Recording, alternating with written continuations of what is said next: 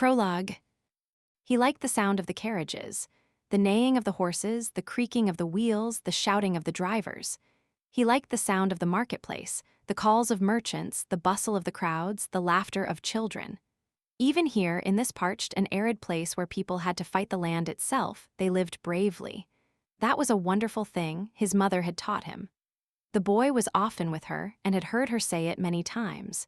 His mother worked with birds. She surveyed the whole world from a desk. She would laugh and tell him that one day he would be able to do this too. Sometimes she would look deep into his eyes and appear to be thinking about something. Or sometimes, it seemed to him, remembering someone. "Just make sure to protect this city," she had said. The boy nodded assiduously. "Help it grow big and strong." The boy told her that he understood. "Grow up to be just like your father," she told him, and he replied with laughter that of course he would. If the boy grew big and strong, so would the town. They would have such abundance that a bad harvest would mean nothing to them, such strength that they would fear no enemy attack. He wanted to be like his mother with her kindness, carry himself with his father's authority. He wanted these things so that his home, the Western capital, could be richer and more beautiful than anywhere else. Chapter 1: Dried Fruit. Maomao was at one of the stoves, cooking. Afraid she might poison herself if she didn't get some air, she took a deep breath in, let it out again, then wrapped a hand towel around her nose and mouth. It had been 5 days since the swarm, and they were finally almost rid of the grasshoppers around the medical office. There were a few survivors, at least until Maomao found them, whereupon she would crush them underfoot. "Do we still need those poisonous plants?" Lihaku asked as he stirred a big pot. "Yeah, there might be a second wave." Maomao chopped some of the herbs in question with a cleaver and dumped them in the pot. "You need to make sure you cover your mouth, Master Lihaku." "Ah, it's just a little smoke, isn't it?" He frowned, not wanting to take the trouble. "Do we remember what happened when we weren't careful around the burned-out storehouse? Do we remember singeing our head?" Lihaku obediently covered his nose and mouth. "Miss Maomao, Miss Maomao," Chu appeared, announced by her distinctive tippa tapping footsteps. She was carrying a large box. "I got the extra medicine and bandages you wanted." "Thank you," Maomao said, inspecting the contents of the box. "Is this all?" "Afraid so," Chu said with an apologetic look. Despite the box's size, there wasn't actually much in it. Certainly not nearly as much as Maomao had asked for. "Supplies are short everywhere. I think we'll just have to make do." "Yes, of course, you're right." The grasshoppers might be gone, but that didn't mean they could relax. People were on edge, and that sort of anxiety could lead to outbreaks of violence. Some people were hurt, and many more were in poor health. Medicine always seemed to be in short supply already. With a contagion about, of course they wouldn't have enough. Maomao passed Chu a mortar and pestle, encouraging her to work too. Chu obligingly but resignedly rolled up her sleeves. "I don't think we'll run out of actual food, but there are other problems." The bugs hadn't gotten to all of the provisions in the grain silos, but there was a dearth of fruit and vegetables, meaning everyone would have an imbalanced diet for the foreseeable future. The real trouble is a few months from now. Supplies would need to be closely regulated until the next harvest. People could be complex and difficult. Just telling them that everything would be fine and to relax wouldn't do the trick. As soon as they realized there wouldn't be enough to go around, they would start hoarding. Soon there would be shortages, and then people would start to starve. Maomao said, "I'm sure our dear acting governor is well aware of all that." "When you get right down to it, Master Jyoku is a doer," Chu replied pointedly. A doer. For a variety of reasons, Maomao was not personally a big fan of Jyoku's, but a mark of adulthood was the ability to separate personal animus from objective evaluation. He sent provisions and distributed food around the Western capital and the surrounding towns, wherever there wasn't enough to eat. Being quick to act, that's worth a lot. A swift initial response would do much to reassure the populace. Started sharing right away, huh? Generous. I thought the powerful were supposed to try to keep everything for themselves, Lihaku said, impressed. Right, but he sent carriages full of provisions, all carefully calculated based on the population and the extent of the damage to each area. Chu never missed a thing, did she? She seemed to have checked all this out herself. Wait, was it all the stuff Ryukyusen had been preparing for so long? He'd made plenty of reports to Gyokuu. If the ruler had leveraged those, it would all make sense. If that's true, it would show that Gyokuu wasn't caught up in his pride, was willing to use anything and anyone he could, even those who had come from the central region. Maybe the reason he ordered Ryukyusen to stay behind in the village, rather than coming straight home, was precisely so as to get a better picture of what was happening on the ground. Maomao couldn't offer Gyokuu her unqualified approbation, not when she knew how he had used Jinshi as a convenient foil, hardly treating him like a real imperial relative. Still, she had to admit that, as one of those politicians who felt his first duty was to his homeland, Gyokuu was proving quite effective. I know someone who could stand to learn a thing or two from him. She wondered how Jinshi felt about the way Gyokuu was treating him. The audacity of it doesn't seem to bother him. He did, however, chafe at his inability to act openly. He wanted to help, but his hands were tied by his status as a guest and visitor. Still, he did what he could, like sending Lihaku with Maomao to the farming village or getting the freak strategist to form a bug extermination team. Jinshi was like a duck, paddling like hell underneath. Jinshi never seemed unduly attached to his power. Yes, he sometimes acted like a man of authority, but when had he really pressed his status as Imperial younger brother? During the Shi Clan rebellion, maybe, but that's about the only time I can think of. On that occasion, Jinshi had wielded his status openly.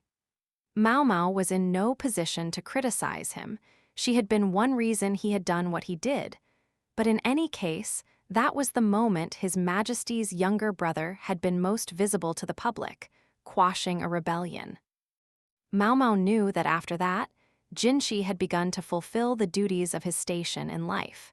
He'd been as busy as he'd been during his time as a eunuch, maybe even busier, but much of his work was things that had been foisted upon him.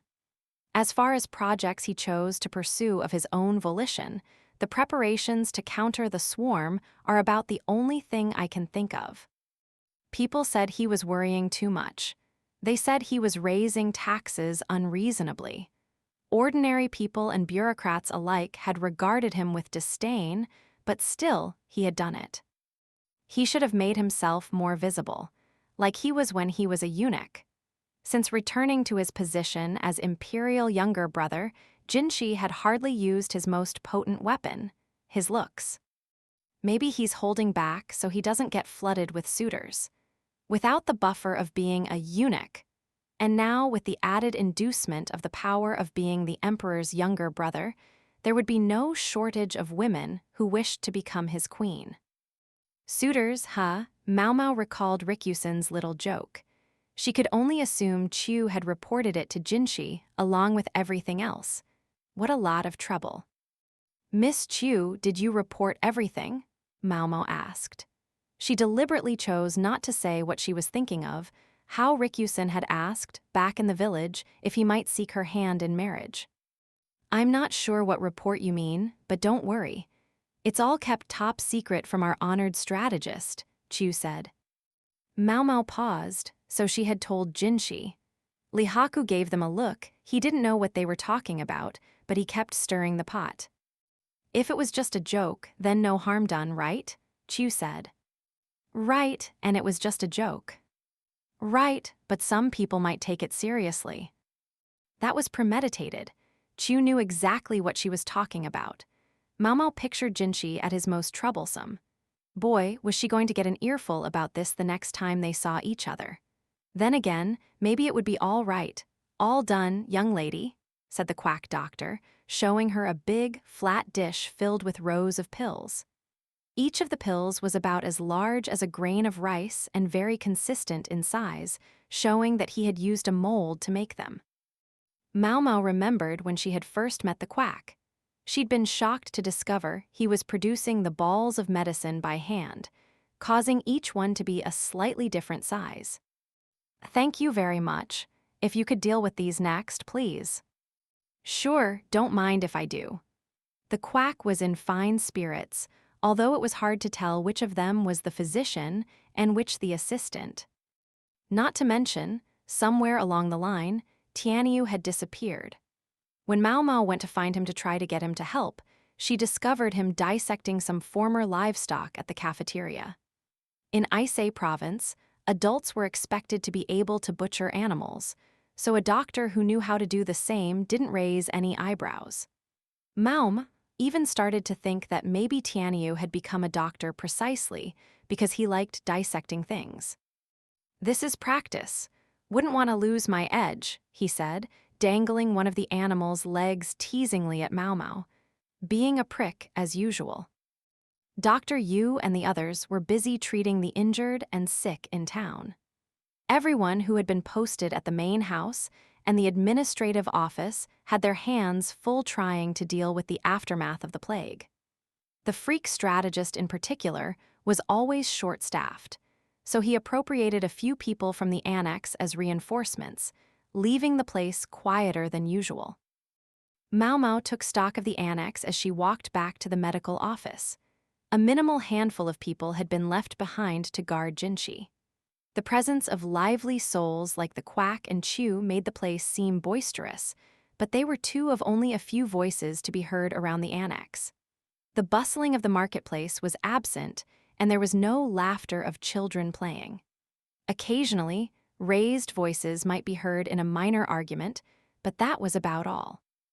"Wish I could go out there and get a look at the city," Maomao thought. Unfortunately, this wasn't the time for a constitutional, even if the weather was very nice. The quack doctor, too, gazed out the window as he squeezed the mold down. He was checking the position of the sun. "I think it's about snack time," he mumbled longingly. Normally, snack time would see him off to the kitchen, somehow finagling himself some food. I'm not sure snack time is on the cards today either," Chu said with a sniff. "They're filling up the storehouses and worried about staple foods. I think our little pleasures will have to wait." Sure, said the quack, who had been enduring life without snacks for several days now. If missing snack time is the worst of his troubles, he's pretty lucky, Maomao thought as she started mixing up some medicine. She was so focused on her concoction that she almost didn't notice evening falling. She was just cleaning up tools when someone knocked loudly on the office door. "Who's there?" Lihaku demanded. He opened the door to find a young woman, white as a sheet. One of the ladies-in-waiting, maybe. "Well, where's the doctor?" she asked. "The doctor? You mean me?" The quack trotted up with a blank expression. The woman had obviously come running as hard as she could, and he offered her a cup of water. Come with me," she cried. "Please, the young mistress." Young mistress? Maomao wondered. She hadn't heard about any mistress. Then again, this was Jiokyuan's home, so she was sure whoever this person was, they must be a relative of his. Even with only a few guards left, no one of suspicious background would be admitted to the annex. It was obvious from the woman's behavior that this was an emergency, but Maomao didn't think dragging the quack doctor to the scene was going to get the poor maid very far. Knowing she couldn't allow one of Jiokyuan's own relatives to go unattended, Maomao raised her hand. "If you'll pardon me, the master physician is here exclusively to tend to the Moon Prince. We can't let you just cart him off somewhere. Aren't there any other doctors in this house?" It was the most roundabout way of refusing that she could think of. "They're all out, please. If someone doesn't help her, the young mistress, she'll." Figured. A special exception had been made for this annex because a member of the Imperial family was in residence. But the other doctors, including Dr. Yu, were all pressed into service to treat the commoners in town. If even they had to go serve in the city, how much busier must the local physicians be? Could you at least tell us what's going on with your mistress? Maomao asked, making the woman drink the water the quack had brought her. She slugged it down in a single gulp, then slowly let out a breath. For starters, who is your mistress? Maomao hated how long this was going to take, but she had to start at the beginning. After a moment, the woman said, "She's Master Jiokyun's granddaughter." How old is she? 8. And her symptoms? Well, she never did eat very much, but ever since the swarm of grasshoppers, she's nearly stopped taking any food at all. The only thing she's been willing to eat for days is fruit, but then today she complained her stomach hurt and vomited several times. Stomach pains and vomiting, those symptoms could be almost anything. What kind of fruit did she eat today? Maomao asked. Conceivably, the girl could have gotten food poisoning from consuming bad fruit, but even in an emergency like this, Maomao had trouble picturing a young mistress eating something rotten. Her mother gave her dried fruit. Raisins, perchance? The woman shook her head. No, something that had been brought from the capital. I didn't recognize it. From the capital, Maomao cocked her head. I say province produced more dried fruit than the capital did. What was there in Kau province that they didn't have here? It had reddish-brown skin and looked like it had been dusted in white powder, the woman said. Maomao's eyes went wide. The lady-in-waiting seemed to be describing a dried persimmon. All right, we'll see your mistress right away. Where is she?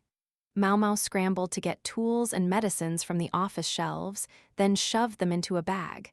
"Yeah, young lady, you can't just go running off on your own," the quack cried. "If we leave her in the worst-case scenario, she might die."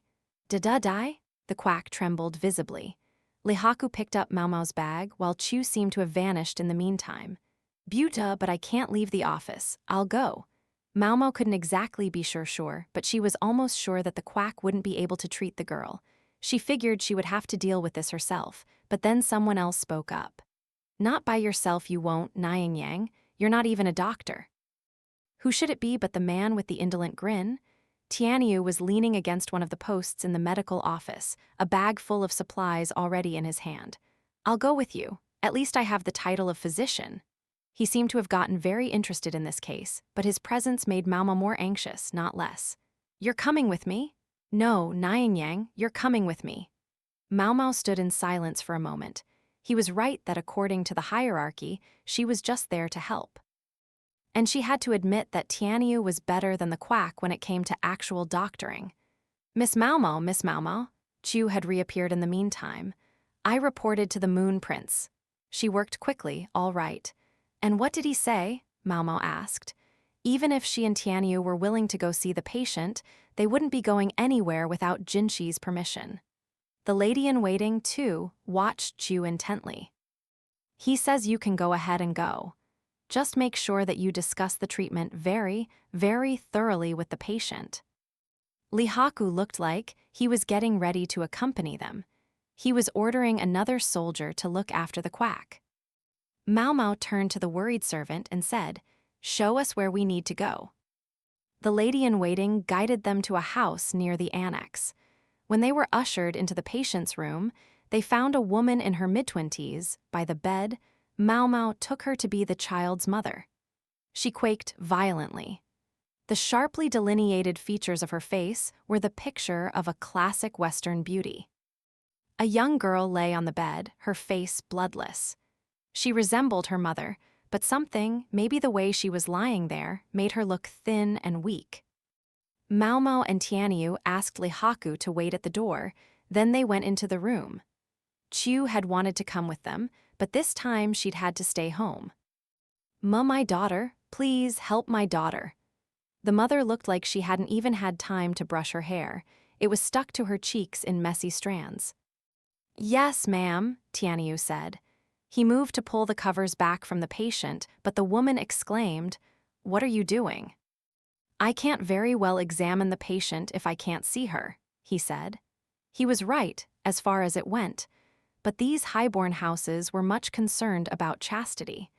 They resisted the idea of a man looking at a woman's body, even if the woman was a child of 8. It was clear from the expression on Tianyu's face that he had no interest whatsoever in a kid like this, but it was lost on her mother. Some people seemed to think doctors were all-powerful, that they could divine the patient's condition, whatever it was, just by taking a pulse. Maomao glanced at Tianyu. "All right," he said. "Would there be any issue if my assistant touches the patient?" No, I suppose that would be all right," Maomao bowed, then rolled back the covers. She took a spoon from her bag of tools and checked the inside of the girl's mouth. She opened the patient's eyelids and looked at her eyes. "I'd like to open the patient's robe. Would that be all right?" Maomao asked. She was speaking to the mother, but she glared at Tianyu, who held up his hands and turned around. Maomao undid the robe and felt the patient's abdomen. It was noticeably swollen. She slid her fingers across the skin, and when she found something that felt hard and round, she pressed gently. The girl groaned. "Whoa, what was that?" the mother said. "Gas is trapped in the stomach. There's a foreign object in her intestines that's preventing it from escaping." Just like I thought. Maomao had guessed the moment the lady-in-waiting said the girl had eaten dried persimmons. A foreign object? The mother's eyes went wide. She seemed to be searching her memory for anything unusual that her daughter might have swallowed. "I was told she's eaten nothing but fruit for the last several days," Maomao said. "And today she had dried fruit, dried persimmons, yes." "That's right. Even when she didn't seem to have an appetite, she would eat sweet things. Because of those awful grasshoppers, we haven't been able to get honey or fresh fruit, so I gave her some dried persimmons that we got as a gift. You don't think they were poisoned, do you?" "No, it's not poison," Maomao said, gently rebuffing the mother as she tried to squeeze closer to her daughter. "Eating too many persimmons can cause stones in the stomach. How many persimmons did she eat?" After a moment, the woman replied, 3. 3, pretty good job for a little kid, but not enough to cause a gastrolith, Maomao suspected. Is it possible? Could 3 persimmons do that? Maybe they got caught in the fibers from the other fruit. She thought it through, trying to figure out if there was anything she was missing. A bead of sweat began to roll down the patient's forehead, and Maomao absently wiped it away with a cloth. Then she realized why the patient looked so haggard. Unlike her mother's bountiful head of hair, the child's hair was thin and scraggly, and it was turning white at the roots. White hair. It was said that a terrifying experience could turn the hair white. And there was no question that witnessing a huge swarm of grasshoppers would be a major shock for an 8-year-old child. Well, now was the time for action, not thinking, but how to explain to the mother. They couldn't just charge ahead. When there's a foreign object in the stomach, there are 3 main modes of treatment, Maomao began. Yes. Maomao looked at Tianyu. He was still turned around, but even with his back to her, she could see him nod. He was going to let her handle this part. "First, you can give the patient water to help move the object through the insides and eventually evacuate it." The mother nodded.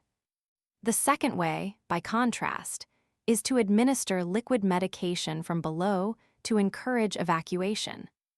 From below, in other words, through the anus." "Water, bring water." The panicked mother commanded a servant before even hearing what the third option was. "I'm afraid in the case of your daughter, I can't recommend it. It seems likely that she would simply vomit up any water she drank." "So you're going with the second possibility?" the mother asked. She didn't seem to like the idea of inserting medicine through the behind, but if that would have worked, they could have counted themselves lucky. "No, based on what I felt during my examination, I don't think encouraging evacuation will flush out the object." "You can't do the second thing either? What's the third thing then?"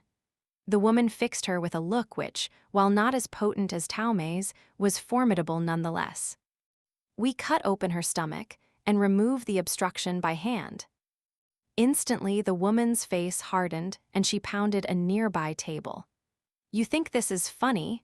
You want to cut open my daughter's stomach. You won't lay a finger on her." The mother naturally refused the suggestion. She gave Maomao her most frightening look, eyes flashing. "About what I expected. You're ordering us to attempt the first and second methods repeatedly in order to remove the obstruction," Maomao said.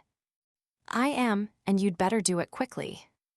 I'm afraid I can't do what you're asking in good conscience.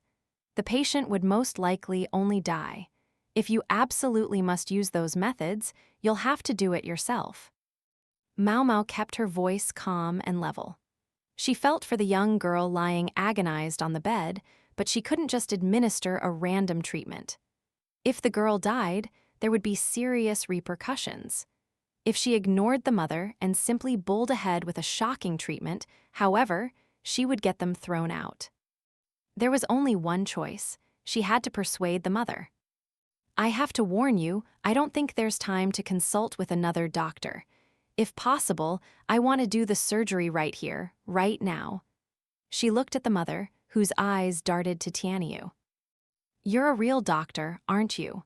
What this assistant of yours is saying can't be right, can it?" "I concur with her opinion," Tianyu replied in his most serious tone. A simple gastrolith could be treated with one of the two methods she described. However, the swelling of the stomach in this case indicates an intestinal blockage. Your daughter needs immediate attention. He sounded far more official than he usually did, but Maomao found herself on edge just the same.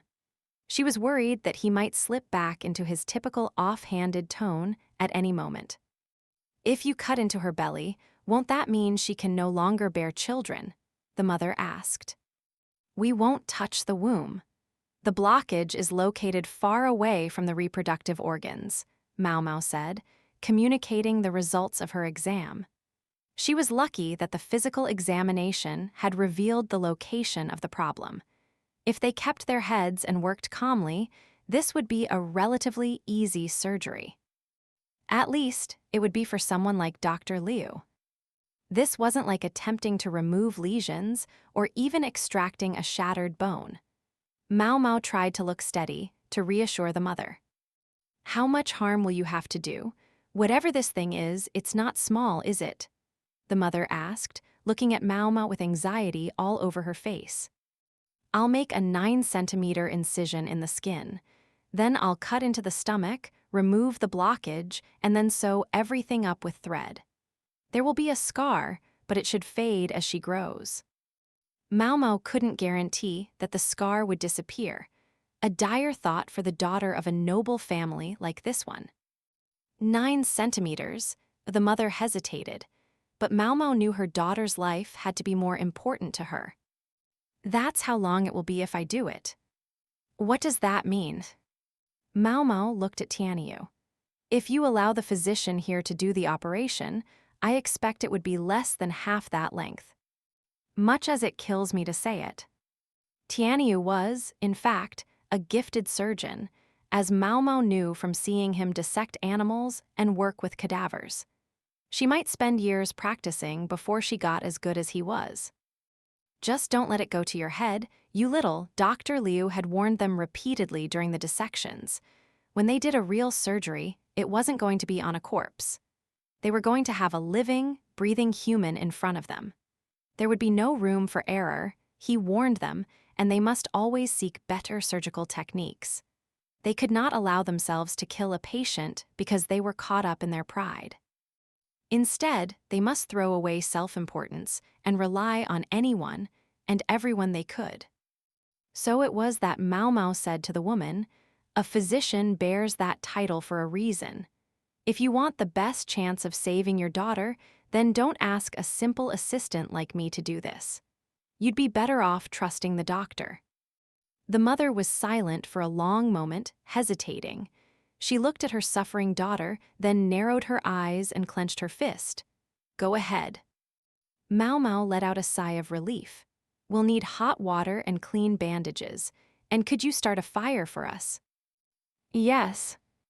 If possible, we also need some ice. But if that's not available, whatever will most effectively cool the body. The mother called a servant and ordered them to prepare everything Maomao and Tianyu would need for the surgery. While they waited, the two opened their bags of tools and took out surgical garments and white aprons, which they put on. As they got ready, Maomao told Tianyu what she had observed during her examination of the patient, as well as what she suspected the blockage was. Seriously, you think it's... I can only speculate, but yes.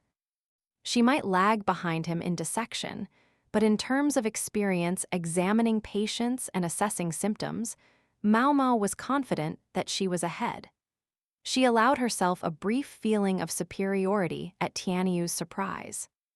Yang, I'm going to do the actual surgery, but maybe you could. I'll handle the anesthetic. Each of us can do what we're best at. You have a surgical knife with you. But of course, Tianyu produced a finely honed knife. Maomao pulled out the medicines she'd brought along. A child, 8 years old thin. Yes, they were going to be cutting open her belly, but of course they wanted to minimize the pain as much as possible. Maomao had several analgesics with her. Poppy, thornapple, and henbane were the most well-known of such herbs, but many pain-killing medicines were also poisons. A misjudged dose could have serious consequences. It was thornapple that Maomao had with her. She was more used to using it than either of the others. It's often dissolved in wine to administer it, but I'd rather not. Liumen, Maomao's mentor in all things medical, hadn't approved of giving medications with wine. True, it would contribute to blunting the pain, but it could also cause changes in the body. It could encourage blood flow and make bleeding harder to stop. It was better avoided, especially with a child who would not be used to it. Maomao had, in the past, treated a burn without suitable tools or even decent anesthetic, but that had been a special case in which she suspected pain also brought the patient a certain kind of pleasure. She would never normally do that. No, she would never do it again. She weighed some medicine with a scale. The patient weighs, let's call it half what an adult does. She didn't want to give the girl too much and cause side effects. She would have to work very carefully. Maomao gently sat the patient up. It hurts. The girl had been so quiet that Maomao had thought she was asleep, but now she spoke. Maomao smiled a little, then tilted the patient's chin up. Take this, it will help. She wetted the girl's lips with the painkiller and helped her drink it. It would take 30 minutes or so for the medicine to take effect. During that time, they could prepare. I brought ice, said the servant, who arrived with ice wrapped in straw. Maomao took it and broke off some chunks, which she put in a leather bag and pressed against the patient's stomach. They say you should never chill the abdomen, but there are exceptions to every rule. Maomao wanted to minimize the amount of painkillers she gave the girl, so instead she numbed the area by making it cold, just as she'd done with Jinshi. Tianyu polished his little knife, then heated it in the fire. He also had scissors out, as well as something to hold open the incision. What do we do about thread? Maomao asked. For the outside silk, everything inside gut, he replied. Gut, very literally, thread made from animal intestines.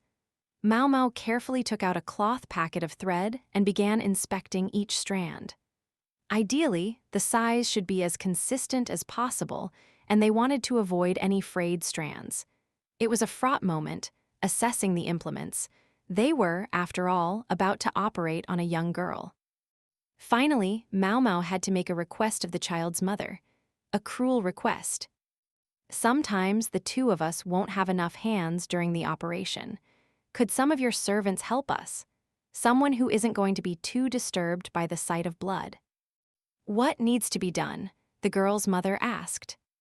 We've given her anesthetics, but it may not numb all the pain. I tried to go easy on the drugs so there wouldn't be too many side effects. However, this means that someone may have to hold your daughter down while we work in case she starts thrashing from the pain. Is there any chance I could do it? Do you think you can retain your composure when you see your child in that much pain? Once we start the surgery, we won't be able to stop. Maomao gave the woman her most intense look. No matter how much the mother cared about her daughter, if she was going to get in the way, then Maomao needed her out of here. The mother, however, surprised Maomao with her acquiescence. "All right," she said, "will 2 be enough?" I thought for sure she would give me a hard time about it. The mother's face was pale, she must have been near her limit. A servant offered her water. The mother summoned 2 more servants, and Maomao instructed them to wash their hands, then dabbed their hands with alcohol. Both of the newcomers were dowdy middle-aged women who didn't look like they would cower at a little blood. "All right, what say we get started?" said Tianyu, who had wrapped a cloth around his mouth and another around his head. They transferred the patient to an improvised surgical table that the servants had created by putting some long tables together. The patient was breathing much easier. Perhaps the painkillers were taking effect. Maomao placed a rag in the girl's mouth so she wouldn't bite her tongue. Then they had the servants hold the girl's arms and legs.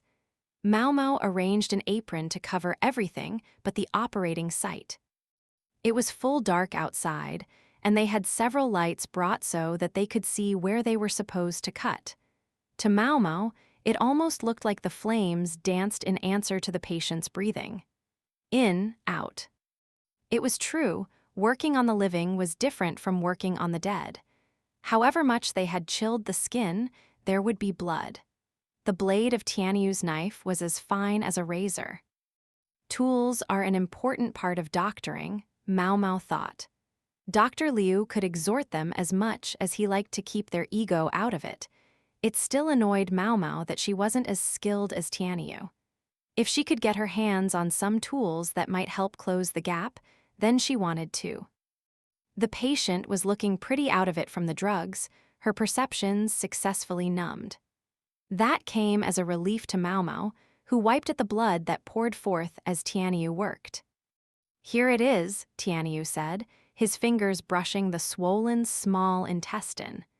He gently made an incision with his knife, then plunged a pair of forceps into the opening. Even the servants, who had watched them cut the girl's stomach open without flinching, recoiled. "Is there something in there?" "You called it Nying." With the forceps, Tianyu extracted a ball of undigested fruit fibers and a substantial quantity of hair that trailed from the intestine. Out and out it came as he pulled, dangling grotesquely. Maomao offered Tianyu a tray, and he dropped the hair and fiber lump into it. There was still hair in the intestines, so Tianyu went back in with the forceps. Maomao had her mouth and nose covered, but even so the smell was nauseating, an acrid mix of blood and alcohol and stomach juices. The servants turned away as best they could, but they kept hold of the girl's arms and legs, faithful to the end. "I didn't think a gastrolith formed exclusively of persimmon pits would be enough to cause an intestinal blockage," Maomao said. The patient's lack of appetite could probably be explained by her habit of eating her own hair. It wasn't entirely uncommon. Some people ate things that weren't food as a response to stress. In this case, the girl had eaten more of her hair than usual because of the stress of the grasshopper plague, and exacerbated it with fibrous fruits and then persimmons. All of them together had formed the blockage. Tianyu decided he had extracted all the hair he could and set the forceps aside. There were probably still strands in there, but they weren't going to be able to get all of them. The rest could be addressed by drinking copious water and maybe taking some laxatives to help work them through. Maomao passed Tianyu the needle and thread. She used a hook to hold the incision open, making it easier to see the intestines, and wiped up the blood as it continued to flow. Each time Tianyu finished with a stitch, he swapped for the scissors and cut the thread. He stayed stooped over the patient as sweat poured down his brow. When she was sure they had tied the last knot, Maomao felt a wave of exhaustion. She wished they could just put the patient back in bed, but this wasn't over yet. She wiped down the surgical site, taking care not to press too hard. Tianyu had been the star of the surgery itself, but it would fall on Maomao to care for the patient now that the procedure was over.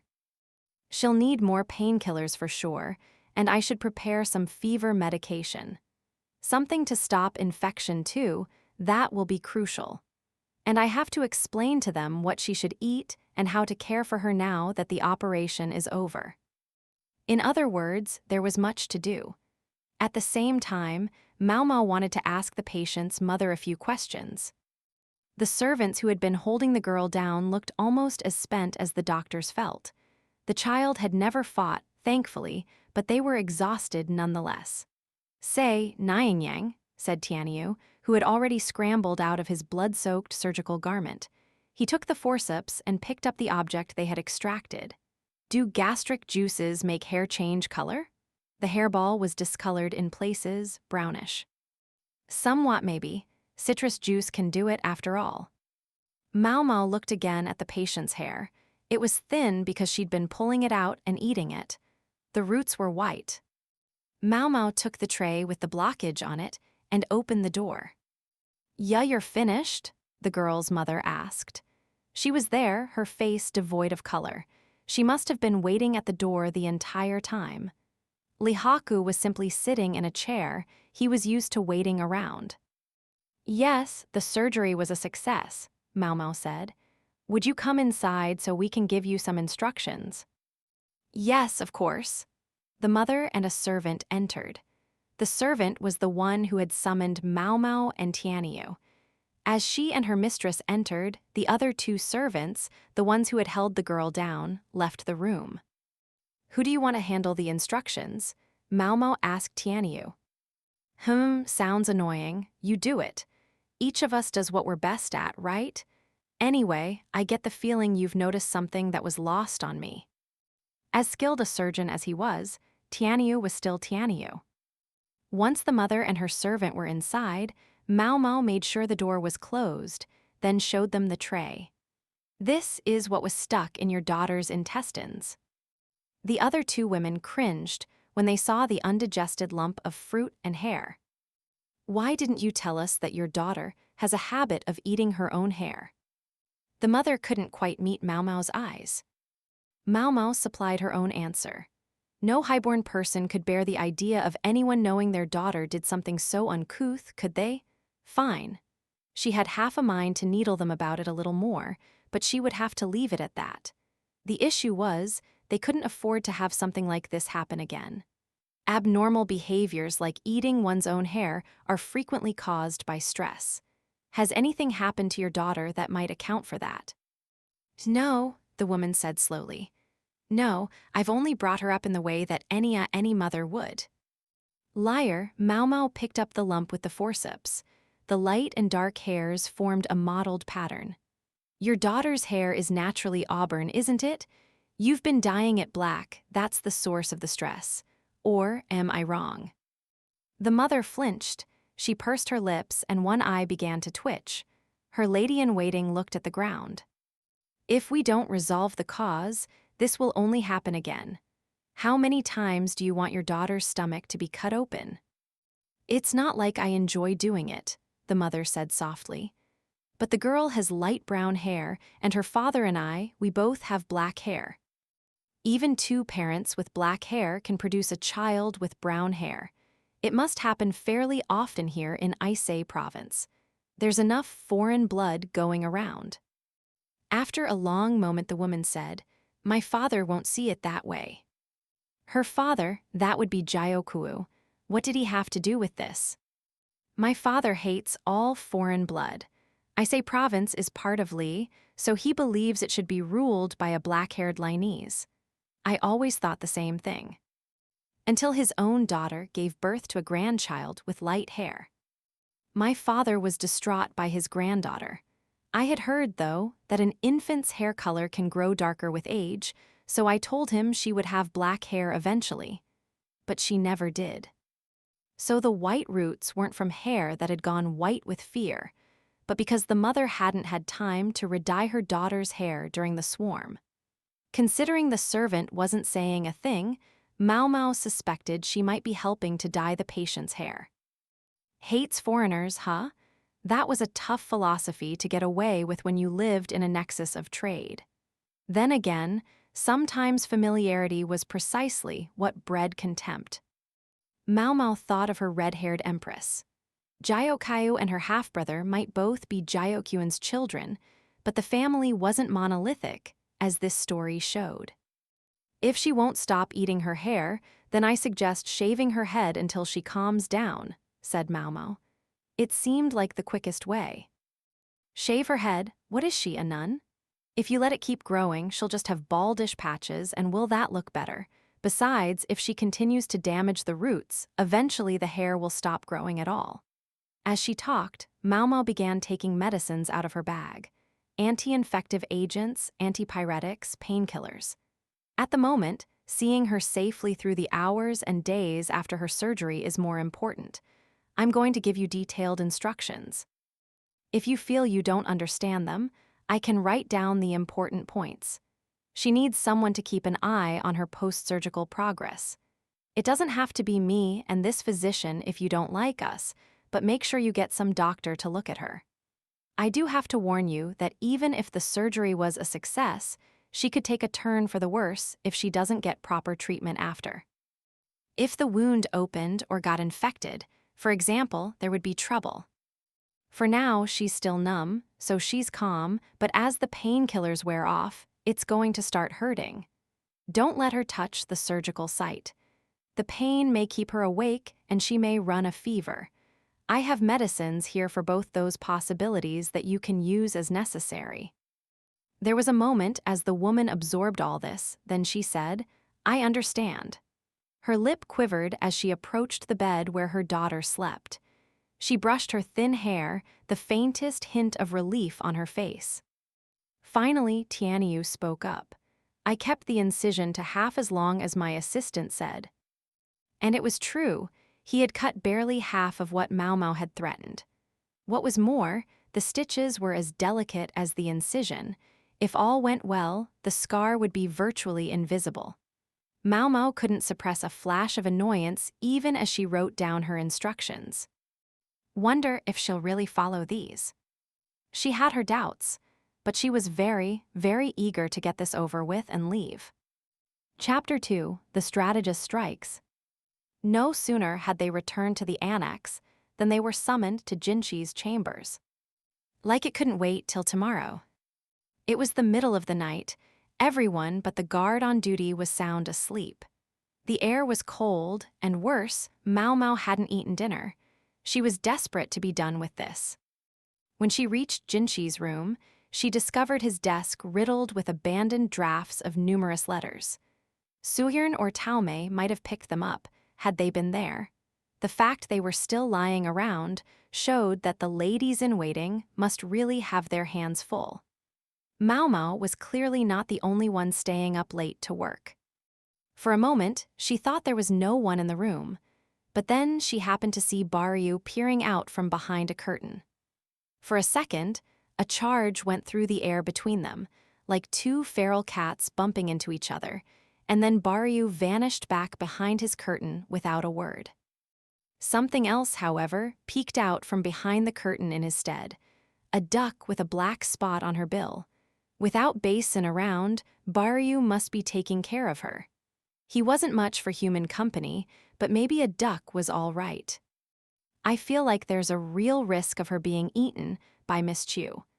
Apparently, her husband's protection was enough to save the duck from the wife's cleaver. Oh, Maomao, you're here, said Suyern, who appeared from a back room. Maomao turned to her as if nothing out of the ordinary were going on. Yes, ma'am. I went to do a medical examination on Master Jyokyu's granddaughter. I think Miss Chu told you about it.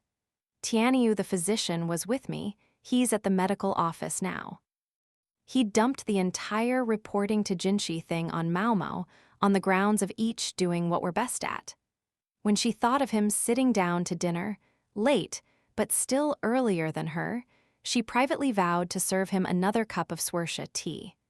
For now, she gave Suyern a brief rundown. I'll go call the Moon Prince. the other woman said.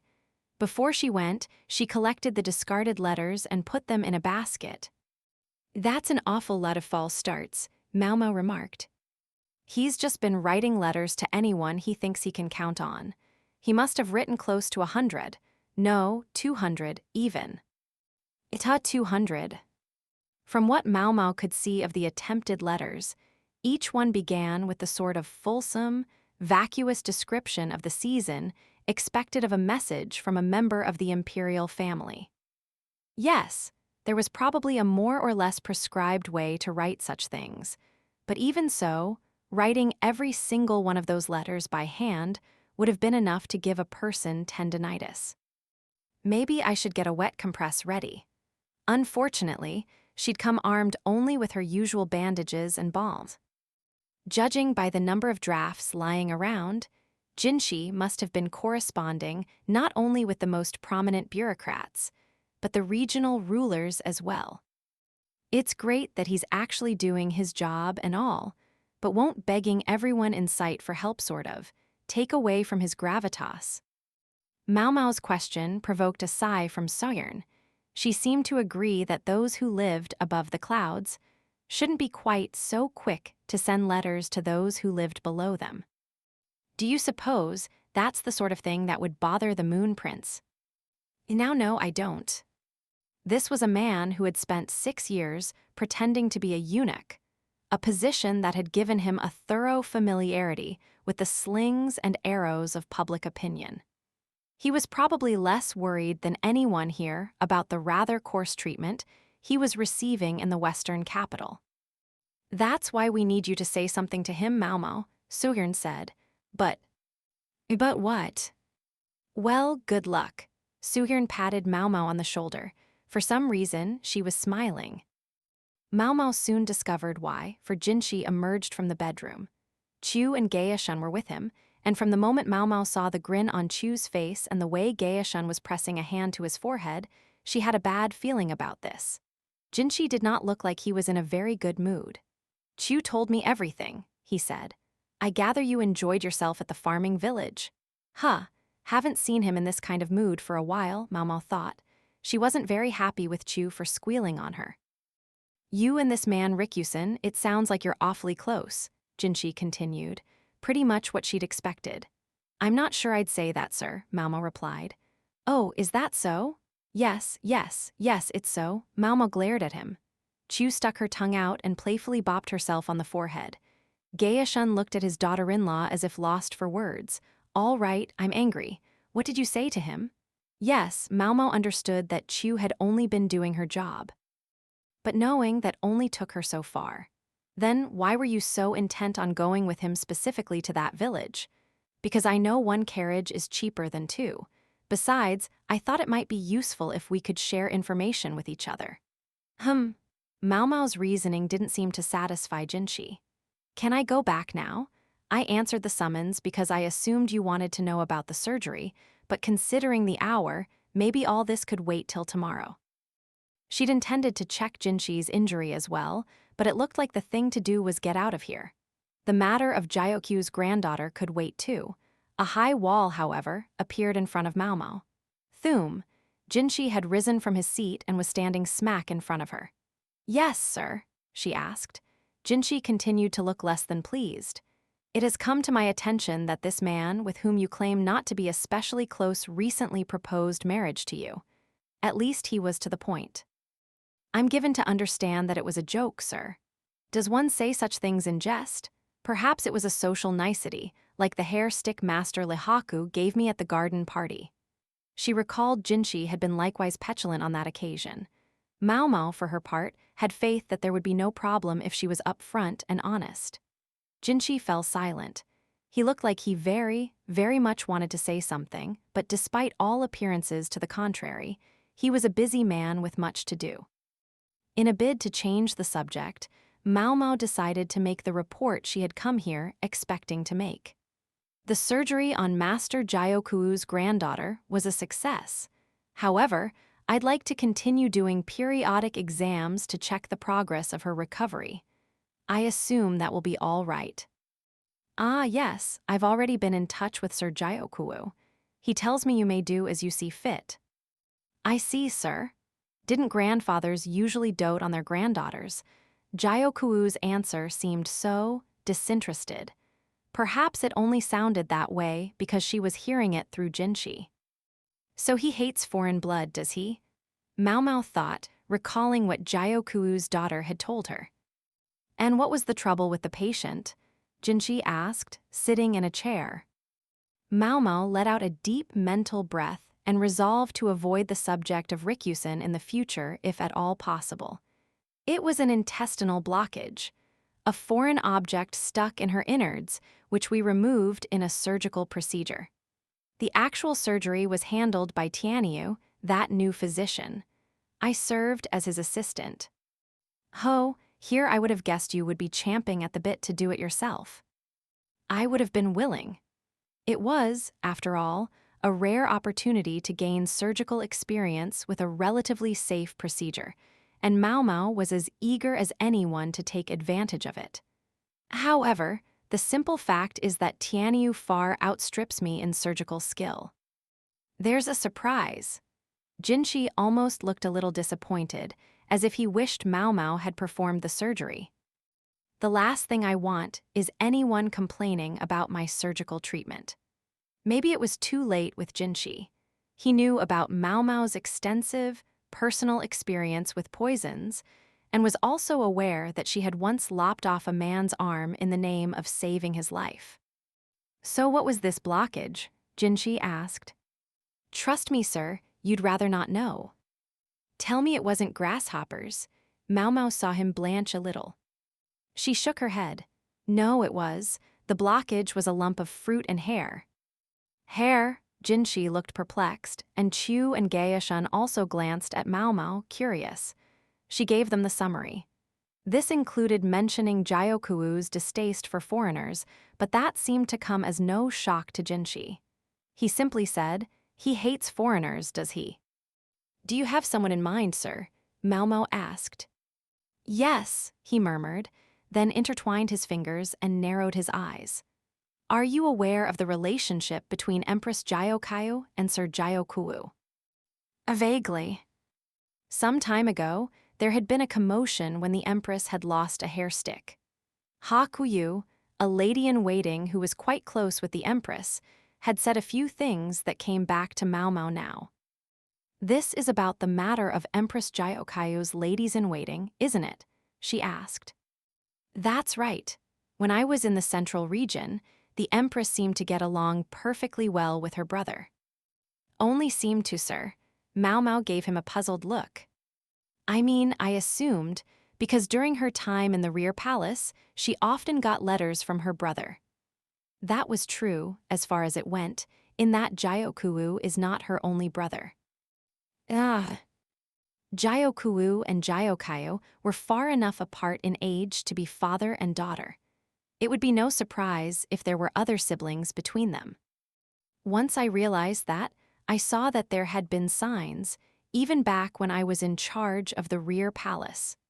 The minimal number of her ladies-in-waiting, for example, should have been a tip-off, don't you think? It was certainly true that Jyokayu had had fewer ladies than the other upper consorts. Even the fact that Maomao, a simple laundry girl, had been admitted to the Jade Pavilion was only thanks to Jinshi's finagling. Yes, Jyokayu had lost several ladies-in-waiting to food tasting, and her home was far away in the west, but it now transpired that such things had been only cover, excuses. Does Master Jyokuu view Empress Jyokayu as an enemy, then? I mean, because he takes exception to her foreign blood, asked Maomao. That I don't know. For all his alleged hatred, he did send an adopted daughter who looks much like the Empress into the rear palace. With a pucker on his face, perhaps. Had Jyokuu had some negative experience with foreigners in the past? True, it was considered bad form to have strong preferences, in people as in food, but Maomao herself had people that she, couldn't stand. She was in no position to judge. Nonetheless, she said, if he really hates foreigners, he must have a hard life. living as he does in the one place in Lei with more foreigners than anywhere else. That may be precisely the problem.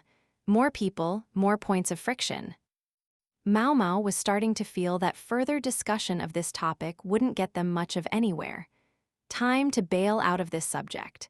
She glanced around the room, looking for some chance to escape. Just then, the door flew open with a crash. Moon Prince! In came a young personage with a duck on his head. In all the Western capital, there was only one man who fit that description. "You'll wake up half the household, Basin," Jinshi said, paying no heed to the avian. "I'm sorry, sir. It's urgent." "Urgent? Well, what is it? Tell me." "Grand Commandant Kan is on his way here." "Does he know what time it is?" Maomao's hair stood on end, and if she'd had a tail, it would have puffed right up. Since their arrival in the Western capital, the Grand Commandant had visited Jinshi on several occasions, at which times Maomao had always been careful to make herself scarce, or otherwise to leave matters to the quack doctor. "I'm here," said a most terrible voice. Behind Basin loomed the face of an old man, a creature so filthy he just looked like his feet must stink. The duck seemed to mistake his hair for nesting material, because she reached over from atop Basin and pecked at his head. "Basin," Jinshi fixed the other man with a glare. "I'm sorry, sir. The Grand Commandant is already here," he said, correcting himself. "Maomao, thank goodness you're safe." The monocled old fart tried to shove past Basin, but Basin didn't budge. The best the freak could do was sort of schloop himself in between Basin and the doorway. Gaeshun immediately positioned himself to defend Jinshi, while Chu stood in front of Maomao and gave her a "let me handle this" wink and a thumbs up. "You can act as friendly as you want. It doesn't change the fact that you sold me out." For the moment, Maomao made it her priority to put some distance between herself and the old guy sidling in her direction. "All those bugs must have been so scary, Maomao, but ooh, don't you worry. Daddy made a bug extermination squad and will get rid of all those nasty, nasty insects for you." Sure, this is when he decides to get off his ass. Maomao and the freak strategist shuffled right, then left, stopped, and shuffled again, Chu between them. Jinshi, observing the moment, cleared his throat to draw the strategist's attention to himself. "Sir Lakin, I believe I've asked you, repeatedly, to inform me before you come here. But since you're here, what is your business?" A blue vein bulged on Jinshi's forehead. He knew the answer to his question all too well.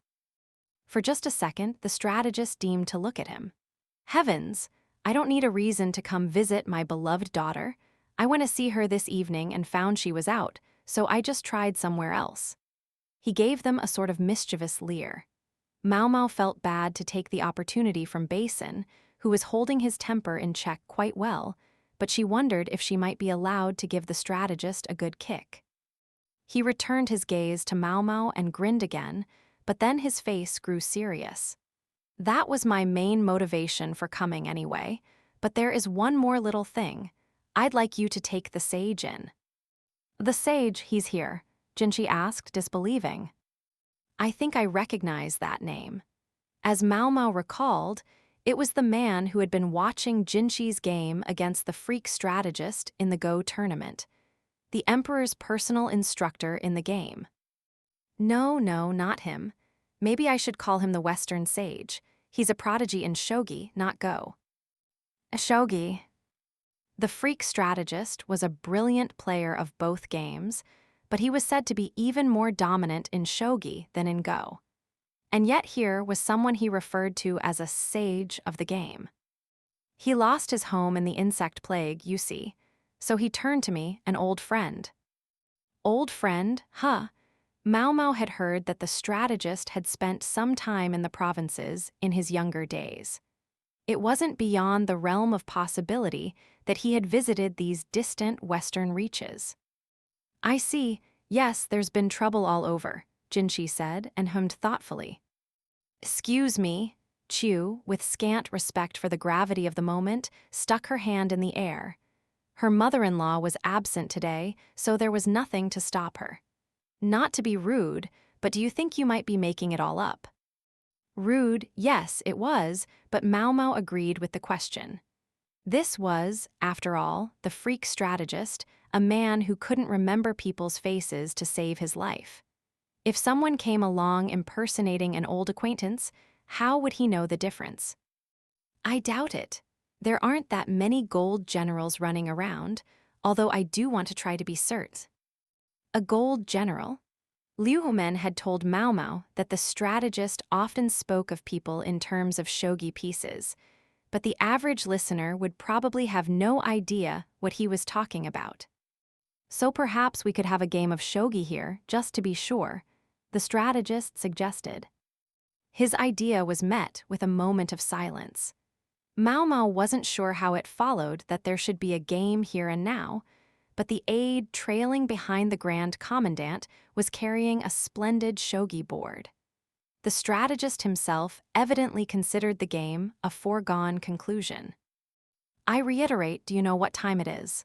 Jinshi said. Oh, please.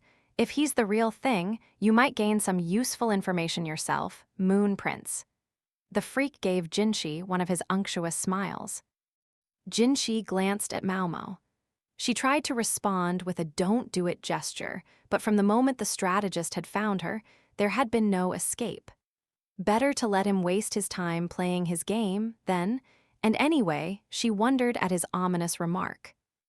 All right, I'll provide a place for you to play shogi. However, the game will wait until tomorrow. That's very kind of you, thank you indeed, the strategist said. It was hard to tell whether he was genuinely grateful or not. Maomao tried to ignore the freak, who was smiling to himself. Instead, she rubbed her grumbling belly and hoped she could eat dinner soon. Chapter 3, Big Lin. The next day, Chu all but dragged Maomao to a big room somewhere in the annex. It had been strung with mosquito netting, and there was a thick carpet on the ground. Very Anan-esque, Maomao thought. There were no tables, just a couple of low-set chairs. Tea and snacks had been set out on the carpet, not the finest stuff. The swarm had curtailed such luxuries, but beggars could not be choosers. In the center of the room was a shogi board. Staring intently at it was one filthy old fart Maomao recognized, and another she didn't. The first fart was, of course, the freak strategist, but the second must be his shogi partner. She'd heard the man was more than 80 years old. He must have been imposing in his day, but now he was hunched and his body shook visibly. A sturdy cane lay to his right, while behind him a middle-aged man, seemingly his caretaker, looked on with worry. I brought her, Chu said with an enthusiastic raise of her hand. Maomao had, naturally, resisted the idea of coming here, but Chu had dragged her.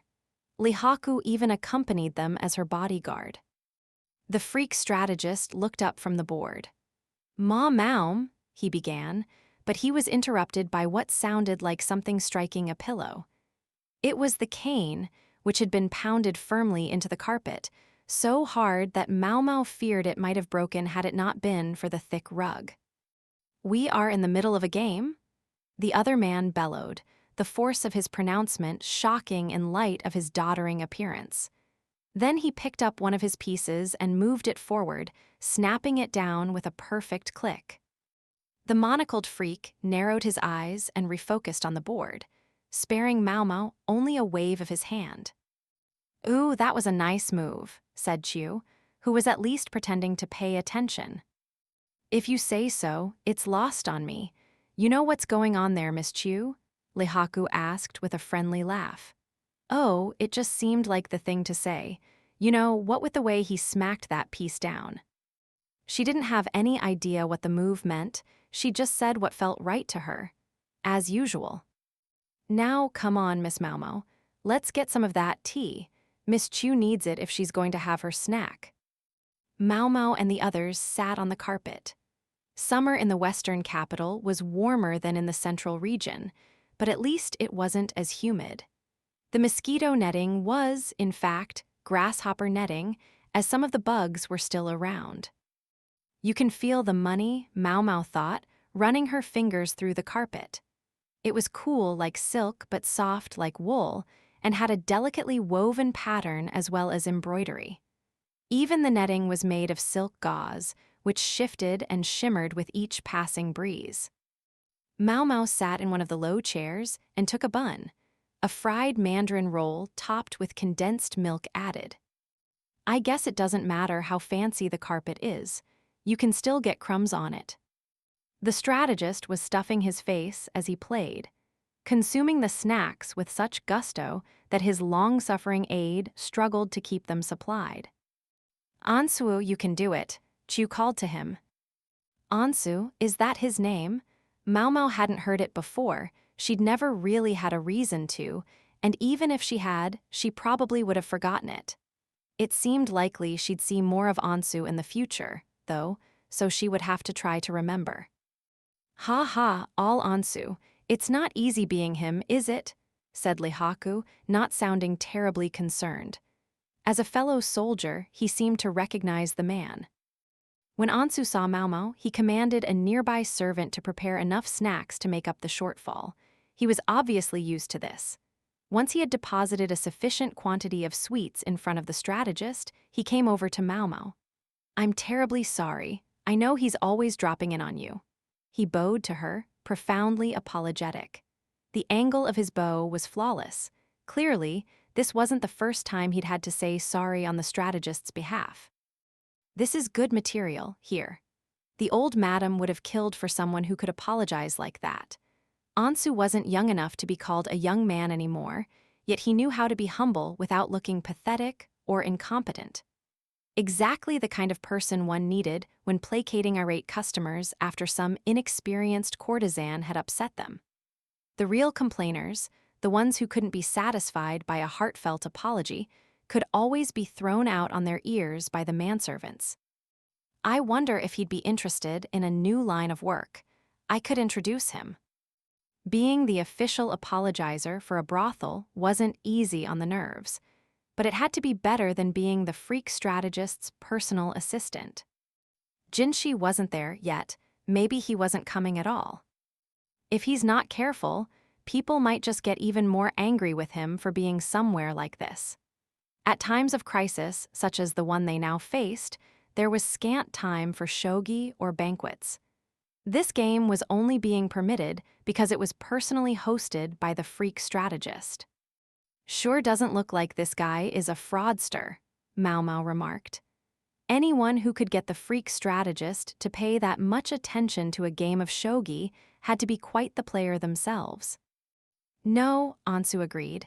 "That's Big Lin in the flesh." "Big Lin? So is he famous or something?" Back in the day, they say shogi players came from far and wide to play against him, even from the central region. He was that strong. If he hadn't fallen on hard times, he'd probably be even more well-known now. "What happened?" Maomao asked, her interest piqued by the remark. "Oh, well, since I'm sure I'd end up explaining it to you sooner or later, might as well get it out of the way. It's related to that useful information that Master Lakin mentioned." Ansu kept his voice down, mindful of the surly old man. Big Lin was once a bureaucrat of some renown. He's quite thoroughly versed in the history of the Western capital. "I could believe it," Maomao said. The years had perhaps made him less obviously charismatic, but his full-throated shout earlier had convinced her he was by no means gone. "If I told you his fate was decided 17 years ago, would you know what I meant?" "You're referring to the situation with the Yi clan?" Maomao's eyes widened. "Yes, exactly. The Yi trusted Big Lin implicitly, and even after he retired from official life, he continued to compile their history. When the Yi were wiped out, however, many officials found themselves caught in the purge, especially those the Yi had trusted most. Big Lin emerged with his life, but the successive shocks of those events pushed him into senility." "That is useful information," Maomao said. It implied that Big Lin might well know things Maomao and Jinshi would be very eager to learn. Then, however, Maomao made a sound of confusion. Hold on. You seem awfully familiar with the fall of the Yi yourself, Ansu. Even Master Gaeshun doesn't know much about it. She looked at him and narrowed her eyes. Oh, I'm sorry. You didn't know? Their destruction took place at exactly the time Master Lakin was in residence at the Western capital. I've heard the stories, that's all. Maomao glowered at the freak strategist as he played shogi. I haven't. Then again, she had never asked, but still, the thought made her unreasonably angry. Master Lakin being who he is, of course, most of his recollections consist of go halls and shogi dojos. Given his tendency to forget anything not of personal interest to him, I'm not sure he can offer the kind of information the Moon Prince may be hoping for. In this particular case, I suspect he only remembers as much as he does because he finds Big Lin himself memorable. Wouldn't be surprised, Maomao said. Asking the strategist detailed questions about the Yi would probably be futile, but they already knew that. If only Big Lin were still of sound mind, he could probably tell you a great deal about those times. From what I hear, he does have moments of lucidity, but only moments. Moments, Maomao repeated. She had indeed heard that people suffering from senility sometimes suddenly returned to their right minds. Ansu seemed to be suggesting that they should try to catch Big Lin during one of those spells. Indeed, Ansu said. Oh, Master Lakin is calling for me. I have to go. We can speak more about this later. He bustled back over to the strategist. This time, the freak was out of juice. Maomao peered around the large sitting room. She saw the freak strategist, Ansu, and Big Lin, along with Big Lin's caretaker. Then there was herself, Chu, and Lihaku. Jinshi and his retinue were still nowhere to be seen. Might not have a choice this time, Maomao thought. If Jinshi didn't show up, she and the others would have to try to get the information themselves. It would be pointless to try anything, though, before the shogi game was over, so she decided to get more snacks instead. Miss Maomao, this fried bread is the best, Chu informed her. How many of those have you had, Miss Chu? I'm checking them for poison, she replied with a completely straight face. I can do that for myself, thank you. The snacks that had been provided were indeed very tasty, but the tragedy of it was that there was no wine at all. Yes, there was a food shortage. They were lucky to be able to eat at all, etc. They would just have to suck it up and endure. While the strategist was sipping his refilled juice, Ansu returned to the onlookers. Perhaps you would take this, he said, handing something to Maomao. What is it? She asked. He'd handed her a book.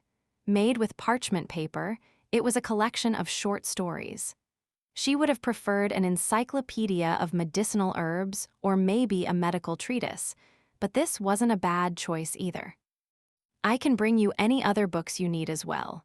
Or perhaps you'd prefer board games and cards, Ansu said.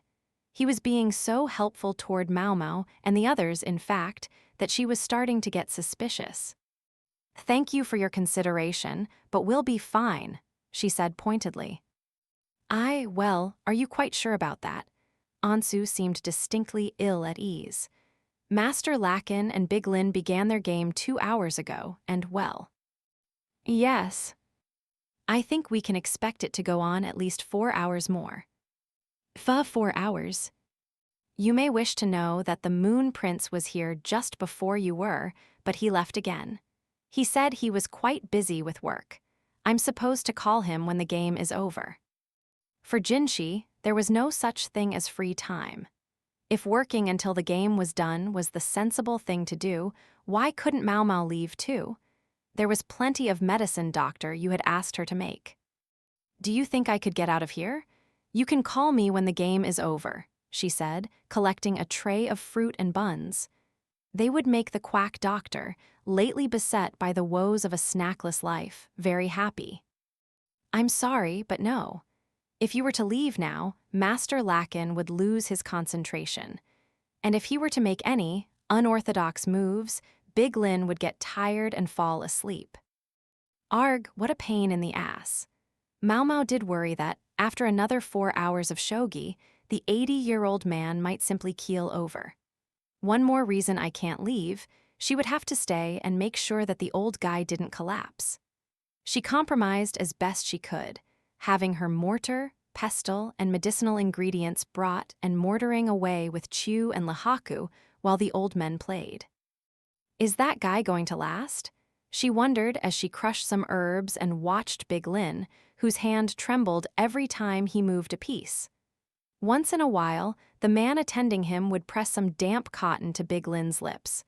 Other times, he would help Big Lin to his feet, then take him to the bathroom. Looks like he's used to nursing. The other man must have been more than 40 himself, a son, or perhaps more likely, a grandson. It looked like maybe Big Lin's continued survival was thanks to this man's patient ministrations. When Ansu next came by to check on them, Maomao motioned him over. "Who's the man with Big Lin?" she asked. "Some extended relative. Big Lin has no more close family. Master Lakin always refers to him as Small Lin." Small Lin. Small, that could certainly refer to a child, but just as often it meant someone who was small-hearted, a jerk. Even if the usage was simply a pair with Big Lin, it still wasn't a particularly polite thing to call a person. In that respect, it was very much in character for the freak strategist. So it went, precious time slipping through Maomao's fingers. After an hour, they had filled a tray with round pills. Ansu, who seemed less nervous around them than with the strategist, was hard at work helping them with the task. Maomao shook the tray to straighten out the rows, and at just that moment, Big Lin slumped over. Shocked, Maomao rushed to the players. "Oh, Maomao," the freak strategist said with a grin. She shoved him aside, out of the way, and went to tend the other old man. Before she could even reach him, though, someone shouted, "Nothing's wrong." It was Small Lin, who propped up Big Lin and leaned in as the old man began to whisper something. Yes, Small Lin said. Maomao couldn't hear what Big Lin was saying, but Small Lin was taking it down. Maomao took a peek, only to discover rows of writing whose meaning she couldn't fathom. At length, Big Lin's dictation seemed to end. Small Lin rubbed the man's back gently and wetted his lips with the cotton rag. All finished, Small Lin, the freak strategist asked with a glance at Maomao. "He's exhausted. We should let him rest," Small Lin replied, evidently unbothered by the strategist's tone. He laid the elderly man down gently, then began taking a record of the state of the game board. "Caretaking's not easy, huh?" said Chu as she grabbed another bun, this time from the strategist's plate, and stuffed it into her mouth. She sounded totally indifferent on the subject. Maomao worried for Gaeshun and Taomei in their old age. "Maomao," cried a lilting voice. The strategist began to work his way over to her. Maomao frowned in disgust. "Please don't get any closer. You smell like a dog that's been out in the rain." "Wow, that really sounds hurtful when you just say it like that," Lihaku remarked. For better or worse, however, the personage involved was impervious to nearly anything Maomao might say. "I heard you like salty snacks, so I made sure to have lots and lots of them on hand. How about some wine? Would you like some? I can get it for you." Wine, just for a second, Maomao felt something tug at her heart, but then she shook her head vigorously. The scowl on her face must have been truly terrible, because Chu intervened. "If you're offering, Miss Chu would love some specially made fruit wine. Also, because we do technically have a job to do here, maybe you could tell me about the old guy over there." "Ah, Chu, pleasure before business." From beside her, Lihaku could be heard to say, "The wine can wait, thanks." The strategist, meanwhile, looked at Chu, perplexed. "The knight, you mean?" He compared the man not to a go stone, but a shogi piece. In other words, this was someone who stood out to him as distinctive. He was, as ever, an astute judge of character if nothing else. "If you want to know about my granduncle, please allow me to explain," said Small Lin, walking up. Big Lin was snoozing comfortably. Almost by instinct, everyone formed a loose circle around the snacks. Chu made tea and served it to the others. Maomao put individual plates in front of each of them, and meanwhile slid the various medicines and pharmaceutical tools to one side. "May I ask what you've already heard about him?" Small Lin said, regarding Maomao and the others calmly. He might not look like much, but at least he knew how to be polite. Ansu had said his family had fallen on hard times, but he at least seemed to have had a respectable upbringing. He even spoke courteously to Maomao and Chu. "His granduncle, huh?" Small Lin looked to be about 40 years old. His hair was black but looked temperamental, and his eyes were pale. Big Lin has something of the look of a foreigner about him, himself. He had the angular nose people with foreign blood so often possessed. Although his thinning hair and eyebrows were white, it was impossible to say what color they had once been. What hair he had was unkempt. Maybe he didn't like to tie it back. It was unusual to see a man of Small Lin's age taking such close care of a granduncle. Did he really have no other relatives? "I've heard him referred to as a living encyclopedia of the history of the Western capital," said Ansu. The strategist, meanwhile, was trying to press snacks on Maomao, so Chu interposed herself between them. Evidently, she still had space left in her stomach, for the treats disappeared quickly. "Yes, people called him that once, but now well, you see. He was in full possession of all his faculties until the events of 17 years ago." "You mean the suppression of the Yi clan?" "Yes," Ansu asked, helpfully making sure Maomao and the others could follow. Maomao was glad she'd gotten some of this story ahead of time. He really knows how to get things done. Ansu wasn't showy about it, but he gave a nudge here or a push there to keep things moving smoothly. He had obviously not been long in the service of a superior who only knew how to upset orders and thwart plans. "Yes, that's right. During the campaign, he was attacked and hit in just the wrong spot." Small Lin lifted some of Big Lin's thinning hair to reveal a prominent scar. "At the time, my granduncle had been charged with compiling a history of the Western capital. When the Yi were subdued, however, he too was taken to be a rebel. Perhaps we can count ourselves lucky that at least the rest of his family escaped punishment." A wrinkle formed in Small Lin's brow, a sign of how hard it was for him to recount these things. Suppression is a very lofty-sounding word, but it was no more than a rampage. My granduncle was arrested, and they burned not only the history he had compiled, but all the books and scrolls upon which he based his work. When he finally came back to us months later, he was like this.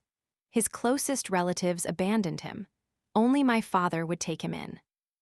Perhaps Big Lin's symptoms were the result of seeing his life's work confiscated and destroyed, or perhaps of simple violence. Being forsaken by his family might have been even worse. There was so much precious information in those records. To this day, I regret their destruction. Small Lin pounded the carpet demonstratively. Easy to burn things, not so easy to unburn them. Maomao's mind was still on the strange notes Small Lin had taken down as he listened to his granduncle. What did they mean?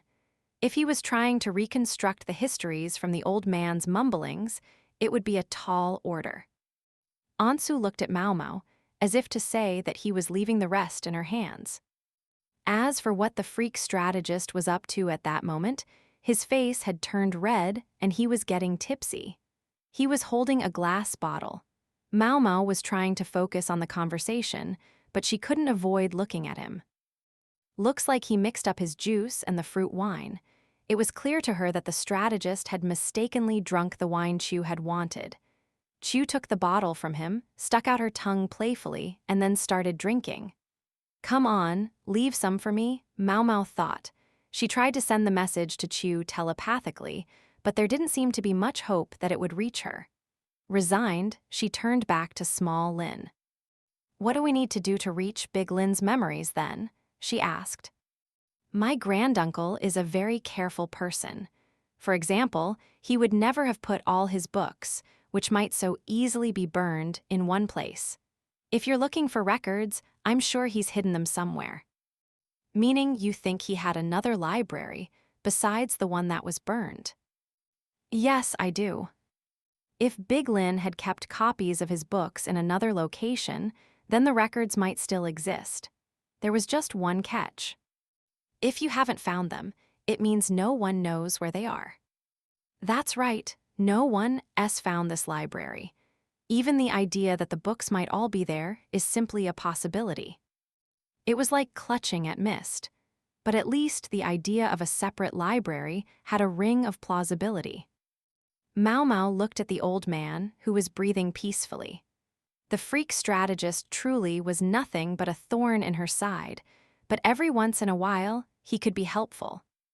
"I suppose, then, that you take advantage of his moments of lucidity to attempt to find out where the library is," she said. "It would require someone with great patience to do such a thing." "You really think you can find it that way?"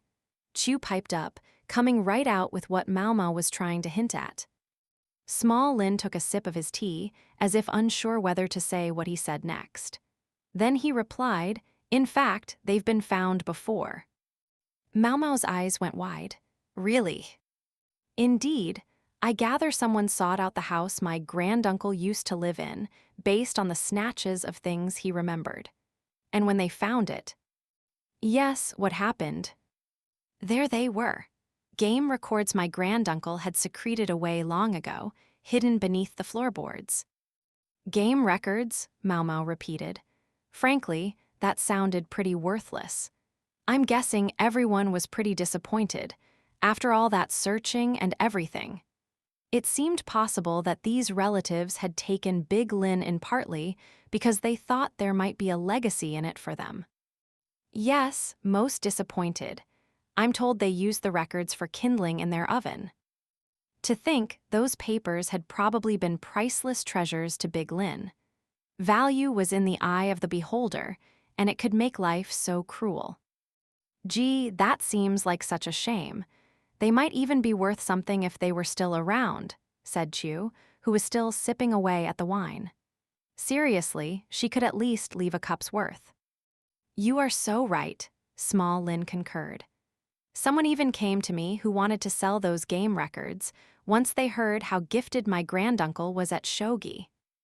"Sell them?" Maomao asked. There was a scheme that sounded familiar. "Oh, yes. It seems that Go is all the rage in Keiou province, and that there's a very popular book featuring collected games. This person wondered if a book of shogi games might meet with similar success." Maomao stole a glance at the old fart, who was now snoring placidly. Somehow the world continued to live in his shadow, though neither he nor the world knew it. His family was nearly frantic when they learned there might have been money in those games. But before they could figure out what to do, the swarm came. The family found out somewhere that Master Lacken was an old friend of my granduncle's, and though I'm embarrassed to say it, they prevailed upon him to beg help. Small Lin was red up to his ears, humiliated even to tell the story. Maomao was well aware that there were some less than ideal families out there, but the more poverty-stricken you were, the less sentimental you could be. If they had never fallen on hard times, they might have been a perfectly fine group of people. Maybe it was Maomao's twisted personal viewpoint that made the devout, attentive Small Lin seem, in fact, the strangest of all. "I think the rare pleasure of playing shogi with Master Lacken has brought some of my granduncle's spark back. I realize this may seem a rather impertinent request, but when the game is over, do you think the written records of it might be granted to us?" "I guess I don't see why not," Maomao said. The freak strategist didn't seem likely to care. "Then, supposing that my granduncle's mutterings lead to another hidden cache of papers or old game records?" "We'll give all the game records to you." "Lady Maomao," Ansu said, visibly concerned. The freak strategist doesn't have any special interest in records of old games, does he? She asked. No, but if you were to say anything, just blame it on me. I certainly shall. Ansu had obviously just wanted to get a firm verbal commitment from Maomao. The man was thorough. That left only the crucial question, of where these books and papers might possibly be. Do you still have those things you wrote down earlier? Could we see them, perchance? Maomao asked politely. Here, I also have all the notes I've made thus far, Small Lin said. He produced a collection, not of sheets of paper or even wooden writing strips, but scraps of parchment. These look like game records too, Maomao said, puzzled. The scraps contained inscriptions like S59 and plus B83. Even Maomao, who had no interest in shogi whatsoever, recognized this as notation showing how the pieces in a shogi match had moved. This notation involved foreign numerals not used in Keiō province, perhaps for ease of reading. Does this seriously mean anything? Maomao held back a groan. Instead, she turned to Ansu and asked, Do you have another shogi board and some pieces we could borrow? When you didn't understand something, there was nothing better than to try it out. Ansu furnished the materials, and with a click-click-click, Maomao began to line up the pieces. Let's see, S59 would be. She tried to put the pieces where the notes indicated, but increasingly she suspected it was a futile endeavor. She was just about to place one of the pawns when she stopped. Now that's funny, Chu interjected, looking at the board. It says that pawn should move to row 2. Huh, even I know that's an illegal move. Now Lihaku was getting in on the act.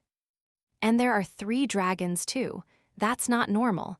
Maybe not all of these notes relate to the same game, Ansu said, peering at the board. I wonder if this would make more sense to me if I knew more about shogi. You aren't well versed in the game, sir? Maomao asked. I know how to play, more or less, but please remember whom I serve under. I'm not eager to turn a pastime into yet another job. Ansu had a dead look in his eyes. Boy, I feel that, Lihaku said, not looking much better. Why's that, Master Lihaku? You don't serve directly under the strategist. In fact, I don't think you have much to do with him at all, do you? Maomao asked. Lihaku was a soldier, true enough, but he saw far less of the freak strategist than Ansu did. Instead of answering, Lihaku said, Look at this outline. Doesn't it remind you of a map of the capital? The capital. A city set in a perfect grid, with the throne at the top. It's right there. Ah, I think I see what you mean. In short, Lihaku couldn't look at a Go board without seeing the capital. This being a shogi setup, it's not exactly the same, but still. She understood what he was getting at. As a soldier who spent much of his time guarding the royal city, he saw a lot of maps of the place. Let's start by lining up all the pieces from the notes, Maomao said. There followed a series of clicks as she put the pieces in place, but they turned out to be distinctly clustered in one part of the board. Does this look like a shogi game to you? Not much of one, Small Lin said. He seemed to be the most shogi-capable person left awake, with Big Lin and the strategist both off in dreamland. It wasn't clear how much Chu knew about the game, so Maomao would discount her opinion. If it's not a shogi game, what do you think it is? Maomao asked, raising her hand in a gesture of total defeat. Yeah, the king piece is really flying around everywhere, Lihaku said. Miss Chu had the same thought. That jade general really gets around. Maomao agreed with her companions. The jade general, which normally moved one slow square at a time, had worked its way all the way to the center of the board. Jade, Maomao murmured, gazing at the board. Jioku. The king, the opposing leader, sat smack in the center on the northern side of the board. A number of other pieces likewise seemed oddly out of position. Master Lihaku, Maomao said. Yeah, if you were to picture this shogi board as the capital, how would it look to you? She turned the board so he could see it. I guess this king piece would have to represent the throne. which would mean he gestured at the clusters of pieces. These places where the pieces are all bunched up would have to be the market or the merchant district or maybe a residential area. What about the Jade General then? Maybe an enemy, a political enemy, or maybe that's the house of a particularly powerful bureaucrat. He didn't sound very sure. Yes, that would make sense. Maomao looked at Chu. Miss Chu, do you have a map of the Western capital? Ha ha, Lihaku laughed. You say the strangest things. Who would carry a, here you go. Chu pulled a map, drawn on parchment, out of the folds of her robes. Why do you have that? Lihaku exclaimed, supplying the quip in lieu of the absent Lahan's brother. Because I'm Miss Chu, she declared. Indeed, Maomao knew she was, that was why she'd asked. It turned out she'd been right to do so. Maomao opened the map and compared it to the shogi board. You see the Jade General here? If you match it with the map of the Western capital, doesn't it look like it corresponds exactly to this annex? The others almost jumped. Everyone crowded around, looking from the map to the board and back. The Western capital, like the royal capital in the central region, had been laid out in a grid pattern with distinct sectors. But the divisions weren't as neat as the royal capital, so they'd missed the resemblance. Then that would make the king piece, the administrative office or Master Jyokyuan's residence perhaps, but I would guess the office. That's the location of the mansion that the Yi clan occupied 17 years ago, Small Lin told them. It was so helpful to have a local around, someone who could fill them in on past events. That would explain all the dragons around here, Maomao said. If I remember correctly, there was a store with the word dragon in its name. Actual dragon designs were supposed to be taboo to everyone except members of the Imperial family, but sometimes the word dragon would sneak into the name of a shop. It was considered to be good luck. What about these, then? Chu asked, pointing to the 2 pawns in a row. From the position, they seem to be along the main thoroughfare, Maomao said. Maybe they represent a bookstore or a stationery shop, somewhere you'd go to buy little things. Not sure I remember any place like that, Lihaku muttered. Piece by piece, Maomao tried to figure out what the shogi tiles represented. Then Chu said, Miss Chu has a thought, maybe a current map can't help us. She was right. In 17 years, shops could come and go, some businesses collapsing while other new enterprises began. If you'll pardon me, I can go get an old map. Please look after my granduncle for a moment, Small Lin said, getting to his feet. Big Lin was still sleeping. I'll go call the Moon Prince then. Lady Maomao, if you would look after Master Lakan, please, Ansu said, also standing.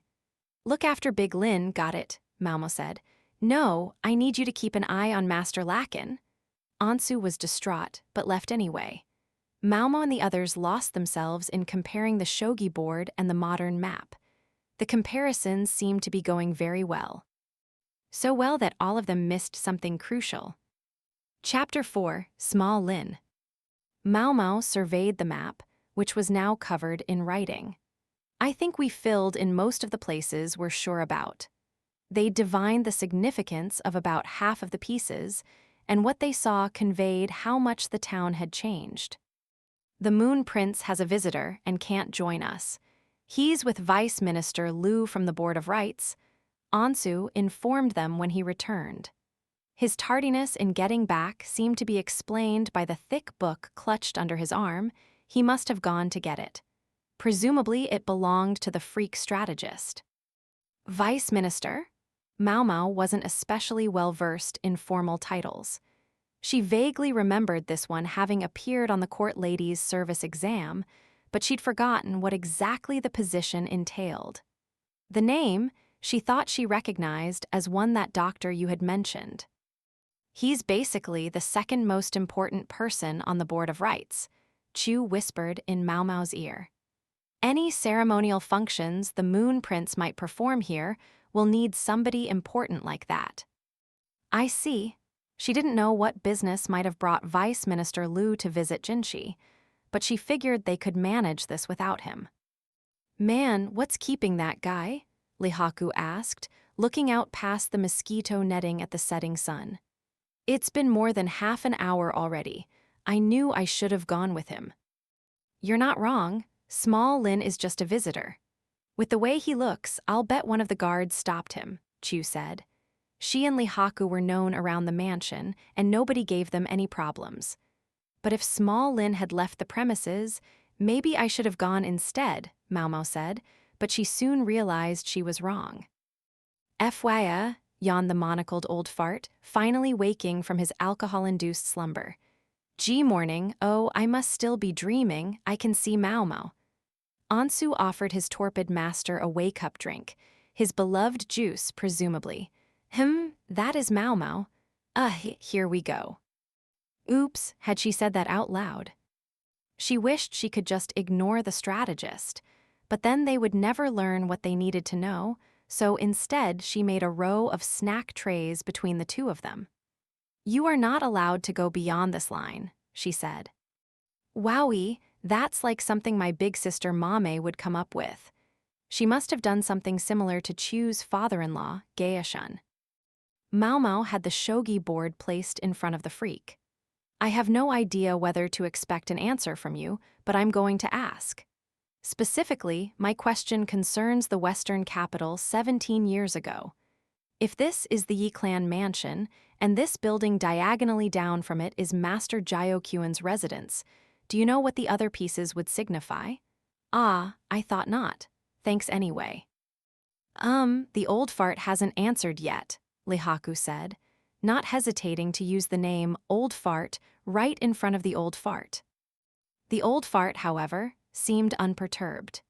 Indeed, the fox-like gleam in his eyes grew even sharper, and he reached toward the board with hands that bore the distinctive calluses of a shogi player.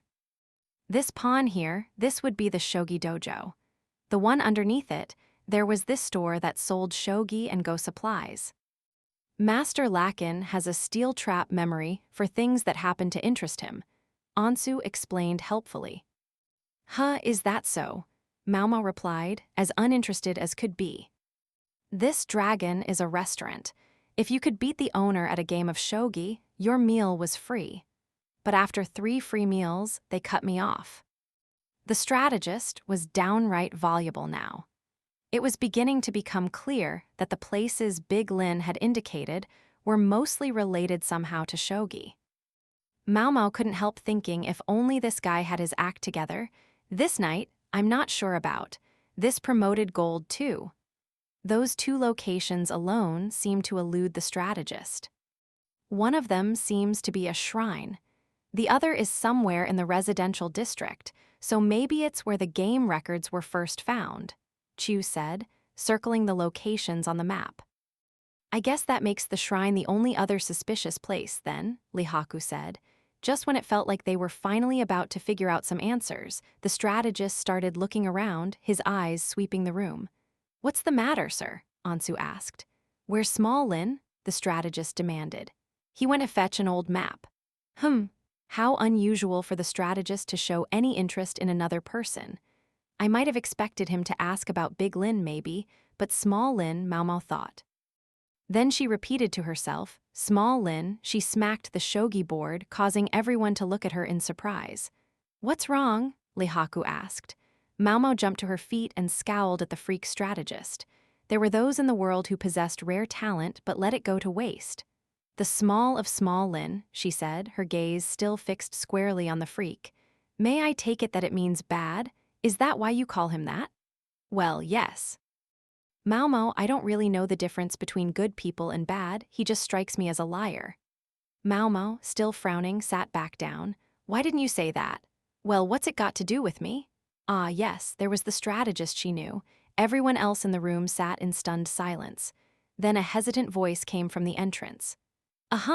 Pardon me for interrupting when you're in conference. Judging by his uniform, the newcomer was one of the freak strategist's subordinates. Yes, what is it? Ask not the freak, but Ansu. There seems to be someone at the administrative office who claims to be looking for a missing member of their family. The soldier stole a glance at Big Lin, who was still sleeping in a corner of the room. His description matches that of an old man dragged here by Master Lakin yesterday. The silence grew even more stunned, and then another soldier appeared at the door. Master Lakin, there's been a fire at the West Shrine. I've already dispatched a firefighting squad to take care of it. The freak's subordinates really were all highly capable people.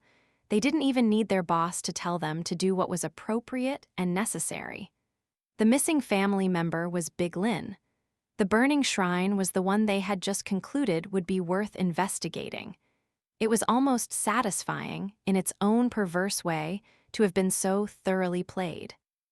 Nobody knew who had set these events in motion. At the moment, all they knew was that whoever it was, they seemed to be 2 steps ahead.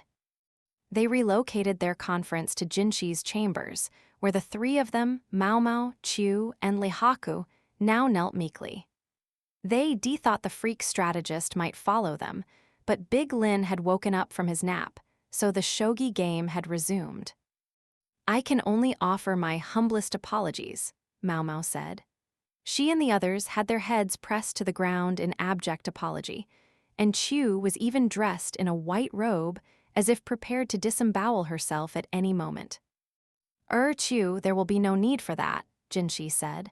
With evident relief, Chu promptly changed back. In short, Small Lin didn't exist. There was a man who claimed to be a relative of Big Lin S, but he was a different person, someone who didn't look all that much like Small Lin. Small Lin kidnapped Big Lin during the insect swarm, then took advantage of the fact that Big Lin isn't coherent to pose as a relative to try to get close to the freak strategist. He'd certainly pulled the wool over Maomao, S, and everyone else's eyes. He was such a diligent caretaker to Big Lin that he looked like he'd been doing it for a long time. What was worse, he seemed to be aware of the strategist's ability to see through lies, and he knew that as long as the old fart had a worthy opponent to play shogi with, he would focus on that instead of on Small Lin's deception. If he hadn't known about the special qualities that creature possessed, then he had been extraordinarily lucky, and if he had, then he was a master tactician himself. Big Lin was now with his real family. The man who had come asking after him had been accompanied by a young woman, his wife or daughter, perhaps, who was Big Lin's actual nurse.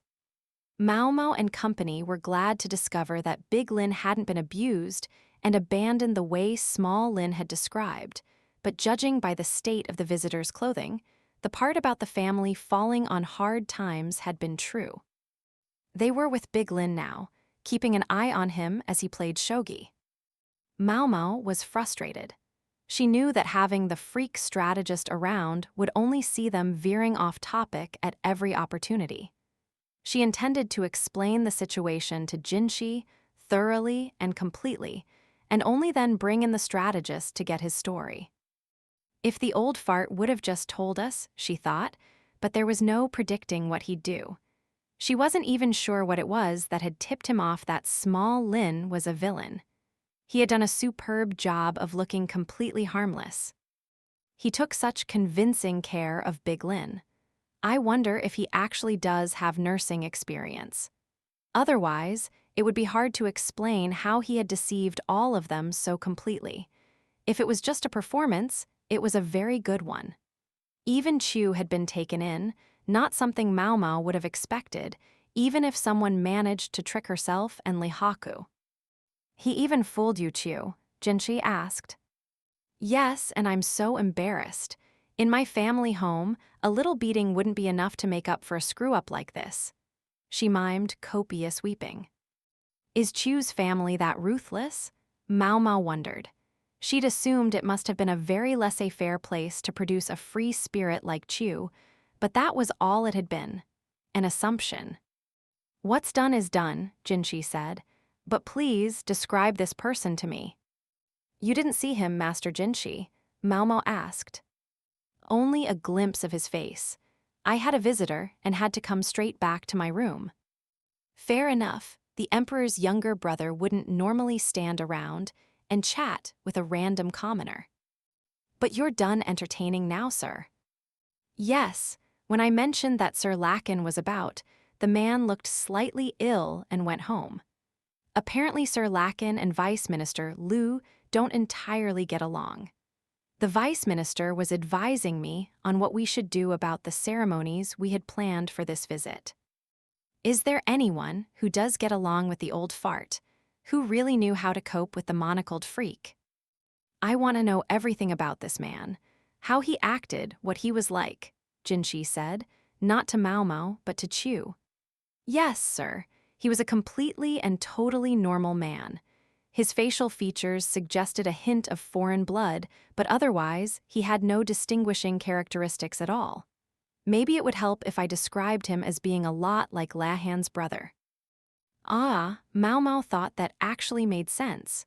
No wonder this guy had been able to blend in so readily.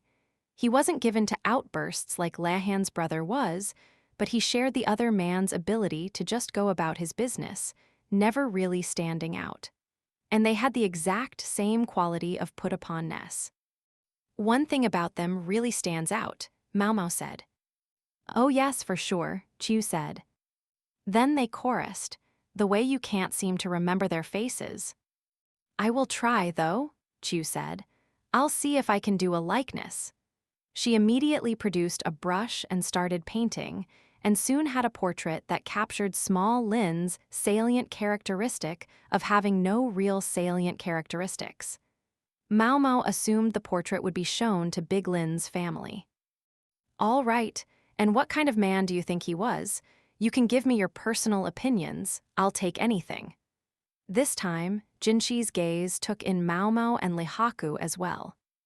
If I may then, sir, Lihaku said, I mostly agree with Miss Chu. This guy was totally ordinary, but he also seemed to really know what he was doing with Big Lin. He was accustomed to his role, you mean? Was his performance really that good? It was more than that. It's like, I'm not sure most people would know how to work that well with an old guy. You don't usually think of men taking care of their elderly relatives anyway, right? It's usually their wife or sister. Maomao nodded. In Li, men stood above women in the social hierarchy. The impulse only seemed stronger here in Aisei province, where women or brides were frequently viewed as nothing more than tools. Witness the fact that it wasn't the man who'd come looking for Big Lin who was caring for him, but the woman he'd brought with him. And what do you think, Maomao? I agree with the others. However, if he has indeed been searching for Big Lin's old letters and papers the way we are, then I think we can assume he's been doing it far longer than we have. Either Small Lin himself, or perhaps a compatriot, had been staking out Big Lin. Yes, that would be reasonable, said Jinshi. He didn't seem to be actively searching for the cash so much as keeping watch to see if anyone else would find it.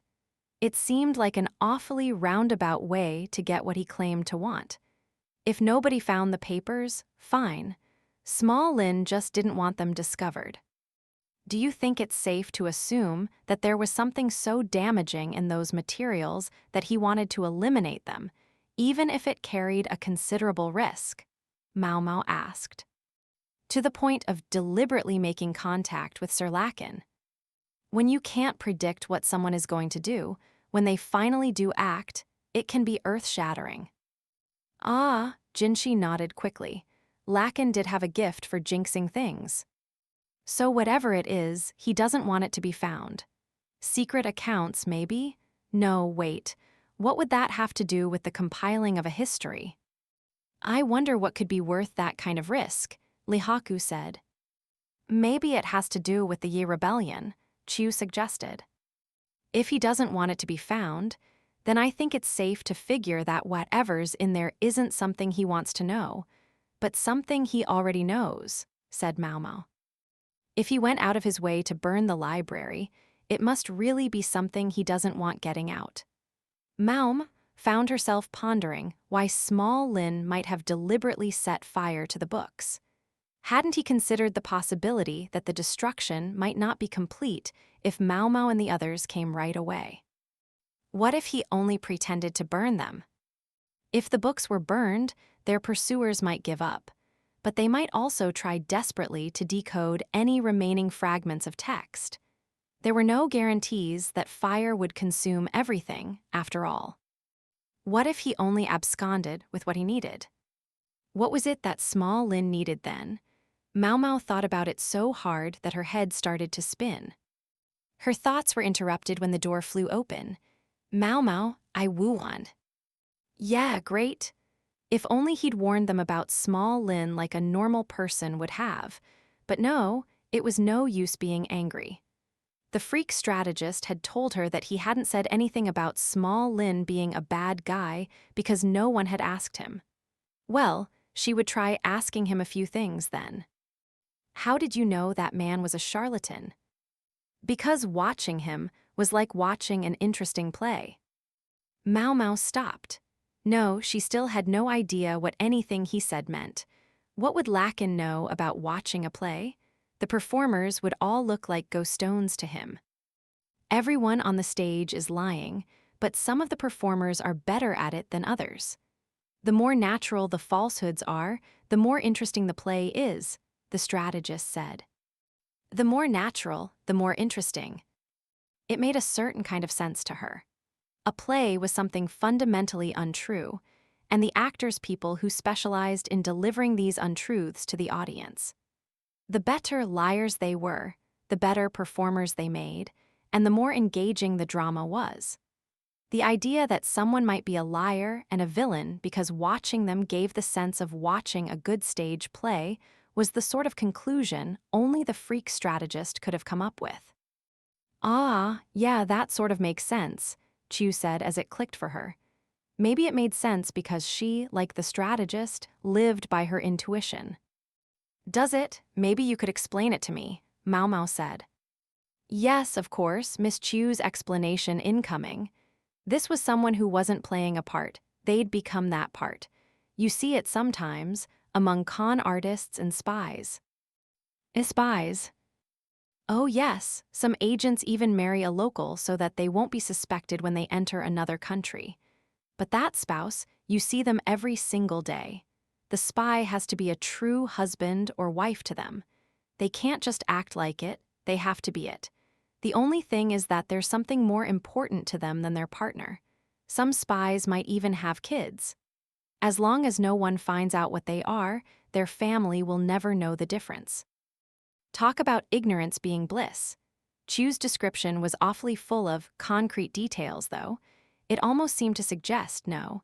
In any case, the point was that small Lin had, for all intents and purposes, become a real member of Big Lin's family. Say, Maomao, why don't we have dinner together? The freak strategist said. He still looked relaxed and very pleased with himself, totally oblivious to the mood in the room. From behind him, Big Lin's real relative was watching them. He did indeed look like he was living a hard life. Almost everything small Lin had told them appeared to be the truth, except for his own identity. Ansu gave the man some money on behalf of his master. Then he said to the strategist, Master Lacan, you already have a dinner engagement with Master Jyokuo, and we need to spend the time until then getting through some work. Yes, this man was indeed a hard worker. Ah, I don't wanna, the old fart moaned. Pathetic. He wrapped himself around a post and refused to move as Ansu tried to drag him away. Children throwing tantrums comported themselves with more dignity. Miss Maomao, a word from you would be helpful here. Tell him have fun, or something. I don't want to, Miss Chu. Would you rather he stay here, Miss Maomao? Maomao scowled and managed to choke out, have fun in the quietest possible voice. The strategist's face lit up. I will have fun. Maomao watched Ansu begin to lead him away. Just one more question, she said before he was out of earshot. Yes, what is it? You can ask your daddy anything. She really wanted to smash that monocle, but she forced herself to ignore the urge. How does Master Jyokuo look to you? She felt like the answer to this one question held the key to everything. Even Jinshi swallowed heavily, wondering what the strategist would say. But what he said was, Jyokuo, who's that? The man you're having dinner with tonight. The one who keeps you swimming in fruit juice, Maomao said. Oh, him, the freak said, clapping his hands. I think he must have wanted to be an actor. He seems like he's smack on his way to becoming a hero. Huh. Maomao started to feel like she was wasting her time with this line of questioning. A hero in this case was a male stage role, usually a warrior or sometimes a chivalrous gambler. Maomao only found herself with even more questions than before. She started to feel the mental equivalent of indigestion. It didn't help when Chu said, "Miss Maomao, maybe it's about time you let yourself get a little closer to Master Lacan. You would know it was all calculated, but you could be a little nicer." I think the moment either of us got any closer than we already are, he'd never leave me alone, and then neither of us would get any work done. Is that what you want? Oh, yes, your point is taken. Chu clapped her hands, but it looked like an act. Maomao could only give the light-hearted lady-in-waiting a scowl nearly as grim as the one she'd fixed on the strategist. Chapter 5, A Brother's Return. It had been 10 days since the first wave of the insect plague, when a dark shadow appeared in the sky again. So they're back. Maomao had just returned from checking on the girl on whom she'd performed surgery. The child was stable, but this new swarm couldn't have come at a worse time for her. Maomao hurried back to the annex and locked the medical office. The people at the estate had already received word via messenger that what appeared to be a grasshopper swarm had been spotted. They were more ready than they had been the last time. "Heek, bugs again," moaned the quack doctor, who was curled up in a corner. Maomao tossed a jacket at him. "Master physician, those bugs won't wait for us. You need to get ready." "Well, what will we do?" "For starters, you should put on thick clothing that will survive some gnawing. Then lock every window you can lock. After that, I want you to plug any gaps in our building with mud or clay to keep the grasshoppers from getting in that way." Maomao pointed outside. There was no time. This was so urgent that they would need even the quack doctor to be on the alert. "Mud, are you sure we should be getting this nice house dirty? I have plenty of oil paper. We can use that." "Don't waste it. The place is going to get dirty when those bugs show up anyway. No point worrying about it." The quack shuffled outside and started scooping dirt from the garden into a bucket. The duck appeared from who knew where and started squawking threats at the sky. "What do you want me to do?" asked Lihaku, who had already wrapped a cloth around his face. Maomao glanced in the back of the medical office. "I think we still have some seed potatoes left in the storage room. Spread some of these chemicals around the area to keep the bugs from getting at them." As there was still no sign of Lahan's brother, it fell to Maomao to keep the potatoes safe. She clenched her fist. She was damned if she was going to let the likes of some insects have them. "Ooh, your famous poison." "It's pesticide," Maomao snapped. If she let the mistake go once, everyone would start making it, and then there would be no going back. The second wave of insects was modest compared to the first. In just a few hours, the grasshoppers had left again, and none had penetrated the carefully secured medical office or storeroom. The people of the Western capital were already on edge mentally and physically, however, and this new swarm was more than enough to rob them of any composure they might have regained after the last episode. With each day that went by, they found themselves further drained of what little wherewithal they had left. Day 13, another case of arson. Someone was trying to steal food. The culprit was soon apprehended, but the merchant's entire store burned down. Day 14, not enough doctors. Doctor, you appropriated Tianyu and he hasn't come back. A very pleasant day indeed. Day 15, food problems. People are hoarding provisions everywhere. Fights are breaking out among the commoners, and there are more and more attacks on rich people's houses. Day 16. Victims of the swarm have started arriving in the Western capital from other areas. One of them was supposedly demanding to see the Imperial younger brother. Day 18. Summoned by a bureaucrat. Wonder what's going on. "So you're alive." Maomao stared at the tramp. Tramp might not seem like a very polite word, but it was the only way to describe what she was seeing. "You're darn right I'm alive. What else would I be?" He had thick facial hair, the hair on his head was unkempt, and his clothing had been chewed in places. He no longer looked as he once had, but it was him. Lahan's brother, come home from a far country. When a man who looked like a refugee had started demanding that they call the emperor's younger brother, nobody listened to him. So he'd tried dropping Maomao's name instead. That was when the bureaucrat had summoned her, and she'd wondered what was going on. When she arrived, Chu and Lehaku in tow, she had been confronted with the battered, road-weary Lahan's brother. He looked a bit roughed up, and they had put him in a cramped little room that stopped just short of a jail cell. It wasn't a very nice way to treat somebody, but so many had turned to violence recently that the officials were antsy. It was hard to blame them. "You look like death," Chu exclaimed. "Well, excuse me, it wasn't exactly a personal choice," Lahan's brother said. "Fine, fine. Kind-hearted Miss Chu will get you a change of clothes right away." "Thank you," Maomao said. While Chu was getting the clothes, she hoped she could ask Lahan's brother about what was going on. "I'm glad you're safe. Everyone was worried about you," she said. "Oh, yeah, very worried," Lehaku said politely. The reality was, no one had been that worried.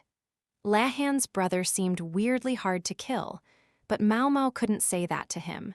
And she definitely wouldn't tell him that he'd been the butt of more than one joke during his absence. "Gods take this swarm. It came way earlier than I expected. I tried to warn you, I tried." As angry as Lahan's brother was, he failed to be intimidating. Maomao could just imagine his younger brother Lahan passing him off with a yes, yes, any time Lahan's brother got upset. "Yes, we got your report, and the Moon Prince said everything afterward went according to plan. That's a professional for you, I believe he said."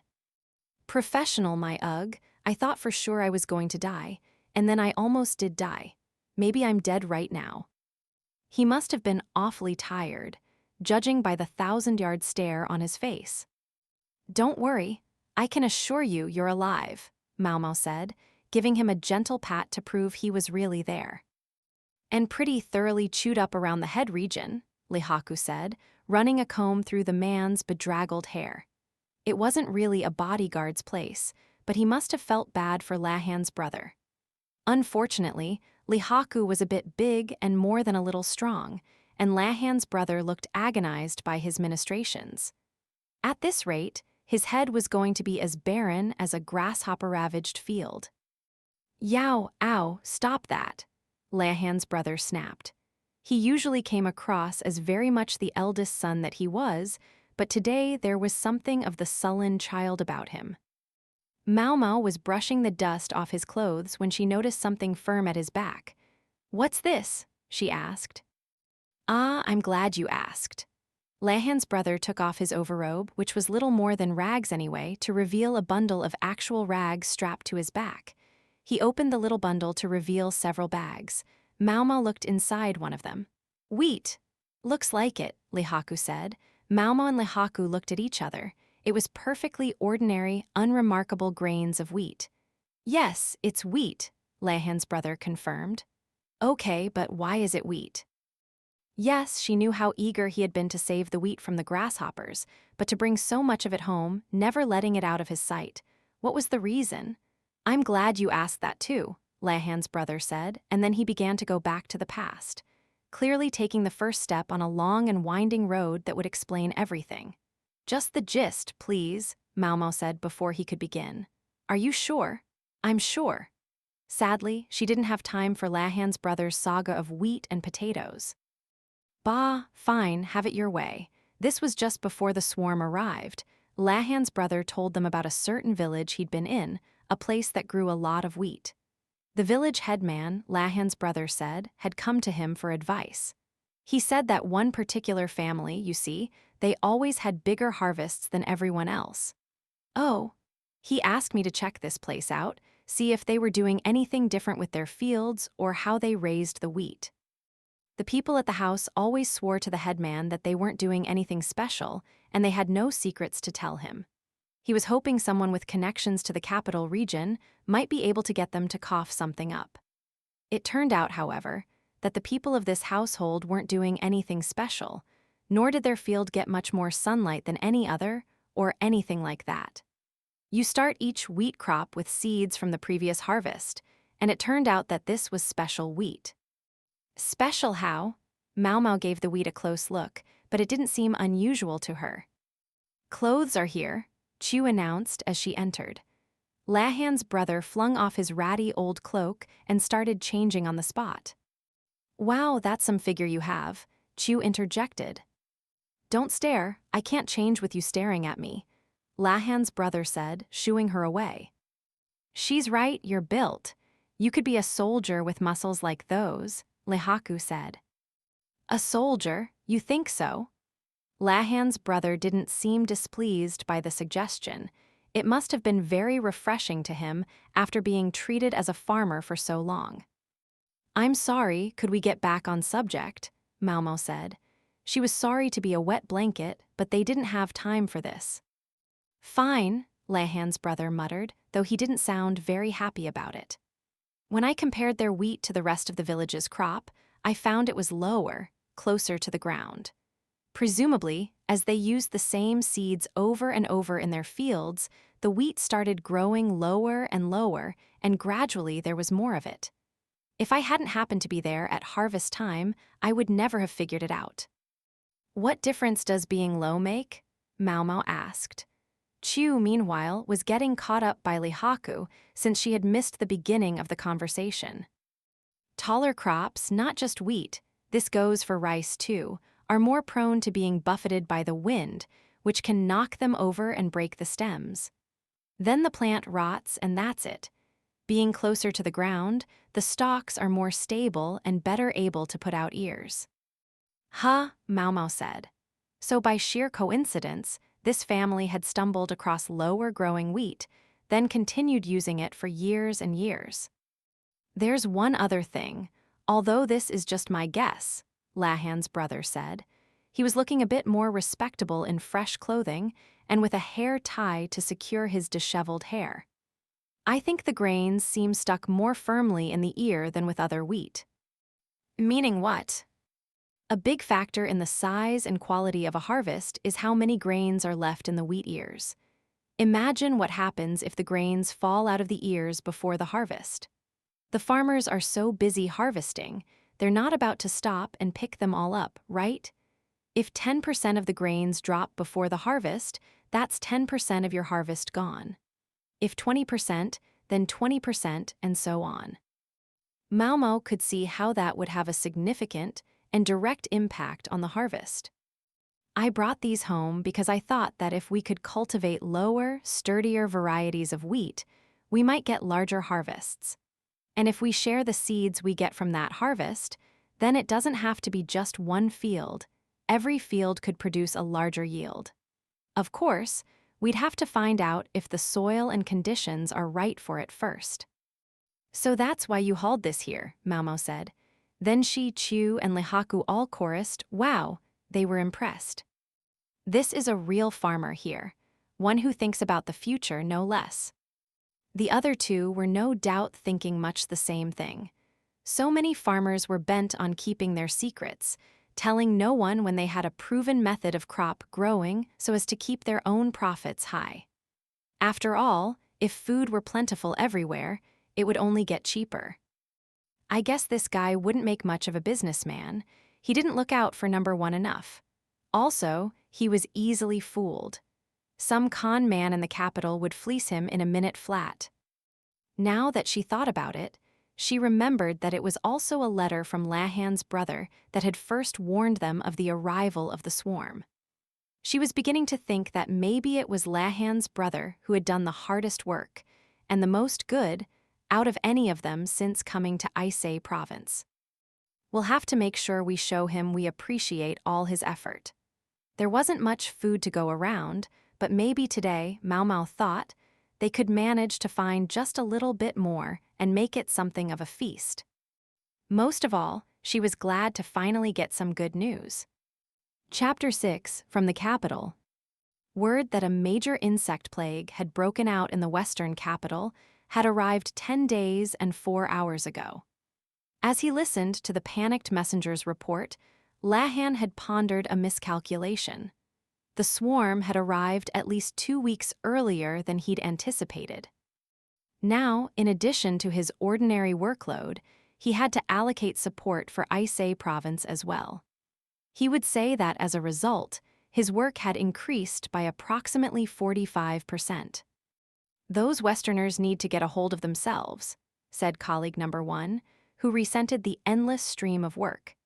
This man was just 6 centimeters taller than average for his age bracket, but he'd been shot down by 3 successive court ladies on the grounds that he was too uncouth. As the man smiled his slimy smile nearby, Lahan worked his mental abacus. He compared their countermeasures, their predicted numbers, to what they were seeing in reality. He had to figure out just how serious the miscalculation was and order more supplies to compensate. He figured there was a 60% chance that his superiors would tell him it was impossible. Before Lahan was a letter ordering him to send emergency relief to the Western capital. Easy for them to say, or, as the case may be, right. Those supplies didn't come out of nowhere. But he had been told to finagle some support, and finagle he would. Some bugs show up and they come running to us, begging for help. There's pathetic, and then there's pathetic. Lahan tuned out colleague number 1's continued grumblings as he studied the stocks in the grain stores. The Moon Prince had bolstered the stockpiles by raising the annual tribute last year, and it made their own stores the logical place to start looking for provisions to send. "Sir Lahan, may I punch that guy?" asked colleague number 2. Colleague number 1 was not aware, perhaps, that number 2 came from Aisei province. He had black hair and eyes, like any other full-blooded man of Keiō, but his nose was some 6 millimeters higher than average, the lines on his face 3 millimeters deeper. "I'd rather you not. Without you here, my work will increase by another 20%. Lahan was not the type to speak ill about people, at least people other than his honored father, perhaps. The walls had ears, as the saying went, but that didn't stop colleague number 1 from continuing to heap abuse on the Western capital. Lahan straightened his papers, then clapped number 1 on the shoulder and smiled. "If that's the way you feel, I'll take all the paperwork relating to the insect swarm off your hands. In exchange, handle these for me." "Say what?"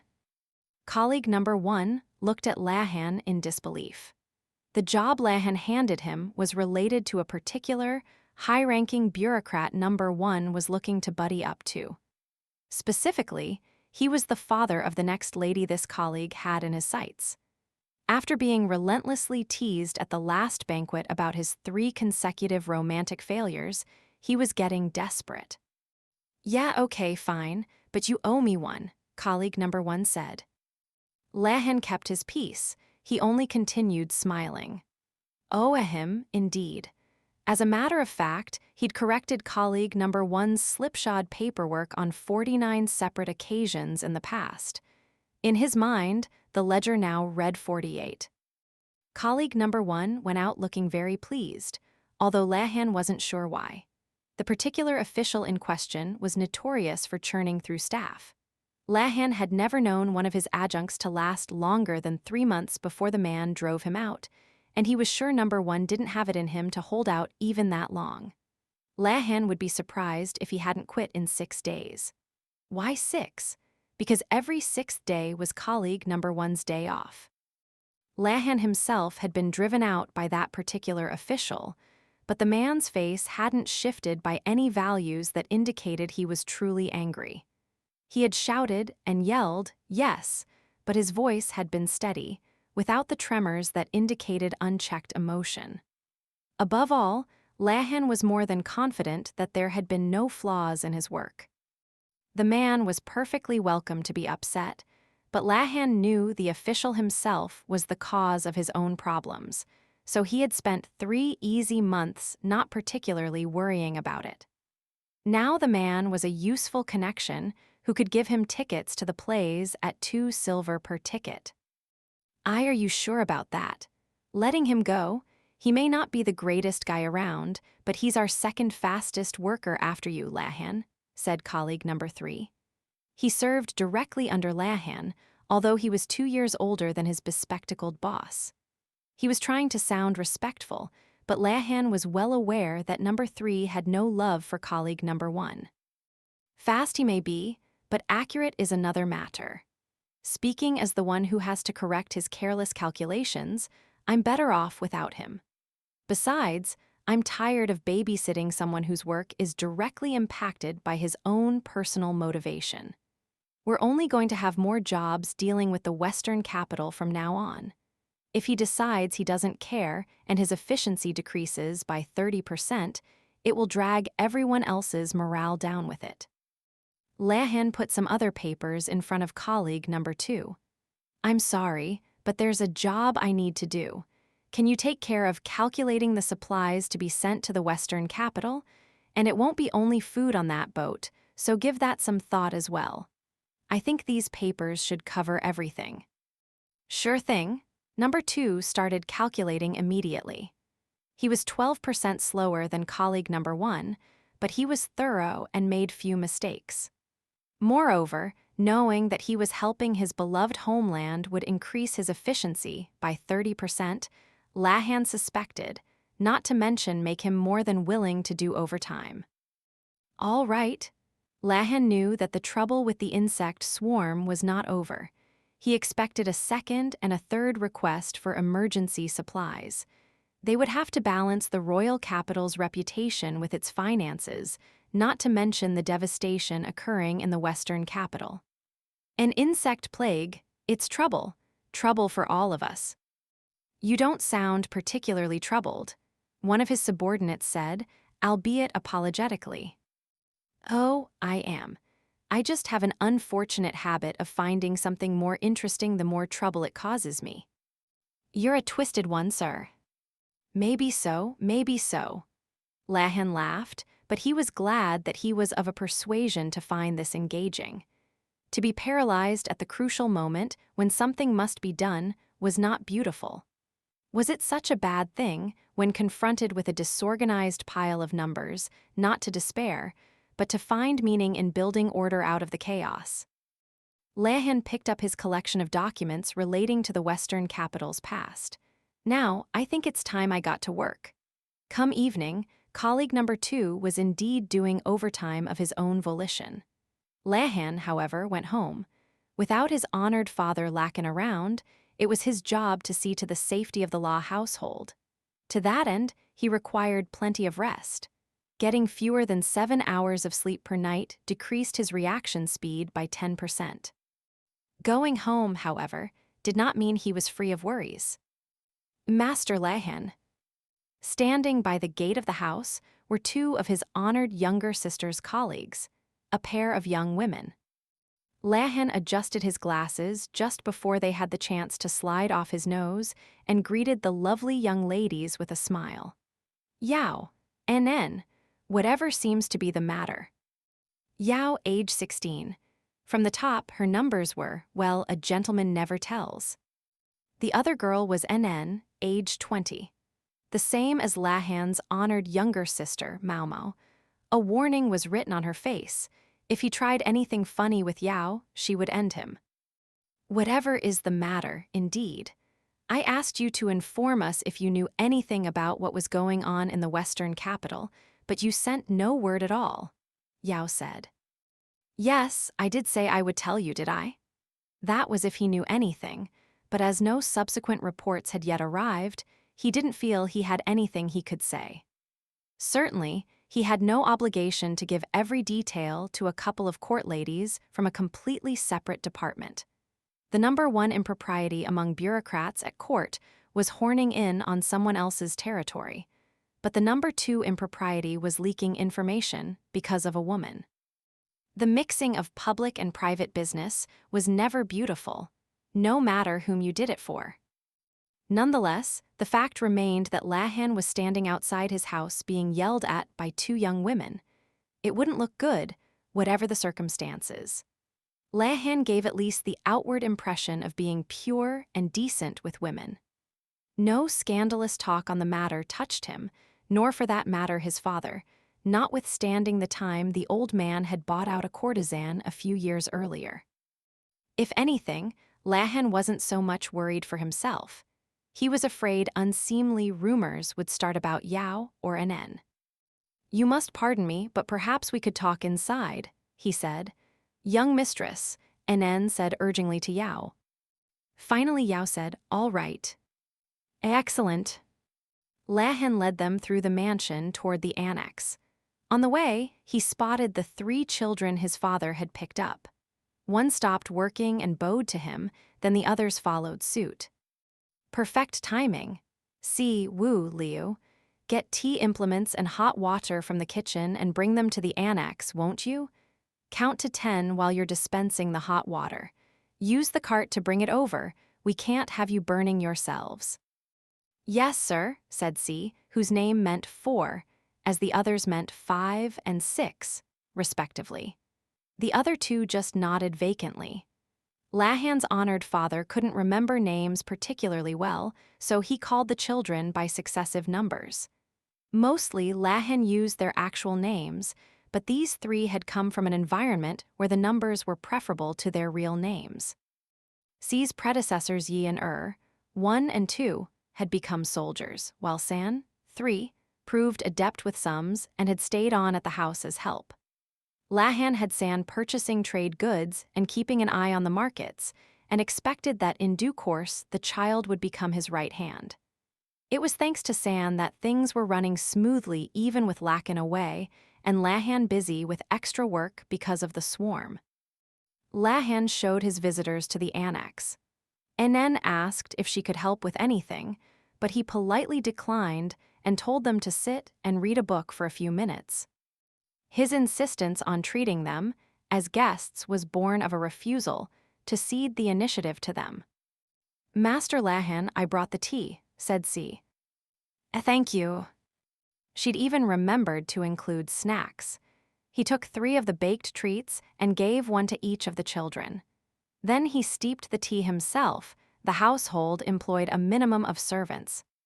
"That's quite lovely," Yao said earnestly when she tasted the drink. Nen, though, looked less satisfied. Lahan was always precise about the amount, time, and temperature when he made tea, but a professional like Nen seemed to be looking for something else. "Let's get right to the point," Lahan said, setting down his cup. "To be completely frank, I don't have any precise information I can share with you about the insect plague in the western capital." "Really?" Yao asked. "It's true. The scale of the devastation is easy enough to guess from the quantity of provisions they're requesting. This doesn't look like it's going to be a short-term thing. They'll need repeated infusions of support if there's not to be widespread famine. If they did nothing, tens of thousands of people might starve to death. And if that precipitated civil unrest, many more than that might be killed or injured. It couldn't have been easy for a young woman brought up in the cushy life of the capital to understand what famine meant. Even to Lahan, it was a somewhat remote word. He had been in debt up to his neck, but he had never faced starvation. Famine was not beautiful. A starving man or woman, no matter how handsome or lovely they might once have been, would waste away to a dry husk, muscles and fat withering, siphoned off by hunger. Lahan had no love for withered things. Even the proudest spirit that had once resided in the most beautiful body could be reduced to a ghost driven mad with hunger. Some claimed that there were those who, though poverty-stricken, were beautiful of heart, but such people were probably just insane. Lahan wanted the world to overflow with beautiful things, and especially wanted to be surrounded by them himself. He spared no effort in achieving this desire. "All right, well, maybe you can tell me this. Is Maomao safe?" Yao asked. "I haven't had word from Maomao," he replied. No word at all. But his father, or rather, judging by the handwriting, his subordinate, had written him a letter describing the current situation in brief, and it made no mention of Maomao. Lahan took that to mean she was all right. Anyway, if Maomao wrote anything to him, it was likely to be no more than instructions on things she wanted him to procure. He was more concerned that he hadn't received any letters from Rikyusen. If communications had ceased after the swarm struck, he could understand, but the letters had stopped coming months before that. I seriously doubt she has time to be writing letters given how chaotic it must be, and if she does, there must be more important people to write to than some tangential busybody like me. Lahan started counting the days since the swarm.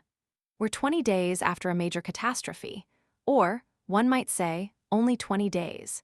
Even under normal circumstances, getting a letter between the Western capital and here takes 2 solid weeks. It's not that strange if we haven't heard from her yet, is it? Word of the swarm arrived more than 10 days ago.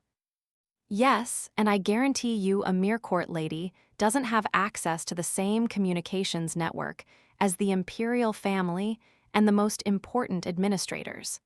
What? You think they're going to send a post horse with this anonymous girl's message? Priorities, priorities. Yao was silent at that. Lahan realized that maybe he'd been a bit harsh, but he didn't intend to change tack. He would be happy for these two to regard him as their friend's kindly older brother, but he wouldn't let it cause him to mix personal and public business. NN, at least, must understand that even if Lahan could have supplied them with information, there would be nothing much they could do with it. If it had been just her, he might have told her everything he knew. But unlike NN, Yao was still maturing emotionally. He didn't want her to do something rash because he had foolishly given her too many details. It was for the best for Yao, that he didn't tell her anything. Yao clenched her fists.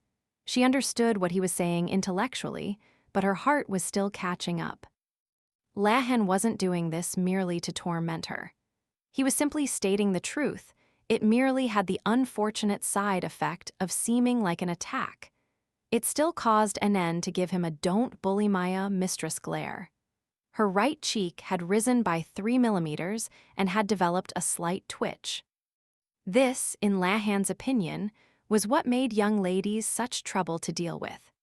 It was why he only spent his time with older women. For better or worse, they had been around long enough to know how to comport themselves. By that metric, he and his younger sister Maomao should have gotten along very well. But every time they saw each other, his toes only seemed to end up ever more grievously injured. He'd recently ordered special shoes made with steel in the toes to protect himself. They seemed perfect for craftsmen who used heavy materials or workers who carried heavy objects, and he was already considering whether they might make a viable commercial product. They were only going to lose more time if Yao continued to sit there stewing, so Lahan thought of something he knew she liked. Perhaps you'd take some hazma home with you, just a little souvenir. I got it from a friend, but there's far too much for me to eat by myself. I could use the help. Look, it's dark out. I'll call you a carriage. He let his tone become a bit more friendly as he delicately urged them to go home. But Yao said, "Let us stay here, please." As one, Lahan and NN responded, "What?" They both looked thoroughly shocked. "Ya young mistress, what do you mean by that?" NN asked. "Exactly what I said. We've stayed here before, haven't we?" "Well, yes, but that was on the pretense of a nice, long vacation." The right shoulder of Yao's rational-minded servant lowered by 6 millimeters. She was concerned. "I haven't read all the medical books in this house yet. I'm not going home until I have," Yao said. "You could just borrow them and take a few with you," NN replied, now openly horrified. Even Lahan was starting to feel tense. Why did Yao suddenly want to stay overnight at his house? Was she trying to get him back for not giving her any information? No, she didn't sound like she was doing this maliciously. There would be more murkiness in her voice if she were.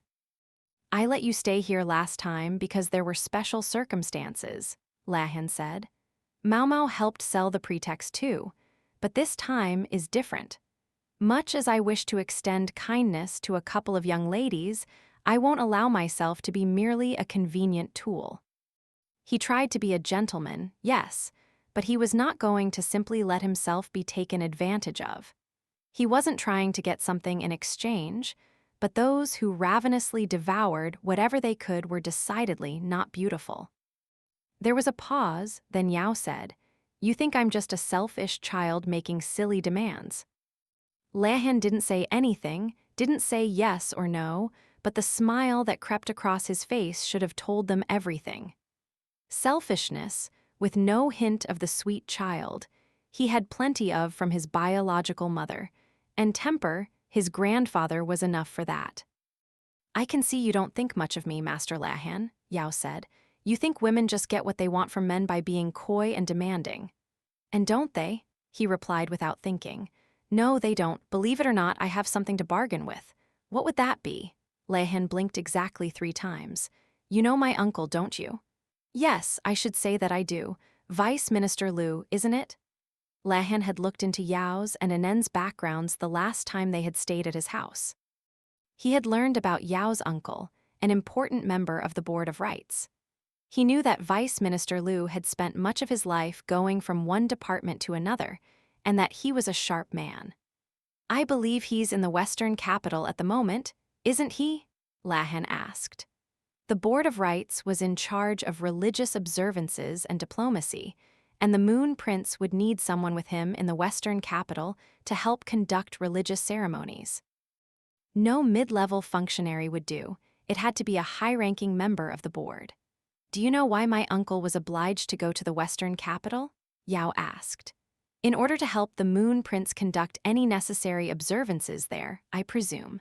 Not to mention that it would be helpful, in a land as close to our borders as Aisei Province, to have someone knowledgeable about diplomacy along." "Both those things are true. But what if I told you that he went for the same reason as Dr. Yu?" "That would tell me nothing." Lehan had no acquaintance with Dr. Yu, so he didn't know what connection he might share with Vice Minister Liu. The only thing he knew about the good doctor was that he was among those who had gone to the Western capital. "My uncle lived in the Western capital once, when he was younger. He only returned here to assume the family headship when my father died," Yao said. Lehan was careful not to let his expression shift. As a way of getting his attention, it wasn't bad, not bad at all. Yao wanted him to realize that her connection with her uncle allowed her to know something important that he didn't. Lehan was Lakin's adopted son, and outwardly he was a member of no particular political faction. With an eye on the future, though, he could very much see himself becoming a backer of the emperor's younger brother. If there was information to be had that would be of benefit to the Moon Prince, Lehan was very interested in acquiring it. But he would have to probe the matter a little more. "I grant you have a blood relation with Vice Minister Liu, but so what? I can't imagine a man as important as the Vice Minister would simply let crucial matters of state slip to anyone, even his niece." "Young mistress, I think it's time we gave this up," Enen said, distraught. Much as she adored her young mistress, she could see that Lehan was right.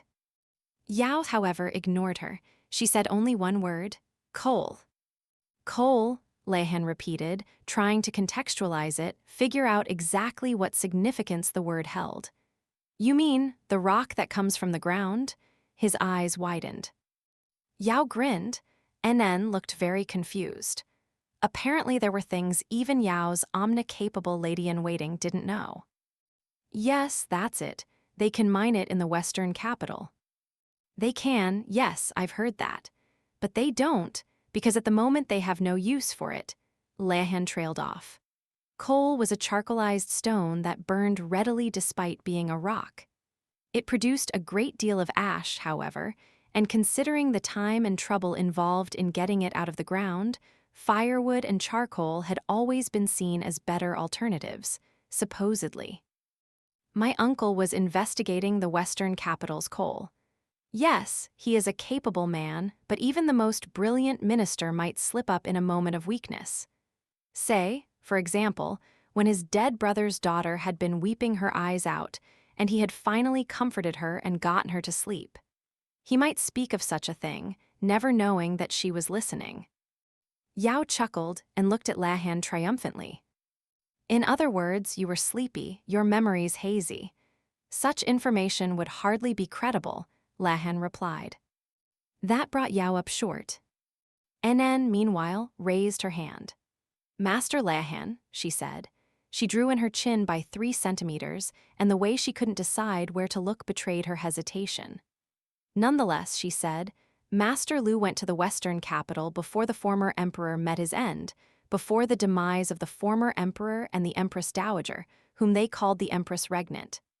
Given what happened, then and after, wouldn't it make sense if Master Lu had gone to investigate something? Lahan opened his eyes 20% wider than usual. He'd assumed that even if NN knew something, she would stay quiet about it.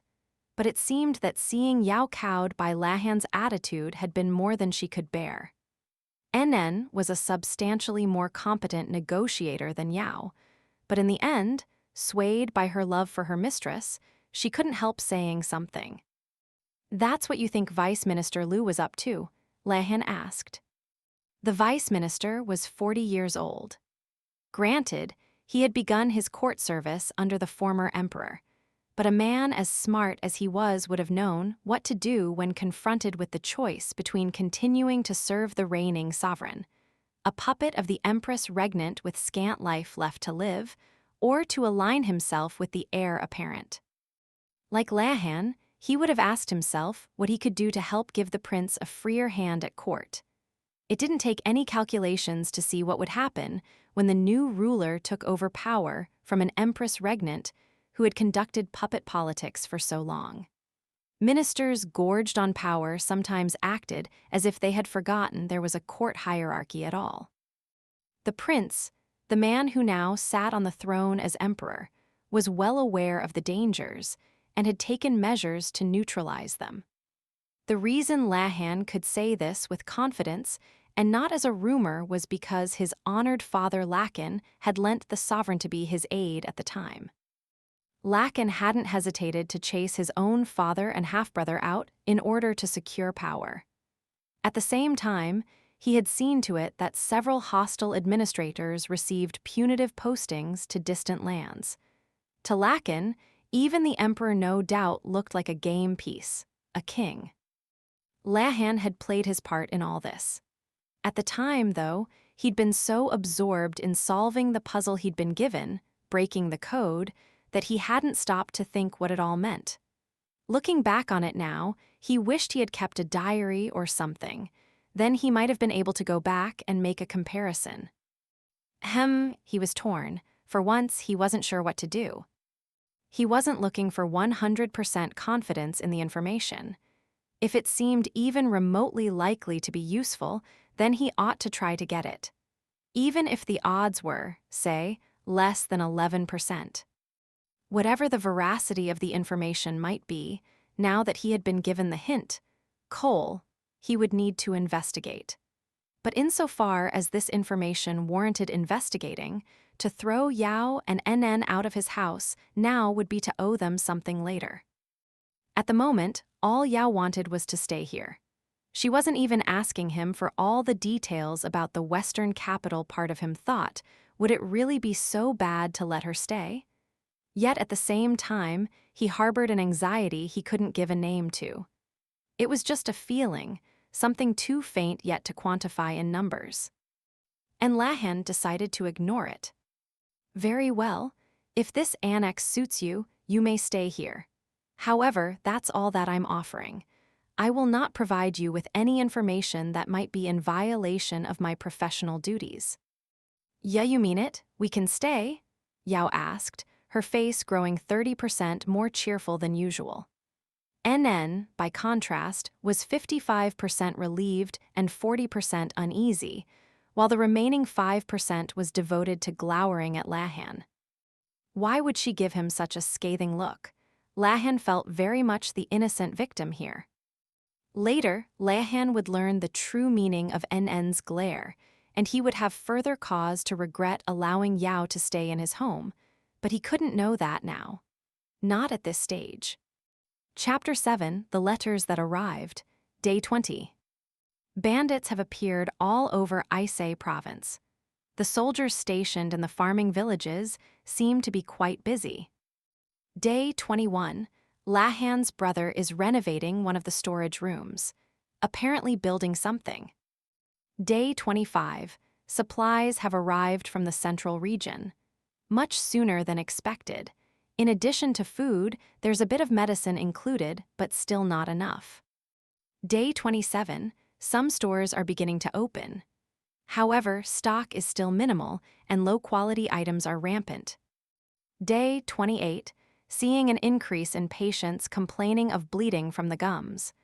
Suspect malnutrition from a lack of fruits and vegetables. Day 32.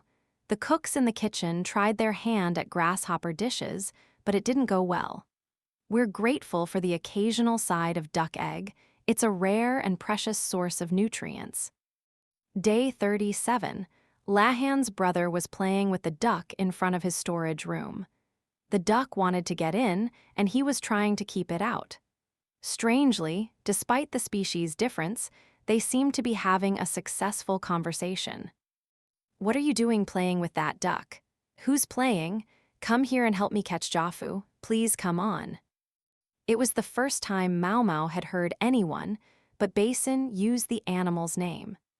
Lahan's brother and Basin hadn't talked much in the farming village, but maybe the duck had been a shared point of conversation for them. Anyway, Maomao dutifully scooped the duck up from behind. The humans might be suffering from malnutrition, but the bird was fat and boasted lustrous feathers. If Jafu had dared to step out the mansion's gate, she would have soon found herself on someone's dinner table. Maomao had to restrain herself from wringing the animal's neck by constantly reminding herself that ducks laid eggs.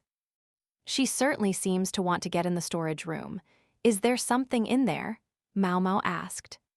"Here, this is what I've been making," Lahan's brother said. He opened the door. In a corner of the room, Maomao saw a black curtain. Lahan's brother pulled it back to reveal a pile of trays. They had water in them and some kind of seed, which had sucked up the water and was sprouting. "Bean sprouts?" she asked. "Exactly. This estate has a pond. I thought it might be worth a shot. I'd prefer some nice, running water, but we all know how precious water is here." "What are these seeds? They don't look like mung or soybeans." Mung beans, in addition to producing sprouts, could be used to make noodles and for medicinal purposes. Soybeans, well, the benefits need hardly be enumerated. "Burr clover," he replied. "It's used as fodder for horses, but I heard that humans can consume the fresh buds, so I thought it would be worth growing. I brought the seeds back with my grain." "Oh, that's what that was?"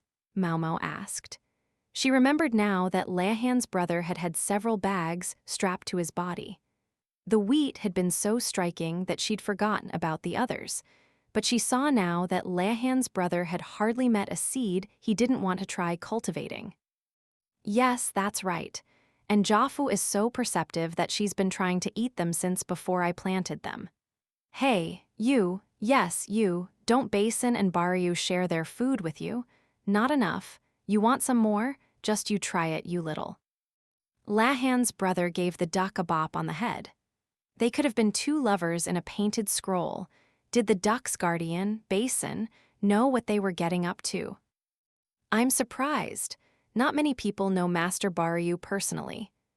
Even Maomao had found him no more congenial than a stray cat when they had encountered each other. "Ah, yes. Once when I was summoned after coming back to the Western capital, he passed me a letter from behind his curtain with some words of appreciation. I think it was the kindest thing anyone has done for me since I got here. I like to think I try to be decent to you, Lahan's brother." She'd just been busy lately, and hadn't gotten around to doing anything specifically nice. "That's a crock. But in any case, yes, I gave Miss Chu a written reply and received another letter after that, and since then we've had quite the correspondence." A messenger sparrow. Maomao could just see Chu flitting back and forth like her namesake, letters in hand. "Well, sometimes Jafu takes them." "The duck carries your letters." Maomao, deeply suspicious, looked at the bird in her arms. Jaffu was giving her puppy dog eyes as if in hopes that she would soon put her down. Since Lahan's brother had closed and locked the storage room again, she decided she could let her go. She put the duck down and she waddled off. Maomao said, "I can't help thinking you seem to do your best work when no one is looking," Lahan's brother. That's a pretty backhanded compliment. It is a compliment. But listen, more important things. How many more of these bean sprouts can you grow? If the answer was a lot, it would help a little with the malnutrition situation. The seeds in the storage room represent my entire supply right now, but it's not like they're rare. We could go around the nearest villages asking if anyone has any burr clover.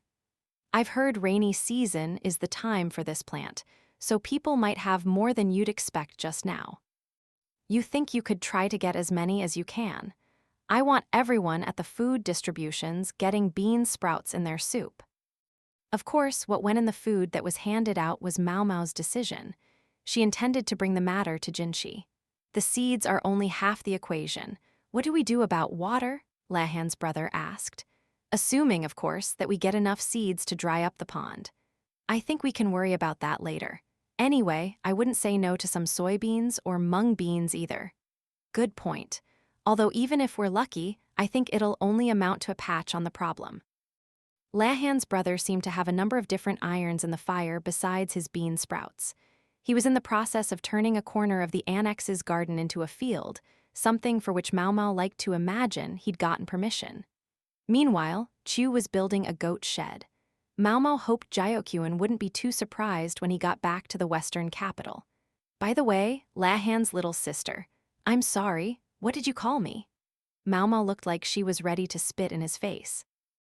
Oh, spare me, I'm pretty sure I saw someone going to the medical office. Don't you need to check on them? Do you trust that old doctor all by himself? Point taken, I am worried, so I'll be going. She gave Lahan's brother a little wave and headed for the medical office. Well, fancy seeing you here, she said when she arrived. Who should be waiting in the office but Tianyu? We're out of medicine, he said. Oh, you are you? Aha! He gave her an expectant look. What did he want from her? The lax, easygoing man had acquired a tan from the desert sun. Doctor, you had clearly been putting him to work. What exactly are you out of? Maomao asked, eyeing the medicine cabinet. Styptics, antiseptics, and salves. Also cold medicine, antipyretics, diarrhea cures, and any drugs to help a headache. Is there anything you do have? Maomao scowled. It seemed like just yesterday they had resupplied. Not really. We've had a lot of cases of the runs in particular. Maybe there's a sketchy restaurant in town. And the headache cures, well, let's say I think our superior needs them these days. They only had 2 superiors, Dr. Yu and another physician. Somehow, Maomao suspected the man in question was the latter. Stomach medication might be better. Not that we have any of that, Maomao said. She meant it as a joke, but circumstances were getting less and less funny. This is the last of our medicine. Well, make some more, please. We don't have ingredients. Maomao and her companions were making as much medicine as they could. Even Lihaku and Chu were being pressed into service. Use substitutes then. We're almost out of them. Seriously, doesn't that impact the quality? Well, we can't have everything, can we? Of course, Maomao would have preferred to supply only the best medicine, but they didn't have what they didn't have. The medicinal herbs aren't as good around here as they are in the central region.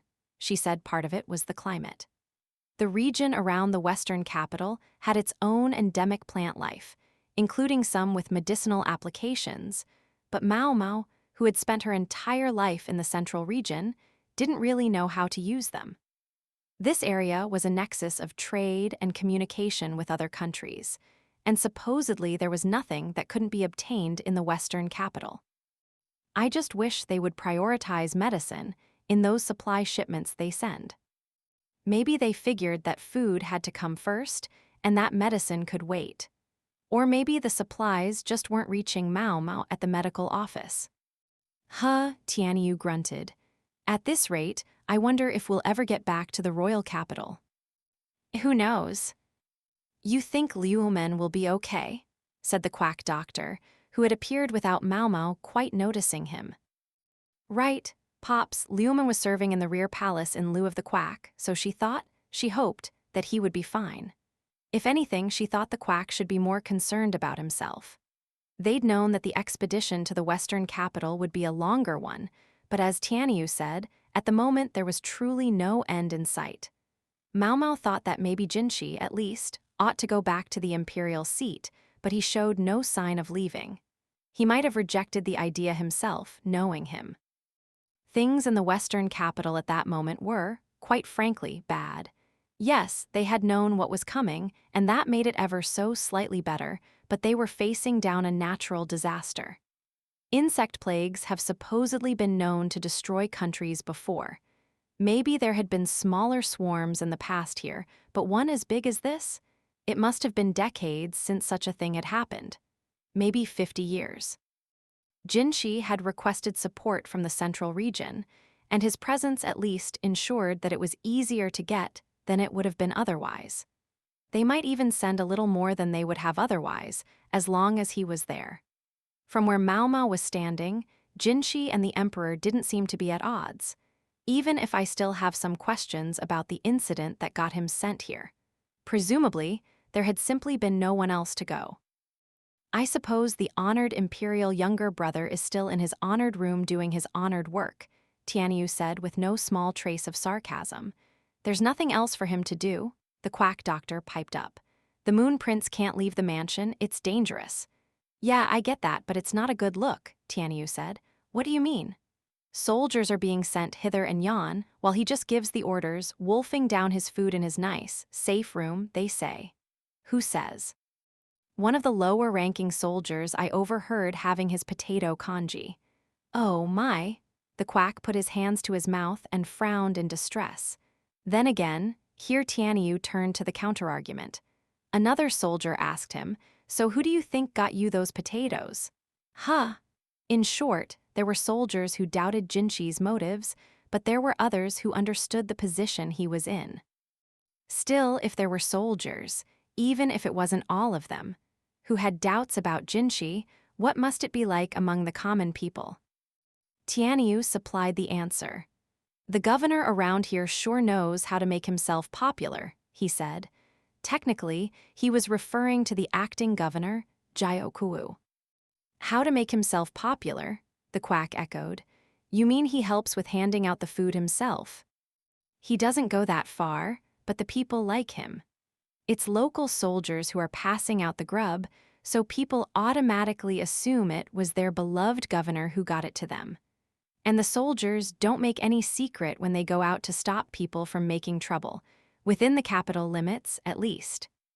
"Well, now that is something," said the quack, who had begun to prepare tea. There were no more tea leaves, though, so he was brewing dried dandelion leaves.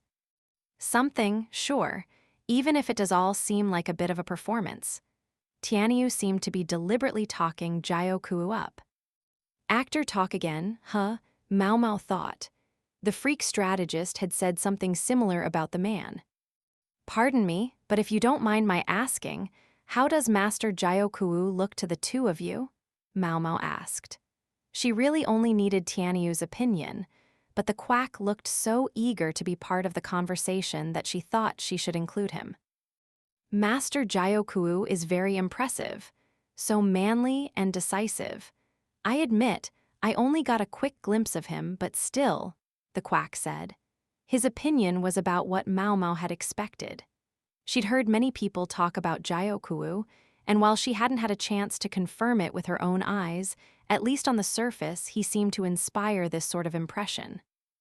"Good question." Tianyu sipped his dandelion tea and packed the medicine Maomao gave him into a box. "He seems like someone who was born in the wrong era." "The wrong era?" "Yeah, you know, a lot like your weirdo strategist." Maomao did not like what she was hearing. "What exactly does that mean?" "All I'm saying is they aren't built to get along in daily life, or maybe I should say they weren't meant for quiet days. I got just a glimpse of the guy around town, and he seemed invigorated by all the fuss. Funny, I might have said the same thing about you." "Maybe I'm one of them then," Then again, maybe not quite. Tianyu looked genuinely torn. What exactly makes you different? Maomao asked. It's like the wanting to stand out, the wanting to be noticed. I can't quite articulate it. You mean a desire for approval? Like I said, I'm not sure. Whatever. Tianyu drained the last of his tea, then left carrying his medicine. Tired of the subject of Jiaokuwu, probably. One of them, huh? Maomao muttered. It didn't sound like a very good thing to her. Maybe she didn't understand. Instead of worrying about it, she decided to see what she could do about shoring up their medicine supply.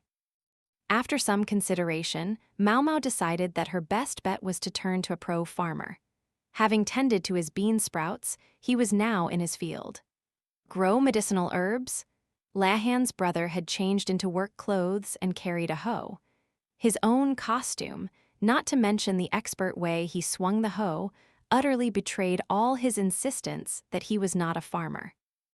The groundskeeper's meticulously manicured garden was now a thing of the past, transformed into an experimental agricultural space full of wheat and sweet potatoes. The earth was being worked by the other farmers who had accompanied Lahan's brother from the central region, as well as the groundskeeper himself, who looked thoroughly defeated. True, a field for medicinal herbs might be a good idea in the long run, but I think it's going to be tough around here. The western capital itself is so dry it's not really suited for fields, and the grasslands are too far away to be practical. And this field is off limits. It's for wheat and potatoes and nothing else. But you're always going off to plow fields all over, aren't you, Lahan's brother? That's legitimate work. I was told to plant potato seeds everywhere I could. Who told you? Had Jinshi made another special request of him? My father, he said miserably. I don't think he has any idea what's really going on. I got a letter from him, here in the middle of this emergency, and what did it say? I'm waiting for your report. And meanwhile, I thought I was going to die. If Lahan's brother was a proper, serious farmer, Lahan's father was a deranged one. That's true. You did well to survive, Lahan's brother. How did you get back here? He seemed to have been separated from his bodyguards, and he'd been far on the western edge of the province. It must have been quite a journey. I had my bodyguards part of the way, but one went chasing after the horses when they took fright at the grasshopper, swarm, and fled. Another went his way when we were attacked by bandits. I managed to trade what little dried potato I had for what we needed at the various places we passed through. And then people tried to steal the rest of my potatoes. On my way westward through the villages, anywhere I stopped to teach them about growing potatoes, I also warned them that there could be a plague of insects coming, and on my way back I found that there was comparatively little damage to those villages. The first one, they even thanked me and gave me a place to stay. And then in the next village. This wouldn't do. If Maomao listened to his entire story, she would have enough of his exploits to fill a book. Okay, yep, I get it, I hear you. Well, if you find a place that looks good for growing medicinal herbs, you tell me. Oh, hear me out to the end. Come on, listen. Bah, fine. I can see there's no reasoning with you, just don't expect too much. Lahan's brother might mutter and grumble, but he was a really good person. He would do his job. It was the same reason Maomao prayed that people wouldn't work him into the ground. That reminds me, some letters came for you too, he said. Oh, who from? Miss Chu was just here. Maybe you missed each other. Right. The letters were presumably from Liumen, or maybe from the Verdigrease house. Maomao went back to the medical office and got her mail, then went to her room to open it. She had gradually renovated the decor until, as one might expect, it was a simple room with medicinal herbs hanging everywhere. The quack doctor, who had so kindly redecorated for her in the first place, had looked disappointed, but on this point Maomao was not prepared to budge. She had 3 letters from Lahan, Yao, and Anen, respectively. Oh, right. She remembered belatedly that before they'd set out, Yao had told her to write sometimes. And I haven't sent a single word. Things had been so chaotic that she'd had neither the time nor the motivation to send any letters. She hadn't even given it much thought, assuming that if anything really serious came up, Jinshi would contact her at the medical office. Maomao looked at the 3 letters and pondered how to approach them. After a moment, she decided to leave Lahan S for later. She waved her finger back and forth between Yao's and NN's letters, not sure which to read first, and her finger settled on Yao's. It was backed with sturdy oil paper to give it the best chance of surviving the long trip. Normally, Maomao might have expected NN to add perfume, or use fine paper, or even send some flowers. But in this case, they seemed to have prioritized utility. It's far enough that you can't even assume the letter will ever arrive. Yao's letter was the usual, pointed and pouty until it abruptly turned shy and sweet. It pointed out that Yao hadn't gotten any letters from Maomao and wondered what was going on. It said she had heard about the insect plague in the West and had taken it upon herself to write, and was Maomao doing okay? And so on and so forth. The letter was written in careful columns of neat characters that occasionally grew bold with emotion. Ah, Yao, even her handwriting was transparent. Don't worry, I promise, I'll write back. The real problem was how long it might take any letter Maomao sent to reach Yao, but that was out of her hands. Next she opened NN's letter. Like Yao's, it had been reinforced with oil paper. She looked over the letter. Then she turned it over, looked up at the ceiling, and sighed. She pressed under her eyes with her thumb and pointer finger. Then she turned the letter back over and looked again. The paper was the same size as Yao's letter, but NN's characters were hardly bigger than grains of rice and ran together in a cursive hand, flowing down the page like a sutra. Some 90% of it was about Yao. This was no letter. It was a collection of field notes from NN's observations of her mistress. Maybe NN was trying to tell Maomao something important, but the more of the letter Maomao read, the more the message seemed to be simply my mistress is so darn cute. There was one thing that weighed on NN. That Yao still hadn't given up the idea of doing the same work as a full-fledged physician.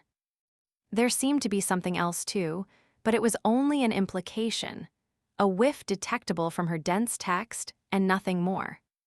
Sorry, I don't have time to play guessing games, Maomao thought and set NN's letter aside. All right, time for the last one. She was surprised to receive a letter from Lahan. Wouldn't it be better for him to contact Jinshi? Surely he realized that with Maomao, there was the distinct possibility that she would throw the letter away without ever reading it. In any case, it had reached her safely, and for the sake of those who had helped it do so, she decided to open it. Lahan's letter, too, was backed with oil paper, like the others. It hadn't surprised Maomao that Yao's and NN's letters might be constructed the same way, but Lahan's as well. That seemed a little odd. Then again, maybe they sold paper that was made that way, specifically for sending long distances. Whatever, she looked at the letter, which said, Yao and NN are at my house yet. What do you suppose I should do? The sentences evinced a rare display of uncertainty on Lahan's part. The rest of the letter politely asked after the health of those in the western capital, but the matter of Yao and NN was clearly his main concern. I don't know. Maomao carefully folded the letters back up. She needed somewhere to put them for the time being. The quack doctor had given her, at her request, an empty box from when he'd gotten some manju buns, and she decided to use that. Maomao was a commoner at heart, unable to throw away even an empty box. Chapter 8, The Letters That Didn't. Another massive pile of papers had accumulated in Rikusen's office. It had been this way for days now, but they were necessary. There was nothing he could do about it. Instead, he worked his way through them, slowly and steadily, one thing at a time. There weren't enough administrators, and all the work those extra personnel might have done landed on Rikusen. It had been more than a month since the enormous plague of insects. The grasshoppers had attacked several more times, but after that things had calmed down. Well, not things, just the grasshoppers.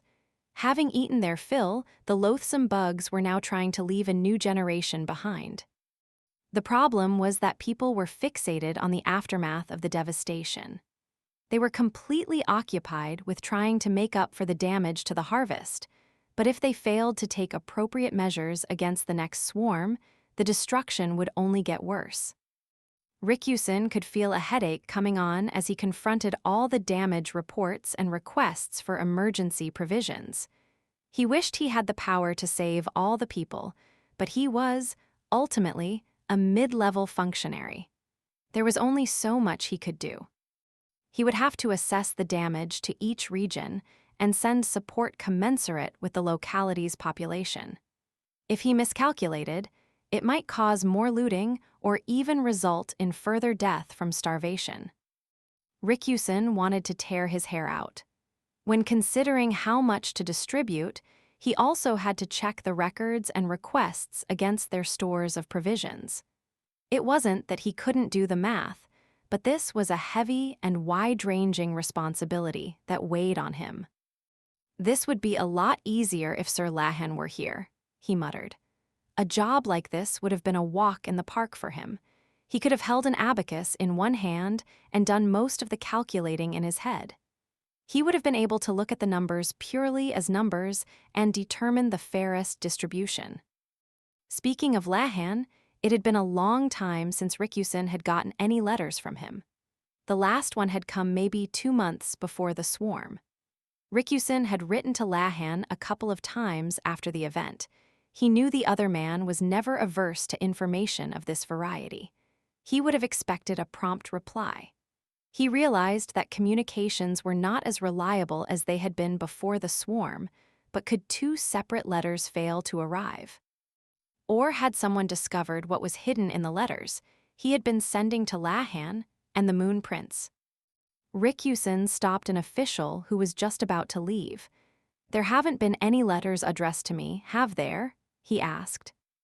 "No, Master Rikyusen, I'm afraid not," the official said flatly.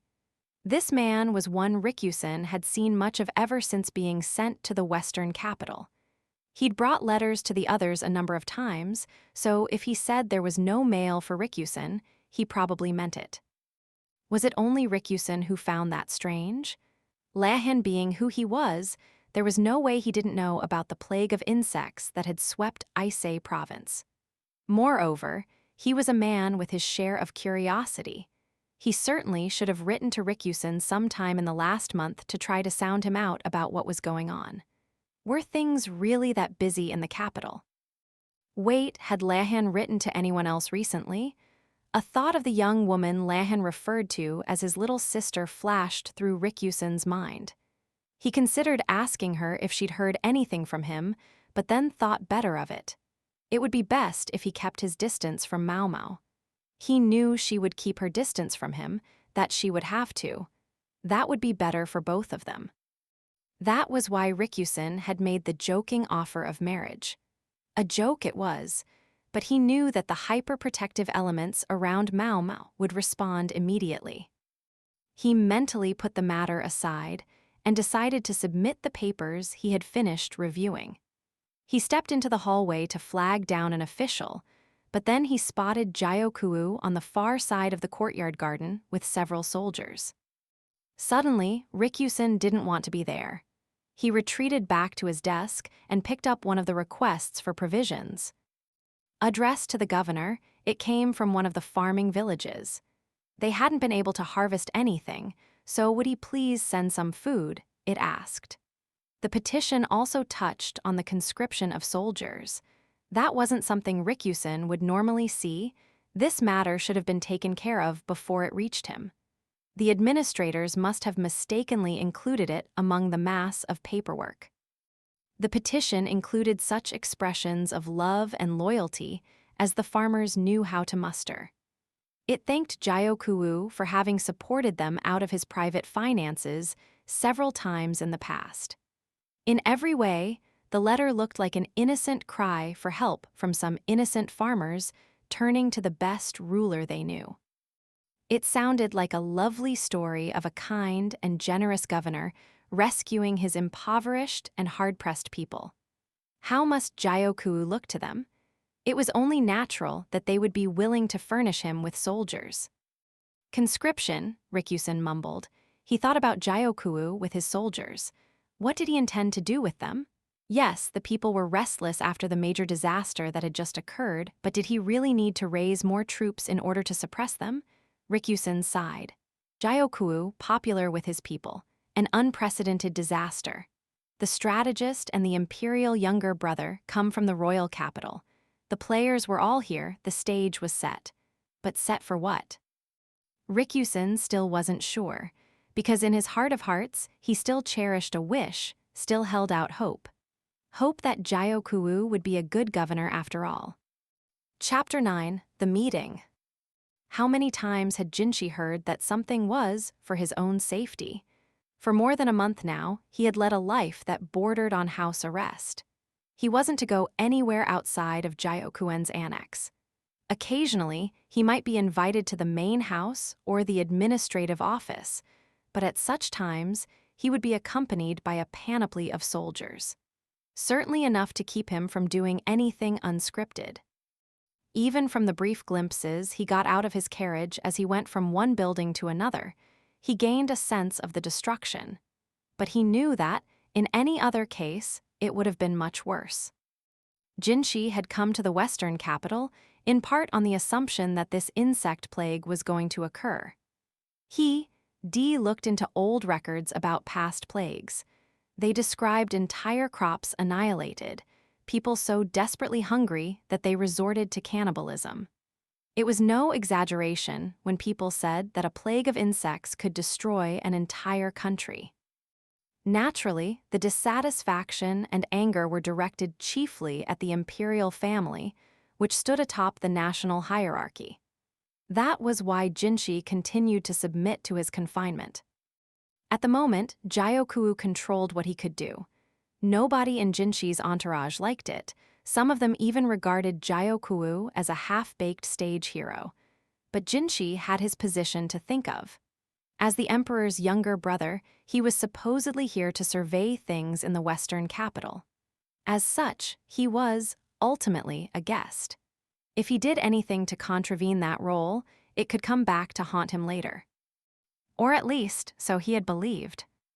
"I think you're letting them upstage you a bit too thoroughly, Moon Prince," Chu said, although her face betrayed nothing.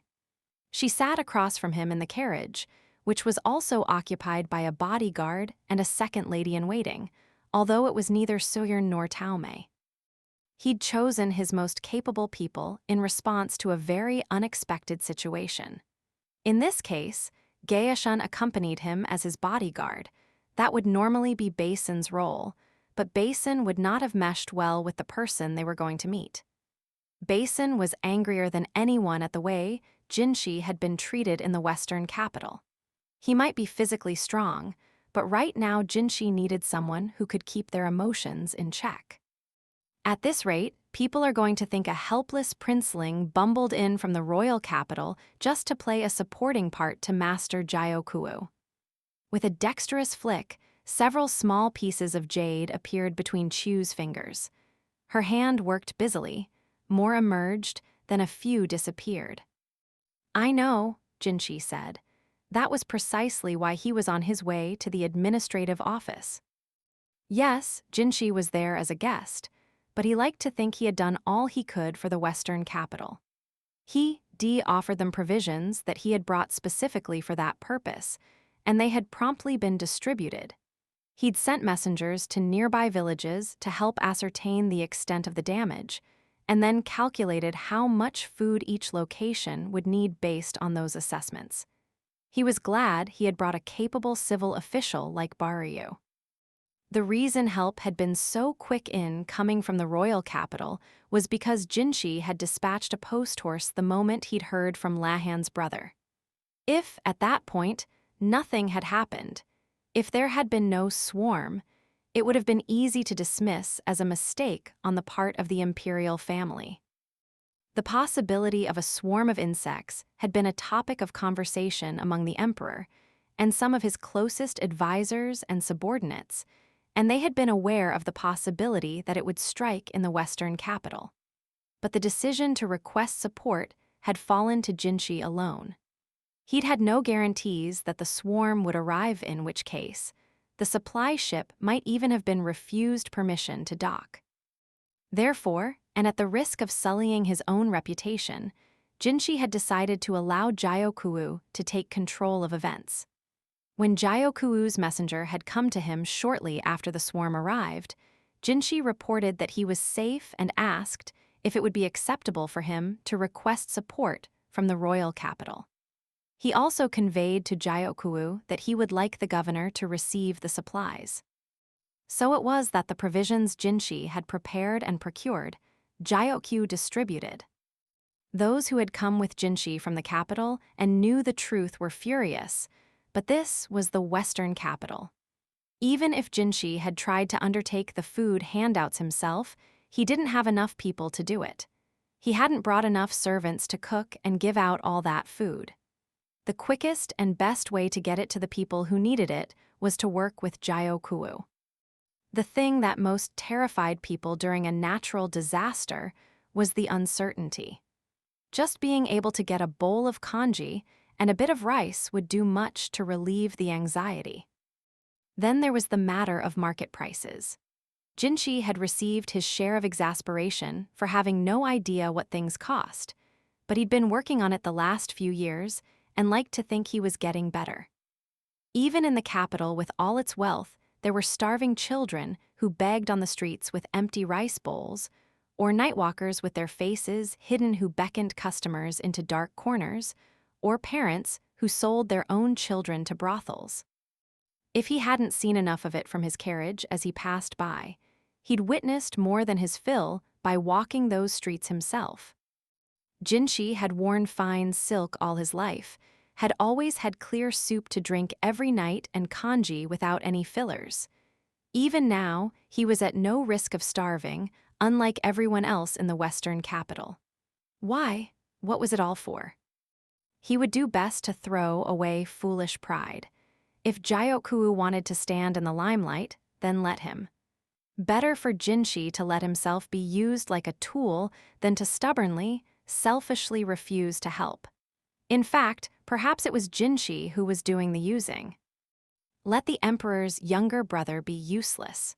Who cared if the people mocked him? Far better he be someone no one would desire to manipulate. What would Basin think of all this?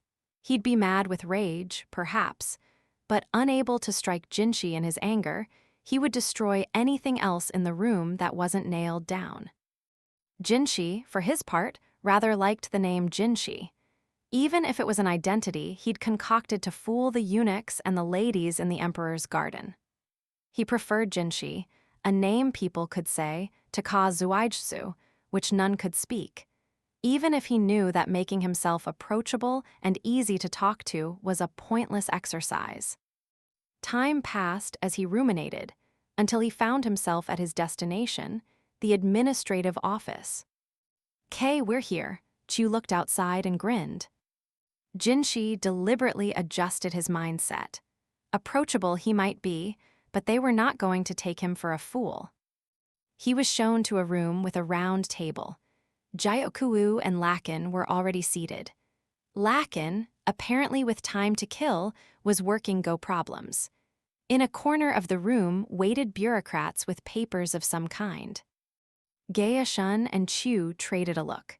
This didn't feel like the last time they had met Gyokuu or the time before that.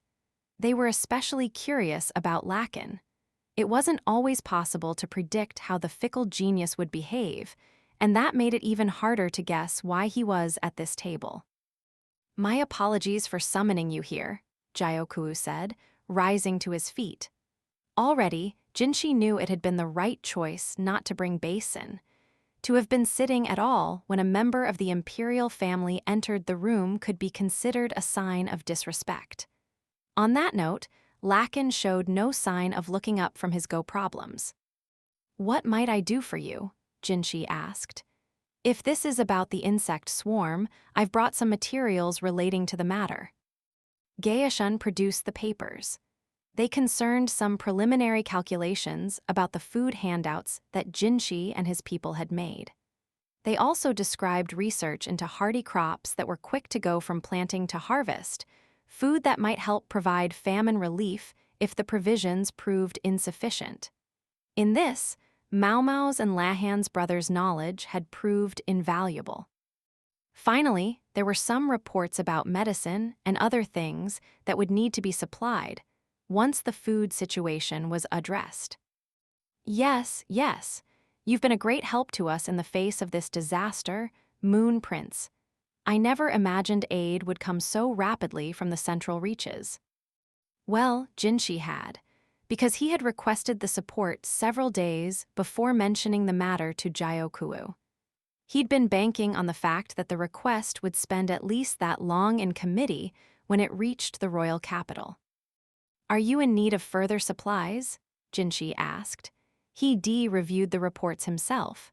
The current stock of provisions was expected to hold out only 2 or 3 months at most, but there was a limit to how much support could be provided. The real solution was to get some crops growing as quickly as they could. "I do wish to ask you for more support, if I might, in the form of personnel." "Personnel? How do you mean?" True, Gyokuu was clearly short-staffed, but just sending in new folks willy-nilly wouldn't solve the problem. If he wanted more farmers, it would be better to teach the locals than bring in outsiders. "I need soldiers," Gyokuu said. "Why? You need help suppressing bandits." Food shortages tended to make the gulf between the haves and have-nots especially apparent. As the poor began to starve, they would soon turn to crime. The whole reason Jinshi had hurried to provide extra food was to blunt that possibility, to fill people's stomachs before they turned to violence. Gyokuu gave Jinshi a smile that verged on a leer. It was an expression one would never have seen from his father. It was the look not of a merchant, but of a soldier, of a man less interested in kindness and decency than martial valor. A bureaucrat behind Gyokuu handed him a large piece of paper. "I'd like you to take a look at this," Gyokuu said, and placed the paper on the table. It was a map of Aisei province, with several areas circled in ink. Some of the circles were black and some were red, with more red circles the farther one went to the west. Lakin said thoughtfully, looking up from his go problems. "Bandit attacks." "Precisely." They had circled everywhere an incident had taken place.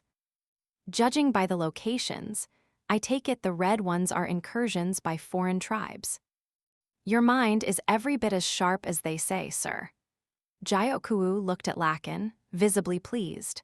The strategist normally seemed like a doddering fool, but when it came to reading human behavior, he had no peer. So the red circles were attacks believed to have been perpetrated by foreigners. True, Aisei province was located right on the border, but even at that, the number of red circles seemed inordinately large to Jinshi. "Are they getting more frequent?" he asked. "They are," Gyokuu confirmed. "There were a good number last year as well, but this year has been particularly bad. We made some, modest military preparations, but there couldn't have been a worse time for an insect plague." Jinshi had heard talk that conscriptions were increasing, but to hear such words from the governor's own mouth left him speechless. Gyokuu was no fool. "I think we can safely assume that the swarm has driven those reprobates into Li," said Gyokuu. The swarm had covered a wide area, and the less prepared a place was, the worse the damage would be. Certainly other countries would have been hit at least as hard as their own, and possibly even worse. "Then these soldiers you want are for the suppression of the tribes?" Jinshi asked. There had been such an excursion some years before, but that had been merely about pushing the foreigners back. As he recalled, it hadn't gone to Aisei province, but the western edge of Shihoku province. Jioku, however, said no and laid down another map. This one showed an even larger area, including Sheiya, Hokuaren, and Anan. What would you say if we aimed here? He pointed squarely at Sheiya. Jinshi looked at him. What exactly do you mean by that? Well, it's as you can see on this map.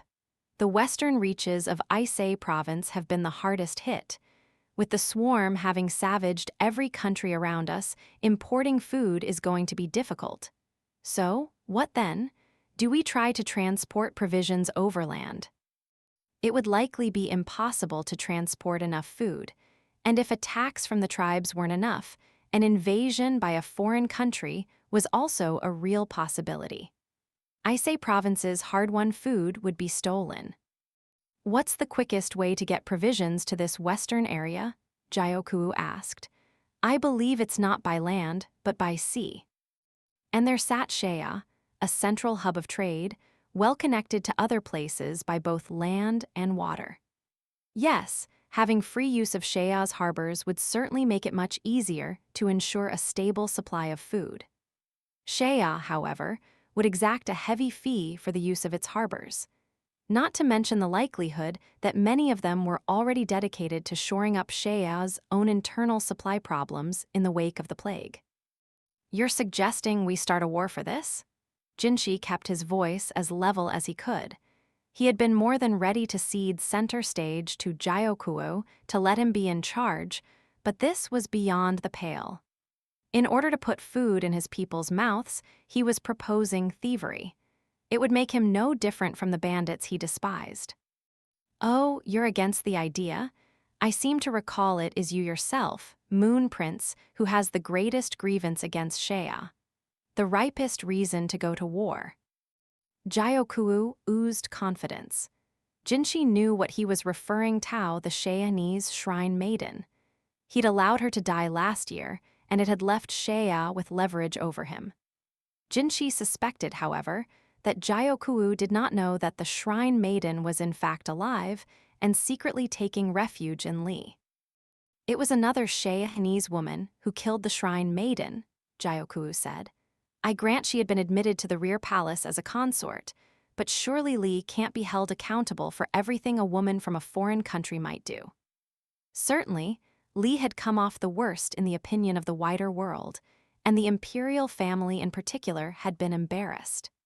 Sheiya used the murder of their shrine maiden to try to blackmail our country. More than reason enough to go to war, I would say. But you wouldn't, Imperial younger brother. Depending on the era, a reason to go to war could be nearly anything. After all, simply besmirching the ruling family could get an entire clan wiped out. Now Jioku turned to the strategist. What do you think, Sir Lakin? Lakin once again stopped working his Go problems and studied the map intently. He wore the same look with which he would appraise a board game. He reached out to his aide, who gave him a bag. There were shogi pieces inside. I don't know about your reasons or excuses. All I know is how to win at shogi, Lakin said, and then he started arranging the pieces on the map. The aide gave Jinshi an apologetic look. There was no malice in Lakin, but neither was there virtue. So long as something didn't harm him or his family, he paid it no mind. If there was a chance to participate in an interesting game, however, that he wouldn't miss. Jinshi saw now why Jioku had included Lakin in this conference. To the strategist, war was just a combination of his favorite games. It was a shogi match using human pieces, and a game of Go in which you captured real territory. If you would stand at our head, Moon Prince, I have no doubt the people of the West would rally behind you. This, then, was what Jioku was really aiming at with Jinshi. Don't you think that the people wish to behold you not merely as a visitor, but as a leader? There was one thing that Jioku seemed to have misunderstood. He believed Jinshi was eager for people to see him in his true guise. He was trying to flatter Jinshi's pride as part of the Imperial family. If you should step forth, I would support you wholeheartedly. I would be your right hand, Jioku said, his gaze piercing. Jinshi found himself wondering if Gyokuu truly was related to Gyokyo. She too could be strong-willed, but she was nothing like this. Jinshi could see it in Gyokuu's eyes. He wanted war. He was eager for it. I may summon soldiers, but people live here. Yes, they do. Our western lands are home to many loyal hearts. They may be merely farmers, but if the need were to arise, a great many of them would lend you their strength. Imagine you leading us and Sir Lakin formulating our strategy. And finally, though I grant our power be modest, the Yu clan would stand to aid you. The Yu clan. Gyokuen might have started life as a merchant, but he had influence all over Ise province. His current power might even surpass that of the Yi, who had been destroyed 17 years before. Jinshi narrowed his eyes. Tell me, does Sir Gyokuen know about this plan? There was the slightest twitch of Gyokuu's eyebrow. My father has long spoken of what we might gain if we could extend our reach into Shea's territory. Ah, so he doesn't know, and yet the whole clan of you would stand by me. Jinshi, drawing on his experiences in that den of women, the rear palace, remained resolutely calm.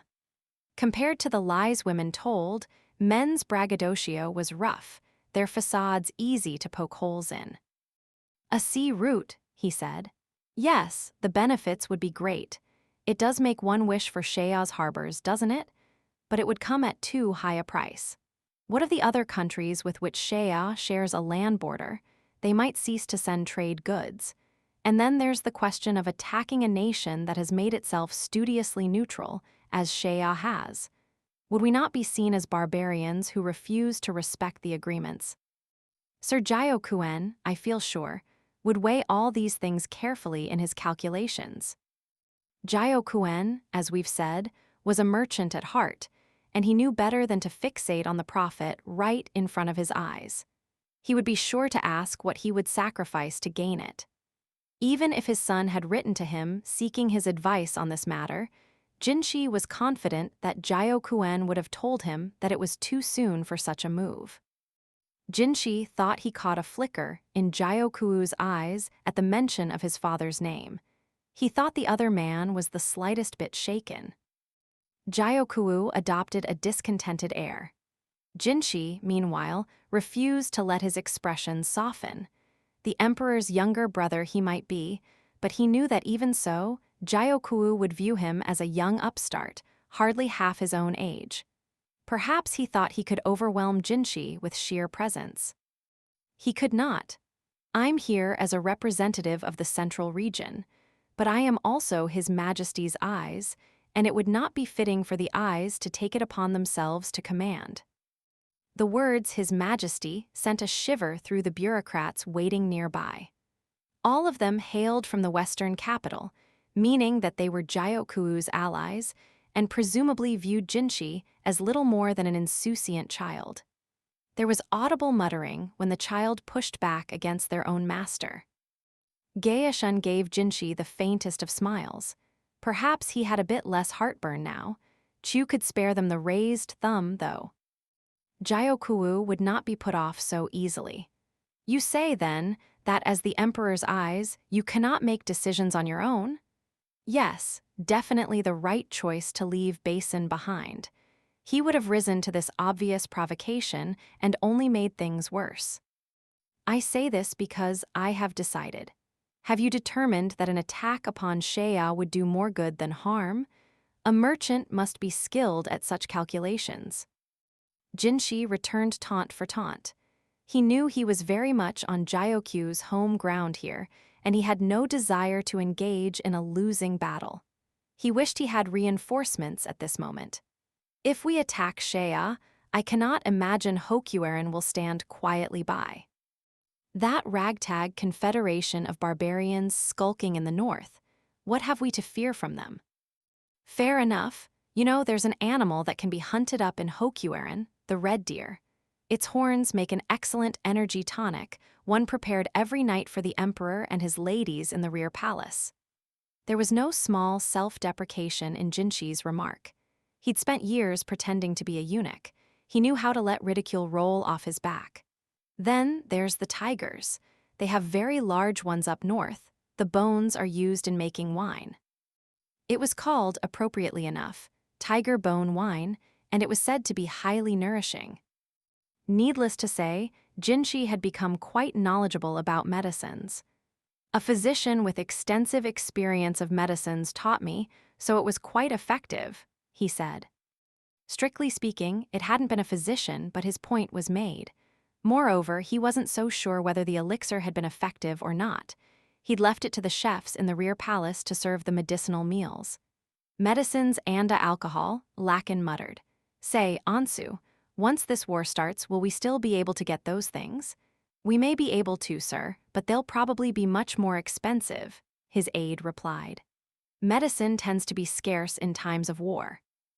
It's hard on doctors and apothecaries. I see. Lakin returned the shogi pieces he'd been placing into the bag they came from and stood up. Ansu was a highly capable aide-de-camp. He'd naturally understood what Jinshi was trying to communicate to Lakin.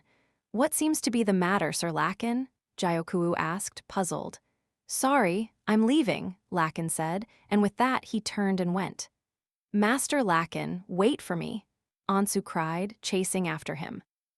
The Westerners had hardly picked their jaws up off the floor when Jinshi stood as well. It seems our strategist is in no mood for war. Perhaps I might also be on my way then? Gyokuu said nothing. Jinshi decided to take that to mean that he could go. He didn't look like he liked that very much, Chu whispered. Sadly for Gyokuu, if there was one realm in which Jinshi had far more experience than he did, it was what made Lakin tick. Chapter 10, The Golden Ratio. What to do? Lahan's brother was fretting. A large map spread before him on the table in the medical office. Yes, whatever to do. The quack doctor was also fretting. Maomao needed him to do some work, so she placed a mortar and some herbs beside him. What are you doing here, Lahan's brother? She asked him. This was the medical office. It wasn't a place where non-medical personnel should just settle in and start fretting. Then again, she could understand. Of everywhere in the mansion, this was perhaps the least on edge. The old guy said I could, Lahan's brother protested. Lahans is so tired, young lady. He needs somewhere to rest. The quack seemed to be under the impression that Lahan's brother's name was Lahans, but it seemed like too much trouble to correct him. Even Lahan's brother himself didn't say anything. Had day after day of grueling fatigue drained him of all desire to argue, or hadn't he noticed? Or had he even come to accept this state of affairs? He's definitely worked harder than any of us. His actions might have saved tens of thousands of lives from the insect plague, and he hardly seemed to realize it. Maybe when this was all over, she could ask Jinshi about giving him a reward of some kind. What are you looking at anyway? Maomao asked, peering at the map. Now that she got a good look at it, she realized it was covered in annotations, describing things like the climate and soil type of each region in considerable detail. I kept notes on this map when I went on my grasshopper slaying journey. I wanted to write down any unique qualities of the fields since I had the chance, but in the end, I barely got to half of them. Oh man, this guy is useful. Unfortunately for him, his job in this case was to be used and used again, only to see others steal his best moments. Maomao vowed afresh that she would see him recognized for his contributions, this time if never again. From the map, I take it that you're trying to decide where to grow crops. Didn't you do that already? This time, it's more concrete. The powers that be want to know what crops can be grown where. We can't just go on sending food from the central region forever, can we?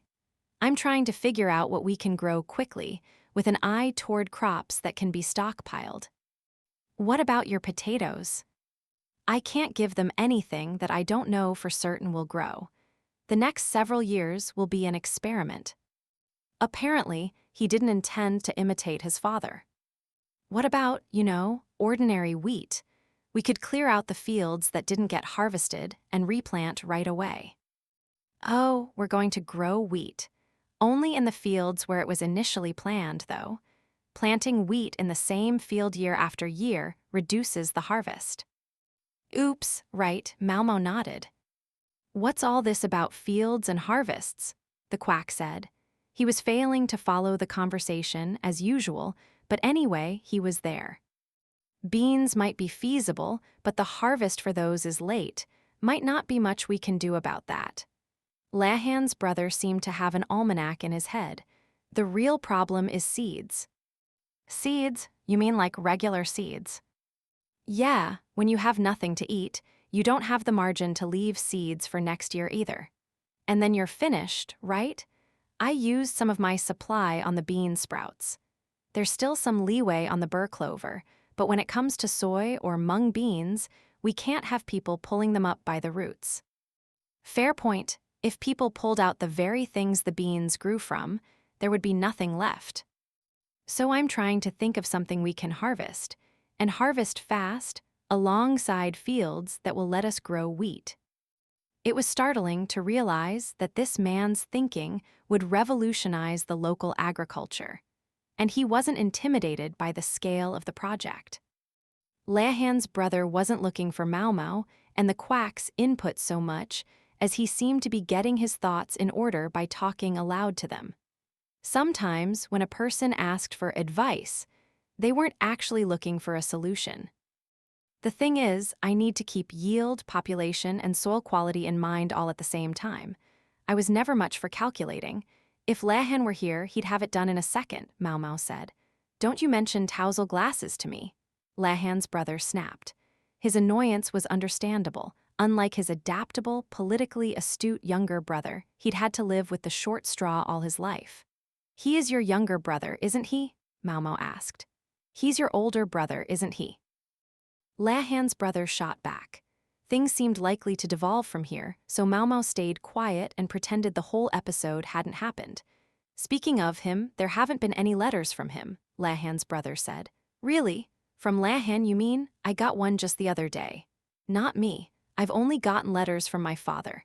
Lahan loves writing letters. I was expecting to get more from him. If Lahan had bothered to write to Maomao, it seemed strange that he wouldn't write to Lahan's brother. Incidentally, the quack seemed to be gradually realizing that Lahan's brother was Lahan's, but Lahan's older brother. He still didn't ask his name. Maomao paused thoughtfully. What is it? Lahan's brother asked. Nothing, she said. She was simply thinking about the letter she'd gotten a few days earlier. She dismissed it without much thought then, but now she stood up. I'll be right back. Oh, sure. Maomao went up to her room where she found a small vase of flowers. She stripped the place of anything too girlish, but the quack occasionally left little decorations like this. Here, Maomao said, returning with the box in which she kept her letters. What's this? The letter I got from Lahan. Doesn't this paper look oddly nice to you? I initially assumed it was to help it survive a long journey. Maomao stared at Lahan's letter. The regular writing paper was reinforced with a backing of oil paper. Yao's and Enen's letters, which had come at the same time, had been constructed the same way. Hey, what's this sentence mean? Lahan's brother asked, giving the line Yao and Enen are at my house yet. What do you suppose I should do? Very close scrutiny. Oh, you know, Maomao said, giving him a brief rundown on Yao and Enen's situation. Just imagine what Lahan's brother's face looked like then. The corners of his eyes, wide and astonished, were raised in fury, his nostrils flared, and he bared his teeth like a beast. His hair stood on end so violently it seemed to stretch up to heaven. Yeek, the quack cried, shrinking back. Maomao was almost as surprised as he was. She hadn't even known Lahan's brother was capable of looking so angry. If someone had carved his likeness in wood at that moment, it could have passed for a wrathful deity. That bastard, he chases me to a piddling field somewhere, while he lives in a mansion with an eligible young woman, 2 eligible young women. With Enen around, Maomao was sure that there would be no trysts, assignations, or romantic rendezvous of any kind. But she didn't think trying to explain that to Lahan's brother would help at the moment. He's always been like this, always waltzing in to steal my thunder. The quack doctor was still cowering, so Maomao grabbed the duck as it went by. Lehan's brother buried his face in its feathers. Duck therapy. After a few minutes, Lehan's brother's face was back to normal. The duck, evidently unwilling to work for free, began badgering the quack for some food. With Lehan's brother finally calm, Maomao thought maybe they could get back on track. "Don't you think there's something odd about this writing?" she said. "Oh, how so?" He even sounded different now. For all the law blood in his veins, he was a surprisingly normal person and relatively handsome to boot, but at that moment he looked supremely sullen. If duck therapy wasn't enough, a cat seemed the next best thing, but unfortunately the little calico furball was far, far away. Again, I would have understood, but yet, that doesn't make sense. Those two went home once already. What do you mean they went home once? This is the second time they've been there. Lehan's brother, please keep your distance when you're making that face. I told you not to say Lehan's name in front of me. Yeah, okay. Lehan's brother appeared to be manfully enraged by his younger brother's relations with the fairer sex. Suppose, just suppose, that Yao and Anen had once again sought shelter at Lehan's house because of things with Yao's uncle. Maomao could imagine that. But she was also sure that Lehan, of all people, would never write yet when he meant again. There's something going on here. She studied Lehan's letter. It was stuck firmly to the oil paper backing. There didn't seem to be any way to separate them. No, wait. It looks like somebody tried to peel them apart. Each of the four corners of the oil paper looked like they had been peeled at, although the traces were faint. Somebody pulled them apart and then pasted them back together. She examined the other two letters. If something had been done to Lehan's missive, it seemed more than likely that the other two had been treated the same way. When she looked closely at the text, she could see the characters were a bit blurred. Probably a product of pasting the oil paper on after the letter had been written, with the glue seeping through to the front. What had happened to the letters? If someone had given Yao and Anen some idea, some little thing to do to their messages, they might all somehow be connected. Maybe I'm supposed to put it over an open flame? No, they were on oil paper. It would burn if exposed to a flame. Maybe the whole reason the letters were backed with oil paper was to fool any would-be tamperers. It would force them to actually look at the letters, whereupon they would discover there was no sensitive information in them. But that was a bluff. Maomao continued to stare at the letters. Lehan's brother joined her. The quack, not wanting to feel left out, assumed a thoughtful expression. "Are you sure this came from Lehan?" Lehan's brother asked at length. "What makes you say that? That's his handwriting. I know it pains you, but try to accept reality." "That's not what I mean. You know how obsessed he is with numbers, right?" "Yes." Who boy, did she ever know. "But doesn't this letter look ugly to you?" Lehan's brother spread open his younger brother's letter. "I wouldn't say it seems unusual." "No, it is. When he writes a letter, it's always on paper that's 5 lines across by 8 lines down." Never knew that. Maybe it was what Lehan would have referred to as a beautiful ratio. Unfortunately, Maomao didn't have that much interest in Lehan's letters. Maybe he just didn't have enough paper. No, you don't understand how obsessed with numbers he is. Once I gave myself a quick haircut, I just needed it to be shorter, you know? And in the middle of the night, he came in and cut it all while I was asleep. And if it was uneven by so much as the width of a fingernail, he kept cutting until there was hardly any left. Can you imagine how I felt? He was 5. Okay, so you don't have the world's best younger brother. Or family, for that matter. That's who we're dealing with. If he gave up his perfectly ordered writing style, there's a reason. Lehan's brother's gaze nearly bored a hole through the letter. Maomao, meanwhile, turned to the other 2 letters. Yao's was longer than Lehan's, but substantially shorter than Anen's. Maomao had read more than enough of Anen's letter, in fact, which was not only sprawling, but written in characters the size of grains of rice. Lahan's and Yao's characters were the perfect size, very easy to read. On a whim, Maomao placed Lahan's letter over Yao's. They had the same number of rows, but Yao's letter had exactly 3 times as many columns. With their characters being about the same size, they could easily be overlapped. If Yao's letter was longer, well, she could get emotional sometimes. "Look at this," Maomao said. "Look at what?" The Verdigris house got more than its share of students who were taking, or who had passed, the civil service exam. They always said that by far the hardest part of the exam was being cooped up in what amounted to a cave for days on end, writing, writing, writing. They had to write in perfectly ordered, balanced characters, just like the copybooks. "The columns and rows," said Maomao. "It wasn't just the size of the characters. The number of characters running down the page was also identical." She matched up the edges of the 2 letters, then noted the word in Yao's that corresponded to the yet in Lahan's. Then she slid the letter further along, observing the next word that overlapped with yet. Yao's letter was precisely 3 times longer than Lahan's. She moved Lahan's letter 1 more time and observed the final overlap. "Find the coal." "Coal." "Yes, it's a rock that burns. It can be used medicinally, but I've heard it can also do a lot of harm." Maomao's father, Liu Men, was well aware that any drug could also be a poison, and he strove to use medicines with as few harmful effects as possible. Therefore, Maomao didn't know much about coal. "So why are we looking for this, coal?" "I'm not sure myself, but I think we should report it." Maomao put the letters back in the box, hoping it was all just a strange coincidence. Chapter 11, The Coal Mine. Miss Maomao, what is it, Miss Chu?" This kind of exchange had nearly become a routine for them.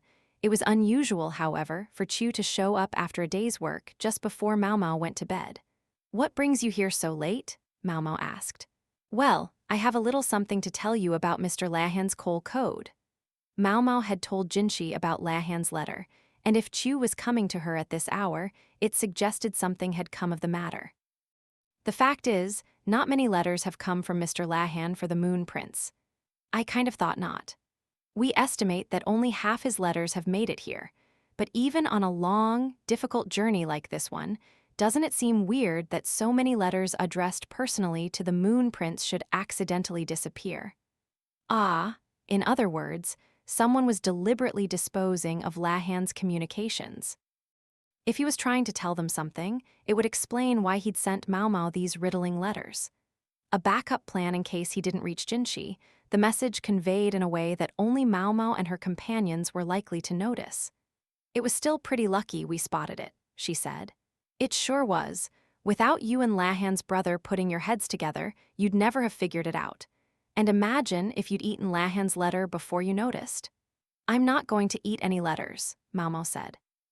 Sometimes she didn't understand Chu's jokes. Maybe not, but Miss Chu's goats sometimes do. "You're still trying to raise those goats, huh?" "Yes. Thanks to them, I can drink nice, fresh, funny-smelling milk anytime I want." "You don't make it sound very appetizing. Every time I see goat meat at dinner, I think maybe your friends finally met the butcher." "The mama goat had a baby and gives milk now. The kid is a boy, so he can be the husband of the 3rd goat. As for the daddy goat, he went on a very long trip to a faraway place. They come, they go, but there are always 3 of them. Daddy goat will live forever in Miss Chu's heart and stomach." Which all seemed to work out to such. One of the goats had been eaten. Maybe that was the animal Tianyu had been practicing his dissection on. Now, maybe let's get back on subject. "Yes, please," Maomao said. If she entertained all Chu's digressions, it would be morning before long. "About that coal, it seems Aisei province did mine some, although only a little bit." "Oh, indeed, but that was almost 20 years ago. There are no records of any recent mining operations." "Still, what an intriguing thought. Let me guess, there are no records left from 20 years ago?" Maomao asked. The suppression of the Yi had occurred 17 years past, during which time much of the era's paper trail had been burned. "You're exactly right." Our suspicion is that there was someone among the suppressees who was in charge of the coal mining. Well, that doesn't help us much then. But there must have been some people who did the actual mining, right? Yes, but what happens to people after a major conflict like that, who can say? The mine never yielded that much anyway, so it was abandoned. But in that case, or anyway, it would create some very enticing opportunities if people believed that was true, said Chu. Now, this was a striking turn in the conversation. Chu went on, Miss Maomao, did you know that Master Jioku invited Master Jinshi and the old fart strategist to have a little chat? No, and I don't want to know, she said firmly. I gather that Master Jioku suggested starting a war against another country. You don't much care what I think, do you, Miss Chu? Miss Chu believes information should be shared with the right people. This information, however, was decidedly not something Maomao wanted to hear. It was clear why Chu had come to Maomao's room at night, though, if the quack doctor heard about this, he would have been very distraught. Now, which country do you suppose Master Jioku suggested fighting? I can't hear you, Maomao said, pressing her hands to her ears. Chu grinned and tickled her. Hey, no fair. Maomao flopped helplessly onto the bed and Chu jumped on her, pinning her down. So much for plugging her ears. Chu whispered to her, He's not after Hokueren, it's Shea he's after. I didn't want to hear that. No, she would have preferred not to know. But now that she knew, she had a question. Why Shea? I would have thought attacking them would do us more harm than good. Setting aside the fact that attacking other countries is completely stupid to begin with. Good question. One benefit is that if we capture the nearest city, it comes with harbors. We'd have free use of the sea lanes, and that's worth a lot. Importing crops would be much easier. True, perhaps, yet to Maomao it didn't sound like enough. Plus, considering what Shea did to us last year over the Shrine Maiden, we have a ready excuse. All the more so if the Moon Prince, whom they wronged more than anyone, were to lead us. It might look like a good excuse outwardly, but hadn't there been a lot of behind-the-scenes dealing? If the former Shrine Maiden were willing to provide information, they might indeed gain some extremely useful intelligence on how to attack Shea. But did Jioku know that the Shrine Maiden was still alive? Surely not. One more thing. Everyone's on edge right now, and it makes people prone to violence. If we can point that anger away from our leaders and toward another country, wouldn't that be helpful? Think of all the people who lost their jobs because of the swarm. How many of them have become bandits? Just imagine what the old fart could do with pieces like that to deploy in battle. It was hardly an uncommon reason to start a war, but Maomao was nobody's fool. I thought Shea was supposed to be a neutral country. If we invade, Miss Chu, won't other nations be mad at us? I should think so. Hokueren in particular would take it hard. You could argue that if we can seize the harbor in one fell swoop, we might manage things somehow, but we would still have a rough time of it. And it would cost a lot of money. She sprang to her feet. But what if, say, there was a mountain with a coal mine on the western edge of the province? The western edge. On the border with Shea, in other words. Coal doesn't get used a lot in Leh, but it's an important fuel resource in places without much timber, Chu said. That's what I've heard. She didn't know firsthand, she'd never used the stuff herself, but a fuel that could be used without needing to make charcoal would certainly have its uses. They say it stinks when you burn it, though, so people do like it as much as charcoal. Liu Humen had used coal during his studies abroad. Burning it produced secondary products that were poisonous, but could also be medicinal. If it was too much trouble to mine the coal, however, there was no point. Yes, the former Empress Regnant had banned logging, but even so, charcoal remained a better and cheaper fuel than coal. Wow, really, what does it smell like? Chu asked. I mean, I haven't smelled it myself, but I'm told it's acrid. They say if you smell it once, you'll always recognize it. I guess the only way to know for sure would be to burn some ourselves. Maomao stayed, seated on the bed, and watched Chu. Well, suppose there was a great deal of coal that could be extracted from the Shaya side. What if we could import that with our newly obtained sea route? What if Shaya didn't even know there was coal there, or what it was worth? Although, to be fair, I doubt they really don't know what it's worth. That would change the equation, whether or not there would be a profit, whether or not to go to war. If there were some other way to use coal too, that would change things even more, but let's set that aside. Chu mimed putting an object to one side. Now I understand why Lahan told me to look for it. Maomao was suddenly very tired. Lahan had found out somehow that there was coal in Isei province. He'd found and examined records and materials about the province, whatever was left in the central region, and he had discovered that officially there had been no mining. This is completely different from the overreporting of the crops. If the visitors from the central region learned about this, it really would be trouble. So have they been mining the coal without informing the government? It would certainly explain how there were enough resources to provide for farmers in times of poor harvest. Moreover, it would be hard to believe that such a thing had been done exclusively on Jiokuu's personal initiative. Maomao broke into a very unpleasant sweat, but Chu looked as cool as could be. "Miss Chu," Maomao said. "What is it, Miss Maomao? Tell me, all of this is strictly within the realm of speculation, isn't it?" Never act on an assumption was Maomao's motto. Now of all times seemed like a moment to heed her old man's advice. "Yes, it is, but there's some very compelling evidence," Chu said, dashing Maomao's hopes. "Mining is a very dangerous activity, so we believe that initially they used lots of slaves. Weren't the surviving Windreaders enslaved?" Maomao didn't say anything. Knowing Chu's information network, she might already have talked to some of the former miners.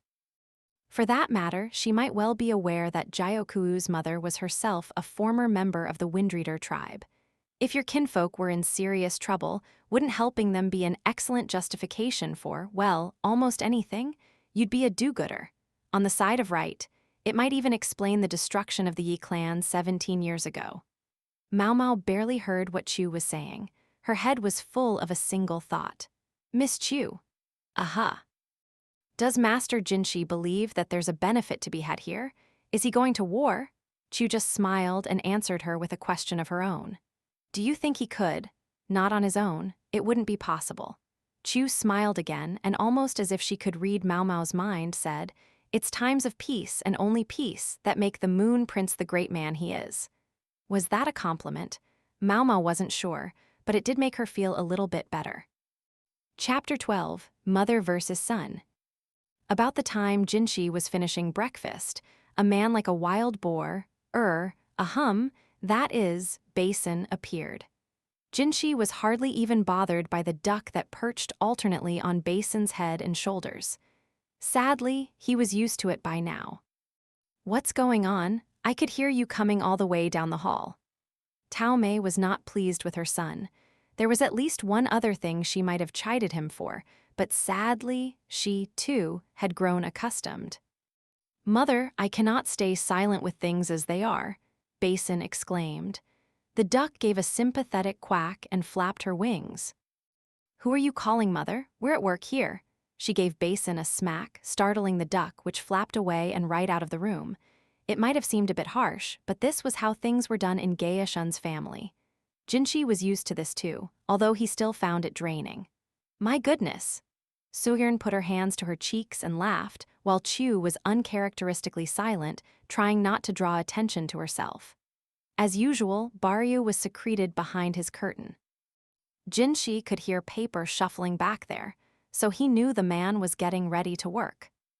Gaeshun, as it happened, was out at that moment. If he'd been there, he would have looked more pained than anyone by the behavior of his wife and son.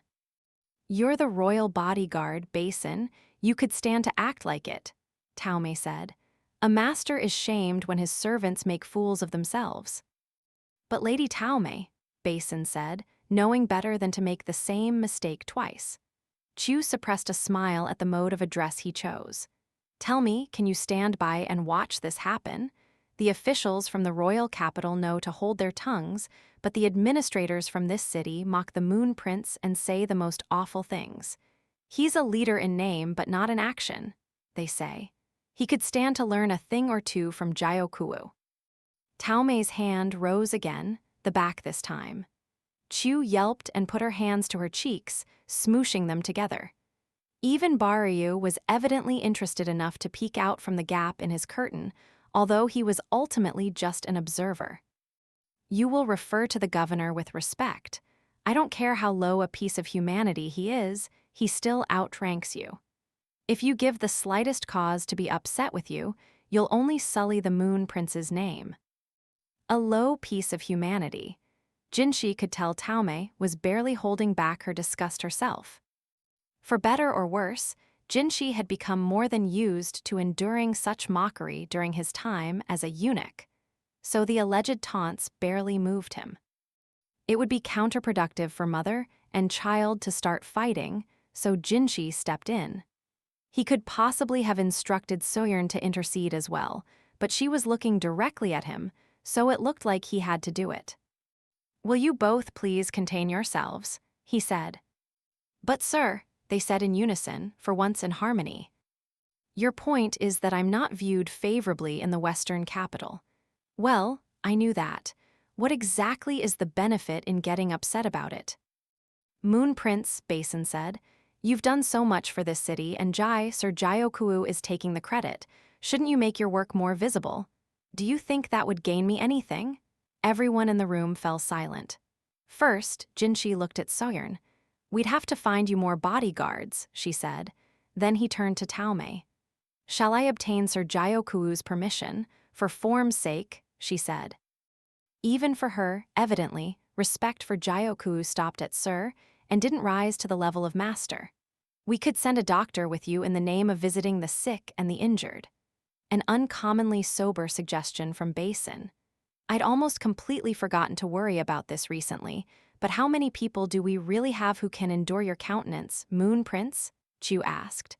"I think the shut-in life might actually be easier for you." Everyone else groaned audibly. "I would hate to have to clean up after you when brides and lovers have a change of heart after seeing you, Moon Prince. It does the most terrible things to my stomach," came Baryu's mutter from behind his curtain. Once more, they were all silent.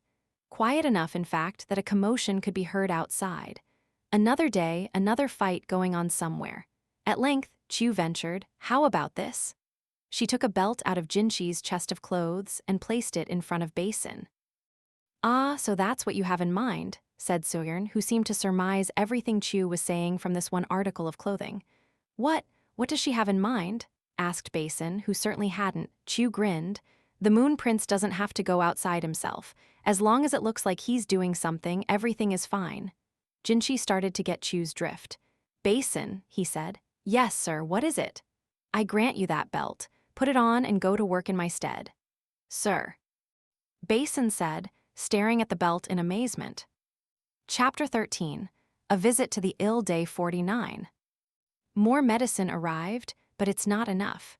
We're also out of the dandelions that we're filling in for tea leaves. Day 50, tasked with disinfecting bandages. "These things are tattered rags now, we can't use them. We'll have to collect any cloth people don't need." Day 51, Chu told me to keep tomorrow open. Day 52, an abandoned building near the city's main plaza has been turned into a simple clinic. They haven't started seeing patients yet, and there's already a line. The clinic was a lively place. They said they would see those sick and injured on account of the swarm for free, plus it wasn't far from the food handouts. "Are you here to help Yang?" asked Dr. Lee. He was one of the mid-ranking physicians and a dedicated if sometimes stubborn man. He had also picked up the wrong name for Maomao. He, Dr. Yu, and Tianyu saw people at the clinic who had been hurt. This was Jinshi's doing. "It's Maomao," said Maomao. "Maomao?" "Yes, sir." "Maomao," she repeated, wanting to make sure he got it right. She would have to correct Dr. Liu the next time she saw him too. Thankfully, she, unlike Lahan's brother, wasn't interrupted by the intervention of some higher power. "I knew anything might happen when we came to the Western capital, but look at this." The dedicated doctor had been tanned dark by the sun, and days of continual work had left his cheeks thin. He looked more gaunt than slim, and there was a certain feral quality now added to the air of the overachiever he'd always possessed. To answer your question, sir, yes, the Moon Prince ordered me here. Master Gen can't leave the Moon Prince's side, so I've come in his place. See, Maomao could learn a name too. She'd remembered the quack doctors. Even if he is here as a body double for my old man. This was one of the few places where she could use the quack's real name. In the clinic it was only her bodyguard Lihaku, Chu, Basin, and Dr. Li. She was just giving a quick hello. She felt bad putting the patients off. Maomao also wanted to keep it short, because Basin had already finished his introductions and was looking around the clinic like he wasn't quite sure what to do with himself. There were 2 other guards posted just outside the room to keep him safe, and it was fair to say that even Basin might need bodyguards in this situation. That would put a person on edge. Basin wasn't dressed in his usual soldier's uniform, but in fancy-ish clothes, and he was wearing a belt Jinshi had given to him. It was a brilliant purple, using a dye derived from shells, not something a commoner would ever own. The perfect way of telling everyone how important he was. In sum, Basin had appeared on Jinshi's behalf to pay a visit to the sick and injured. That's nice and all, but I'm not sure about this, Maomao thought. Everyone was suited to certain tasks and not to others. Yet she knew Jinshi couldn't exactly show himself in public right now. Dr. Li looked at Maomao. Tianyu told us you took point on refilling our medicine supply. Oh, did he? Maomao asked, mentally preparing herself to be upbraided for being unable to get them any real medicine. The medications you sent over were all right, I suppose. You're obviously working hard to find substitute ingredients. That was praise, she thought, as far as it went. Is there something I can help you with, sir? She asked. If you want to do some work, we've got no end of it. Washing bandages, boiling them, treating the parade of patients injured in countless arguments, scuffles, fistfights, and brawls. Then there are the cases of scurvy and beriberi we've started seeing from malnutrition. Understood, sir. Should I consider the treatment of injuries to be the first priority? Maomao put down her belongings and washed her hands. Injuries, they could treat. About malnutrition, they could do little or nothing. I'll get to washing those bandages, Chu piped up. What should I do? Lihaku asked. As a bodyguard, I'd like you to just have a seat and stay quiet. A calming influence is what we need more than anything, Dr. Li said. Yes, sir, I don't need to take up one of your seats, though, Lihaku said, standing near the door. Well, what about me? Asked Basin, clearly discomforted by his unfamiliar status. He looked to Dr. Li, clearly hoping for someone to give him orders. You, Master Basin. Dr. Li, always the high-achieving type, didn't look sure what to say. He seemed worried that it would be rude to specifically tell Basin to do something. Basin comes from one of the named clans, too. Not to mention, he was there as Jinshi's second-in-command. He wildly outranked Dr. Li. Perhaps you could have a seat over here and hand out medicine, Master Basin. I'll prepare the prescriptions, you just put them in bags and give them to the patients. All right. They couldn't put him to random chores or physical labor, so that was a pretty good compromise. And try to say something comforting to them, Chu chirped. Like what? Oh, you know, I want the people of Li to be hale and healthy. Something like that. A simple feel better wouldn't sound right coming from you, Master Basin. Even she saw fit to refer to her brother-in-law as Master at that moment. That's a good point. Emphasizing the people of Li would be an excellent idea, Dr. Li said. The way he said it got Maomao's attention. Where's Dr. Yu? She asked him. Dr. Yu is visiting patients who are unable to come to the clinic. He's from these parts, so he knows the lay of the land. I see. There was something less than friendly in Dr. Li's tone when he spoke of the other physician. Maomao couldn't help herself. She asked, "Has something happened with Dr. Yu? It seems like there's something on your mind." Normally, it would have been a rude question, but at the moment, Dr. Li seemed to be looking for someone to complain to. Dr. Yu isn't a relative of Master Jiokuu's, even though they share the same name, but the average patient is apt to think he is. He's a superb physician, but he's never had a mind for politics. That's the problem. Ah, Maomao clapped her hands. In other words, people would think the doctor was related to the governor, and although he wouldn't mean to, Dr. Yu would implicitly affirm it by failing to deny it. And the more patients he saw, the more credit would go to his relative, Jiokuu, and not to Jinshi. I wonder if they made a bad choice, bringing him along. No, he'd been the right person for the job when they had started out. It was only the timing that was bad. Thinking of the people they had brought along reminded her of someone else on the medical staff. "Where is Tianyu?" she asked. "Attending Dr. Yu today, on account of his superb surgical and sewing skills." Maomao was well aware of Tianyu's accomplishments in this area. The way he had handled the surgery on Jiokuu's granddaughter was exemplary. Maomao had removed the girl's stitches and hadn't seen her since then. Still, Tianyu was the youngest man on staff, and they seemed intent on taking full advantage of him. "All right," Dr. Li said. "There are patients waiting for us. May I go ahead and open the clinic?" Maomao and the others nodded. Just as Dr. Li had warned them, they were inundated with patients. People were desperate to take advantage of the opportunity for free medical care. Even on-duty soldiers showed up, so the staff really had no chance to rest. The bulk of the examinations were left to Dr. Li, while Maomao and her companions did whatever he told them. Depending on the condition a person was in, Maomao would treat their injuries or dispense the appropriate medicine. Although Basin still looked distinctly uncomfortable, he managed to offer words of comfort and encouragement and successfully bag the medicine for the patients. Once he seemed to be getting the hang of it, Maomao handed him paper and scissors and asked him to cut paper for the medicine packets, if he would be so kind, and so he did, quite successfully too. He seemed to think it was better than sitting around empty-handed while everyone else was working so hard. The only problem was, Maomao didn't want the patients to see him doing scut work, so she put him somewhere he wouldn't be seen. He can work when he needs to. In fact, Basin was doing just as well as any civil official. The problem for him was that, as Jinshi's right-hand man, people simply assumed he should be able to do 3 times as much work as anyone else, so he looked bad in every comparison. Poor guy.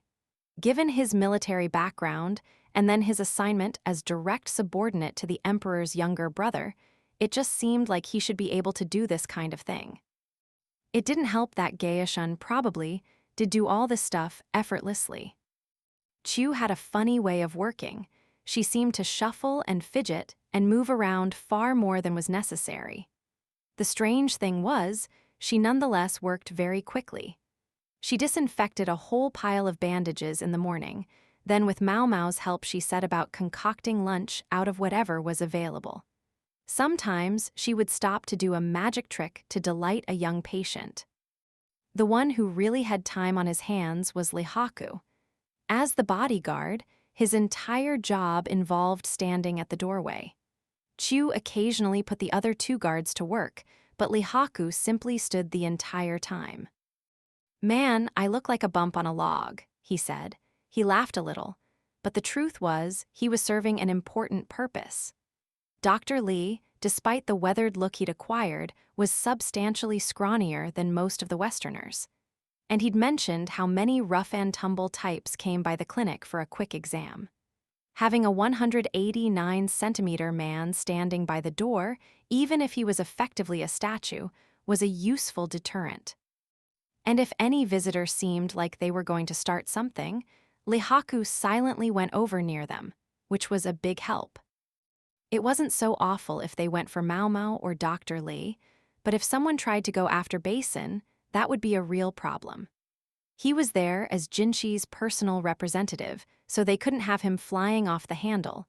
And besides, if anyone was going to come off worse in an encounter like that, it was going to be the patient. They almost certainly wouldn't beat Basin in a contest of strength. They'd be lucky to get off with just a broken bone or two. Worse, although Maomao didn't know exactly what the laws were in the Western capital, laying hands on a member of the Imperial family, or even his representative, seemed like a beheadable offense.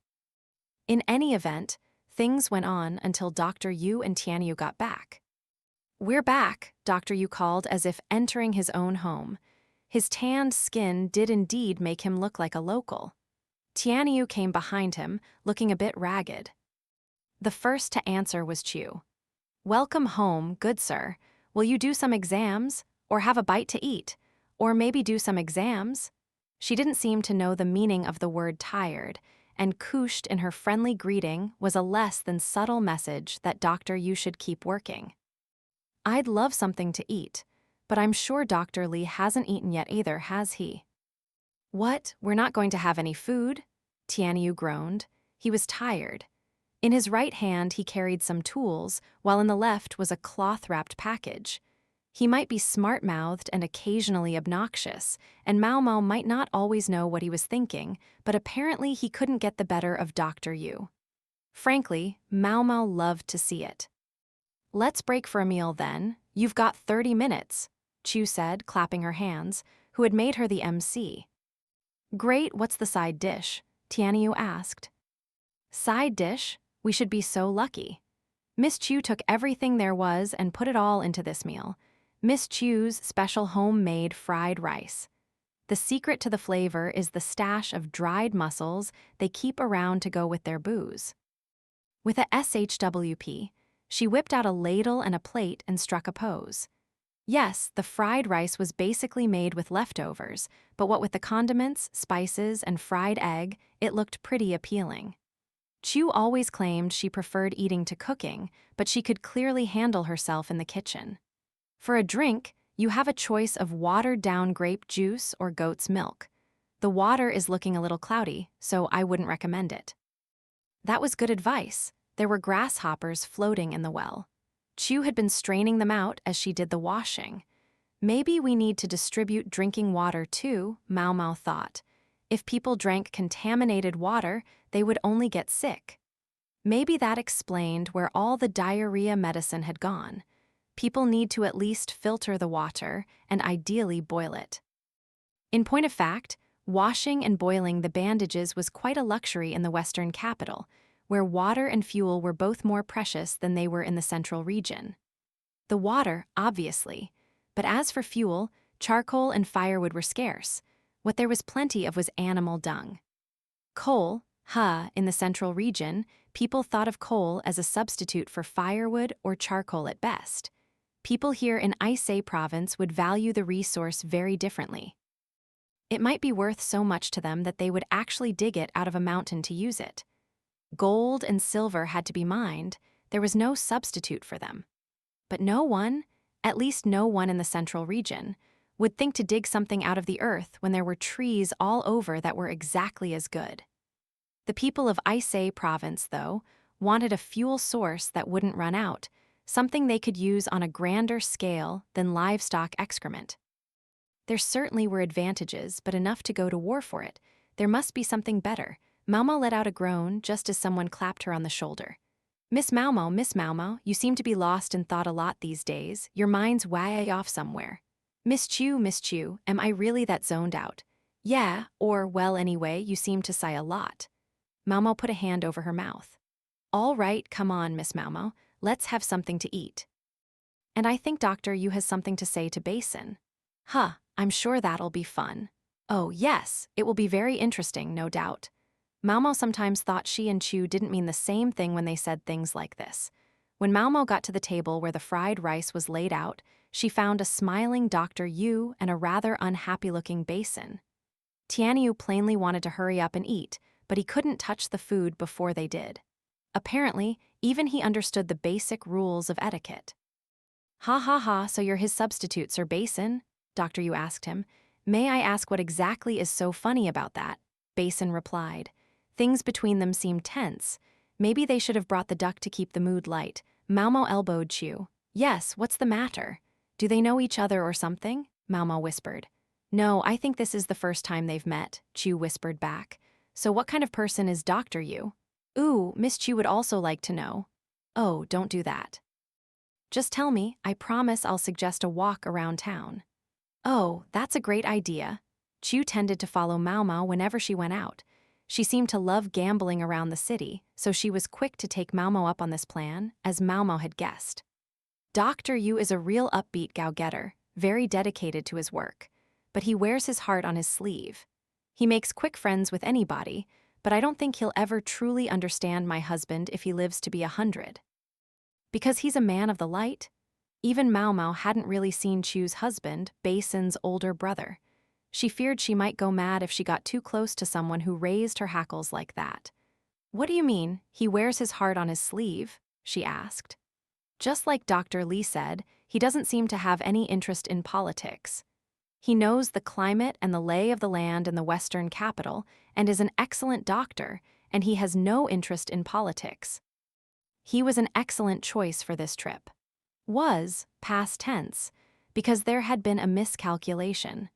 Who could have predicted a sudden grasshopper plague, and that the Moon Prince wouldn't care about his reputation, and that Master Jioquan's oldest son would be extremely popular here? So Dr. Yu. He's a fine person, who would certainly never betray the Moon Prince. Maomao found that reassuring, although she wasn't entirely sure why. If she felt better, though, there was one person who didn't seem convinced. "What are you after here?" asked Basin, who was managing to act calm, although his nostrils had flared noticeably. "What am I after?" echoed Dr. Yu, looking genuinely befuddled. "Yes, you've come here on the Moon Prince's orders, but what about the prince's reputation in the Western capital? It's not just the food for the handouts. The Moon Prince's generosity is the whole reason you have this clinic, isn't it?" "Yes, certainly.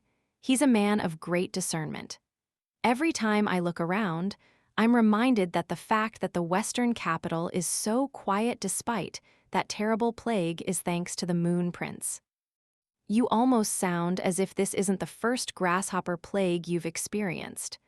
Like you know what's happening, and that's why you're so relaxed," Basin said. It was exactly what Maomao had wanted to ask, and she energetically applauded him in her mind. "No as if about it. I've seen plenty of swarms in my time." "You have, Dr. Yu, plenty of them. But I thought there hadn't been a swarm here in decades," Maomao said. "Oh, there has. Just nothing big enough to bother the royal capital about." That certainly was plausible, but Basin pressed the point. "You didn't report them. Isn't that negligence?" "Negligence? Let me ask you something, Sir Basin. How many crops must be consumed by the bugs before it's considered a plague?" "Well, enough to make people's lives harder, I guess." "And how much is that? So long as each person has enough grain to feed themselves, where's the problem? There are other things we can sell. So long as we make up the shortfall, there's no issue. Suppose, then, that we planted twice as much as normal, but then there was a swarm of insects, and in the end we only harvested the same amount as in an ordinary year. What then?" Well, Basin didn't know what to say. Dr. Yu was an upper physician, and he had the wits to prove it. He spoke as if all this were hypothetical, but presumably it was something that had actually happened in the past. Increasing the size of the area to be planted, even if the harvest was ultimately unchanged, would demand much greater labor and expenditure. If, nonetheless, the same amount of taxes were exacted, now that would make life harder. "Li is a vast and wide country," Dr. Yu said, "but the very greatness of its size means that the royal eye does not see all the way to its western edge. If the harvest is known only as a series of numbers, then what use is reporting a swarm of insects? It would only be dismissed out of hand. In that case, I should think it would be self-evident that the only choice for Aisai province would be to deal with the matter itself. Dr. Yu wore his heart on his sleeve, so he didn't hold back from telling Basin what he thought. This is Dr. Yu, and even he feels this way, Maomao thought. The low opinion of Jinshi in the western capital seemed to have a lot to do with the perception that the central region didn't do anything for Aisei province. The Moon Prince, however, did act appropriately. It reminded me of the Yi clan. The Yi clan? Maomao asked before she could stop herself. Yes, do you know them? Asked Dr. Yu, unperturbed at Maomao's bursting into the conversation. Basin would have to absorb that before he could come back into the talk, so Maomao decided to take over. Say, maybe we should have this discussion over some food, Dr. Yu said at last. Come now, let's eat. Food, said Tianyu, ecstatic to finally be getting a meal. Evidently, it was sheer lack of energy that explained his silence. Whenever there was a swarm of insects, the Yi clan would step to the front and give instructions, Dr. Yu said. If you'll forgive my asking, sir, weren't they rebels? Rebels? Well, anything they did, I trust they did for the sake of Aisei province. I personally never knew any of them to be rebellious. Dr. Yu took a bite of fried rice with his spoon while he spoke. What exactly were the people of the Yi clan like? Maomao asked, taking a bite herself. The rice gave the dish plenty of body and the egg gave it plenty of flavor, nuanced by the spices and mussels. She shot Chu a discreet, approving thumbs up. They were beautiful, all of them, and if you got close to them, they had a wonderful smell. A wonderful smell? Maomao repeated. Then she said, I heard they were matriarchal. Yes, exactly. The women ran the clan. It's not so different from the founding story of Li itself, is it? With Wang Mu, the mother royal? It's not so surprising if such a fine and powerful woman should have other accomplished women among her inner circle. The Yi clan were the descendants of those women. Maomao discovered she couldn't bring herself to continue eating. Tianyu, altogether uninterested in the story, had no such difficulties. I'm impressed you knew about that element, that they were matriarchal. Most young people today are so woefully ignorant of the Yi clan. Dr. Yu was openly appreciative of her. Miss Chu knows too. And so do I, added Basin. Those who served the Imperial family probably learned of these things as a matter of course.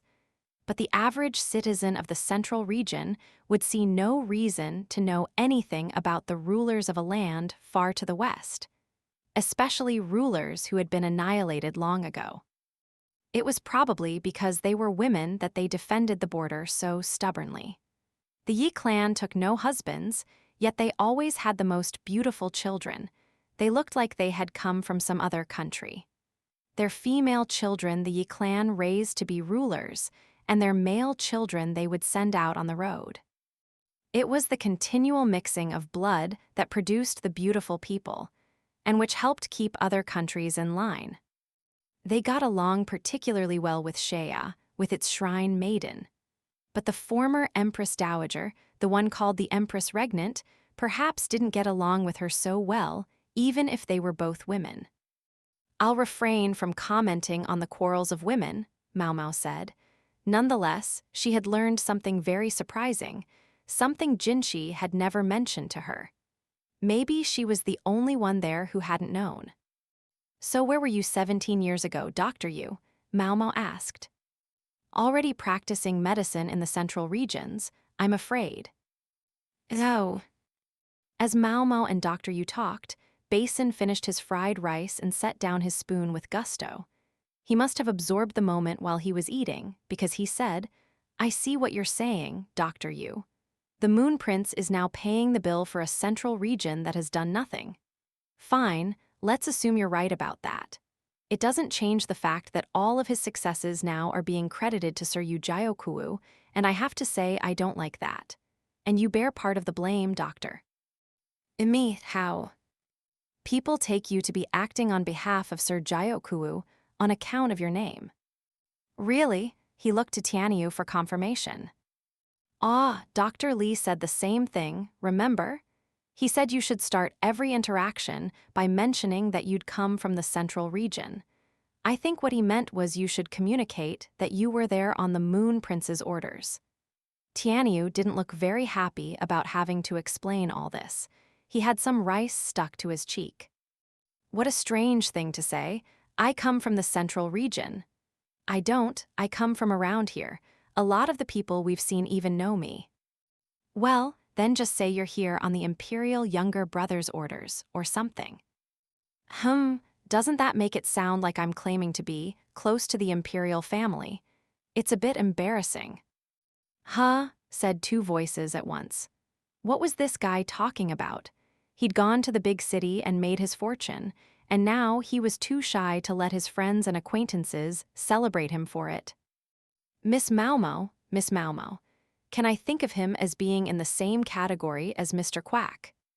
I don't know, I don't think he quite fits into the adorable old guy box. Put him somewhere else. Closer to the duck, maybe. Understood. Maomao thought she had a pretty good idea what this category was that Chu was picturing. Anyway, Dr. Yu was saying, anyone from these parts ought to know the difference between the old Yus and the new ones. The old and the new what? Maomao asked, tilting her head. The Yu family of doctors is the older Yus. Jioquan and his kin came later. Now he's got a whole big family, children and grandchildren of all kinds, but when Jioquan and his wife first got here, it was just them and their only child, their oldest son. Although they did bring plenty of servants with them. I don't know, I think even a local would have to be at least 40 years old to be aware of the difference, Chu suggested. And among commoners, whose lives often barely extended into their 50s, there were not that many people older than 40 to know the difference. Moreover, Jioquan and his family were the face of the Western capital now. To younger people, you would almost certainly mean Jioquan or Jiokuu. So that's how it is, Tianyu muttered. I'm surprised. I thought for sure the family was way older than that, said Maomao. There was a time when people started coming here to do trade. I think they moved here around then. You could find out exactly when if you checked the family register, Dr. Yu replied. No, I don't think you could. The family register's been burned up, Chu said as she sipped some goat's milk. That's a shame. So anyway, you just make sure to tell your patients that it's by the Moon Prince's good graces you're treating them, said Chu, driving home the point in lieu of basin. Do you suppose I have to? The old but not that old guy said, looking abashed. You're not even afraid of some thugs, Dr. Yu, so how can you possibly be embarrassed about this? Quiet, Tianyu, he snapped. Apparently, he was the kind who was embarrassed to make himself look too good, even if he had the ability. He'd probably only managed to make upper physician because he had Dr. Liu for a boss, someone who looked for good people and found them. Excuse me, said someone who now looked fixedly at Maomao and the others. If you're done eating, could you get out here and relieve me? It was Dr. Li, looking reproachfully through a crack in the door. Chapter 14, Tianyu. After some discussion of how to handle Dr. Yu's shy streak, it was determined that Jinshi should grant him some object he could wear or carry. As long as all I have to do is wear it, said the good doctor, but he was effectively convinced. Maomao thought such a gift was likely to get him even more fawned over than just saying he was there because of the Moon Prince, but she wasn't sure he realized that. They should just give him a sash or a jade ring to put on his belt or whatever, and be done with it. It had been decided that Dr. Li should get something as well, and he, for his part, was much honored. When, after work, they'd told him about it, he'd actually refused. Surely, there is no reason for me to have anything. Wait, I can't be the only one who gets something, Dr. Yu exclaimed. Dr. Li looked at his boss uneasily. Is it just the two of them? Tianyu piped up. If Dr. Li doesn't want his, I'll take it. My name, Li too. It was indeed. The fact that Dr. Li and Tianyu shared the same surname was no end of trouble. And Maomao certainly wasn't privy to Dr. Li's personal name. Not to mention Lihaku was there as well, meaning there were no fewer than 3 lies right there in that room. "You're not getting it," Dr. Li snapped. It couldn't be easy, having such distinctive personalities both above and below him. "Well, it's getting late. I think we should be on our way home," said Chu, packing her belongings. The clinic was closed for the evening. Chu was highly capable at everything she did, and that seemed to extend to cleaning a room. Then she asked, "Say, what's this package?" Maomao thought Tianyu had brought it back with him. "Oh, that's just." Tianyu tried to swipe the package from Chu, but it fell. The contents went rolling across the floor. Everyone looked on in silence. They were lucky that Basin and the other guards had gone to the bathroom and weren't there for this. "Say, young lady," said Lihaku, giving Tianyu a grim look. "You think I should restrain this guy?" He looked like he meant it. "No, let's see if we can find out what's going on here first," Maomao said, taking another look at the scattered contents of the package. It was a human arm. Just an arm, a single human body part lying there on the floor. It didn't get much weirder than that, but the people in the room at that moment included the doctors, Maomao, Lihaku, and Chu. "Care to explain the arm?" Maomao asked. "I mean, look at it. I don't think it can be reattached, not with the way it was cut off," Tianyu said, picking up the appendage and blithely showing them the state of the stump. It was a mess, all right. It didn't look likely to stick even if they tried to reattach it. The grasshoppers chewed through a rope that was securing a sign. The sign dropped down and the arm popped right off. The guy it used to belong to said he didn't need it anymore, so I took it. "You took it." The guy had probably been in the pits of despair at losing his arm. Maomao figured he'd thought Tianyu would take it to give it a proper burial. Not to do whatever this was. "Nianyang, I thought maybe you and I could dissect it Tog." He was interrupted by Dr. Li, who plucked the arm away from him, then dropped a knuckle on his head. "Ooh, he's strong." "Yow, ow, I was just trying to learn something," Tianyu objected. "That's enough out of you. We're going to bury this and bury it properly. And don't just leave that there, it stinks." Tianyu glowered at Dr. Li's back. Dr. Li's gotten stronger, Maomao thought. People sometimes underwent transformations when they were pushed beyond their limits. Dr. Li had seemed like he might be too fragile for this assignment, but he had transformed into good material indeed. Then again, maybe Dr. Liu had seen it in him all along. That would be impressive. Tianyu, meanwhile, could be a little bit frightening. Just look at what was happening. But if there was one thing good Maomao could say about him, it was that nothing ever fazed him. Also, they absolutely could not give him Jinshi's token. Dr. Li dragged Tianyu out of the room to go bury the arm. The clinic wouldn't see anyone as long as the two of them were away. If any patient saw two of the medical personnel burying an arm, who knew what rumors would start? They asked one of the guards to stand watch while they worked specifically so that no one would see them. Dr. Yu turned to Lihaku and Chu with a smile. "Let's just pretend we didn't see that, shall we?" "We shall. Far be it from Miss Chu to have loose lips." "I understand," Lihaku said. The doctor's dissections were technically forbidden and were supposed to be secret. At least these two would know how to play along. Maomao studied Dr. Yu, who smiled so readily as he tried to keep things under wraps. Something the matter, Nianyang?" "It's not Nianyang, sir, it's Maomao." "Really? All right, Maomao then. Maomao, right, I'll remember that. Anyway, is everything okay?"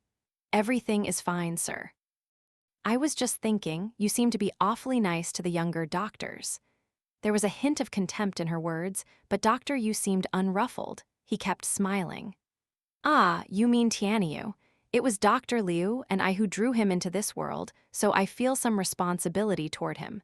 Tianyu's quick to gripe about nepotism, but he's benefited more than anyone else from his connections." He crossed his arms and nodded as if to affirm his own point. You and Dr. Liu got him into medicine? What connections do you mean? Maomao asked, puzzled. Oh, you don't know? As much as Tianyu likes to stick his nose into other people's business, he doesn't volunteer much about himself. Then again, Maomao hadn't asked either. You want to know about Tianyu, then, since you'll be working with him in the future? Dr. Yu asked as he cleaned up his tools. Do you think that's all right? If I know Tianyu, the only reason he hasn't volunteered the information is because nobody else asked him. Fair enough. Maomao couldn't criticize, much the same applied to her. He comes from a family of hunters. I remember going with Dr. Liu to get some bear gall once. We found a kid, maybe you could call him a young man, just dissecting the bear all by himself. Careful, precise, totally unbothered by any of it. He plucked out only and exactly the organs we needed. Even Dr. Liu was impressed, and that boy was Tianyu. Dr. Yu continued to clean up as he spoke, so Maomao kept making medicine while she listened. That's how you discovered his talent and put them on the path to becoming a physician? She asked. But that makes it sound like he got the job because of his skills, not his connections. It was his connections, in a way. I said to his father, the hunter, I said, ever thought about sending your boy to be a doctor? I was only joking, but he went pale and started to shake. If he knew what the doctors did in secret, maybe it didn't sound like such a joke to him. The way his fear manifested, though, it was strange. Why would he be afraid of a doctor's work? Yes, it could be unsettling to the average person, but Maomao would have expected a hunter to understand. I asked him why he was so upset, but he wouldn't tell me. In fact, he practically chased us out. What did you think was going on? For the moment, there was nothing for us to do but go home, but Tianyu came chasing after us. He begged us to make him our apprentice. He knew his father would oppose it, but he was ready to run away from home to do it. Of course you know, Maomao, that Dr. Liu isn't the kind to just let a little boy tag along and abandon his family. That's true, she could practically picture it. Tianyu said to us that he was a descendant of Kata, that doctoring must be his vocation. Kata, sir? Maomao couldn't help it. She stopped working and looked at Dr. Yu. That's right, but not the famous physician of legend. The Kata who was punished for cutting up the body of an imperial prince to satisfy his intellectual curiosity. You do the work of a doctor, Maomao. I'm sure you've heard the story. Yes, sir. Long ago, there had been a doctor called Kata because of his superlative medical knowledge and skills. But the combination of skill and ambition can make a man curious, and Kata's curiosity got him severely punished. If Kata had in fact been a real person, there was no reason his descendants shouldn't still exist. But they might very well be invested in making sure that they didn't repeat the mistakes of their forebear. So Kata's descendants became hunters, Maomao asked. It makes sense, doesn't it? Hunters have been connected to doctors' work in the gathering of medical materials since ancient times. It's perfectly plausible that Kata might have become involved with some hunter's daughter, and when a name is passed down, why shouldn't it be the more famous name? Maomao had to admit that made sense. So you made Tianyu a doctor because he was Kata's descendant? She asked. No, not at all. Neither his talent nor his lineage was a reason to just make him a physician. If anything, the reason was his eyes. Dr. Yu stopped and heaved a sigh. He was holding a small knife slick with human fat. He must have used it in the course of his work. Dr. Liu said that if we left him to a hunter's life, in time he would come to carve up humans just as he did bears or deer. Maomao was silent at that. She couldn't deny it. In fact, she was all but convinced that he absolutely would have done exactly that. By nature, the human animal follows its desires. By educating a person, we create what we call rationality. But even then, not everyone can overcome their appetites. Dr. Yu wiped the knife clean and put it in a basket. Tianyu's appetite takes the form of curiosity, and he can't overcome it. It was Dr. Liu's considered opinion that, when he tired of animals, he would turn to people. Who knows how many folks a hunter living alone in the woods could dismantle before anyone noticed? You don't think that might still be a problem even as a doctor?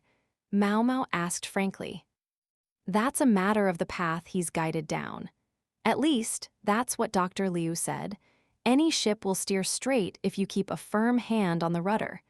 Dr. Liu can be a harsh man, but he has a softer side.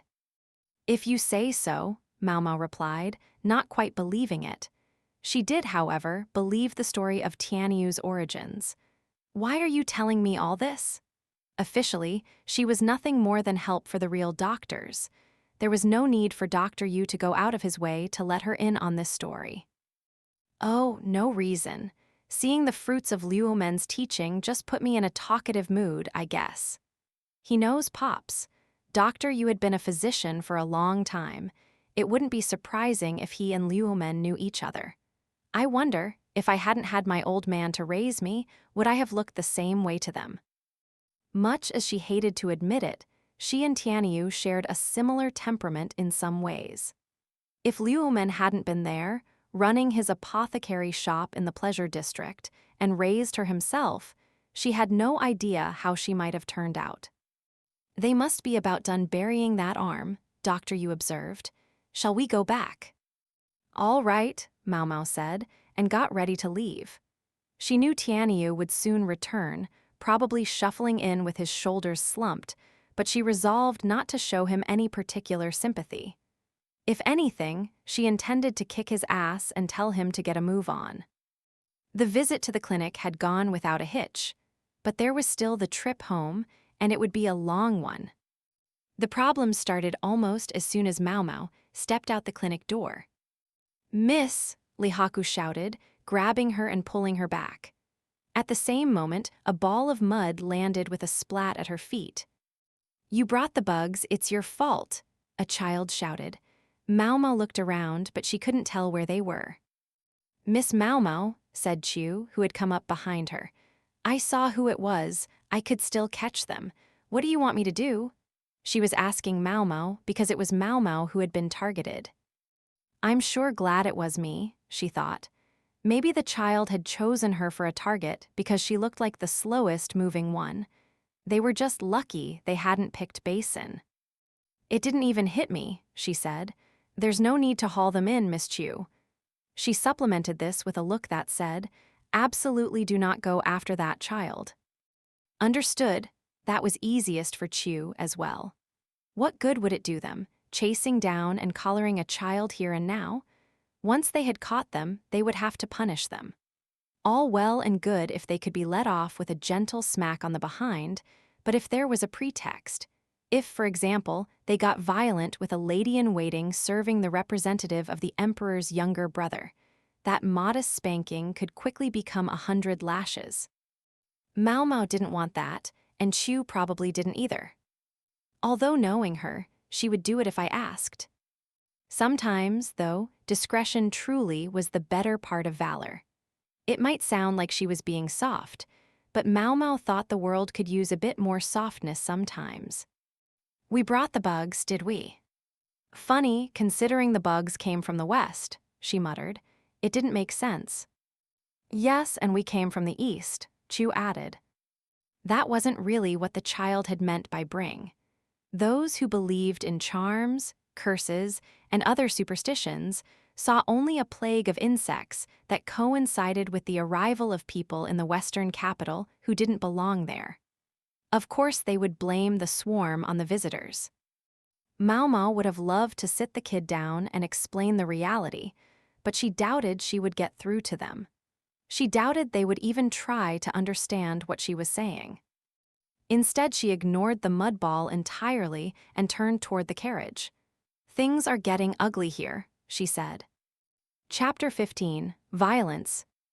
Maomao added more straw to the crackling fire in the oven. Animal dung might actually be easier. They were probably trying to be considerate by giving them straw and not dung to use for fuel, but the straw didn't clump together, which left it prone to drifting on the hot air. Charcoal and firewood were both expensive in the western capital, though, and were rarely sold. Medicine boiled in the pot. She had to finish steeping it and then form it into pills, but she was so sleepy. It's because I'm exhausted. She didn't think she'd done much aside from her usual work, but one could see where that would make her tired. When you were really exhausted, you didn't notice that you were. You went past the height of fatigue, and then the moment you got a chance to relax, your body simply collapsed. Not enough food, not enough medicine, not enough nutrition, not enough of anything. They tried to substitute other things for what they didn't have, and when the substitutes ran out, they had to look for something to substitute for the substitutes. Lahan's brother's joy in the fields had turned to sorrow after the sweet potatoes were lost when it turned out they couldn't survive the night chill. He declared that they would plant regular potatoes after all. The sweet potato leaves had withered, but the stems could be eaten as vines, he said. As for the wheat, it was coming along as expected. The bean sprouts were being added to the food handouts bit by bit. Wheat bran was supposed to be good for berry, so it was mixed into the bread, but people didn't like the resulting loaves. The freak strategist would come by the annex periodically. Maomao was resolved to at least nod hello to him. According to Chu's information, it would be dangerous for all of them if he decided to take Jiokuu's side. Upon investigation, it was discovered that coal was being used in a variety of locations even here in the western capital. It was immediately obvious, Maomao was told, because of the unique smell. It was used in ironworks and to fire the kilns used to make pottery, both locations associated with Jiokuin. There were too many things to think about. Her head was so full, and she was so tired, that she was slow to notice the spark that drifted out and caught on the spare straw. Is it just me, or is it a bit warm in here? She thought, and it was only when she looked over that she saw the straw burning merrily. She put it out in a panic, and it didn't get any worse than that, but the quack doctor was deeply concerned about her, and Tianyu, who had shown up to get some medicine, had a great laugh at her expense. I can't go on like this. She forced herself to focus. It was when one was least attentive that the worst fires started. And the fire in her stove wasn't the only thing burning at that moment. The incident occurred on the 75th day. Late that night, Maomao was awoken by shouting outside. She pulled on an overrobe and went to the window. She could see guards in the courtyard and an unsettling collection of glinting flames. Maomao opened her sleepy eyes and dressed quickly. At the bottom of the stairs, she found Lihaku, already awake and standing at the ready. The quack doctor was there clutching his pillow and still in his pajamas, evidence that Lihaku must have dragged him out of bed. What's going on? Maomao asked the soldier. I don't know exactly, but I've got a few ideas. Such as? Efwi, the quack wheezed sleepily, but Maomao pretended not to hear him. A few days ago, there was a messenger from an outpost to the west, an incursion by the barbarian tribes. They attacked the food stores in the area. A food storehouse, but that would mean even Maomao, oblivious to politics as she was, could see where this was going. Right. That storehouse contained the modest provisions the people there had been able to glean. If this outpost was to the west, that would put it close to the border with Shea. The big shots have spent the last few days trying to decide what to do, said Lihaku. That would explain why work has seemed so quiet recently. Jinshi hadn't even summoned Maomao for anything, so it had been the calm before the storm. Even if we wanted to help, our hands are full right now. Our good man Jinshi's been working his connections to get support from everywhere he can, but there's no point if it just gets stolen. The question is, what do we do about it? And the answers are getting ugly.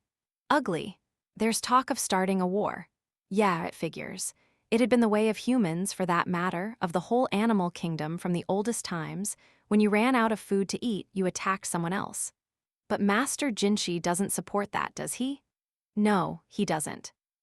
And right now, Maomao could hear voices from outside. She couldn't make out much, but she thought she heard someone cry, "Give us the royal brother." People are starting to push back against the timid, sheltered princeling. They'd known this could and probably would happen. Even Maomao had been aware. If anything, it had taken longer than they'd expected. The question is, what do we do about it? Then again, Maomao personally couldn't do much. She got a farm wagon ready and pulled a cloth over it. Then she took the drowsy quack by the hand. "Oh, it's you, young lady," he said. "I just want to sleep a little longer." She guided the quack, still half in dreamland, onto the cart. It was just as well that he was too sleepy to comprehend quite what was happening. If he'd been awake enough to tell what was going on, he would have been frantic. "You can sleep, Master Physician," Maomao said. "Just do it here." The quack, his limbs sticking off the cart, went back to sleep. Lihaku looked at him, openly mystified. "It's so we can get away if we need to," Maomao explained. "If he had to run, I don't think the master physician could keep up with a foot-bound concubine from the rear palace." "Huh, fair enough. I could carry you under one arm and make tracks if I needed to, but I don't think I could do that for the old guy." "Good compromise." "I can't believe they're turning on the royal family," Maomao said, packing a bag with bandages and wound hair medicine. Even Lihaku made himself useful, carrying a bottle of oil. "Yeah, if this happened in the capital, the ringleaders would be executed and everyone who joined them would be beaten," he said. "I guess it just shows how high emotions are running." The people had their collective hackles up. "It's a tough spot," Lihaku said. "If it came down to kill or be killed, I have to admit I'd start killing." He had an unhappy smile on his face as he tore a piece of cloth and wrapped it around the end of a stick. They didn't have any firewood to serve as torches, so he'd broken the leg off a chair. He was a soldier, trained in the ways of battle. He didn't want to fight, but if he had to, he could. Then he said, "With an outbreak of open violence like this, it's the local rulers who are really going to be in trouble." "Yeah." Maomao, again, didn't know much about politics, but she could tell that this was serious trouble. Her heart was pounding in her ears, but having Lihaku there gave her a measure of reassurance. And meanwhile, she had the responsibility of looking after the quack doctor. Master Gyokuu can say that the people rose up on their own, but he was the one who let things fester long enough for that to happen. A few commoners, heads won't be enough to pay for this affront to the royal family's dignity. Maomao understood that. The lives of the Imperial family simply weighed that much heavier than those of the common people. Master Gyokuu was clearly cultivating his own popularity. "I know our man Jinshi is a good guy, but I can't believe he put up with it. And even if he's willing to let it go, the people around him won't be." Word must have reached the central region by now. If even the ordinarily relaxed Lihaku felt that way, the anger of those in the royal capital must be immense indeed. "That's a good point. I wonder how Empress Gyokyo and Master Gyokuen feel about this. Normally, you'd expect them to have a word to say about it." "Yes, you would. Considering their positions, neither of them could simply drop everything and come to the western capital. But might they send a letter or a messenger?" At the same time, there was another important figure here in addition to Jinshi and the freak strategist. Someone who would certainly not neglect communications with the capital. "What was his name again? The other important guy who's here?" Maomao asked. She'd heard it several times now, but as usual, she'd forgotten it. "You aren't much for remembering people's names or faces, are you, miss?" "It was, let's see, I don't remember. I remember he wasn't, a towering presence." "Sounds like you're not much better than me, Master Lihaku." "Hold on, this guy, he was supposed to be in charge of rituals or something, right?" "Rituals, so that would make him part of the Board of Rites. Oh, Liu, Vice Minister Liu, that was his name," Maomao said, finally remembering. Right, Vice Minister Liu. Let's just have faith that he's doing something, probably. We can have all the faith we want. The trouble is happening now." "Point taken." They both sighed, and then there was a loud noise. Were the commoners trying to force their way into the annex? "What just happened?" Maomao asked. If anyone had been hurt, she wanted to help them, but first she had to see to her own safety. Which, given her limited options, mostly meant lighting the torch and throwing it if anything happened. "I'm not eager to do that, but if it's the only way to keep myself safe, I will."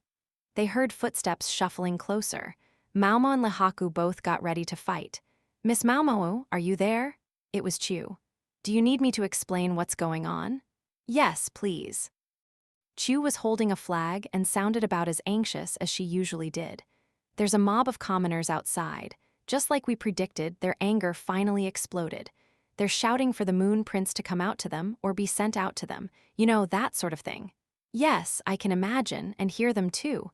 But you're thinking, wasn't there a big bang just now? Yes, I am. That was Master Jyoku's arrival. Maomao grabbed her bag of medical equipment.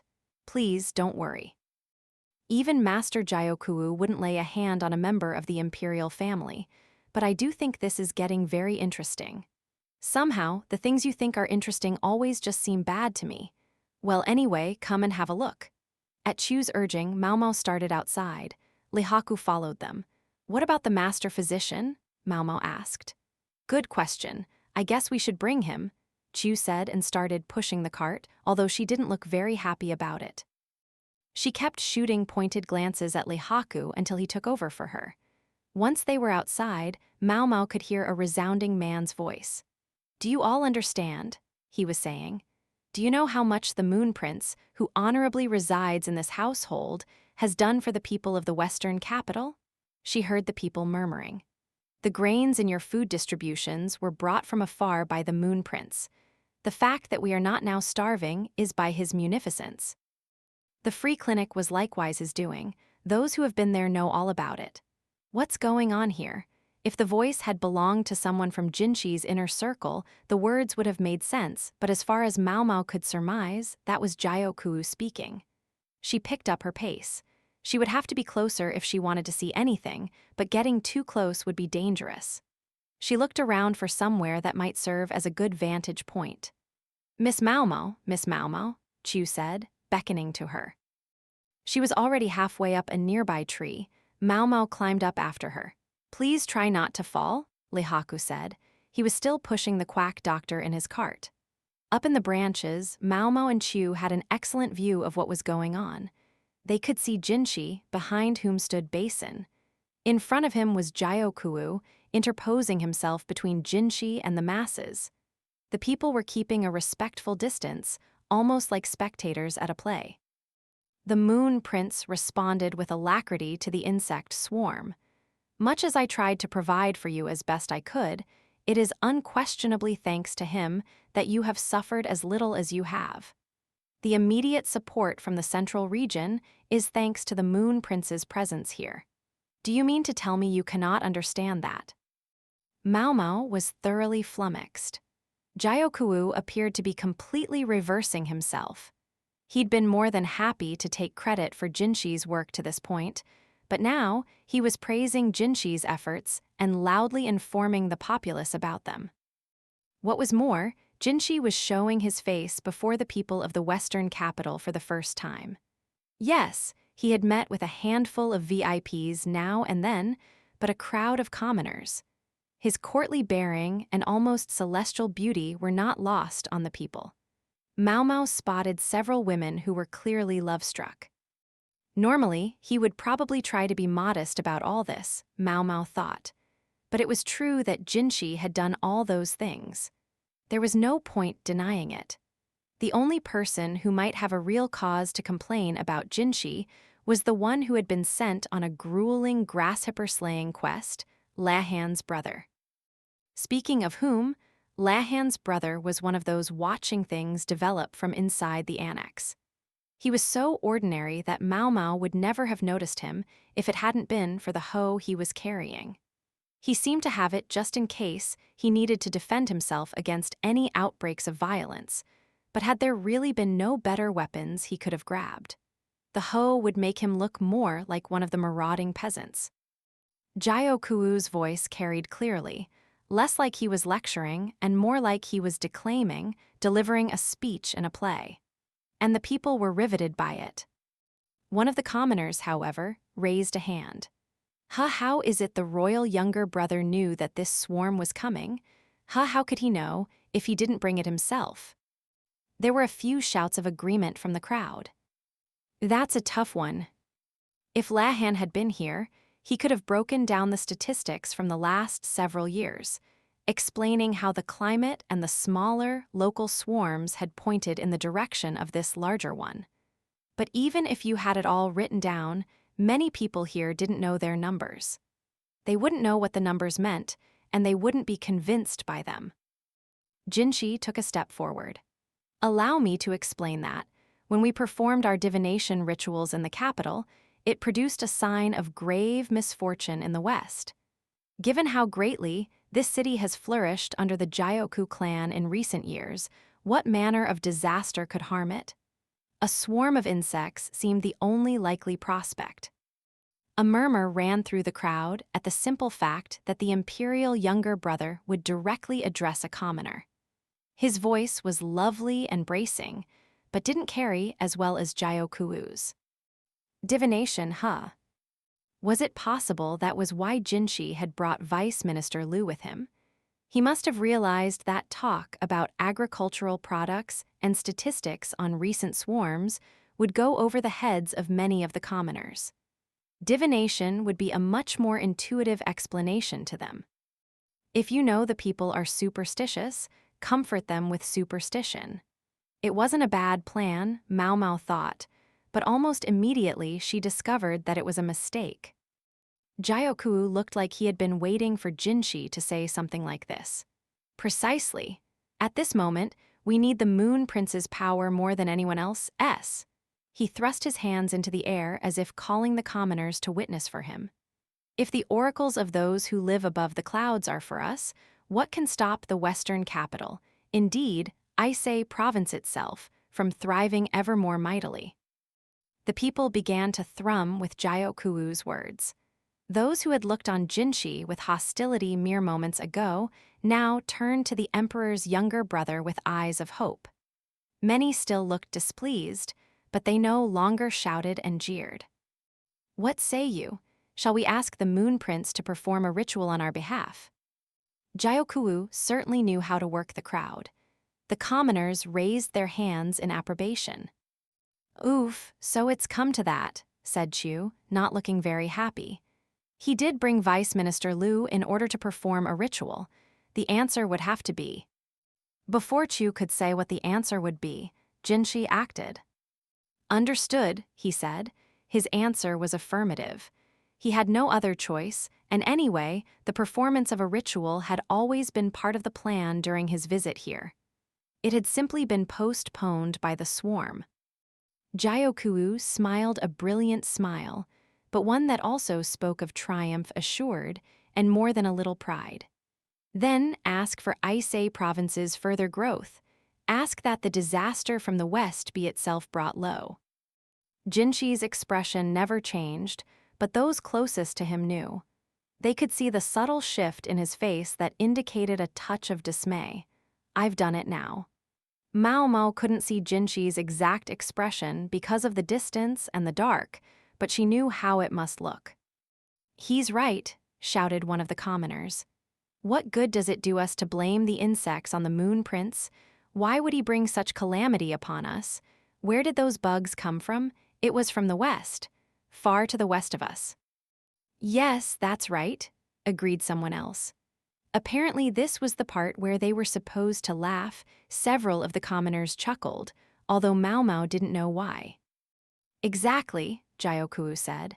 If there is fault to be found, it lies not with the Moon Prince, but with the one who was entrusted with the care of the Western capital, me myself. I can only beg forgiveness. If the slightest offense has been given to you, our august visitor, please hold me responsible. He turned to Jinshi and bowed dramatically.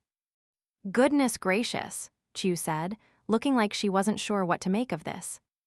What is more, if there was a failure to protect this city from the grasshoppers, that too is my responsibility, entrusted as I have been with leading this place on behalf of my father, Jyokuin. The people have starved, and the blame is mine. To all of you I can say only I'm sorry. Now he bowed toward the commoners. Master Jyoku, don't bow to us. That's right, we did this by ourselves. You've done nothing wrong. The people were eager that Jyoku should raise his head. Maomao realized that the scene had changed. Jinshi, who had been the star until a moment ago, had been overshadowed by Jiaokuwu. "He's right. The honored Imperial younger brother isn't at fault here," someone said. "It's those troublemakers from the West that brought the bugs." "Yeah, and now they're trying to steal our food too." There were more shouts of agreement from the crowd. Jiaokuwu had spoken of the disaster that came from the West. Maomao had assumed he meant the grasshoppers. But then, wait, what just happened? He'd shifted the focus of the anger from the insects to the western lands themselves. Immediately to the west of Aisei province was Shea. "Looks like a new fire is starting," Chu said, her eyes cold. "A new fire?" "I'm almost impressed. I wondered what was going on, but it turns out all the play acting has been leading up to this moment." "Play acting? What are you talking about?" Chu twirled her finger and a pigeon appeared in her hand. "All of it. Calling the Moon Prince here and the Master Strategist, deliberately affecting a bad attitude toward the Moon Prince, deliberately giving the common people a bad impression of him. All of it was calculated for this purpose. That might even include sending his adopted daughter to the rear palace. Now, that would be something." The pigeon went fluttering out of Chu's hand. "The West has to pay. Let's get our food back.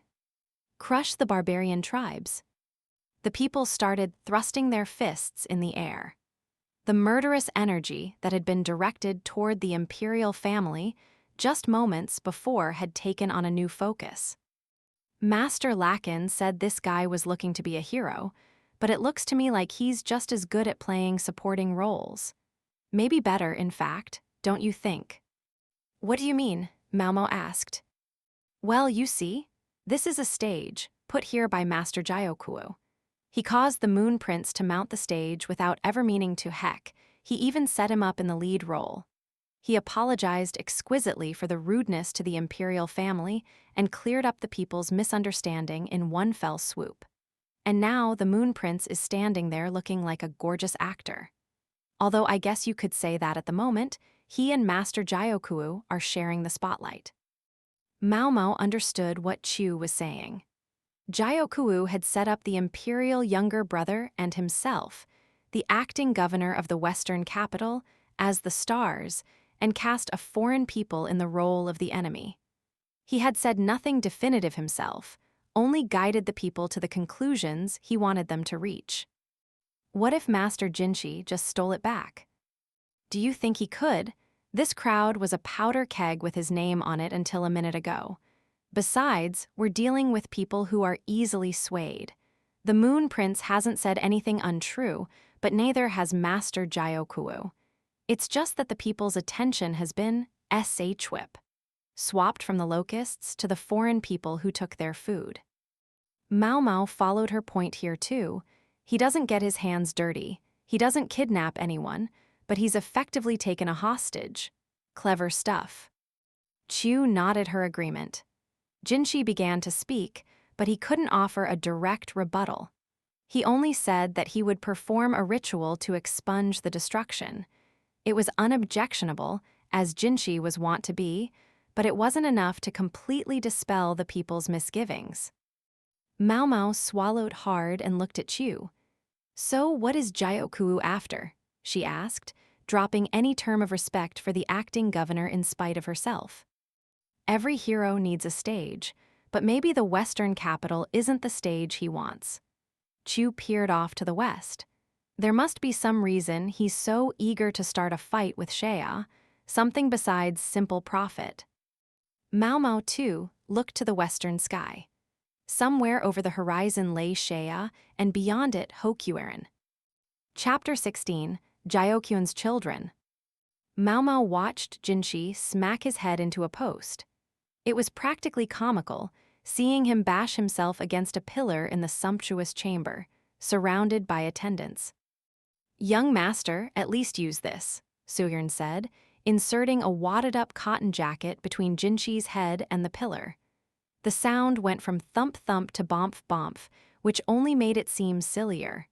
Suyern didn't go so far as to try to stop him. "He played me. Like a two-stringed fiddle, sir." You're mocking me. Yes, I am, sir. Maomao had her hands full trying to offer non-committal responses. Just agreeing with everything Jinshi said was better than letting herself slip and accidentally try to suggest an actual solution.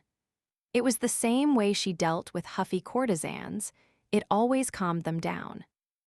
Are you even listening to me? Jinshi demanded. I'm listening, sir. Apparently, it was still the wrong choice. In this case, instead of offering inoffensive comments, she should have tried to suggest a solution. But at that moment, Maomao didn't even have any ideas to offer. Neither did the rest of Jinshi's entourage. Gaeshun was the first to speak. Moon Prince, has there been any communication from Empress Jyokayo since then? Then? Maomao wondered. She knew Jinshi and the Empress had been in touch with each other about Jyokuu's daughter. Was that what he meant? Communication? Yes, but I don't think she's in a good position to deal with Sir Jyokuu. For one thing, the Empress would have no way to know about this most recent event.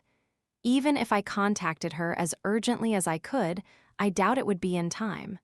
But thankfully, she's already put me in touch with certain other connections. Makes sense. Even the members of a single family were hardly going to be in lockstep. Maomao wondered who these connections were. What about Master Jyokyun then? Basin asked. Jinshi paused for a second, then said, I can't be certain, but I doubt Sir Jyokyun had a hand in this. I've kept him apprised of the situation here, but there are certain things that I think he wishes to leave to his son's judgment. He sends only the most ambiguous answers. I can only imagine that what he writes to Sir Jyokuu is quite different from what he writes to me. You don't suppose that his answers conflict with the report you're getting, Master Jinshi? Taomei asked. She seemed to be wondering if Jinshi's letters were reaching Jyokyun at all. At the moment, I don't think so. I would agree, came a voice from behind a curtain. Maomao was caught off guard for a moment, but then realized it was Gaeshun's other son, Baryu. Chu flitted over and nudged the drape. He's gotten used to us enough to speak, huh? She had no idea, though, how many more times she might have to visit before she saw his face. Maybe he would open up to her if she wore a duck mask. Gaeshun picked up the thought. Master Jyokyun's policy was always to be on friendly terms with neighboring countries, and thus to keep them in check. He might make suggestions or negotiate sometimes, but he never made an open declaration of hostility. I think that means it's safe to assume Master Jyokou did this on his personal initiative. At the same time, I can see why Master Jyokyun might hesitate to criticize his son's approach. Sir Jyokyun isn't a young man anymore. He can't be forever meddling in his son's affairs, Jinshi said. True enough. Exactly, sir. Moreover, there must be more than a few among the populace who are dissatisfied with the way Master Jyokyun has done things. Master Jyokuu's core group of supporters must include many disaffected former believers in Master Jyokyun. One suspects. Jinshi set the cotton jacket aside and sat down. After all, not all the neighbors around here are necessarily good people. Maomao recalled a marriage ceremony that had taken place in the western capital last year. The wife-to-be, aghast at the idea of being taken to Shea by her husband, had tried to fake her own suicide in order to disappear. The entire family had been in on it, and solving the case hadn't made them any more eager to go through with the wedding. They said the foreigners brand their wives like livestock. There weren't that many idiots in the world who would deliberately let someone press a hot brand into their skin of their own volition. In fact, as far as Maomao knew, there was only one. For that matter, he did it to himself. She glowered at that idiot even as she mulled the present circumstances over in her mind. So the people were upset with the emperor's younger brother, and Jyokou intervened. He somehow managed to blame everything on the foreigners, and now Jinshi is going to perform some kind of ritual. From the sound of things, This ritual had less to do with expunging sickness and more with making ready for the coming war. At that moment, Jinshi had managed to put off the ritual briefly, but now he was trying to figure out what to do. "I don't suppose Sir Jyokyun would come home," Jinshi mumbled, but they all knew that was impossible. "Unfortunately, sir, I don't think that will happen," Gaeshun said. "You can't rely on others to solve your problems," Taomei added. Well, that accounted for both husband and wife. This conversation didn't look like it was going anywhere fast. Maomao wasn't even sure why she was here. She had been summoned for the first time in several days, but before she'd had a chance to inspect Jinshi's burn, he was starting in on his trials and tribulations. Miss Chu, Maomao thought grudgingly of the whimsical lady-in-waiting who had brought her here. Maomao decided to try to get them back on track, by force if necessary. "I understand you're worried, sir, but the general thrust of the ritual has been determined, hasn't it?" "Yes," Jinshi said slowly. "It's this." He showed her a piece of paper. It had 2 characters on it, land and pacification. The pacification of the land? It was Vice Minister Lu's idea. He said this would be an appropriate justification for a state ceremony. "I've heard of this kind of ritual, but not often. You understand what it means for this to be a state ceremony, don't you?" "Yes, sir. It's usually a ritual His Majesty the Emperor performs to venerate the ancestors and spirits, isn't it?" "That's right. But when His Majesty is too busy to perform such a ceremony himself, I may perform it in his stead." In fact, one such performance had led to an attempt on his life. If Maomao had studied more diligently for the court lady's examination during her time as Jinshi's lady-in-waiting, she might have figured out his true identity sooner. "Would you like to know the details of the ceremony?" Jinshi asked. Maomao didn't mince words. "No thank you, sir. Just tell me exactly what it means to pacify the land."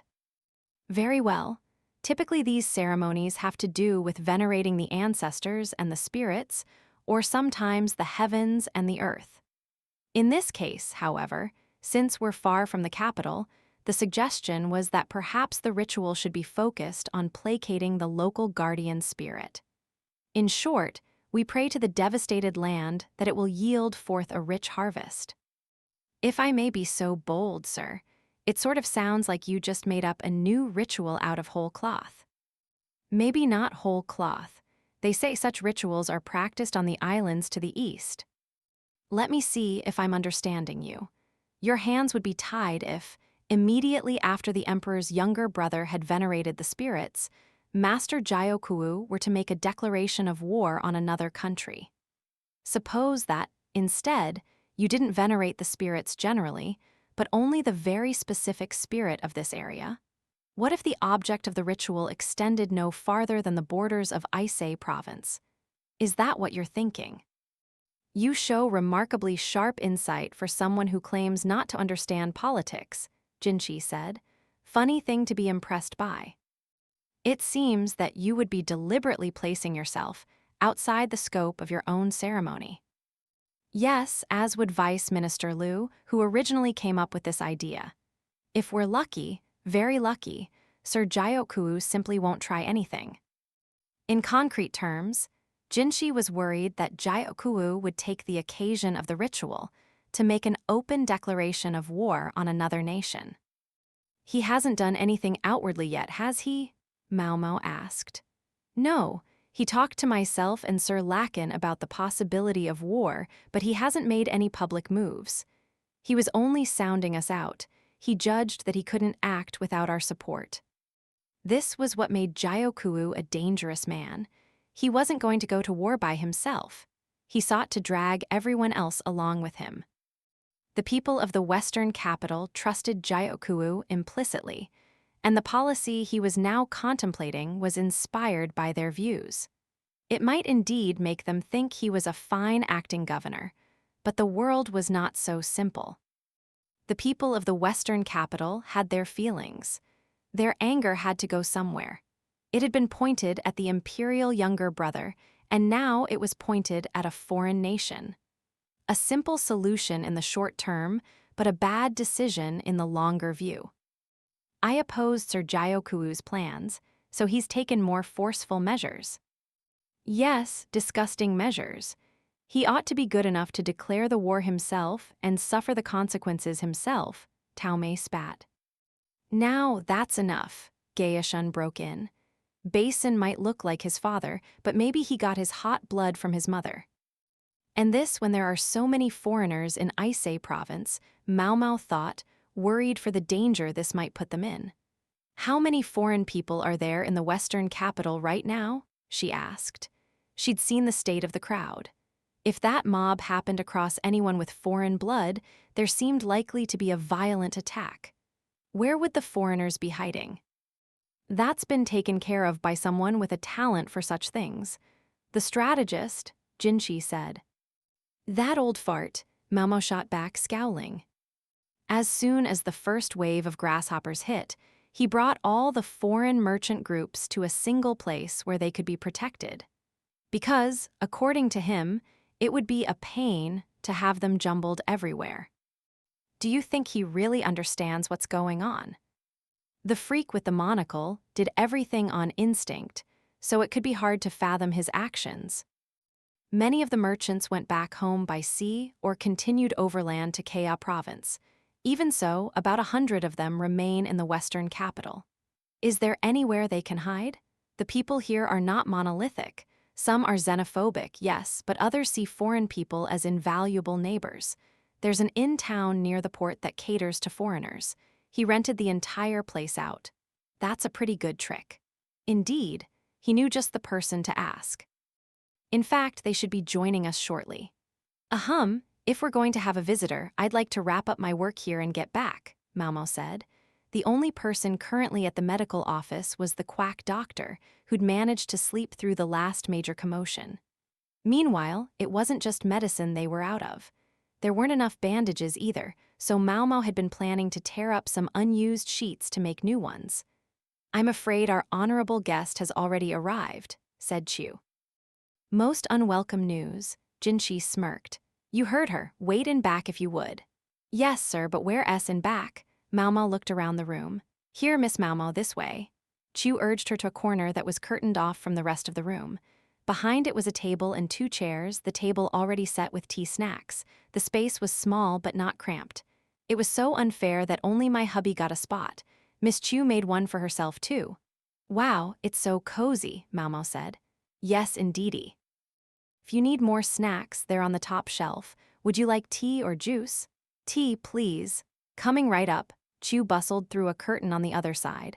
Maomao, she heard Jinshi from the other side of the curtain.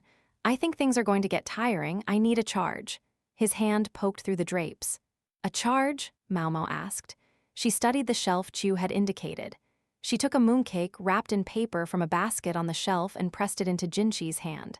Huh! The mooncake dropped to the ground. The paper came off and, sadly, it touched the floor. Maomao moved to pick it up, but her right hand was caught by Jinshi's. She felt his fingers slide between hers as if to make sure she was there. The fact they were both using their right hands made it oddly awkward. Jinshi's long fingers pressed into the back of Maomao's hand, while his palm pressed against hers. She could feel his pulse. His nails were neatly trimmed, but she could feel the calluses on his palm. Ink stained the tips of his fingers, and there was a sheen of sweat on his hand. Maomao's palm had started sweating as well. She was hoping to get away before it got too bad. Sir, what are you doing? She asked. I told you, charging. Charging? Damn it, so he hadn't been talking about getting some extra sugar. She looked reproachfully at the mooncake on the floor. I wanted to do it before I had to start pushing myself too hard. Maybe just don't push yourself too hard. Maomao breathed slowly, trying to keep her heart rate down, trying to keep the flush out of her cheeks and hands. Even so, her heartbeat and the sweating got away from her, and she could feel her hand growing slick. Only the most incompetent of leaders would find that an option, I'm afraid. If you let someone else steal credit for everything you do, you don't look like much of a leader anyway. That doesn't bother me. Those who know will know, and that's enough. He squeezed her hand tighter. Then the quality of his voice changed. Our visitor is here. You must pardon my intrusion, Moon Prince, a man's voice said. Not at all. My apologies for summoning you when you're so busy, Jinshi replied easily, but his hand remained wrapped around Maomao's. Is he going to hold the whole conversation this way? Jinshi's back was to Maomao, but she couldn't even see that because of the curtain between them. All she knew was that his right hand was growing increasingly sweaty, betraying the emotions that he couldn't allow to show on his face. Who was this visitor he was entertaining? What expression was he leveling at them? Did they really not realize that Maomao was right there, just out of sight? She couldn't stand it anymore. She pinched the back of Jinshi's right hand with her left. This doesn't count as disrespect. It does. Please be seated, Jinshi said. Was it her imagination, or had his voice gone up an octave? At last, Maomao worked her hand free, and his disappeared past the other side of the curtain. Maomao held up her hand and inspected it. There were faint red marks on the back. Charging, huh? She muttered. Who's charging? Maomao just about jumped out of her skin and was lucky not to cry out. Chu was standing there with a tea platter. It's nothing, Maomao said. Really? Aw, look, you dropped your mooncake. She grabbed it off the floor, blew the dust off it, and ate it.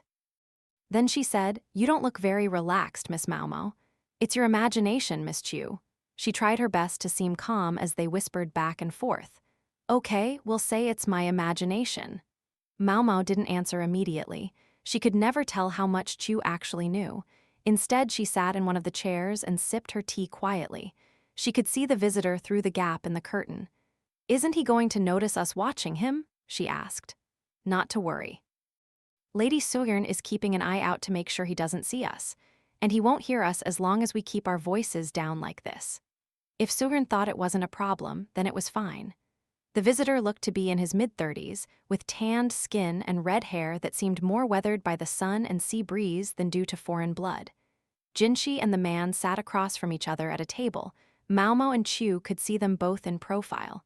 Who is he? Maomao asked. One of Master Jyokyun's sons. A sibling to Empress Jyokayu and Jyokuo then, but he doesn't look like either of them, Maomao observed. That's true, he has a different mother. Master Jyokyun has 11 wives and 13 children. Maomao was quiet for a moment. Many rich men had a mistress or two in addition to their official wife, and apparently the easygoing old governor was no exception. That man there is his third son.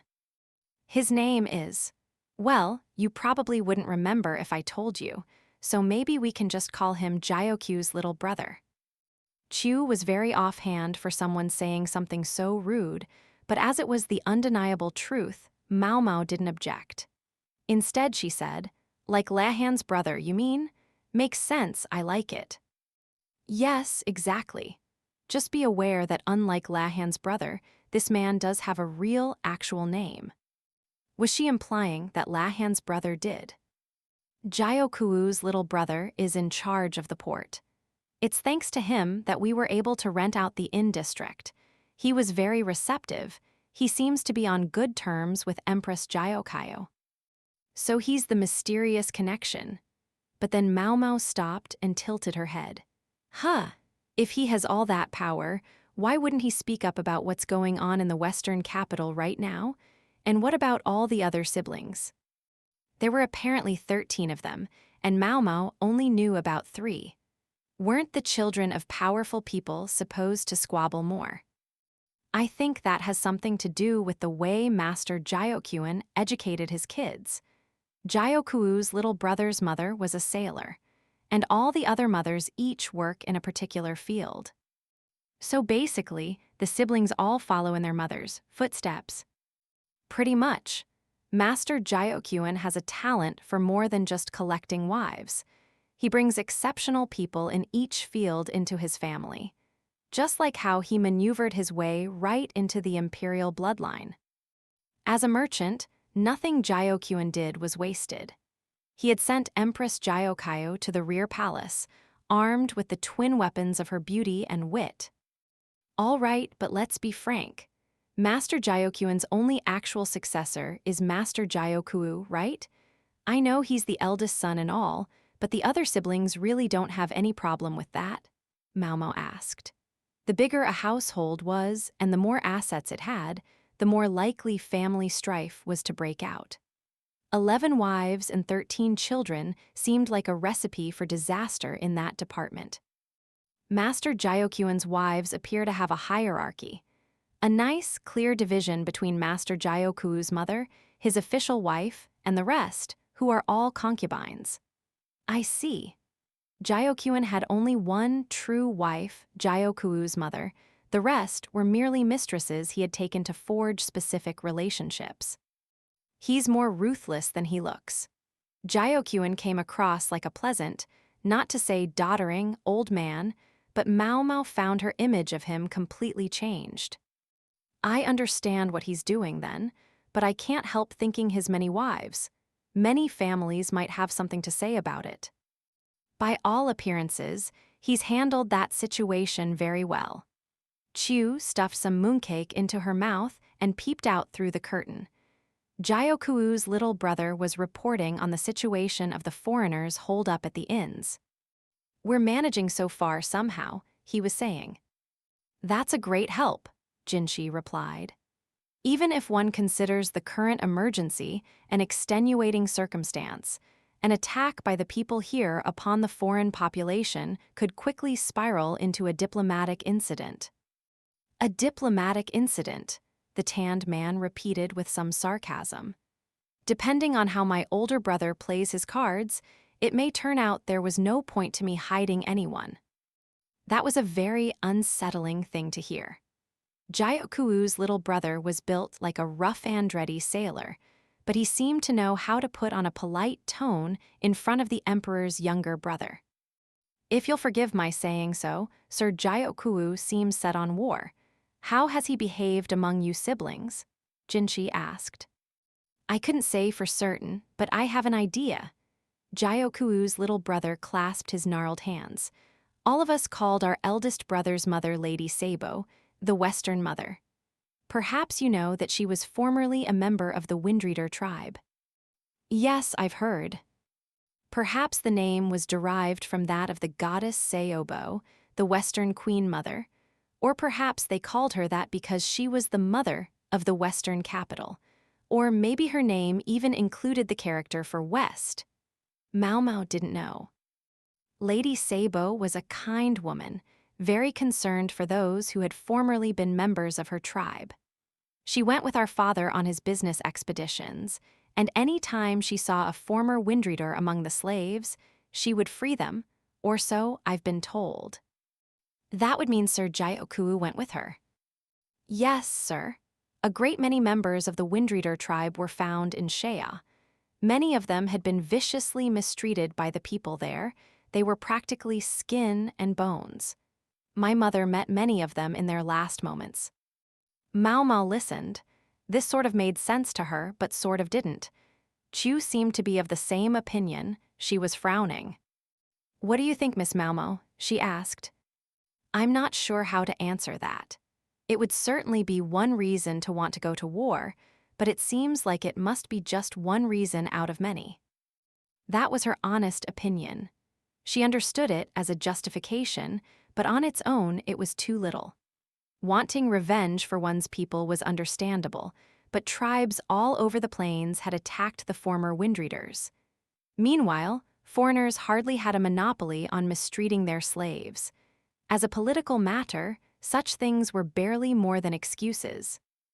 Jinshi, as it turned out, had much the same questions as Maomao and Chu. "Is that the only reason?" he asked bluntly. "I realize Sir Gyoku is your eldest sibling, but surely that doesn't silence the younger members of the family completely. Is it not precisely because you disagree with him, Sir Dahai, that you were willing to entertain what I had to say?" So Gyoku's little brother's name was Dahai. It meant Great Sea, certainly an appropriate name for a sailor. But he doesn't have Gyoku in his name. That, Maomao realized, was the sign that this man didn't stand in the line of succession.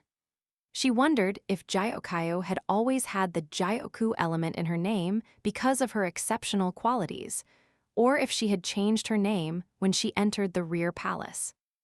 "I presume Sir Gyoku can't afford to ignore the master of the harbors just because that man is his younger brother." What did he use to negotiate with you? Jinshi asked. Dahai flinched, but then smiled. You should get out among the people more, Moon Prince. Then they might cease to believe that you're nothing but a figurehead. Get out among the people and do what? Would you have me paraded around like a portable shrine at a festival? Jinshi continued to look every inch the royal, but his tone had grown rather informal. He must have already met this man several times before. Maomao just hadn't known about it. Otherwise, Dahai would never have dared to speak as frankly as he just had. My eldest brother tempted me with the rights to Shea's ports. Currently, ships from other countries pay through the nose to use them. Products from a great many lands find their way to Shea, coming on a great many ships, and Shea has them all over a barrel. They need those ports. My brother informed me of his intention to take the ports and put me in charge of them.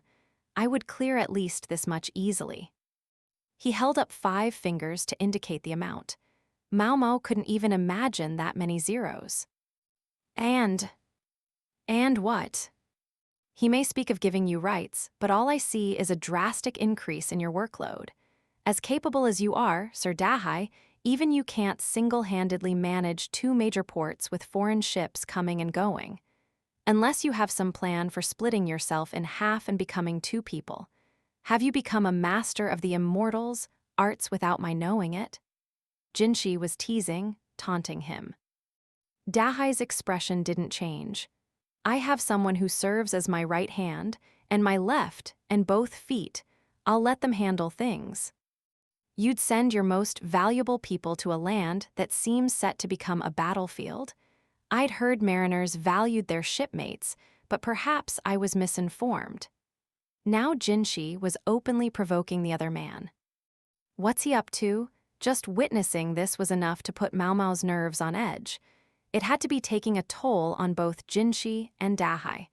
Now I see why he wanted a charge. It had to be mentally and emotionally draining to keep up this conversation. Perhaps that suggests to you how important these rights are, Dahai said. Very well, then what's keeping the rest of your siblings quiet? There can't be many carrots as large as those harbor rights. If anything, I would expect the opposite, that they would find the costs of invading another country unduly burdensome. After a moment, Dahai said, I have no doubt my brother explained to each of our siblings the advantages of supporting him. Maomao and Chu were still peeking from behind the curtain. They were out of mooncakes, and Chu had moved on to nibbling on a fried dough twist. Are you sure I should be seeing this? Maomao asked her. Sure, it's fine. No, I mean, if Dahai found out, wouldn't he be upset? Maomao knew she would be, if she found out that some ladies-in-waiting had been eavesdropping on secret conversations she'd been having.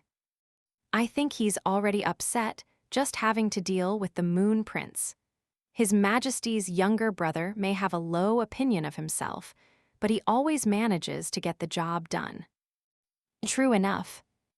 Dahai had to be more than a dozen years older than Jinshi, but it was the prince who held the initiative in this conversation.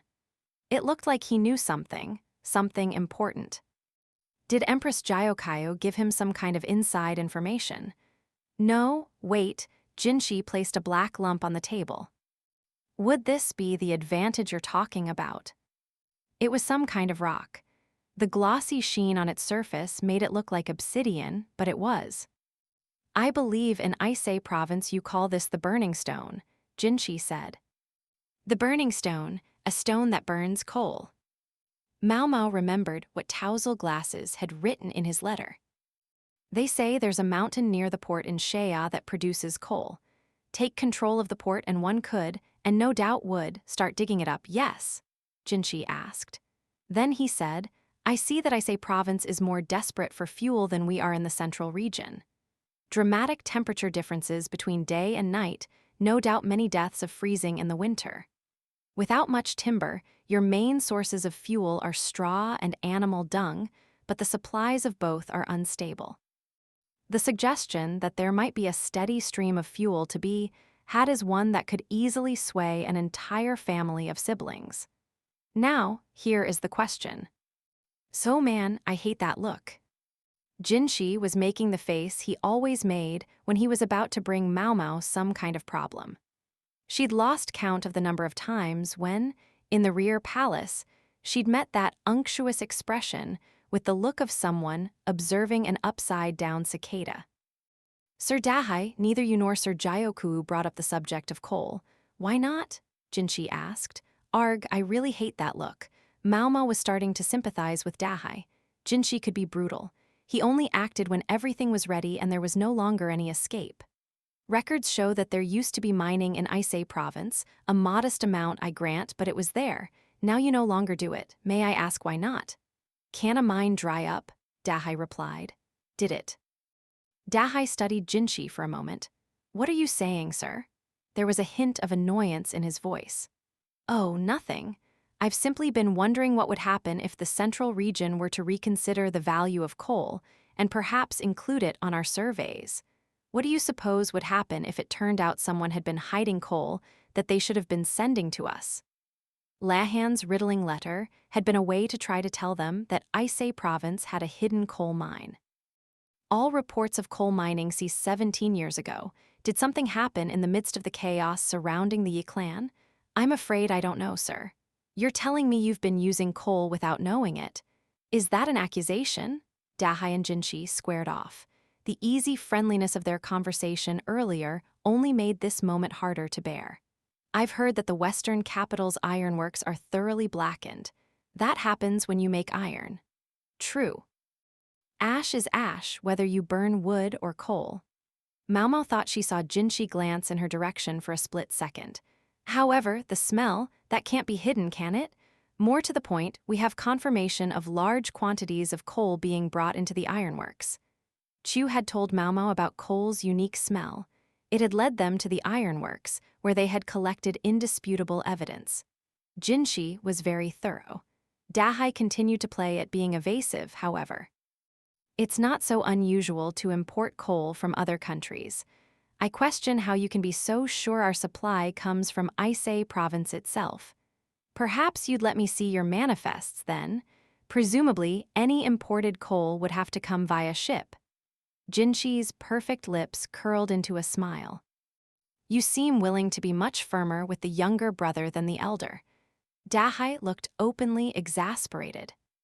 When a person has proof, he can be as firm as he wishes. It was a bit of a fig leaf for the emperor's younger brother, but it was his way of signaling that he was not going to simply force matters using his authority. Besides, we don't have to make this difficult. I have an easy way out for you. After a long moment, Dahai said, I should have known I would never get the better of you. There was a secret agreement with the former emperor, or perhaps I should say with the empress regnant, regarding the use of coal, was there not? Jinshi asked. What would ever give you that notion? You have no idea how prickly the bean counters in the royal capital can get.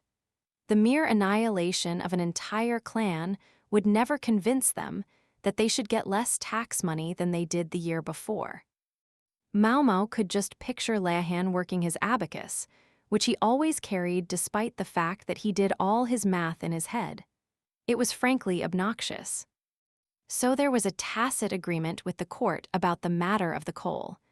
And yet you come here with your accusations, Moon Prince. I said, didn't I, that it was a secret agreement with the former Empress Dowager, the Empress Regnant. The current sovereign had and has no part in it. Say the emperor doesn't know about it, or knows but stays silent. How would people react if I spoke up?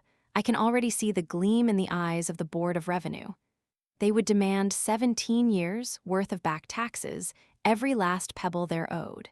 Yes, I think that would cause a re-evaluation of the worth of coal. Stupid, stupid face. Had he really needed a charge? He seemed well in control of this situation. Are you threatening me? Here I thought you had saved our people from the depredations of the grasshoppers. Has it been your true aim all along to ravage us in their stead? It was merely a suggestion. Did I not tell you that there was an easy way out? Let's say I am all too ignorant in these matters. I hardly know coal exists, let alone what it's worth. It's just a bunch of stones. good enough. And what do you ask in exchange for this ignorance? Dahai scowled at Jinshi. To be quite frank, I see no advantages in making war. A man is welcome to gamble with his own money if he wishes, but I cannot approve of dragging the entire country into such a wager. Should Sir Jyoku use the occasion of my ritual to make anything resembling a declaration of war, I expect the people to be very much on his side. I may object, but I could easily see us sliding into an invasion of another country just the same. You're saying you wish me to stop my elder brother's plan, then? Precisely. If there is war, I think the consequences to you will be far more dire than an investigation into coal by the royal capital. But Sir Jyoku will be unable to make any war without your ships to carry the invasion force. It was as Jinshi said. Maomao pictured a map of the region in her mind as best she could. I say province was home to vast plains where food was scarce. An invasion entirely overland seemed impossible.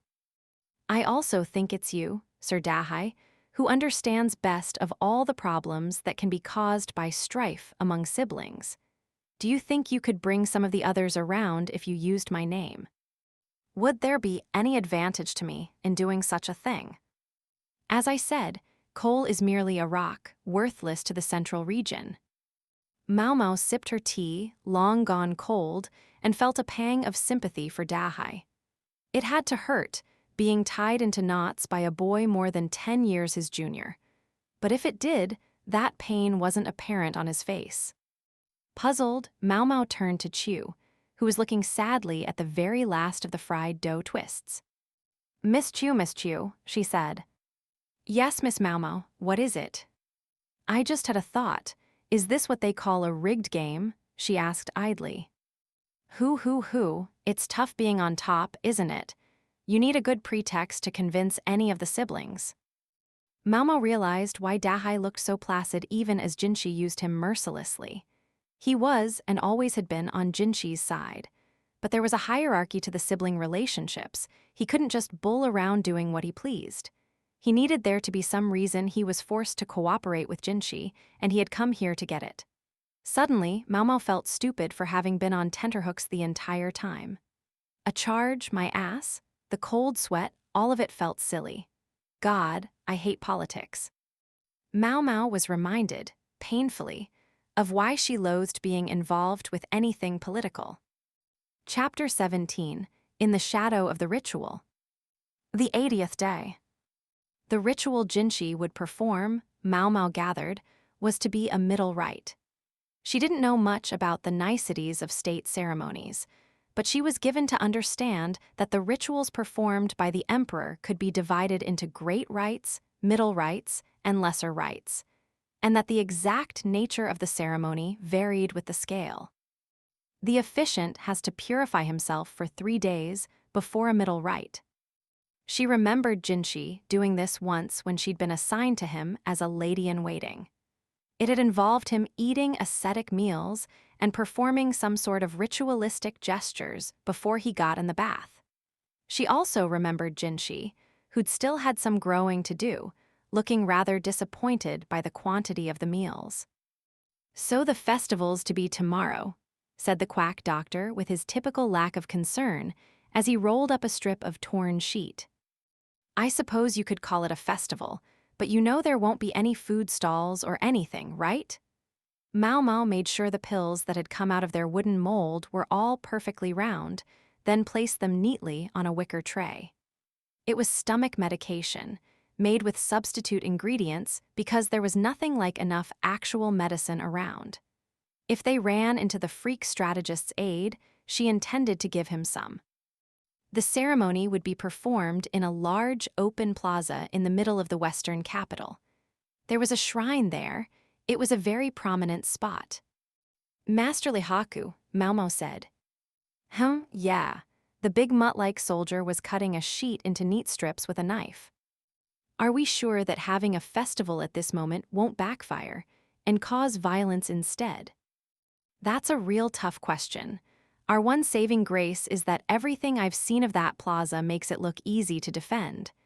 It's circular, so we can surround it, and it's big, which will make it hard to fire an arrow into it. So it wasn't, from his perspective, a dangerous location. The one real potential problem is if the people turn into a mob and just pile past us. Yeah, there wouldn't be much you could do about that. Even impeccably trained soldiers could only do so much to resist sheer numbers. Maomao hoped there wouldn't be any injuries, but who knew what the day would bring? It was even possible that an unruly mob would rip off Jinshi's robes and discover the burn on his flank. What I can say is that there's been less violence the last few days, Lihaku said, handing the shredded sheet to the quack doctor. The mob that night seems to have helped things calm down, at least a little bit. You mean because Master Jyoku spoke directly to the people? Uh-huh, and it sounds like his younger brothers have been trying to talk people around as well. That must come from the brother Jinshi, talked too. Jyokuin's family held control of every industry in the western capital. Anyone who went against them would find life in the city very, very difficult. Security's still tight, though. There are still people around claiming that it's the Imperial younger brother's fault that swarm broke out. As a soldier, Lihaku was kept abreast of each day's security preparations. Then Maomao asked the question that was bothering her most. How do you expect Master Jyoku to act during the ceremony? How would he behave, this man who lusted for war? Maomao didn't think he would just stand by quietly, checked by his younger brothers. She only hoped that he wouldn't launch into his speech in the middle of the ritual. We expect him to give a formal greeting, of course. In the interests of security, he'll wait at the administrative office until his moment. It sounds like his speech will be at the end, after everything else is over. Using the administrative office as a staging area was perfectly understandable. It wasn't far from the plaza. And yet, doesn't that seem like it's sort of putting Master Jyoku squarely in the spotlight? Maomao asked. I'd say it does, Lihaku replied. Providing security was going to be tough enough. Splitting them into two groups seemed especially questionable. Jyoku was the one the people trusted. Wouldn't they be more likely to stay calm if he were at the plaza with them? Not to mention, having the less socially important person show up late would normally be unconscionably rude. The sight of Jyoku arriving from the administrative office with his attendants and bodyguards in tow would leave a profound impression on the onlookers. Let me guess, was this Master Jyoku's idea? Actually, no, Lihaku said, closing his eyes and stroking his chin, which was gradually acquiring a stubble. There were no longer any razors fine enough to shave facial hair, so he had to go without. What I've heard is that Master Jyoku's younger brothers and sisters wanted to get together to discuss matters before the ceremony. But there wasn't much time, and tomorrow was the only time they could do it. Well, Maomao was impressed. Dahai had been harder at work than she'd expected. The siblings seemed to be split into factions, supporting the eldest and the youngest.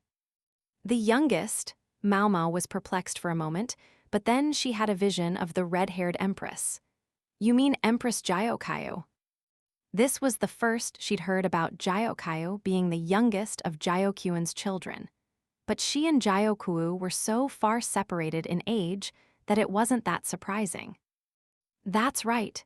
The eldest son might inherit leadership of the clan, but the word of the Empress carries a lot of weight, even though she's his youngest sister. All the sisters are for Empress Jyoku, and even a few of the brothers. You're very well informed, Master Lihaku. Maomao nudged the big soldier with her elbow. I talk with the other guards who come by here, and they've all been around. I hear a lot of things. The others used to say they were jealous of me because guarding the annex was supposed to be a cushy job, but since that mob the other night, I haven't heard a word from anyone. Is it just me, or does Master Jyoku seem given to extreme policies? Doesn't that bother the people of the Western capital? That has to do with what layer of the support base you're looking at. The group you're thinking of, young lady, has a bunch of Master Jyokyu's supporters in it. If you change your perspective, a lot of other things change with it. I feel like it didn't used to be that way, Maomao objected, as she helped untangle the quack from the strips of sheet he'd gotten himself caught in. Time passes, things change. The more upset the people get, the more they pressure their politicians. And then later, they complain that they don't like how it turned out. Is that how it works? Maomao rolled up the cloth. She just hoped the ritual would go smoothly. The next day was bright and blue, not a cloud in the sky. That wasn't specifically a sign of good fortune in the western capital, where it hardly rained anyway, but it still made a nice backdrop for a ceremony. The impending festivities did something to dispel the gloom that had clung to the city the past several months. What do you think, young lady? Shall we go up? The quack doctor asked, heading up the stairs with his steamed potato in hand. He and Maomao had to stay and watch the medical office, but the plaza was visible from the third floor of the annex, and they decided to watch from there. Maomao had suggested that she should go to the ritual site in case anything happened, but Jinshi had rejected that idea. He seemed to think his life would be far harder if Maomao got hurt than if he himself did. I don't really expect Jinshi to be injured, anyway, and the freak strategist is at the ceremony. If Maomao were there too, he seemed likely to interrupt proceedings. Instead, she got to watch from the third floor of their building, which had an excellent view and a nice breeze. In the room with her and the quack were Chu, Lihaku, the duck, and, for some reason, Lahan's brother. What, you think it's wrong of me to be here? Lahan's brother asked, glowering at her. The duck raised her bill in imitation of his expression. Lahan's brother must have been looking after the duck for Basin, who was serving as Jinshi's bodyguard. Did I say anything out loud? I saw it on your face. It hurts to know I was right. I'm sorry. Maomao tried to make Lahan's brother feel better by offering him a steamed potato, but he jumped back, saying he'd had more than enough of them. The duck comforted him. I can see them, but it's so far away. They're all so small, the quack said, squinting.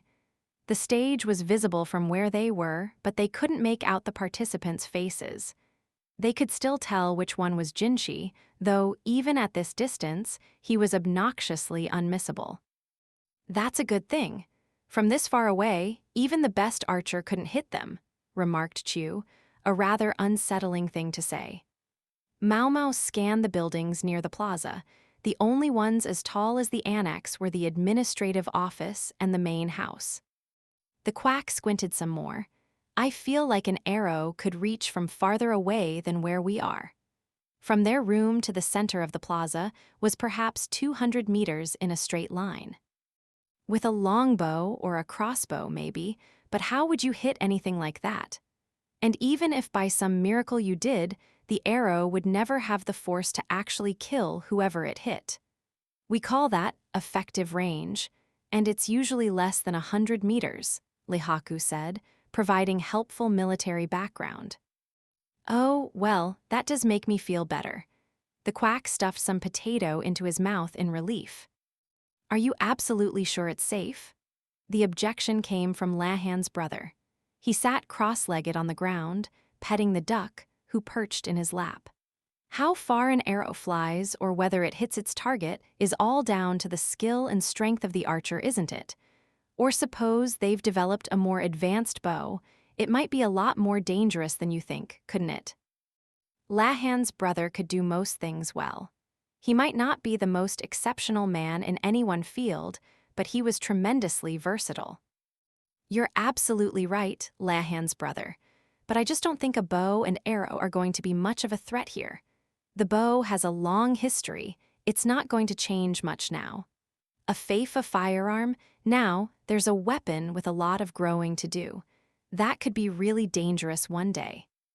A Feifa? I'm surprised to hear you mention that, Maomao said. Lihaku was a soldier, someone who trusted in his own strength. She was surprised to realize he might put stock in firearms. Aha! A feifa is less powerful than a bow right now, but look how portable it is, just a little tube. That's the scary part. Tools get more and more powerful as they're improved.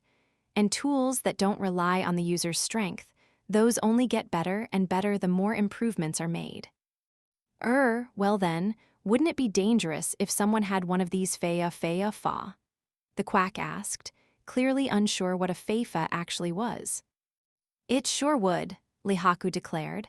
So much for reassuring the old doctor.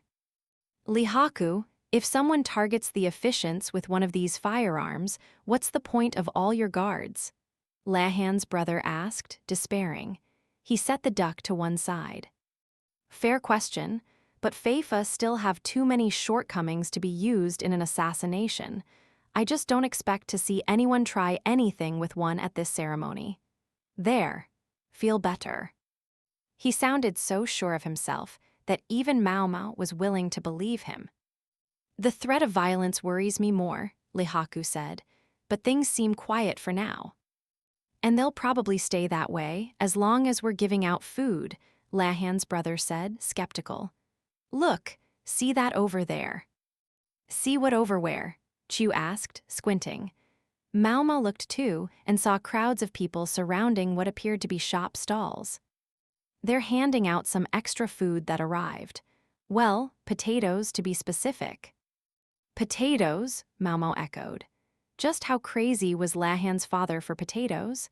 Lahan's grandpa and Lahan's mother had seemed resentful of their rustic dwelling, but Maomao suspected that just by selling potatoes, their income probably far surpassed that of the freak strategist's detrital estate. They de-built a veritable potato palace.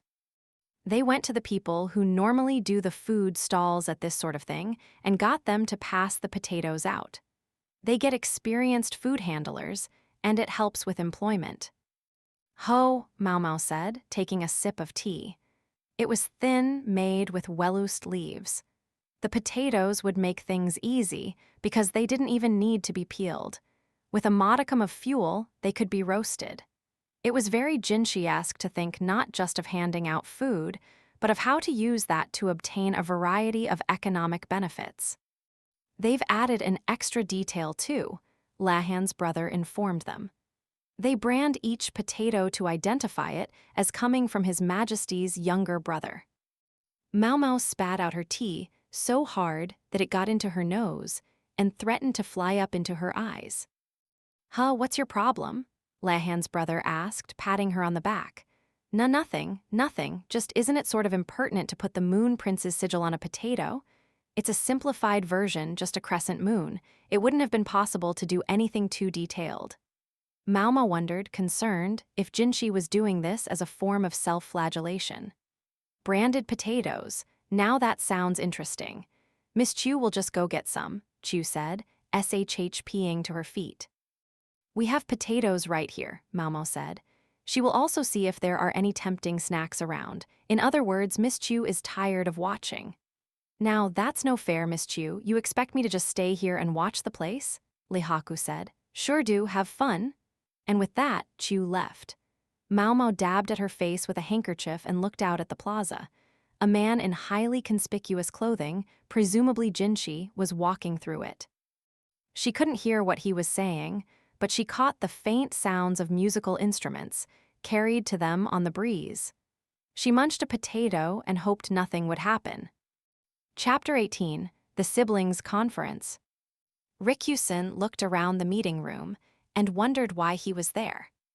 He was in the largest room in the administrative building, and with him were Jyokyuin's children. 8 of them, including Jyokuo, all seated at a round table. As far as Rikyusen was aware, Jyokyuin had 13 children. One of them was Empress Jyokayo. Jyokyuin's second daughter, Rikyusen had heard, had accompanied him to the royal capital as his aide. That left 11 children in the western capital, which meant 3 of them weren't here. Maybe it was just that hard to get everyone together at the same time, or maybe only one representative had been sent from each mother's brood. Rikyusen looked around at the siblings, matching them with his memory. Jiaoku was the oldest son, of course. To his left was the second son, and to his right, the third. The third son was on good terms with Empress Jiaokyu and had met several times with His Majesty's younger brother as well. Both of them sometimes came to the administrative building. Jiokyuan's eldest daughter sat next to the second son, and the third daughter sat next to the third son. It was the custom in the Western capital for the most respected person to sit farthest away from the entrance, but at the same time, the eldest daughter was older than the second son. So they weren't going strictly by age here, but discriminating by gender. The fourth son and daughter, as well as the fifth daughter, were missing. There were also 3 faces that Rikusen didn't recognize. He presumed they were the only siblings he hadn't yet accounted for the 5th, 6th, and 7th sons. Assuming they were seated in order, that would make the man sitting directly across from Jioku, the 7th son. Behind each of the seated siblings was another chair, in which sat an aide or attendant. Behind Jioku alone there were 2 chairs. His confidant was in one of them, and, for some reason, Rikusen was in the other. Rikusen couldn't have felt more out of place, but Jioku had summoned him to this conference, so there was nothing he could do but go. By all rights, Rikusen should have been in the plaza, observing the ritual. "So, elder brother, what, pray tell, have you summoned us here for today?" asked the eldest daughter, a woman somewhere in her 40s with a hawk-like nose. "As I've already explained, I wish to discuss the future of the Western capital, no, of Ise province itself." Jioku spread his hands wide. His large, solid frame made his eldest sister look that much more delicate and willowy. The people at the table might all have been siblings, but with each of them having a different mother, they all looked very distinct from each other. "I can't go along with what you're suggesting, eldest brother," the third son said in a firm voice. His sun-baked skin and hair marked him out as a man of the sea. Rikusen remembered that this son was in charge of the ports, and that he could be even more influential than the second son. Jioku would have to be careful with him. "Oh no, Dahai, whatever happened to listening to your older brother?" Jioku sniffed. He wasn't dealing with a child, though, but with a man in his mid-30s. "I understand what you're trying to say. You're referring to what you already told me, yes?" Dahai asked with a glance at Rikusen. "Don't worry. Everyone in this room is free to hear about it," Jioku said, his way of indicating that Rikusen was on his side, perhaps, or maybe that he didn't care if the story got back to the Imperial younger brother. Dahai looked straight at Jioku. "You want to attack Shea? Our father would never stand by and let you do such a thing. You may be acting governor, brother, but this is going too far." "I agree with Dahai," said the second brother, a heavy-set, tanned man. He was in charge of land transport, Rikusen recalled.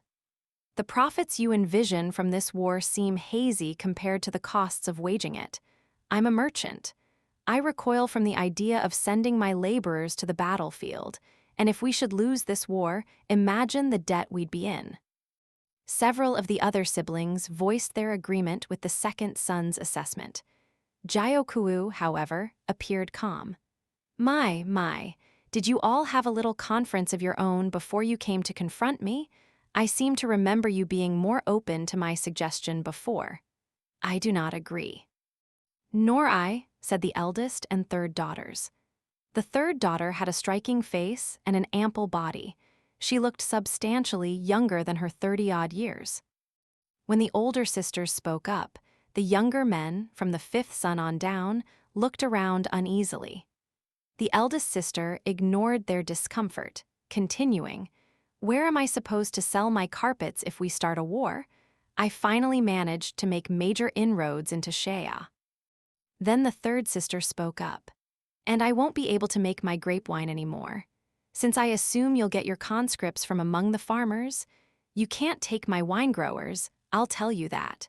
We've finally gotten to where people think our wine tastes better than the imported stuff. More and more people in the royal capital are buying it." Neither of them were happy. Although they were women, they had real parts to play here. They were full-blooded merchants, true daughters of Jyokyuan, and it seemed to set the men back on their heels. "Harsh words, my younger sisters. Harsh words," Jyoku said with a grim smile. "Harsh, I've been entrusted with the Western capital's whole textile industry. If we go to war, our best work will cease to sell. Do you know how many craftspeople will end up on the street? Hundreds, if not thousands of workers and their families would starve, and you expect me to just go along with this? I would need a guarantee of at least a decade of supply and security on the other side, or I don't even want to talk about it." Such demands. Jyoku looked troubled. Just for a second, it almost seemed the younger sister had succeeded in out-talking her elder brother, but the concern soon disappeared from Jyoku's face. "From what I hear, land and sea transport, textiles, and winemaking are all doing quite well for themselves. They'll be able to continue happily in spite of the swarm." He stroked his chin, then turned to look at the three silent brothers. "What about iron making, ceramics, and animal husbandry? How are they doing?" One man hesitantly raised his hand. He couldn't be older than Rikusen, maybe even quite a bit younger. He was small but muscular. From his seating position, Rikusen took him to be the fifth son. "To be honest, not very well," he said. "We built a blast furnace in the Western capital as father suggested, but it hasn't improved profitability. It was never going to." "Why not? Aren't you doing the work? I know there's constant demand for iron." The third daughter narrowed her large eyes and looked at her little brother. We're working, but it doesn't happen like you think. The capital's port makes it easy enough to get iron ore, but we don't have fuel. Straw and sheep shit isn't enough to make an oven hot enough to melt metal. Kindling and charcoal are too expensive, and even if we could afford them, the city is overflowing with trade goods. Customers prefer higher quality metalwork from abroad. We could work all we like, and we'd still have to sell for the lowest price. Then make more valuable items, the third sister said. She clearly thought this should have been obvious. "We will, but do you have any idea how much groundwork has to be laid before we can do that? Didn't you yourself get our father's help until the wine from our region started selling?" Well, yes, but..." The third sister looked distinctly uncomfortable. "I'm with fifth brother," said a heretofore quiet man in his mid-20s, raising his hand. They seemed to be speaking in order of age, which would make him the sixth son. Rikusen could only watch the siblings bicker, as inert as the chair he sat in. "Ceramics, too, are difficult to manufacture without fuel. I'm as happy as any of you to see the Western capital growing by leaps and bounds as it has been, but at the same time, prices are going up.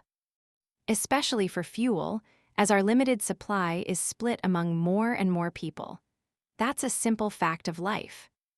Unlike the fifth son, the sixth spoke calmly and rationally, but what he was saying was much the same. "Guess that makes me last," the seventh son began. He still had a baby face, but his cheeks and ears were riddled with scars. "As far as I'm concerned, you can oppose this war if you want, but I'm going to add 30% to the price of the wool from my flocks." "Well, what? Why?" demanded the eldest daughter, who was in charge of textiles. "I've been holding down the price for ages now. Mother and father and grandpa have been talking among themselves. She's family, they say. Give her a good price, they say, but when I'm in charge, I want to do business at the proper price. Honestly, 30% is still a gesture of goodwill. It's just like our brothers said, as the Western capital grows, prices go up. So why shouldn't the price of wool to make your textiles go up too?" The fifth and sixth sons nodded in agreement with the seventh. 30% at a stroke? That's absurd, the eldest daughter replied. The price would normally increase in smaller steps. "And while that price is creeping up, the rest of us are going to die?" the seventh son exclaimed, staring daggers at his eldest sister. "Thanks to the insect swarm, my livestock have run away and my tents are in tatters. I would be willing to buy food, but no one will even sell to me. Do you know what that's like? I've already had to sell a tenth of the livestock I had left. I know I can't get a fair price now for what I've already sold you. I was selling what wool and butter I had left to buy food, but now I can't even do that. You know, I've also been keeping down the price of sheep dung for the ironworks and pottery kilns. This winter looks like it's going to be a cold one. I won't have extra fuel to sell, and it's going to be all I can do to buy food for myself. Go ahead and whine about how I should cut family members a deal. It won't help, because there'll be no one to give you a discount if I'm dead. The seventh son, Rikusen saw, was the youngest, but also the most combative of the siblings. The eldest daughter was scowling. The seventh son seemed to have more he wanted to say. He looked Jyoku. Eldest brother, this being the case, I ask you this year to open the supplies. The supplies, Jyoku repeated. You know what I mean. I assume it's safe to be explicit here. The seventh son's gaze swept those around the table. Just for a second, Rikusen felt the young man meet his eyes. If I raise the price of wool and have coal to rely on, we might just survive. Somehow. Rikusen only just managed to maintain his air of cool detachment at the seventh son's words. He was surprised to realize his heart was pounding, but he succeeded, he hoped, in looking genially perplexed. Why, what's that? His expression seemed to say. The burning stone, yes, I need it too, said the sixth son. And me, give some to me, said the fifth. Coal, the burning stone. As the name implied, it was a rock that would burn when you set fire to it. It wasn't mined in the central regions. There was scant use for it there, so it wasn't seen as valuable, but the same was not true of Aisei province. Coal was often burned here to help stay warm in a cold year. It was essential. By now, Rikusen had a firm grasp on relations between the siblings. The older ones, whose businesses were successful, sought stability and didn't want war. But the younger ones had been forced to the brink by the insect swarm and could find themselves collapsing at any moment. That was where Jyoku found his opening. In the long view, the benefits are numerous. If we capture Shea, we take its mine as well, Jyoku said. Moving coal via the ports will be easy, as will transporting goods into the interior. Our iron and ceramic works will grow, and no one will have to freeze to death ever again. He spoke clearly, fluently. The speech was well rehearsed. Dahai rose from his seat. You've done all your planning from behind a desk, brother. Worse, you can't possibly know this will work. What makes you think Shea will fall so easily? How can you be sure they have a mine from which we can get coal? Shea is a neutral country. If Li attacks them unprovoked, other nations will not stand quietly by. You would anger father, and worse, you would anger the emperor. His love for our sister you won't save you then, not even with your nephew in line for the throne. The Yi were destroyed. You think they won't destroy us? Rikusen's heart started pounding again. The destruction of the Yi clan was unavoidable, Jyoku said sadly, setting off murmuring among the brothers and sisters. Rikusen took a deep breath. Calm down, he ordered himself. He looked around and saw that the siblings each had one of two expressions on their faces. The older ones looked anxious, while the younger ones looked lost.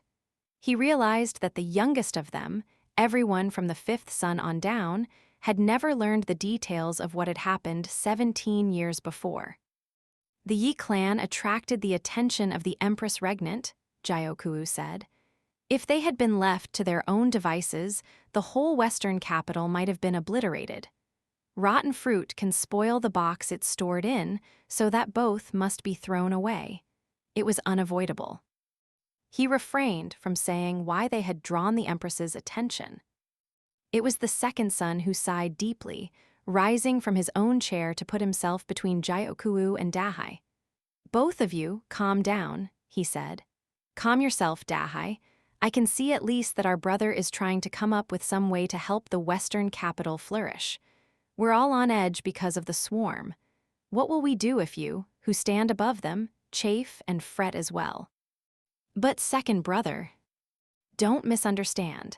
I oppose Brother Jyoku's suggestion, as you do. The fuel question is a crucial one, but not one that can be rushed. Right now, I believe we should be focusing on recovering from the disaster that has befallen us.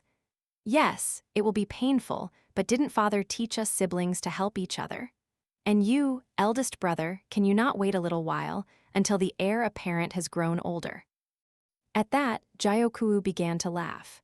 Heh heh ha ha ha ha. How many years would you have me wait, little brother? What certainty do we even have that my nephew will safely ascend the throne? Esteemed brother O, you go too far, the third sister said, striking the table. Gyokuu's eyes went wide. You will call me Gyokuu, he bellowed, raising his voice for the first time. His anger put the third sister back on her heels. Her own eyes widened slightly, but in dismay. She had committed a faux pas, and she knew it. I apologize, elder brother Gyokuu, she said. Almost immediately, the smile returned to Gyokuu's face. It's nothing, so long as you realize. The other siblings looked at him afresh. Until a moment ago, Rikusen would have said they were exchanging their opinions freely and without restraint, but when he saw how they reacted to Gyokuu's shouting, he sensed a yawning gulf between them. Gyokuen had 13 children, but only 2 of them carried Gyoku in their names, Gyokuu and Empress Gyokyu. The father of 13 children he might have been, but Gyokuen had only ever had one successor, Gyokuu. As the one guaranteed to inherit, that made his might among his siblings absolute. His younger brothers and sisters could push back against Gyokuu only so far as he allowed them to. His outburst had reminded them of this fact. It had shown them that they held this discussion at Gyokuu's pleasure alone. They were supporting actors whom Gyokuu had gathered on his stage. Needless to say, anonymous advisor was not a speaking part, and that's exactly what Rikusen was. The mood in the room had become intensely uncomfortable. The second son hesitantly returned to his seat. The talk, Rikusen thought, might normally have been more amicable, but the insect swarm had left everyone living reduced lives for nearly 3 months now. Gyokuen's own children were unlikely to starve, but the weight of the responsibilities they bore frayed their nerves. I am not speaking of groundless fears, Gyokuu said. I speak of the truth. Do you know how many of His Majesty's children have perished in the rear palace in these latter days? The brothers and sisters looked at each other in silence. You do, then let us ask someone who comes from that region. Rikusen, how many of the emperor's honored children have left the world long before their time? Now all attention turned to Rikusen. So much for that minor role. He had been given a name. To have all of the siblings looking at him was almost unbearable, but there was nothing he could do except answer. When he was still the prince-in-waiting, 1. Since his accession to the throne, 3 of his children have died prematurely. There you have it. Think how young the heir apparent still is. One cannot be certain of a child's life until at least 7 years of age. Children of the Imperial family were raised in better circumstances than those of the common folk. But even so, an infant could die all too easily, and even a grown child might still succumb to illness. Our younger sister Yu has a son, the heir apparent, and a daughter, a princess. But another of the royal consorts has a son nearly the same age as the heir apparent as well. Yu's child may stand next in line for the throne, but can we be sure he will stay there? By invoking this other woman, Gyokuu raised the prospect not only of death by illness, but of assassination. Do you mean to imply that Consort Lihua would make an attempt on the life of the heir apparent? Dahai asked. Gyokuu shook his head. Ha ha ha, is there not someone far more terrible than Consort Lihua? He thrust a hand toward the window, toward the plaza where a state ceremony was presently being conducted. Eldest brother, what are you saying? The second brother slammed his fist on the table and jumped from his chair. Elder brother Gyokuu, I cannot countenance that utterance, said the eldest sister. She and the third sister both shook their heads. The other siblings likewise looked uneasy, each turning to their attendants. Rikusen hadn't been paying much attention to them. He had his hands full trying to watch all the siblings, but they, too, were obviously shaken by Jyokyu's words. Why not? Surely it's clear why none of the royal offspring seem to survive. His Majesty loves his own brother, the Moon Prince, more than he does the children born in the rear palace. That set the table buzzing. That can't be wait, could it? Someone asked. The Moon Prince, someone else said. Some were shocked, but to others, it seemed to make sense. Rikusen, for his part, wasn't sure how to react. The Moon Prince had spent years avoiding the public eye on the pretext of being weakened with illness.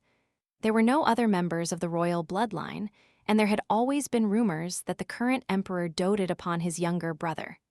They were both children of the same mother, after all. The Moon Prince was kept from public duties on account of his Majesty's overprotectiveness, some said. When the younger brother had at last appeared, though, it turned out that he was as beautiful and as gossamer as a celestial nymph, and that he was also a hale young man as skilled in the military arts as the administrative. But what rocked the people who saw him was more than the revelation that the emperor's younger brother was not a man to be dismissed. It was because, under the name Jinshi, this man had spent years running the rear palace, pretending to be a eunuch. What was more shocking still was when he chose to make his public appearance, on the occasion of the crushing of the Shi clan. Ever since his days as a eunuch, the Moon Prince's beauty had attracted much attention, not just from women but from men as well. The revelation of Jinshi's true identity had caused much consternation among the actual eunuchs of the rear palace. Rikusen had seen it himself. Many wondered whether they ought to retire or perhaps hang themselves or cut their bellies. When the emperor was asked why he had allowed a member of the royal family to pretend to be a eunuch, he'd replied, "To search out corruption." Indeed, the Shi clan, rulers of Shihoku province, had attempted a rebellion. Their destruction was fresh in the memory. "And what is this love you speak of?" The third daughter was blushing. She seemed to have another meaning of love in mind, but no one bothered to point that out. The possibility was indeed implied. "Have you not heard the stories about whether the Moon Prince is really the son of the former emperor?" Jyoku said. "Yes, but that's all they are, hearsay. Even our father said the Moon Prince was much like the former emperor in the sovereign's younger days. Then who do you propose was the father?" the second son asked, exasperated by the entire topic. Jyoku's expression never faltered. At that time, the Empress Dowager was simply the Empress. Only so many people could get close to a woman in her position. If it was his former Majesty, it could only have been a family member. Jyoku grinned, an expression that the people of the Western capital might have considered heroic. What he spoke of now, however, was foul. Say, his present Majesty. "You're suggesting that the Moon Prince might be the Emperor's own son?" the fifth brother asked, going pale. Not only the other siblings, but their attendants began muttering to each other. With the many nomadic tribes in Ise province, marriage among relatives was common, but relations between a parent and child were taboo. "Is it so hard to imagine?" asked Jyoku. The former emperor was interested only in children, and the Empress Dowager was not that young, but still young. Closer in age to our current sovereign than the former one, I dare say. Consanguinity has never stopped the imperial family before. There are records of past members having children with nieces or half-sisters. "This is beyond absurd. What you're suggesting is absolutely unthinkable," Dahai shouted. All his deference toward his eldest brother had evaporated. And yet it explains everything. The imperial younger brother resembles his Majesty. Well, a son resembles his father. His Majesty dotes upon the Moon Prince, so does a father upon his son. Finally, no children were raised in the rear palace for many years to allow his eldest son to be certain to inherit the throne. The eldest sister marched up to Jyoku, pressing closer and closer to him. You mean to say that His Majesty never intended for any of his other children to survive to adulthood, that the other infants were murdered and the crown prince will be too? With what proof? What proof do you have? Her lady-in-waiting, somewhat reluctantly, held her mistress back.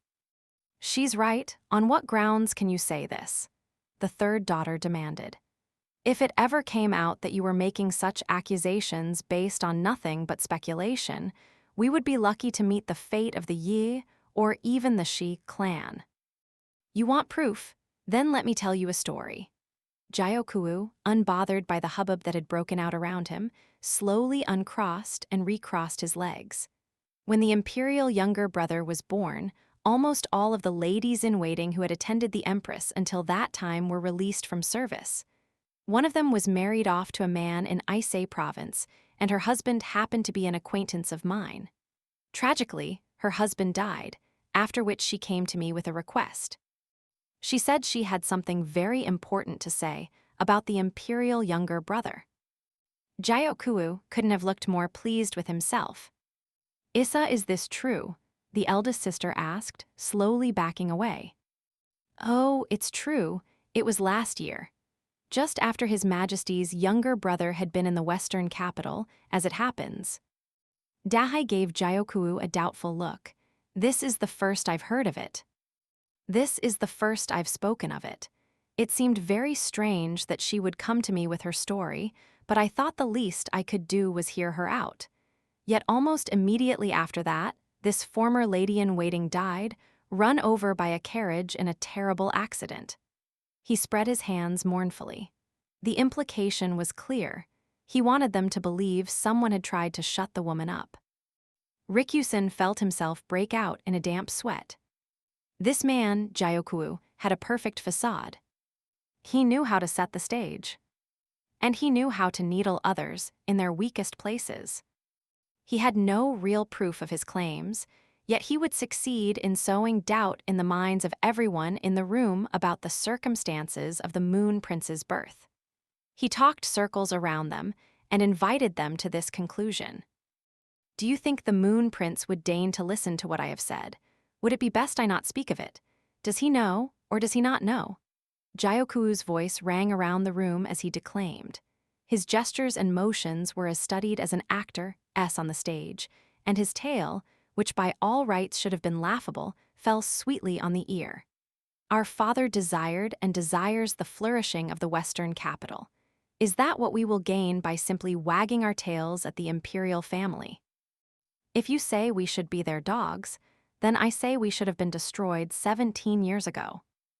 The Yi clan was named after the dog of the zodiac, and Gyokuu played on their name now to invoke the memory of their clan. The younger brothers and sisters who had opposed their elder no longer looked so cert. They had begun to wonder if they should meekly support the imperial family or not. This, Rikusen saw, was what made Gyokuu so frightening. He would make them do that which they did not wish to. He knew now why he had been called here. It was a provocation. Gyokuu did not care if the imperial younger brother found out about this. That was why he had chosen Rikusen, a hamstrung man. Just as the bat was neither bird nor beast, so Rikusen belonged neither to the royal capital nor the western city. Gyokuu's tone filled Rikusen's mind. It challenged him to speak if he dared, and asked what it would matter if he did.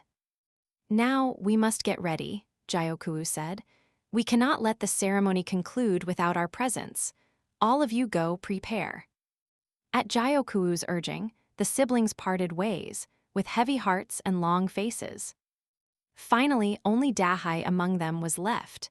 Before he left the room, he turned to look at Gyokuu. Eldest brother, this ceremony we go to. I'll mind my manners for today. I know your hearts are not yet settled. Rikusen wasn't sure whether he found that reassuring. He stayed in his chair, stock still, staring at the ground. Chapter 19, The Weeping Wind Part 1. It was all right. All was well, Gyokuu kept telling himself. Soon, all would be over. Soon, it would all be taken care of. He felt as if a thread that had been wound around his feet were soon to be cut. Meanwhile, he was moving to slash the countless threads wound around his neck. The nightmare that had plagued him for nearly 30 years would be dispelled. Soon, all very soon. He picked up a flight feather that sat on the shelf. It came from a hawk his mother had especially adored. When she died, the bird passed soon after, as if following her into the next life. He remembered his distress when she had asked him to take care of the hawk for her. He didn't know how to care for a bird and had never expected to. "You'll protect this town, won't you?" he remembered his mother saying. She was such a kind woman, she had never resented anyone in her life. His father, Jyokyun, had called her Seibo, the Western Mother, because he had wished to make her the most venerated mother in all of Aisai Province. She had told Jyoku that his name, which meant Jade Nightingale, came from a bird that lived in the lands far to the east. He wished, though, that she had named him after the eagle instead. A strong name. Daddy saves Mommy, like the hero in a play. He wished, then, that he hadn't been named after a weak bird like the nightingale. He wished he had a stronger name. Just as Jyoku set the feather down, there came a knock at the door. "Enter," he said. "Master Jyoku, there's someone who would like an audience with you. Will you receive them?" asked his aide, coming into the room. Jyoku was in his office in the administrative building, getting changed. The discussion with his siblings had gone long, and he wanted to hurry to the ceremony. He had no time to entertain visitors. "Who is it?" he asked. "A man named Takubatsu, from a village to the northwest. What will you do, sir?" The question meant, did he want a guard in the room? Jyoku was in a hurry. Whatever this was, he wanted it to be over quickly. "Don't bother with a guard, and I want you out of here too." Takubatsu was Jyoku's milk brother. Takubatsu's mother had been an enslaved former windreader. Seibo, out of compassion for a fellow tribe member, had freed the woman from slavery and brought her to her own residence. Takubatsu's mother had been close to Seibo, and this had led to her becoming Jyoku's nursemaid. Jyoku remembered his mother and his nurse looking after the bird together. Jyoku finished changing as the aide showed Takubatsu into the room. "Pardon me," Takubatsu said, and came to stand before Jyoku. He was an unimposing figure, with unruly black hair and pale eyes that betrayed foreign blood in his veins. Jyoku's nursemaid had had her son before she was freed from slavery. His father had been her owner. Takubatsu had worked at the main house along with his mother, but when his mother fell ill, he had quit his job. Jyokyun had told the nursemaid she had done well and given her some money, and she and her son had moved to a quiet farming village. Jyoku and Takubatsu hadn't had any contact to speak of after that. Takubatsu had probably been occupied acclimating himself to his new surroundings. Jyoku, for his part, was just as happy to have Takubatsu out of the picture. He'd seemed rather too much like an older brother. According to Seibo, however, after going to the village, Jyoku's former nursemaid had grown sedentary and senile. After working herself to the bone as a slave, old age seemed to catch up with her quickly. Takubatsu had come to ask favors of Jyokyun several times when his life grew hard, and Jyokyun gave Takubatsu work. But more and more farmers came to imitate Takubatsu, trying to borrow money from Jyoku's father. Most of them were also former slaves that his mother had freed. This, Jyoku had always thought, was what it meant to return evil for good. He never ceased to be amazed by his father's softness. "What is it? It's unusual for you to come yourself," he said now, suppressing his desire to demand why Takubatsu had to come at such a busy moment. Jyokyun wasn't even in the city. Takubatsu might have been Jyoku's milk brother, but it had been some time since they had seen each other. To be perfectly blunt, Jyoku wanted to hurry up and finish this conversation. He had no wish to even see Takubatsu's face. "I'm sorry to show up unannounced," Takubatsu said, "but there's something I simply must know." When had they seen each other last? Gyokuu had been 15 when his nursemaid left the estate. Until then, Takubatsu, who was a year older than him, had acted like his older brother. At the time, Gyokuu didn't care, but now it rankled him to no end. Still, he couldn't summon the motivation to shout and bluster. He would handle this like an adult. "Let us be frank with each other. I happen to be busy. I have a state ceremony to attend in a few minutes," Gyokuu said. "Then in the spirit of frankness, I'll simply ask, do you mean to go to war with Shea?" Takubatsu glared at him. "If that turns out to be the only option, then yes."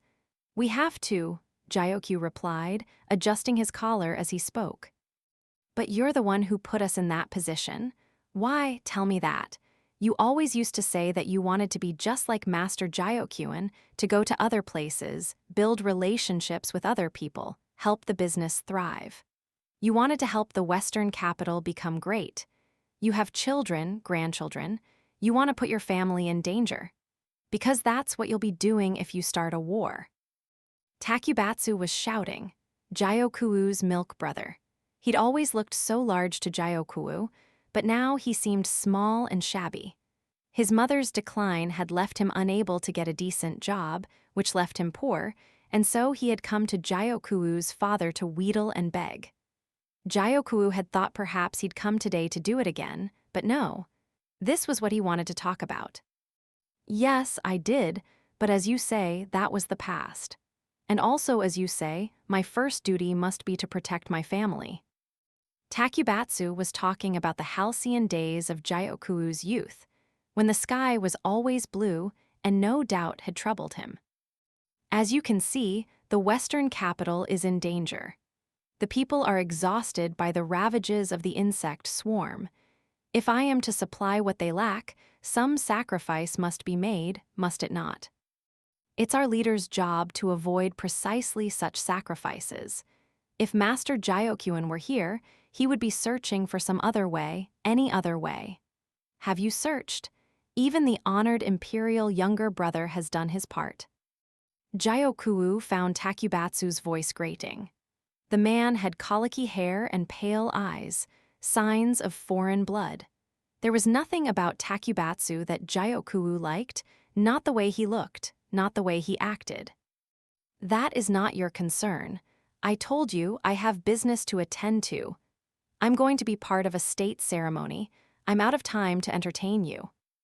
"A state ceremony where you'll whip the people into a war frenzy, no doubt. It was always one of your greatest talents, give you a stage, and you could sway any audience. Just as our younger brothers and sisters looked shaken earlier." "Shut up," Gyokuu bellowed in spite of himself. He had to be careful. The bureaucrats had left the two of them alone, but they might come in if they heard shouting. He couldn't have that. "Of course it's my concern. I'm your older brother." Gyokuu regarded Takubatsu with an absolute chill in his eyes. He couldn't have his aides hearing talk like that. No one could. "I don't know what you mean," he said. "Milk brothers we may be, yes. If you want to go around playing at being the elder, I can smile and play along. But you are not my older brother." "I know you wish I weren't," Takubatsu said slowly. "Master Gyokuen and Lady Sabo both raised you that way, and I'm sure my own mother agreed with them." Takubatsu threw a book on the table, a weathered lump of sheepskin parchment. It was a family register. Obviously quite an old one, decades old, perhaps. Gyokuu's milk brother began flipping the pages. "Too bad for you, it's all written right here." Sabo's name was there. Listed as her child was a name Gyokuu didn't recognize. They had been born, however, in the same year as Gyokuu. "The story was that my mother left Master Gyokuen's household because she was sick, but it was only a cover. Master Gyokuen put us out of his house in order to hide me and my mother." The words came easily now, smoothly. "I'm told I was the son of a Chinese merchant. The man lost his children to sickness and accidents, one after another, and when his family was all gone, he recalled a child he'd had with a forgotten slave. Jiao was silent. He had a ceremony to get to, but he couldn't leave this man alone while he was taking his little trip down memory lane. Eventually, that merchant found his way to Master Jiao, didn't he? Did you think nothing when you saw him? Jiao didn't answer. It had been a few days after Takubatsu and his mother had left. A foreign man Jiao had never seen before came to the mansion and had taken Jiao by the shoulders. He spoke in rapid Chinese. Jiao had some trouble following him, but he could tell the man was exclaiming, "My son, my son." This foreign man had red hair and pale green eyes. His eye color much resembled Takubatsu's, as did his unruly hair. But his facial features and his sturdy build were the spitting image of an older Jiao. The foreigner had mistaken Jiao for Takubatsu. Before Jiao could push the man away, Sabo was between them. She hugged Jiao close and gave the foreign man a fearful look. Jiao had heard that his mother was a former windreader. He'd heard that she had left her life on the plains to join his father in doing business, and that she freed former members of the tribe who had been enslaved. But that was wrong. Those steps were out of order. It was Jiao who had freed the windreader slaves, including Sabo and Jiao nurse mother. Then, Sabo had become Jiao wife and begun doing business with him. As slaves, she and the nursemaid had been owned by the same man. When Jiao had taken her in, Sabo had already been with child by a foreign father. The foreigner, never knowing this, sold his slave, Sabo, to Jiao. "You and I, Jiao, are sons of the same father," Takubatsu said. He sounded so calm when Jiao didn't want to hear this, but even plugging his ears would not be enough to block out the truth. "My mother told me everything. I'm sure she meant to take the secret to her grave if she hadn't gone senile. I'm sure she never meant to speak of your true father. I believe she truly was overjoyed by Master Jiao and Lady Sabo's marriage." Takubatsu's mother had revealed how Jiao and Sabo had known each other all along, and indeed had been engaged to be married. Then another tribe had attacked, and Sabo and Jiao milk mother had been sold into slavery. Their master had helped himself to his slaves, the nursemaid giving birth to Takubatsu, and Sabo becoming pregnant with Jiao. Jiao had bought the slaves, giving them decent work and a place to live. Jiao had sought Sabo's hand in marriage, but she refused him, on the grounds that she was already pregnant. "This is your true name," Takubatsu said.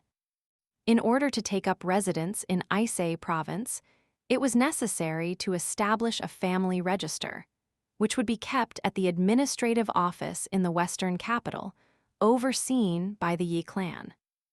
Jiao promised Sabo that even if the child was not his by blood, he would raise it as if it were. She gave in, and the boy was renamed Jiao. It was then that the nursemaid began working in Jiao household, and Takubatsu became Jiao milk brother. Jiao had been so young that he didn't remember any of this. He clawed at his knees under the table. He knew all of it. He didn't need Takubatsu to tell him. Jiao knew the truth. And still, he had to be Jiao eldest son. Righteousness was with his father. Justice in the form of protecting the western capital. It was what Sabo had wanted. To accomplish it, Jiao eldest son, Jiao had to be perfect. The evil necessary to attain Jiao justice. Compared to other leaders, it was hardly evil at all. Jiao father was simply that good a man. Jiao remembered how the former slaves failed at the unfamiliar practice of farming again and again and came to his father for money. Jiao, ever kind, lent it to them. What they couldn't repay, he allowed them to pay off by working in his fields at the harvest. It was as gentle a loan as had ever been offered. In fact, considering the time and effort necessary to teach them, the borrowers came out ahead.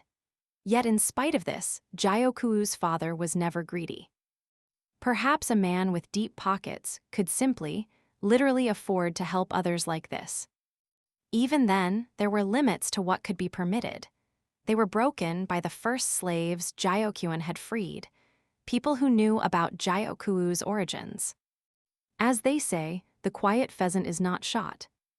Gyokuen truly loved Gyokuu.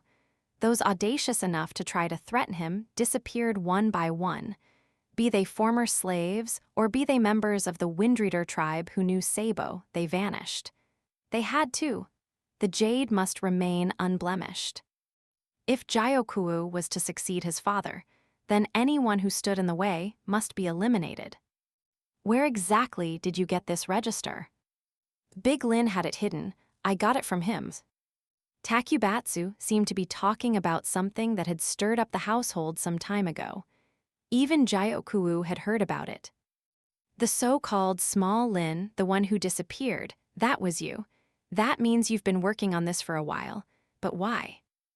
After a moment, Takubatsu said, Master Gyokuen asked me to. He said that if Big Lin seemed to be hiding any papers from long ago, to let him know. He told me to burn anything I found. That was why he periodically called me here. Now it all made sense. I see, Gyokuu said. Gyokuen had, as ever, had his son's interests at heart. He'd given Gyokuu hell for what he'd done to the Yi clan those 17 years ago, but even then he hadn't disinherited him. Gyokuu worked on Gyokuen's behalf, so that the people would venerate him, so that charity could be given to the weak, so that everyone would see him as a hero upon whom they could rely. Gyokuu knew his father would forgive what he did. For Gyokuu, who would take over from his father, was the perfect politician, unblemished, always thinking of what would help the Western capital thrive. That was how he knew that what he was doing now was right. If you really care about the Western capital, please stop this nonsense about attacking other countries, Takubatsu said. If you won't. He took a knife from the folds of his robe. Gyokuu didn't so much as take a step back. However, he couldn't spend any more time on this matter. He forced his coursing blood to cool and let out a great sigh. Very well, he said. I won't do anything. Do you mean that? Yes, but only let me go to this ceremony. If I don't appear, the mood will go sour. I don't want to damage the Imperial younger brother's reputation. Yes, very well, but I'm going to keep this family register close. I fully intend to raise the matter with Master Gyokuen. With that, Takubatsu put the knife on the table and picked up the register instead. Gyokuu trusted that he wouldn't tell anyone what he knew. I want you to know one thing, Takubatsu. For the Western capital, for Ise province, there is nothing I won't do. I know that. You always told me how much you wanted to be a great man like Master Gyokuen. Takubatsu actually smiled. Exactly. To you, he is a noble father, and I too see him as a father I can respect more than anyone else. Gyokuu didn't speak, but at that, a thread snapped within him.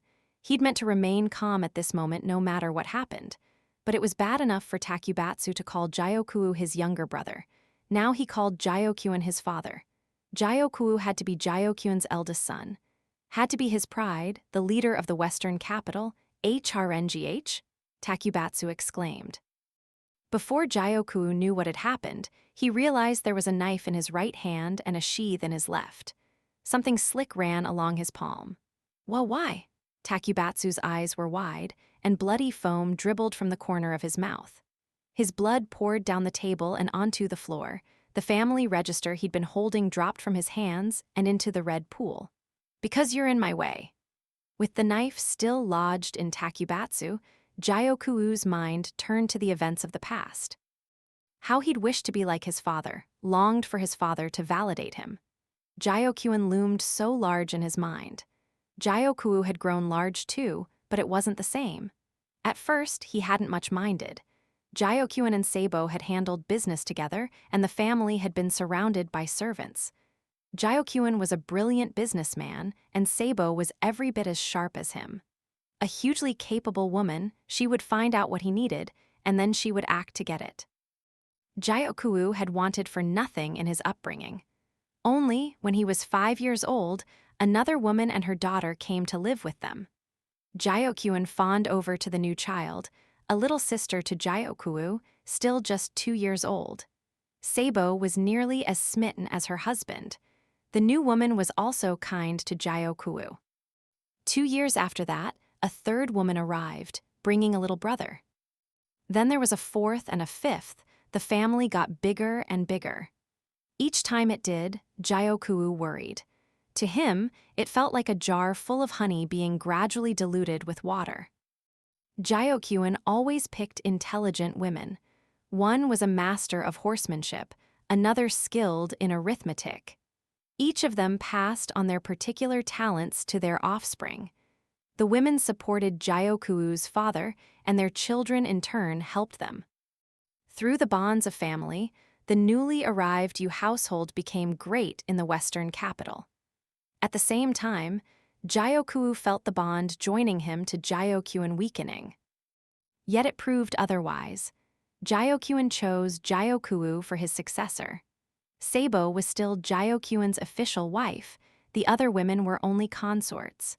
Surely, it was only Gyokuu who could rule the western capital as Gyokuen had, not his younger brothers or sisters. Even after he discovered that he was not Gyokuen's real son, Gyokuu maintained his equanimity. So what if they weren't connected by blood? Gyokuen valued Gyokuu most of all. He couldn't have cared more for him if he'd been his own flesh and blood. So it was that Gyokuu was able to be kind and gentle to his younger siblings, tolerant of them. Gyokuu alone was like a cuckoo's chick, a different creature from his brothers and sisters, but so long as his father treated him as his eldest son, Gyokuu meant to play the part of the elder brother to the hilt. The very last mother and child that Gyokuen welcomed into his house, however, Gyokuu could not tolerate. They had red hair and pale green eyes, just like the master who had tormented Sabo when she was a slave. Bit by bit the curses overflowed, the way ink might stain a piece of parchment. The patter of blood, dripping to the floor, brought Gyokuu back to reality. Okuo, Takubatsu looked at him with bloodshot eyes and said something, his voice a whisper, but Gyokuu couldn't hear it. Gyokuu flipped the knife around in his hand and gutted Takubatsu. Unable to speak anymore, he only glared at Gyokuu with baleful eyes. "One final mercy for a milk brother," Gyokuu said, and then he pulled the knife out before driving it past Takubatsu's ribs and into his heart. Takubatsu groaned, twitched, and died. The knife had belonged to Takubatsu. He tried to attack Gyokuu, only to meet his end by his own weapon. Yes, that would do for a scenario. Gyokuu picked up the family register, wrapped it in a cloth, and placed it in a drawer. He was right. Someone had heard the shouting. There was a rush of footsteps that stopped outside the door, followed by a knock. "Master Gyokuu, is everything all right?" a voice asked. "Come in," he said. Master Gyokuu?" It wasn't his aide who entered, but Rikusen.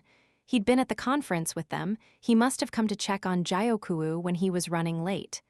"What in the world happened here?" Rikusen asked, maintaining an air of calm despite his obvious shock. This was the man that Gyokuu's father had sent him from the royal capital to be his adjutant. He knew enough not to immediately make a scene. "You're telling me you can't guess?" Gyokuu asked. "This man, he's the one who sought an audience with you a few minutes ago, isn't he?" Rikusen must have seen Takubatsu when he spoke to the aide. "That's right. He was my milk brother, in fact, so I indulged him. He came to beg for money, but when he saw he couldn't wheedle anything out of me, he became enraged." Gyokuu showed him Takubatsu's knife. "You did this, sir?" "Yes. What, you think the likes of him could overpower me?" Gyokuu's face was still twitching. Takubatsu had brought this upon himself, talking as if he and not Gyokuu were Gyokuen's eldest son. Gyokuu placed the knife on the table. He would have to change quickly and get some perfume to cover the smell of blood. "Not at all, Master Gyokuu. Your strength he could not best." Rikusen knelt down and looked at Takubatsu's body. Inspecting the wounds, it seemed like. I didn't want to do it, but he left me no choice. I wanted to settle things amicably. I have a ceremony to attend, but he tried to stand in my way. Good riddance to him. Rikusen's gaze was empty as it drifted from Takubatsu to Gyokuu and back. Yes, of course. Then, for a second, Gyokuu lost sight of Rikusen. He turned. Where had he gone? To find the other man right next to him. Here's what I'll tell everyone, Rikusen said, and his expression was cold except for a glint of flame deep in his eyes. What was this? Master Gyokuu was attacked by a traitor. Suddenly, Gyokuu felt very warm, and he met his end. What did that mean? Gyokuu was still trying to understand when he collapsed. He found himself face to face with Takubatsu. There was blood all over the floor. He could hear it flowing out. I arrived too late to save him, but I was able to stop the traitor, Rikusen said. What did that mean? What was he talking about? Gyokuu didn't understand. He opened his mouth to say something but found he couldn't speak. There was a bloody foam at the corner of his mouth. He gasped. Still no voice came out, but only a groan like the warbling of a bird. Don't make that face. Don't pretend you don't know why. You'll be able to be the star. Rikusen's face was expressionless, but there were tears in his eyes. The hero of a tragedy. The tears ran down his cheeks and fell to the floor. He couldn't do anything, not like this. He couldn't do anything for the Western capital. He couldn't rule the city as his father's son. He couldn't go to Shea and rescue the slaves, as his father had done. He'd planned to punish the man who had put his mother through hell. Gyokuu was Gyokuin's eldest son. He wouldn't let anyone usurp that place from him. All he had to do was erase every last shred of evidence that Gyokuin wasn't his father. There was nothing he wouldn't do to achieve that. Even if it meant bringing down the Yi clan, which had sullied its hands with wrongdoing for the benefit of the Western capital. One day when it was all gone, he was going to rule secure in Gyokuin's place. The clatter of a carriage, the neighing of the horses, the creak of the wheels, the shouting of the driver. The sounds of the marketplace, the shouts of the merchants, the burble of the crowd, the laughter of children, the dry air and exhausted earth. Though the land had scant blessings, people here lived bravely and well. He was going to make them more prosperous, richer, not anymore. And so it was only then that Gyokuu realized something. It was strange. Wrong. Why, when he was meant to inherit the leadership of the Western capital in Gyokuin's place? Why, when it fell to him to help the city grow? Why, with all that being true, would he put the Western capital in danger? He felt the threads that had bound him for so many years unraveling one by one. Threads that had held him for decades snapped and gave way, and he was free. Gyokuu's life scattered like a string of jade beads, and the man who had cut it was right there before his eyes, on his face a mixture of hatred and pity. Who are you? That was the last thought Gyokuu had. He would think no more, do no more. He would not make the Western capital flourish as his father had. He had sought to be a hero, but his life ended in utter anticlimax. Chapter 20, The Weeping Wind Part 2. His mother had often said to him, "When you grow up, you'll become the wind." When he came of age at 15, he would go out into the world. But until then, she told him, he must study all that the world had to offer. 2 more years of this learning lay ahead of him, become the wind, she told him, and blow so that the air of the western reaches might stay clear. It was a memory from the time before Rikusen was called Rikusen. The women protected the town while the men roamed across the plains. This was what he had been taught. He was sad to know he would have to leave home someday, but if he could become the wind, if he could be of help to his mother and his older sister, then he was glad of that. He enjoyed his afternoon walks, trying to decide how he could best use the pocket change they gave him, how to get something good for it and not waste it. What should he spend it on that would be satisfying? That was its own kind of study. Many of his male relatives who went out on their own became merchants, and Rikusen expected that was the path he, too, would choose. He went from shop to shop, comparing flavors and prices and quantities, until he found the best dried fruit or goat's milk and bought it. Then, he would go to the shogi hall. It was full of adults with time to kill jawing with each other, and there was much information to be had there. Rikyusen might be able to hear even more talk at the tavern, but he wasn't yet of age and they wouldn't let him in. There were plenty of drunks at the shogi hall too, but once in a while you could run into a true master. "Oh, hey there, kiddo, back again?" asked an old man sitting at a shogi board. He was a former secretary at the administrative building. He was mostly retired now, but he was collecting materials for some sort of new history he was compiling. He was the best shogi player in the Western capital. Everyone called him Big Lin. Aha! Rikyusen seated himself beside Big Lin and studied the board. Sticking close to him would keep the nastier drunks away. Then Rikyusen tilted his head. "Huh! Big Lin was losing this game. You didn't see that often." Rikyusen looked at his opponent and saw a man still more or less in the bloom of youth, but ragged, filthy. His face bore a fine stubble, his clothes were grimy, and his hair was barely tied in place. His outfit was nice enough, but it seemed his circumstances weren't. He looked feeble and had no tan. He didn't seem to be a resident of the Western capital. But his eyes glinted like those of a fox. "I see you have a little pawn with you," the man said, "a shogi piece." He wore a monocle over one of his fox-like eyes, an imported piece, but on this guy everything looked crude instead of fancy. What did he mean by that? He seemed to be talking about Rikyusen. He bristled at the expression, his hands balling into fists. "Who are you calling a pawn?" he demanded. "Don't get upset, kid. Lakin's just that kind of creature," Big Lin said calmly. "But he called me a pawn." "What's wrong with that? Most people, he just calls 'em go stones." "Go stones." Rikyusen wasn't sure what the difference was between a go stone and a pawn. He looked at the board as he pondered the question. This Lakin might look suspicious and might mock everyone he met, but he backed it up by being a tremendous shogi player. This was the first time Rikyusen had ever seen Big Lin losing a game. Even if Big Lin wasn't quite the player he had been in his youth, at the peak of his powers, people still called him the shogi sage. It almost didn't seem possible that he could lose. But this visitor seemed to be holding him to 50-50 in their games. Curious, Rikyusen came back the next day and the day after that. Lakin was always there. Did he even have a job? When he wasn't at the shogi hall, Rikyusen found out he was at the go hall.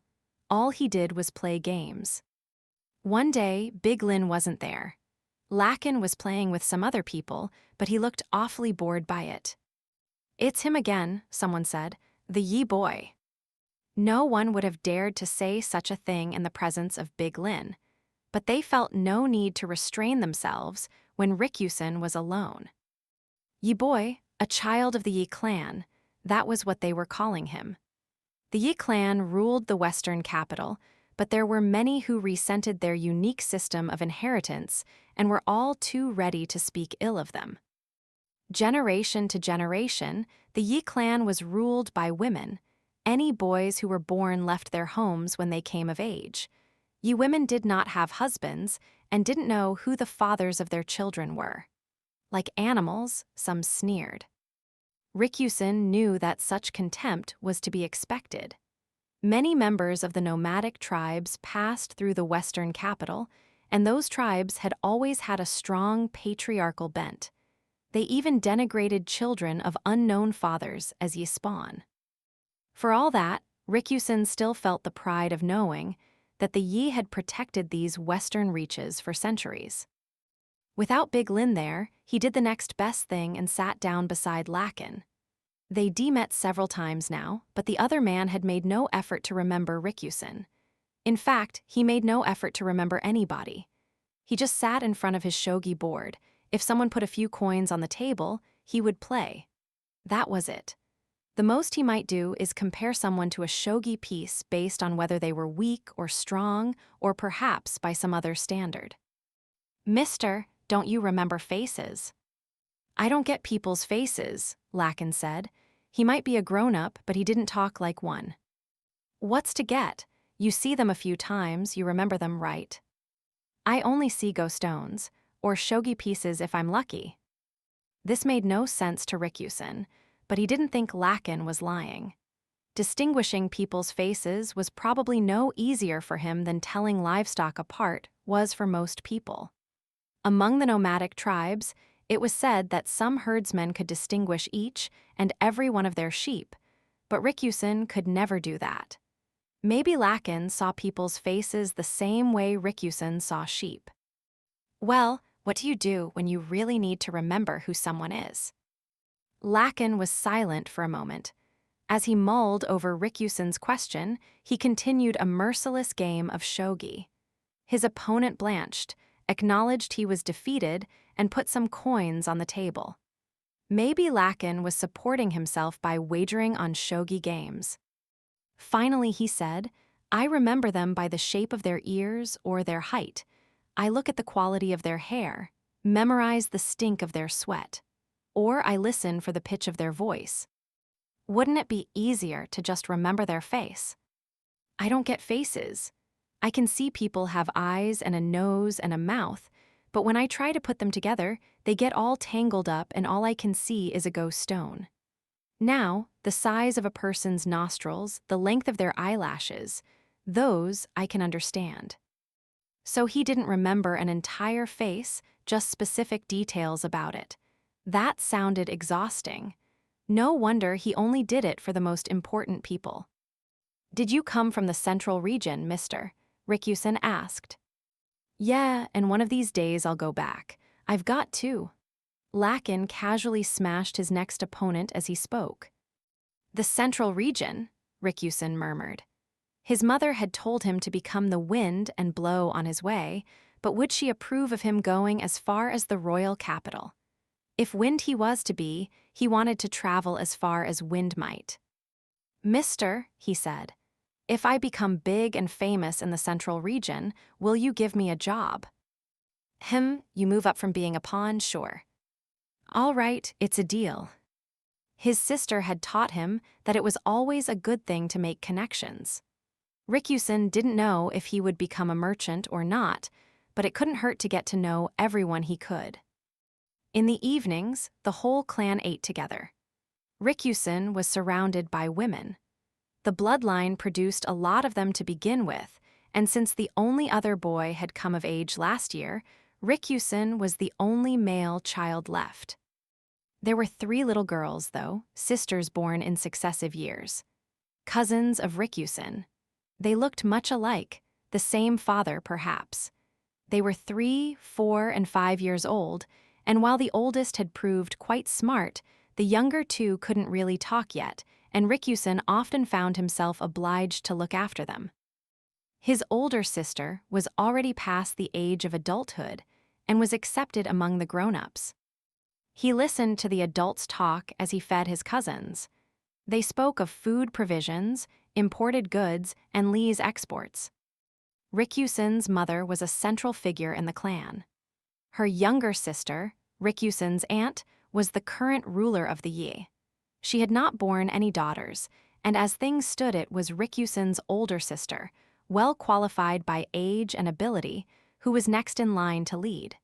So people went out of their way to include Rikusen's sister in their discussions. From what he overheard, Rikusen gathered that foreign trade was in a bad place right now. They had been in the red for years, to the point that the central region was giving them a hard time about it. Long ago, they had produced copious quantities of high-quality paper, but these days there was only inferior stuff to be had. Paper, light and convenient to transport, had been a major product for them, and Rikusen's mother and the others struggled to find a replacement for it. Worse, there had been an insect plague in Ise province. The increased farmlands, themselves the natural result of the western capital's burgeoning population, were to blame. All the royal capital could see was the harvest numbers, and since those remained high, they refused to send any support. But the extra people meant even less food to go around. "We should bring out the black stone," his aunt said. His mother and his sister and his mother's older sister, and all the women of the clan could only nod their assent. Rikusen did not know what the black stone was. He just continued feeding bread to his 3-year-old cousin. In the evenings, his sister and mother would teach him the history of Aisai province. When the nation of Li was founded, they said, the 3 children from the belly of Wang Mu, the mother royal, became the leaders of the 3 provinces. At first the Yi clan, which ruled the West, struggled terribly. In this land, the tendency to put men ahead of women was especially strong. People mocked the Yi because their progenitor was a woman. People took advantage of them, and at one point, it seemed the clan might fall apart. Sycophants tried to steal their name with flattery, while others sought to do it through force. So, in order that their clan might not be seized from within, they adopted a matriarchal system. They did not bring husbands into their houses. All their successors were women. Special roles emerged for men of the Yi clan. One of them was to become the wind. The wind, or again, hearers of things. They went here and there in Aisei province, gathering information. As merchants, as nomads. Those who became nomads later came to be known as the Windreader tribe and could employ birds and keep the bugs at bay. Only, there had been a miscalculation. The Windreader tribe had been destroyed decades ago. There had been several Windreader tribes, and one of them ceased their regular communication with the Yi. For years, decades, then centuries, they maintained their separation from the clan. The Yi would occasionally send a boy to try to strengthen the bonds of blood, but there were no guarantees that the tribe would swear allegiance to a former clan leader indefinitely. Eventually, there appeared some who sought to profit by communicating with other countries. Then came the attack. The Windreader tribe that was no longer communicating with the Yi was tragically annihilated by another tribe. Some idiot had decided that the ability to control birds must be passed down by blood and had kidnapped one of their women, trying to gain the power for himself. Then, in order that he would have a monopoly on the power, he killed the others and sold any survivors into slavery. The Yi could not abide the Windreaders who had spurned to communicate with them. They broke up the remaining Windreaders as well, sending those with any useful abilities to live in town. Once in a while, Rikusen understood, they also quietly disposed of anyone who would misuse the tribe's avian practices. If the Windreader tribe had continued to exist, another choice would have been open to Rikusen. He could have wandered the plains as one of their members. Rikusen's mother and sister never did teach him how to handle the birds, but they taught him how to ward off the insects, and told him about how things worked in the farming villages that continued to dot the area. If another plague broke out, the Yi men who lived around the province would be better prepared than anyone. One of the men who had left the Yi clan often visited Rikusen's house. He was a broad-shouldered, middle-aged man with a gentle smile. His name was Jyokyun. In the western capital, he was sometimes called the New Yu. He had a full, kindly face, and he often gave Rikusen candy. "He looks like a very intelligent boy. Might I take him as my son?" he asked Rikusen's mother. "Please, you're joking," she replied. "People already laugh at you, say you have too many wives, you old womanizer." "Ah, so long as I can keep my wives and children in style, there's no problem." Rikusen found he was surprised by this revelation. For all his modest looks, Jyokyun loved women. Jyokyun was an important merchant in the western capital. He had begun producing textiles and pottery to export instead of paper, and controlled the importation of glassware. He began making grape wine in Aisei province and sold it alongside the foreign kind. Some people with highly cultivated tastes preferred the imported wine, but there was also a market for the much cheaper, less acidic local variety. And there you have it.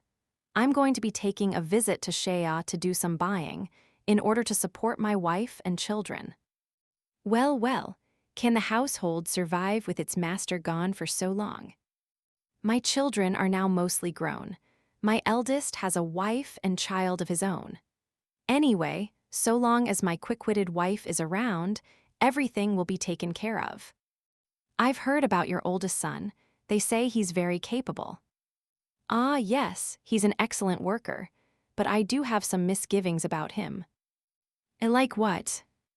He's set on helping the Western capital flourish, and I applaud that, but at the same time he has an exclusionary bent. He hates foreigners. Jyokyuan's normally composed face darkened. This eldest son of yours, he's Seibo's child, isn't he? Surely you don't need to worry about her boy. Seibo, only my family uses that name, and only in private. How do you know it? Ha, people talk, you know. They say the new Mr. Yu has many concubines, but treasures his true wife most of all. Rumor is that he disregards the Western chieftain and calls his wife Seibo, the Western mother. Rikusen's mother grinned at Jyokyuan, who couldn't help but smile in response. It seems you've got me there, he said, but enough about my family. There's something more important afoot. Have I heard correctly that you've begun giving out the black stone? There was that phrase again, Rikusen thought. Yes, the poor harvest, you know, no other choice. I think you've got a bit of a hand in that particular trade yourself, Rikusen's mother said. His older sister listened silently. Rikusen seemed to be the only one who didn't know what they were talking about. Yes, but I'm doing it on the up and up. If you're having trouble, I should be able to give you at least some support. Rikusen's mother and sister both looked grave. It's time for you to go to sleep, his sister said, trying to shoo him out of the room. But I'm not tired, said Rikusen. It's late enough, time for bed. She chased him into the bedroom next door. Frustrated, Rikusen pretended to go to sleep, but soon he had his ear pressed to the wall, listening. And what would we have to do to earn your support? He heard his mother's voice, slightly muffled by the wall. Please, you make me sound uncharitable. Ye men are raised to give nothing away as merchants, and you are an ye man, aren't you, Jyokyuan? Got me again. After a brief pause, he said, I want you to let me borrow the family register. The family register. That was a record of where the people in Ise province had come from and when they had arrived. There were those without a register, but if they wanted to do business in the Western capital, they would have to make one, have to prove who and what they were. Absolutely not. That's an official document. If you want to borrow it, I can only assume you want to change something. That would explain why you're talking to me and not the chieftain. You won't budge on this? Jyokyuan asked. No. Anyway, the family register is already on loan to Big Lin as reference material. Oh, Jyokyuan sounded disappointed. Why would you want to change the family register anyway? It's about that eldest child of mine. Your son? Yes, Jyokuo. The register contains the honest truth about his origins. I think he hates foreigners because he realized where he comes from. Rikusen continued to eavesdrop, although he was somewhat lost by this conversation. There's no end of former windreaders who come to make demands of me on my wife's account. My business has grown considerably. Imagine what people would say if my own successor had no blood connection to me.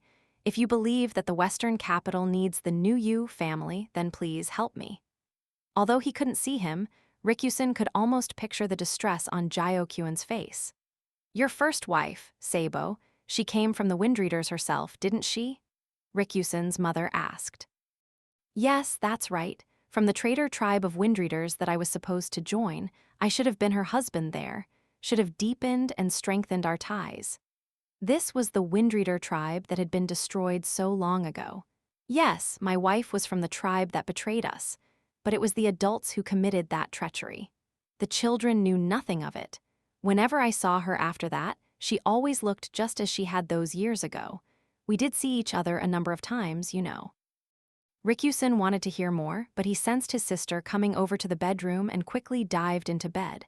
Sister, what is the black stone? He asked, trying to sound sleepy.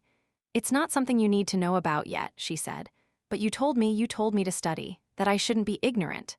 His sister paused, then said, the black stone is coal, a rock that burns. We have to dig and dig and dig in the western mountains for it. What makes it so special? When there's a bad harvest, many families barely have enough to eat and can't buy fuel, right? We give it to those families. That didn't sound like such a bad thing. But it's hard to dig up the stone, right? Rikusen asked. Yes, very hard. We use slaves. Slaves? His sister didn't look very happy about it. We don't want to, but we do. The more they mine, the quicker they're freed. I've heard that the quickest workers get out in 5 years. What about the slowest? Decades. Some of them used to be windreaders, you know. And them, you won't let them go. His sister shook her head. They betrayed us. Your late grandmother happened to find them as slaves and heard the story. They said they'd planned to take the secret of how to use the birds and go to another country with it. They said it was foolish, having women rulers and making the men leave. Over such a long time as nomads, I guess they started to think that other lands were right to put men ahead of women. And that's why Grandma sent them to the mine. Yes, she thought that if they dug well, she could free them. She bought several more former windreader slaves, but those people said they'd been tricked. Apparently, they thought Grandmother would free them even if they sat around doing nothing. Jyokyun, he's too soft on people. He frees slaves as soon as he buys them. Rikyusen's sister seemed to see this as a problem. Rikyusen wanted to ask more questions about Jyokyun and his wife and his eldest son, but he refrained.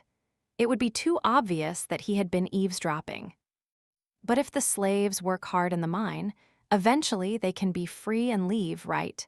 He asked. Yes, but it's dangerous work. The ones who have been there for decades, maybe that shows they aren't doing anything. Maybe they think we're the ones who are evil and wrong. They, she added, must hate us. They must hate us. At whom had his sister's words been directed? He didn't know. He did know, however, that the Yi clan was held in contempt by a great many. There was a commotion that day, starting first thing in the morning. People surrounded the mansion. They seemed to be voicing some kind of complaint. Rikyusen held his terrified cousins and tried to comfort them, but he didn't know what was happening any more than they did. Elder sister, what is this? What's all the noise outside? He asked. It's nothing. Everything is fine, she said, but it clearly was. Her face was bloodless, pale. Their mother came and spoke to his cousin's mother. A different aunt from the one who led the clan, the cousin's mother was the youngest sister of Rikyusen's mother, well separated in years. Go out the back. Take the children with you, Rikyusen's mother said. The children included him. The house of Jyokyun's newest wife, the Nuyu family, you know them, isn't far. I'm sure you remember her. The former dancing girl? Her children are almost the same age as yours. You're close with her. But. No buts, take them and go, Rikyusen's mother said, her tone commanding. She all but chased her sister out of the house, and Rikyusen along with her. His mother and his other aunt, the leader of the clan, went out front. They stood there talking to the mob, which looked like it was at a breaking point. Rikyusen understood that they were buying time. Let's go while we have the chance. Rikyusen, his aunt, and his cousins slipped out the back of the house. When they went to the house of Jyokyun's newest wife, they found a woman with red hair and green eyes. When she saw Rikyusen and the others, she gestured them around to a back entrance. Well, what in the world is going on? The cousin's mother asked. Unlike Rikyusen's mother and other aunt, she was an easygoing woman and was rarely included in the household discussions on even terms with his mother and the others. She didn't fully grasp what was happening. They're saying the Yi clan has been dishonest and that it's been reported to the central government. The red-haired woman looked down as she spoke, her eyes shaded by long eyelashes. Dishonest? Rikyusen's aunt asked. Yes, they say they've been lying about the amount of coal we mined. The Blackstone, now they have a problem, his aunt said, incensed. She sounded like she couldn't believe what she was hearing. It gets worse, the red-haired woman said. Worse.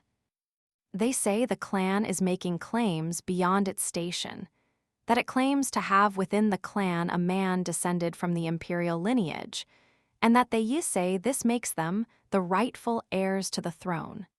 And so, an imperial edict was issued for the destruction of the traitors who would usurp the imperial family. No, that's not possible. Rikusen's aunt and the red-haired woman glanced at him. "Surely the charges are false," the woman said. "Of course they are. But who is the father?" Wells.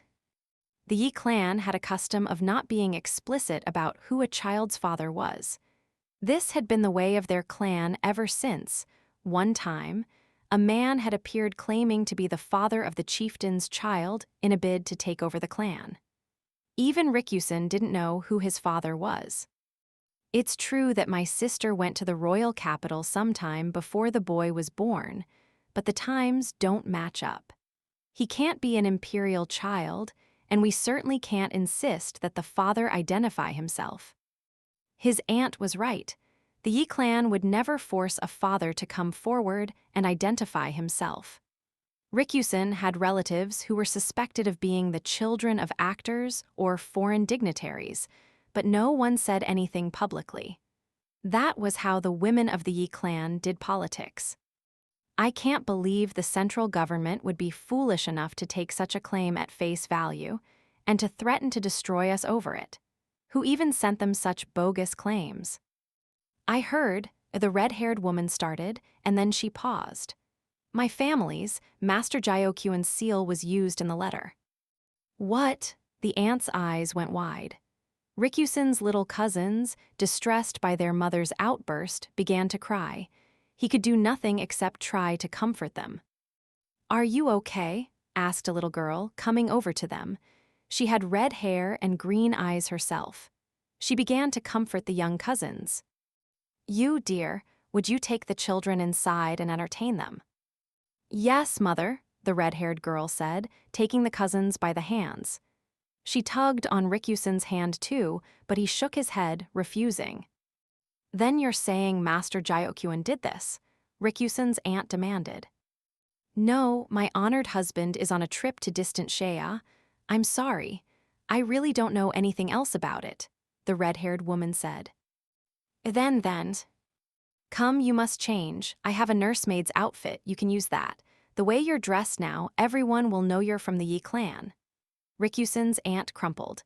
The cousins were led away to a children's room. Rikusen wondered if it was safe to trust this red-haired woman, and then he understood which one of them should absolutely not be there. No, stop," the red-haired woman said, trying to hold him back, but he brushed her hand away and returned to the mansion. To talk of the mines was to talk of the Black Stone. Everything his mother and the others were doing, they were doing for Ise province. But the royal capital, which judged everything purely on the basis of superficial numbers, didn't understand that. The second problem, the false charges, Rikusen was key to it. If I'm there, even if he went to them, there was nothing he could do, and yet he had to go. An inexplicable sense of duty compelled him. The mob was pressing in around the mansion. The people had knocked down and jumped on top of the guards, beating them with all their pent-up fury. Some onlookers hooted and shouted. Others looked pained by what was happening, but no one moved to help. You never know what people will do in extreme circumstances. That was something his mother had told him. The atmosphere was almost festive. At times, people found violence pleasurable, and there were those who found the Yi clan repugnant, disgusted by the women who dared to rule the western capital. Rikusen heard a shout like rending silk. Was that? No, it was. It wasn't his older sister, nor his mother. He recognized some of the voices, but as terrible as it seemed, Rikusen had his priorities. Pushing past men fixated only on violence and looting, he headed for the room where his sister and mother always were. Female clan members reached out, but he went by, silently repeating, "I'm sorry, I'm sorry." Now that these men had an excuse, they had turned into devils given over to their hunger. Rikusen was bathed in sweat. His clenched fists were soaked, he panted, and his tongue hung out of his mouth like an actual dog. The more water his body excreted, the more parched his throat became. Each time he seemed about to cross paths with someone, he quickly hid. Despite his efforts, though, he was pinioned just outside his mother's room. Rikusen kicked his feet, struggling. "What are you doing here?" Someone whispered. It was his sister. Her face white, she clapped a hand over Rikusen's mouth before he could shout. She looked different somehow from usual. She'd bundled up her hair and tied it with a scarf and was wearing men's clothing. Older sister, where's our mother? Why are you dressed like that? Mother's inside, and I'm just borrowing your coming-of-age ceremony clothes. What?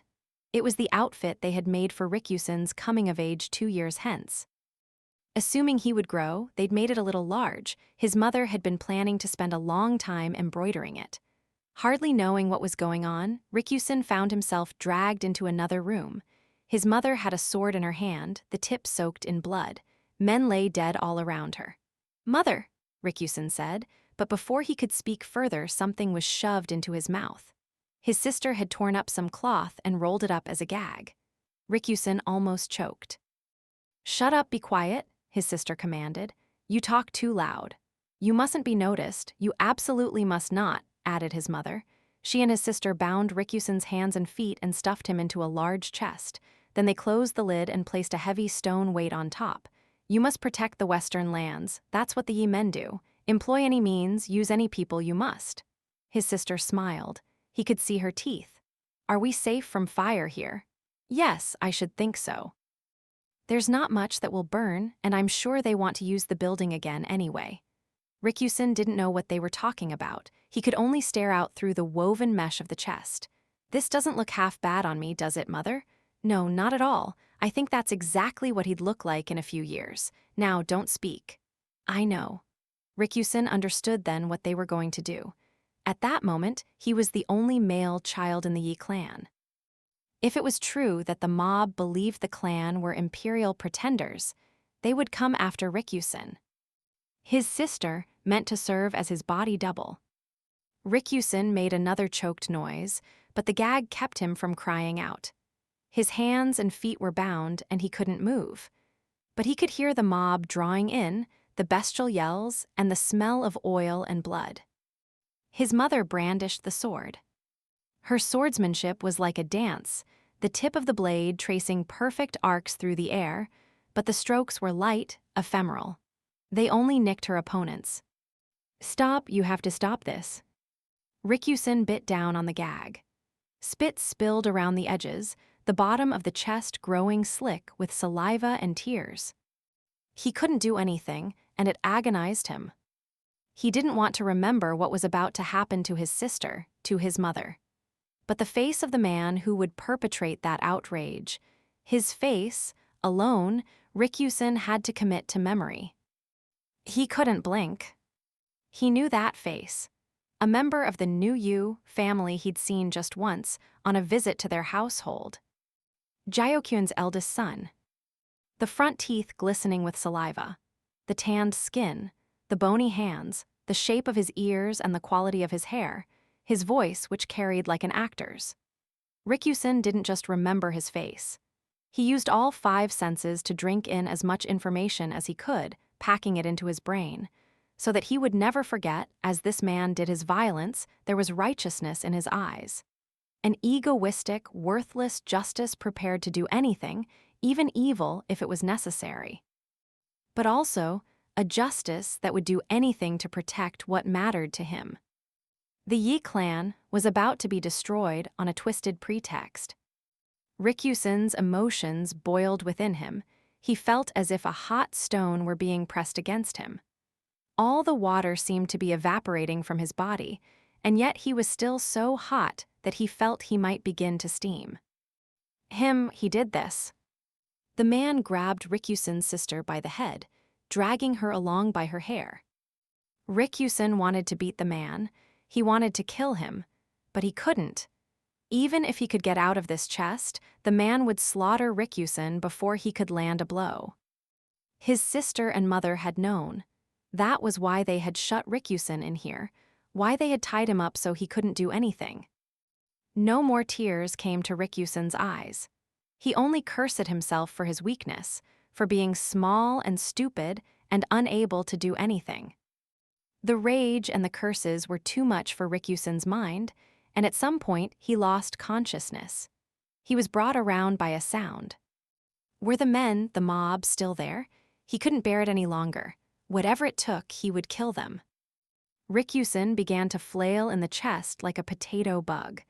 Eventually, he succeeded in causing the stone weight to fall off the lid. He crawled and shuffled and pressed his face into the ground until he managed to get the gag out of his mouth. Then he shouted in a hoarse voice, "I'll gill you." Rikyusen glowered as hard as he could at a man in front of him, who was kneeling before the battered corpse of Rikyusen's mother and weeping. "How could it turn out like this?" the man asked. He was plump. Rikyusen remembered seeing a soft smile on his face. It was Jyo-kyun.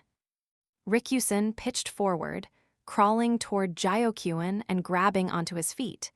Normally, he might have been able to deal with things more rationally. The tears in Jyo-kyun's eyes were of pity and regret. This was not a man on whom Rikyusen needed to take revenge. Yet at the same time, he was the father of the man Rikyusen hated more than any other. Jyo-kyun said nothing, only comforted Rikyusen as the boy bit at him.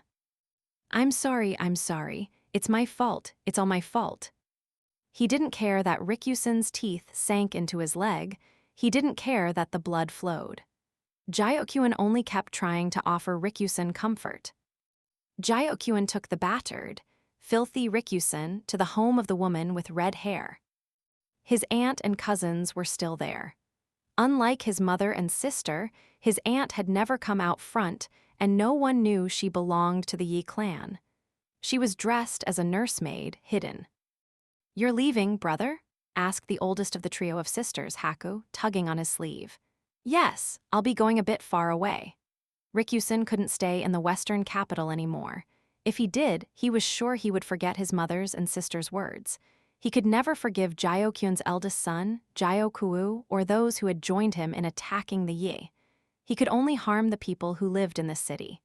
Though it took every ounce of his strength, he turned his back on his cousins. "Hey," a red-haired child called out to him. She was the one they called you, he thought. "Yes, what?" Rikyusen didn't have time to be sweet and gentle just because she was so young.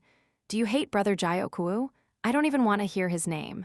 "Really? He hates me too. I wonder, will he come after me someday?" Rikyusen paused. "If he does, maybe I'll help you if I feel like it." With that, Rikyusen boarded his carriage. The carriage clattered along, carrying Rikyusen to the port. Much as it angered him, he had no choice but to turn to Jyo-kyun for help. A child of 13 had no way to support himself on his own. There was someone in the capital, he was told, who'd once belonged to the Yi clan. This person had just lost a son Rikyusen's age, a boy who looked much like him, and this person was willing to take Rikyusen in. "Don't worry about the family register. You can simply take over his name," Jyo-kyun said. He didn't intend to make the same mistake twice. Rikyusen still held a grudge against Jyo-kyun. This man had called himself the source of it all, so Rikyusen thought he had a right to know why he and his had been attacked. "Someone from the Yu family did it while you were away. Why? Was it your oldest son?" Rikyusen demanded. Jyo-kyun, distressed, whispered, "Yes. Oh, it was my other sons had no hand in this." Why? Why would he do something so awful? The register. I think he wanted to bury the truth. The uprising was a perfect cover. That boy, he's not mine by blood, you see. His mother was a former slave, and his father is a foreigner. As a survivor of a former Windreader tribe, maybe he hated the Yi clan. I know what you mean. Rikyusen remembered the talk about lending the family register to Jyo-kyun, about changing it, and he tried his best to put it all together in his head. You think you can escape the blame just because he's not your child? Jyo-kyun shook his head. All the blame lies with me. I should have acknowledged O as my son from the start.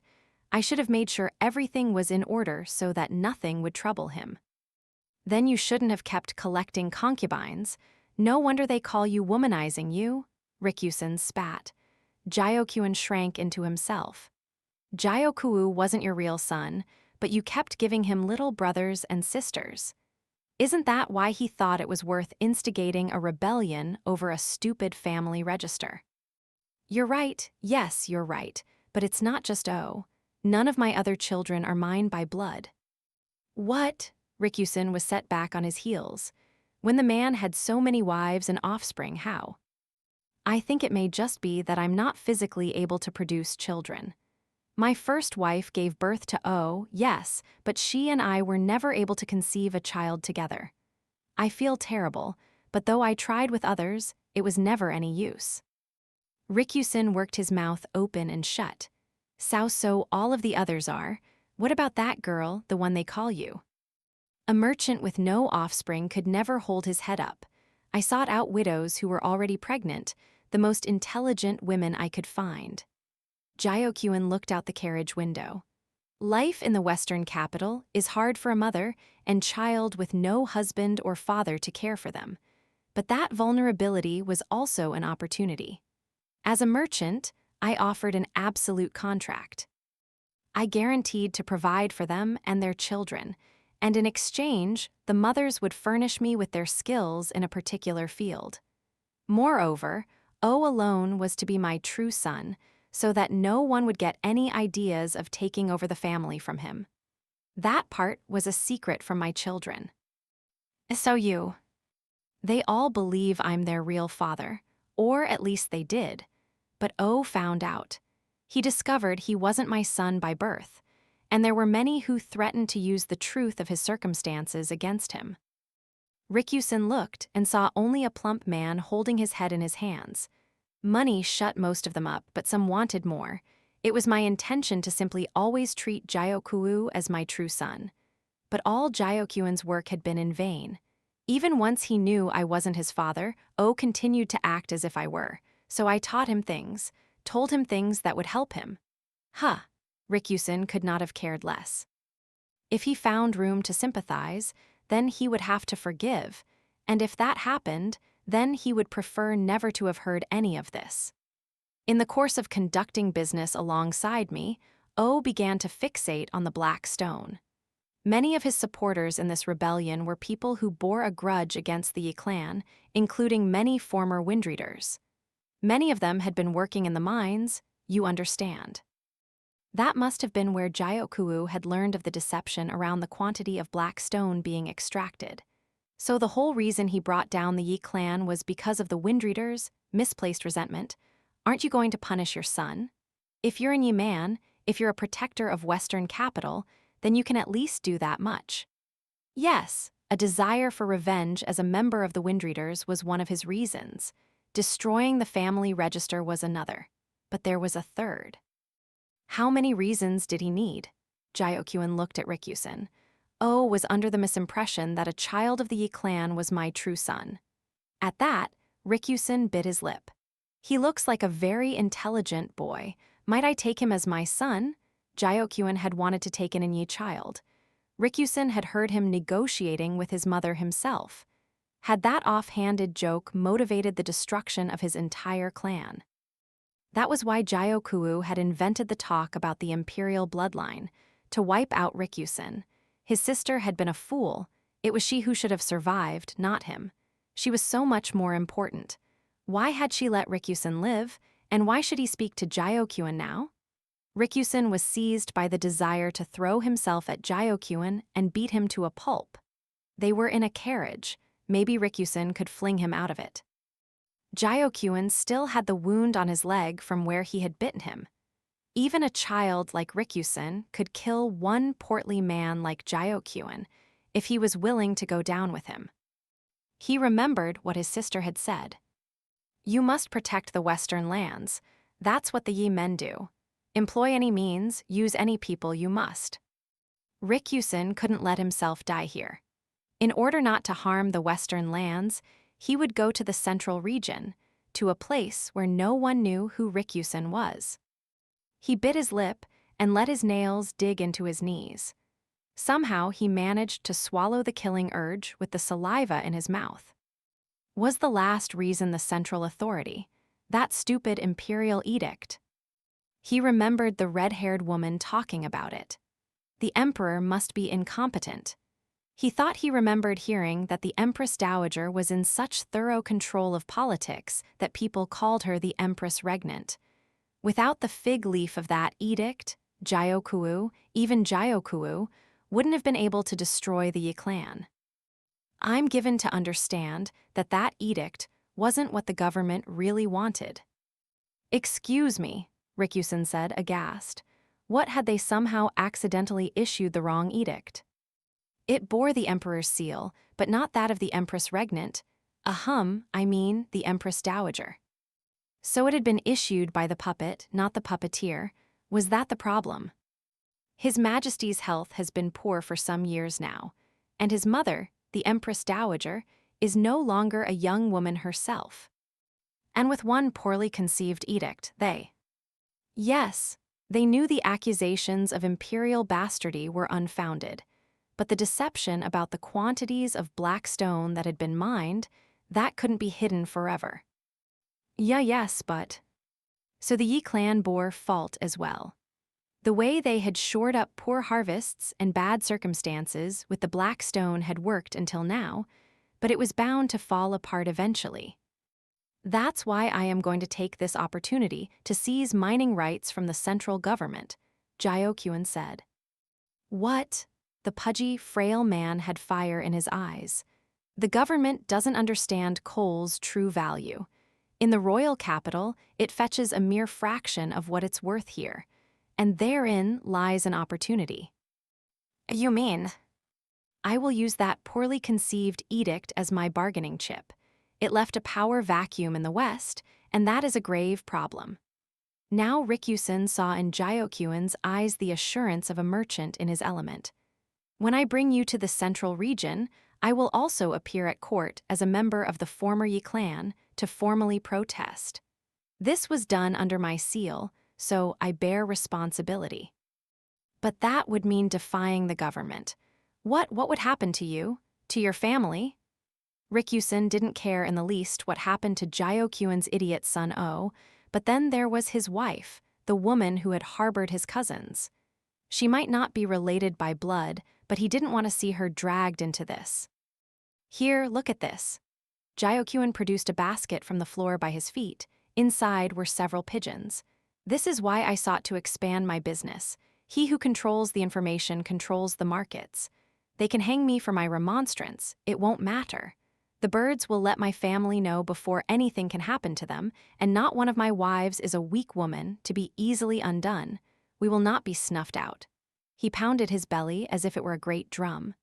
Still not convinced. Now not yet. Rikusen's mind and emotions couldn't keep up. He was still a child. He couldn't tell whether an adult was lying. In that case, allow me to suggest some paperwork. What do you mean? I'm a businessman, and I favor those who will help to make the Western capital great. A results-oriented mindset, he was a businessman indeed.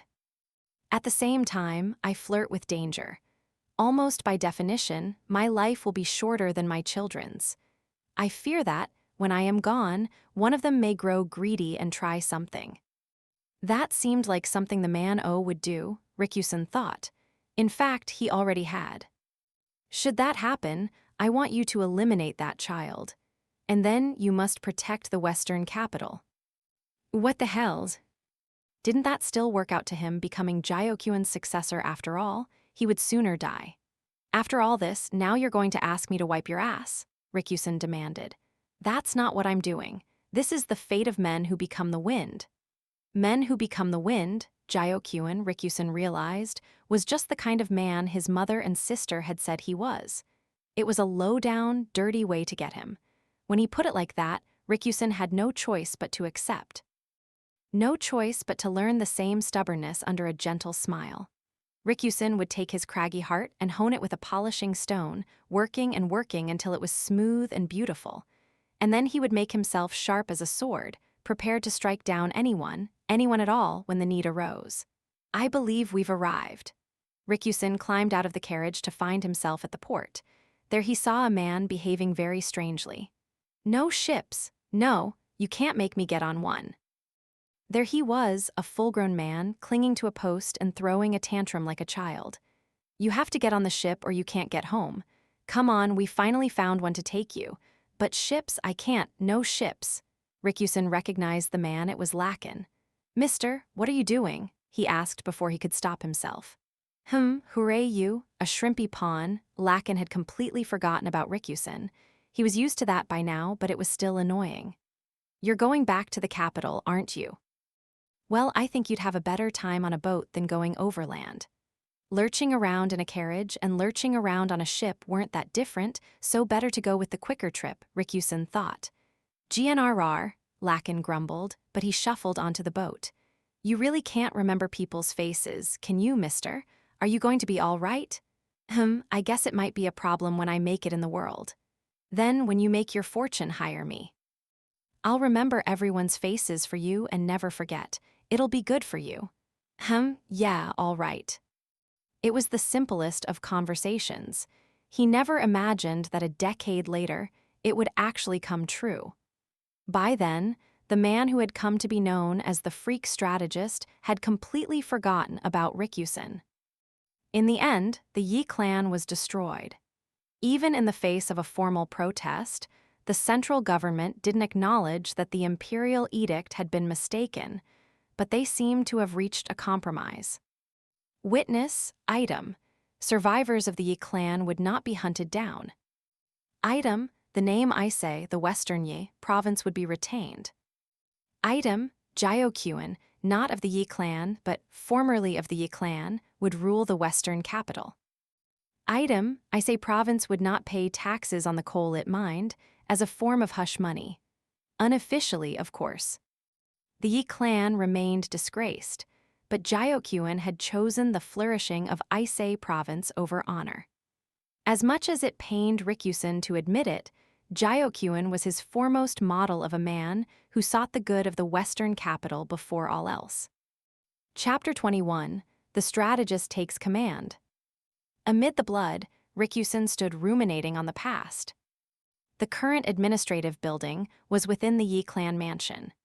In fact, for his office, Jiokuwu had chosen the very room that Rikusen's mother had once used.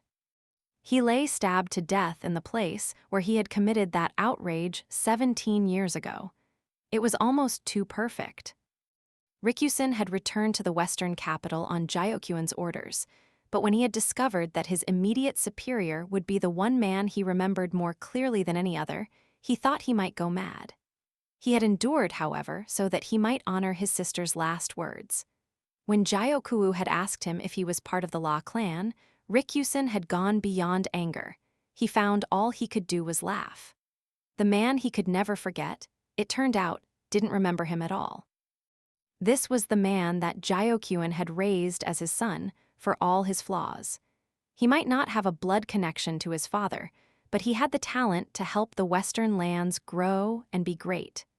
Perhaps the only thing to truly regret about him was his sense of inferiority. The realization that he was not Jiokyuan's true child had twisted him. He had sought not to make the Western lands great, nor to protect them, but to use them as a means of attacking Shea. Perhaps he wanted to eradicate the source of his own blood. That Rikusen could not overlook. The stage was too perfect, like it had been set for him. Rikusen drew out the knife and knelt next to the man Jiokuwu had killed. People came rushing in. "What's going on in here?" one said.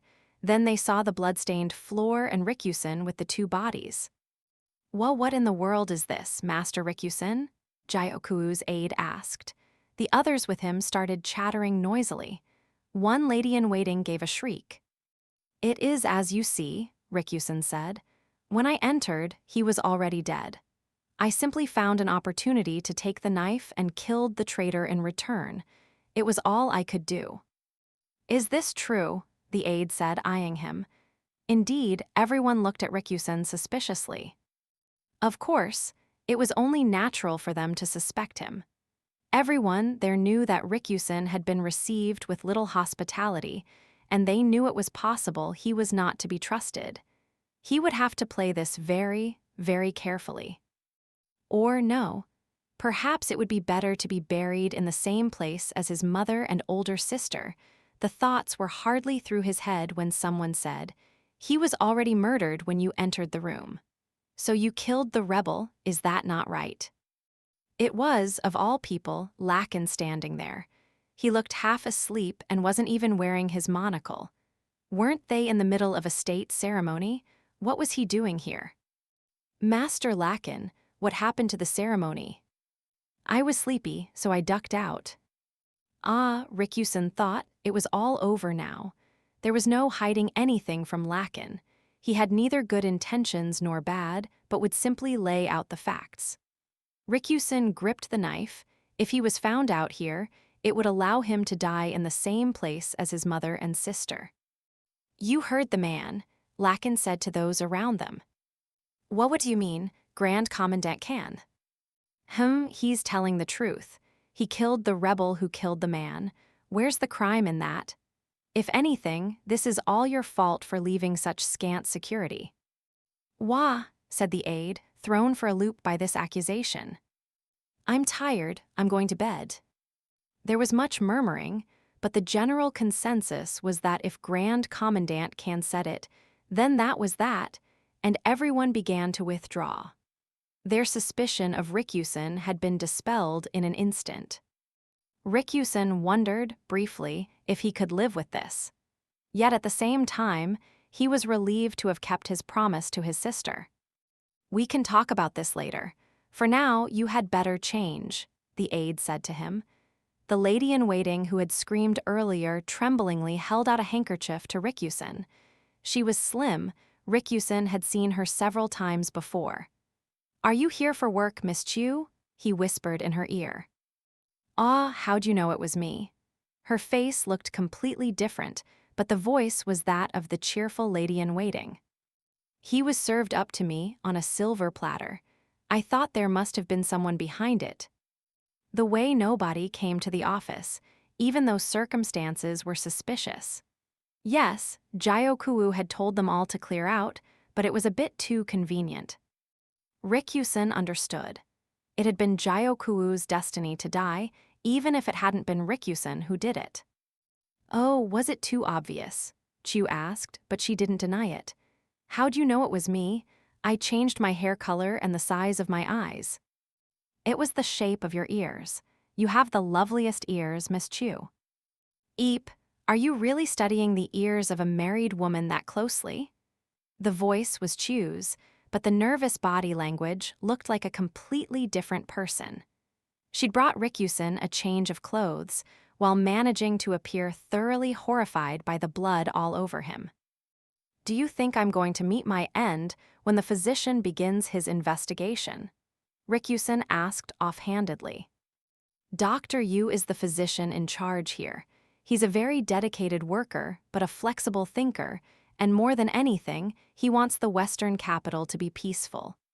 Miss Maomao, now, she might start digging out of sheer curiosity. And the other two doctors, they've got their personal quirks. I see what you mean. I'll make it my business not to see Maomao again after this. The thought saddened Rikyusen, but there was no avoiding it. He could not take back what he had done. Good plan. Oh, and if you would be quiet about me too, Chu said, not neglecting to hush him up. I certainly will. Might I make one request in exchange? What would that be? Rikyusen could hear the distinctive voice clearly in his ear, yet to any onlookers, Chu might not even seem to be moving her lips. Her disguise was nearly perfect. Even Rikyusen might not have recognized her if they hadn't spent so many days together in the farming village.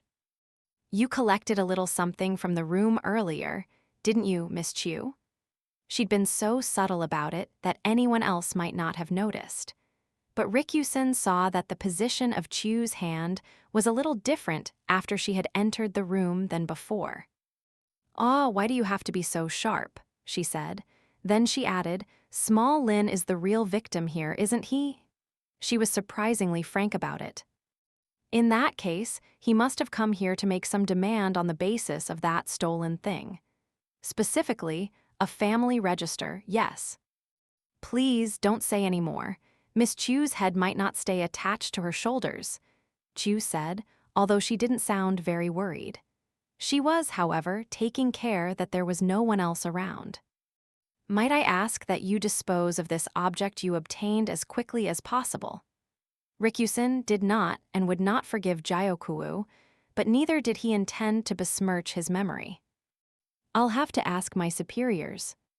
It would benefit everyone, getting rid of that thing. What if it became public knowledge that the Empress's real father was some nobody from nowhere? Rikusen sensed that Chu already knew the truth. I know, it wouldn't be any fun at all. She still sounded unruffled, but her face was slightly more tense than before. She must be a very capable spy.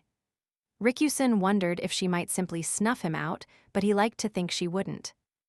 If someone investigated the family register, it was possible that they might uncover Empress Jayokayu's true father.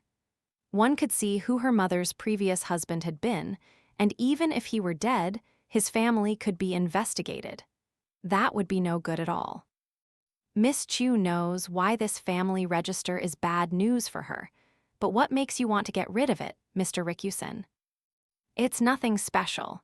It's simply, if you make a deal with someone and then their secret is exposed, the deal becomes worthless, doesn't it? He wasn't doing this for Jyokuo, the man who would have foolishly exposed the entire Western region to danger. That great mass of inferiority toward Jyokuan. There was one reason, and one reason only, that Rikusen wanted to destroy the family register. And that was because he felt a duty to Jyokuan. Understood, I'll talk to my superiors about it. Chu handed Rikusen the change of clothes, and then she went off somewhere, disguise and all. It doesn't seem like she directly serves the Moon Prince, Rikusen mused, but he wouldn't pry any deeper. For one thing, he now had a guilty conscience. Rikusen went back to his room, where he closed the door and knelt down. He desperately wanted to change his bloodied clothes, but his body wouldn't move. I don't understand. It's supposed to be over. Tears began falling from his eyes. Ploop, ploop, ploop. Am I wrong? Is it only just beginning?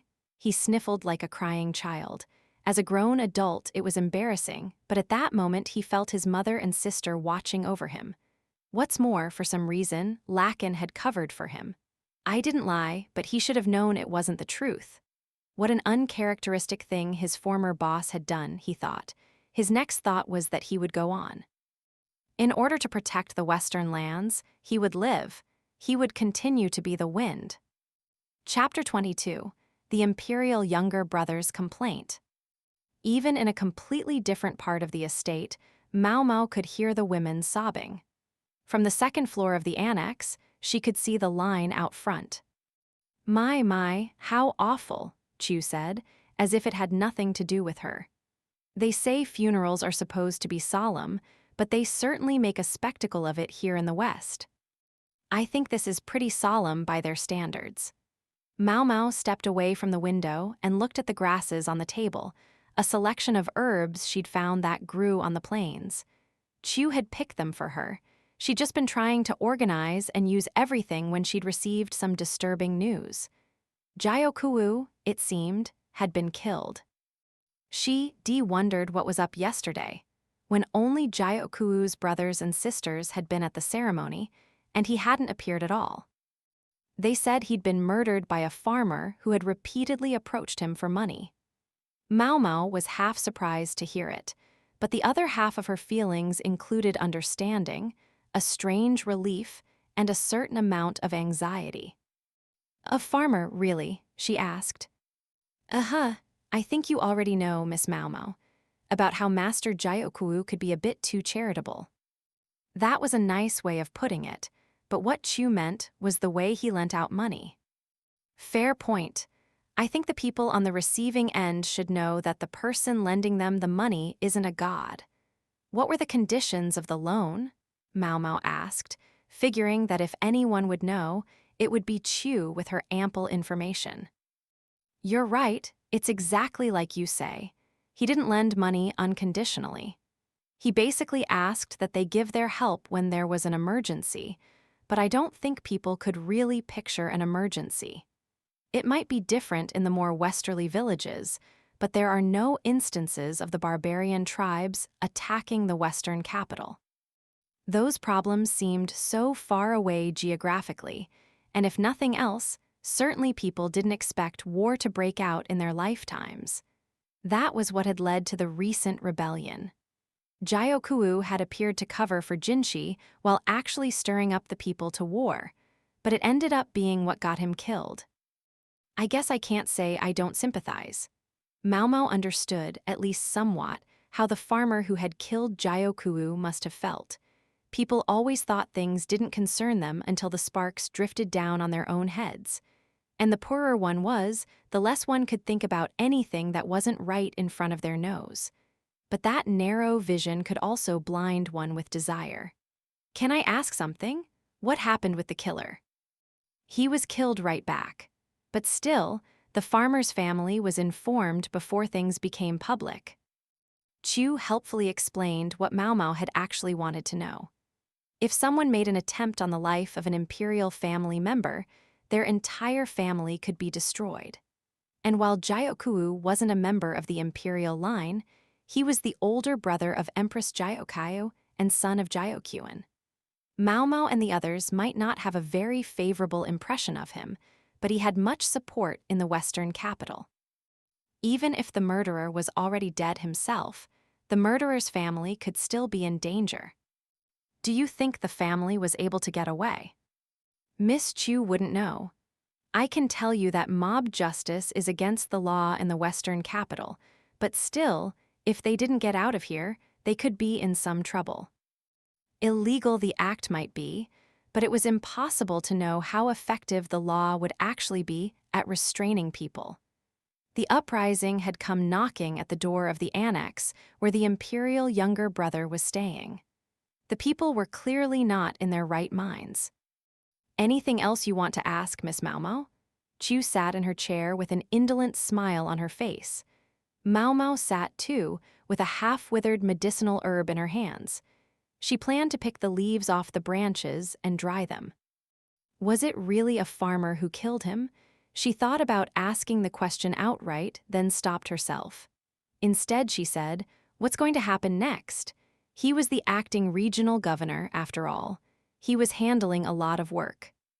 Yes, about that. Chu picked up a branch to help. She could be a bit loosey-goosey, but she was also a capable lady-in-waiting, and now she mimicked what Maomao was doing, dexterously plucking leaves off the branch. Last year, well, for about a year by now, I guess, Mr. Rikusen has been taking care of a lot of the work. It will go with what he was already doing as aide, and with one little exception, there should be no problem at all. Why do I have a feeling that little exception is crucial? Because it is. There's no one to serve as the face of the operation. Bad news, bad news. Maomao understood, but at the same time, she had a question. Given the actual work involved, it makes sense for Mr. Rikusen to do it, but he does come from the central region, Chu said. His response to the insect swarm had amply demonstrated his ability to lead, but he wasn't powerful enough to be Jiaokuu's successor. Master Jiaokyuan has lots of kids, right? Master Jiaokuu's younger brothers and sisters. There was that, Dahai, was it? Who runs the port? Maomao ventured. Right, yes, there's him. Jiaokuu has 6 younger brothers alone, not to mention a son of his own, although his brothers and sisters would probably be first in line. Can't one of them do it? Well, the thing is, Chu sounded like she didn't quite want to say. They all have specialized jobs, you see. Specialized jobs, like what? Like boats or pottery. Lots of craftsmen in that family. No matter how competent he is, a farmer like Lahan's brother would never be able to rule a nation, right? Maomao tried to imagine Lahan's brother doing desk work instead of tossing a hoe over his shoulder. He could probably manage it, she figured, but he would also be 10 times more effective out in the fields. Not to mention, those who stood at the very top couldn't be merely ordinary. Even the most exceptional could expect to be replaced if they made a single mistake. I'm thinking he could have afforded one more person with good political sense, Maomao said. He probably just didn't want anyone to fight with his eldest son. And if you think about it, it's actually Empress Jiaokyu who rose highest in the world, politically speaking. It sounds like Master Jiaokuu's son hasn't had much training yet. They figured, why rush while his father was alive? I guess that makes a certain kind of sense. You couldn't go much higher in the world than forging a marriage connection with the emperor. Jiokyun, a merchant, had succeeded in becoming His Majesty's father-in-law. But that left them back at square one. Who was going to lead the Western capital? I guess we can't expect Master Jiokyun to come back to the Western capital at this point, Maomao said. In his position, it would be tricky. Even if it is his true son who died, I don't think it would bring him back to the Western capital now. I think there's going to be some pretty uncomfortable conversations for the Moon Prince after the funeral. You can't avoid the question of whether it was really a farmer from the Western capital who did it. How kind of her. This was precisely the subject in which Maomao was keenly interested. Jiokou had been a thorn in Jinshi's side with all his talk of war, true enough, but he was an even bigger thorn now that he had gone and died. There's a few other bigwig types around, right? Can't they do something about this? Oh, Miss Chu couldn't possibly tell you, but there is one thing I know for cert. She leaned in very close to Maomao. Yes, what? Maomao asked, somewhat cowed. No matter what the outcome, the Moon Prince will come home very tired. This calls for a medicinal brew that will whisk away the fatigue, ideally something not too bitter. I'll see what I can do, Maomao mumbled. She plucked some more leaves and wondered whether the quack had eaten through all of the honey they'd brought. True to Chu's prediction, Jinshi was profoundly tired the next day. It was so bad that even the quack, who could usually be readily tricked into concluding his examination without comment, began to worry that the Moon Prince might be ill. I'm just tired, that's all, you can go, Jinshi snapped, and the quack shuffled out dejectedly. Maomao, however, remained. Well, this is awkward. It was the first time they'd really seen each other since his little charging episode. Still, Jinshi obviously wasn't faking his exhaustion, and Maomao was overcome with wondering what could have happened. His usual entourage must have already known, because they looked like they were under a collective cloud. What tiring tale had he told them?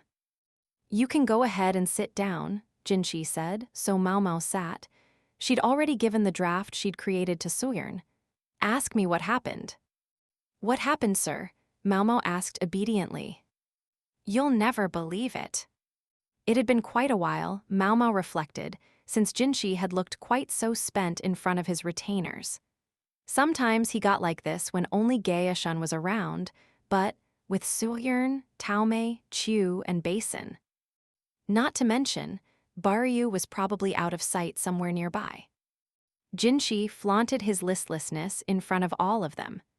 Maomao might have expected Soyern or Taomei to scold him, but no reprimands were forthcoming. It showed just how justifiable his listlessness was. Soyern set the medicine gently in front of Jinshi. In fact, it was closer to a broth. Maomao had settled on a sort of soup because trying too hard to mask bitterness with sweetness could result in a just plain weird flavor. She'd put in vegetables along with medicinal herbs that helped with fatigue and stewed it with plenty of milk and butter until the sinewy meat was soft enough that it would be easy to chew. To be perfectly honest, many of the ingredients were rather crude for an imperial palate, but Maomao had at least tried to pick ingredients that she thought would be most effective. The broth was green, it was still medicine in the end, but it should taste all right. The quack, Chu, and Lihaku had all given it their stamp of approval. MMMHH. Jinshi took a mouthful of soup and then let out a breath. He was sure taking his time, considering he had begged her to listen to him. The important thing was that the soup seemed to agree with him because he went back for another spoonful, and then another, trying all the different ingredients. I guess he's just that hungry, Maomao thought. Once he'd had a mouthful, it seemed like he couldn't stop, and he ate everything. He wiped his glistening lips with the back of his hand, not very princely behavior, but appropriate to a young man his age. The next moment, though, he suddenly looked ready. He straightened up, and he didn't seem so tired anymore. Talk about your quick changes. We discussed who would be the leader of the Western region going forward, but it was all a lot of going in circles, as we expected, he said.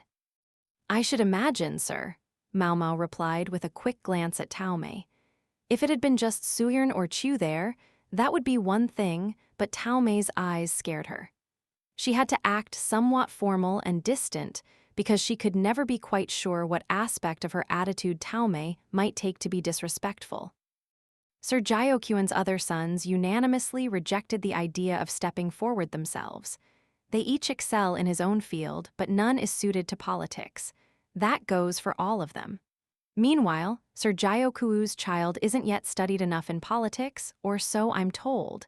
He's not powerful enough to suddenly assign him acting governor. Jinshi sounded emphatic. His fists were clenched. So we considered Sir Jioquan's aides. They're competent enough at their jobs, but none of them had the mettle to stand at the top. I suppose they're the kind of people who are more comfortable assisting. Right. Sometimes that's just how people were. Not everyone longed to rise relentlessly in the world.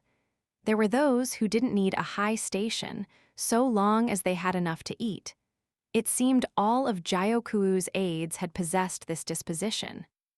Did he go out of his way to surround himself with people like that, or did they just gravitate toward him?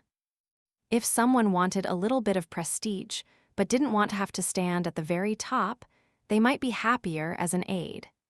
Even if the ones who were too diligent could get too invested in their work and end up with stomach problems. We asked around among the most important and influential people in the Western capital, but the answer was always no. From a mercantile perspective, it seems the disadvantages outweighed the gains. They're very much a merchant people, aren't they, sir? Yes, that's how this town works. It's all well and good if someone has as much power as Sir Jioquan did, but the other merchants are all about as powerful as each other. Maomao didn't know how many influential merchants there were in the Western capital, but if one put himself forward too eagerly, he might well be crushed by the others. Besides, everyone had their hands full dealing with the fallout from the swarm, and it was hard to blame them if they didn't want to take on more work. I thought there was one person who might fit the bill, Jinshi said. Yes, who was that? Rikusen. Yes, Maomao realized, of course Jinshi would think of him. His name had even occurred to her after all. Above all, Chu would certainly have given a full report. You seem oddly accepting of that idea, Jinshi said, looking mildly annoyed. Better get out ahead of this before he remembers the whole marriage proposal business and it turns silly. Sir, when the swarm came, I saw him stay completely calm and take action. Besides, he has the guts to survive as the freak's right-hand man, doesn't he? Objectively speaking, he was highly capable. Yes, Miss Chu agrees with this, Chu said, her hand shooting into the air. A pair of predatory eyes gleamed to one side. Yes, well, he excused himself on the grounds that he had been sent here on behalf of the central government. Figures. Given that Rikusen had come from the central region, it would be best if he didn't stick his neck out too far, all just as Chu had said. If he was from the Western capital himself, maybe things would be different. Maomao said. Something about her own thought nagged at her, but she assumed it was just her imagination and ignored it. In fact, Rikusen said that I should lead this place. He what? Maomao exclaimed. Even she couldn't keep herself from jumping out of her seat and talking at the top of her lungs. The predatory eyes now lighted on Maomao. She lowered herself back into her chair, feeling a tad queasy.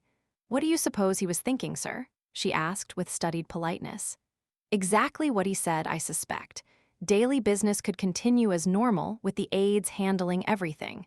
But he thought I should remain as the face. Curse that man, Rikusen. Yikes. No wonder he was so tired. He seemed to be emphasizing his main point. But if he came here on behalf, I'm nothing more than a visitor. Am I wrong? Jinshi asked, looking to her. No, sir. By all rights, I could be back in the capital by now, couldn't I?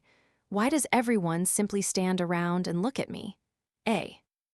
Of course, sir. She remembered him saying that this trip would be 3 months at the shortest, but he never said how long it might be at the longest. How many months has it been now? Maomao counted on her fingers. More than 5 months that they had spent in the western capital. Including the boat trip to get here, it had been more than half a year since they'd left the royal capital. Frankly, she wished Jiao had had the good grace to be more mindful when he got killed. Not that she was glad he was dead, but couldn't he have waited to kick the bucket until after he had resolved the misunderstandings about Jinshi, about the Imperial younger brother? He'd only fired the people up for war. How much trouble could one old bastard cause?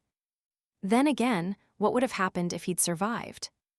If a man with so much influence in the region had really pressed for war, even Jinshi, an imperial family member, could only have resisted him for so long.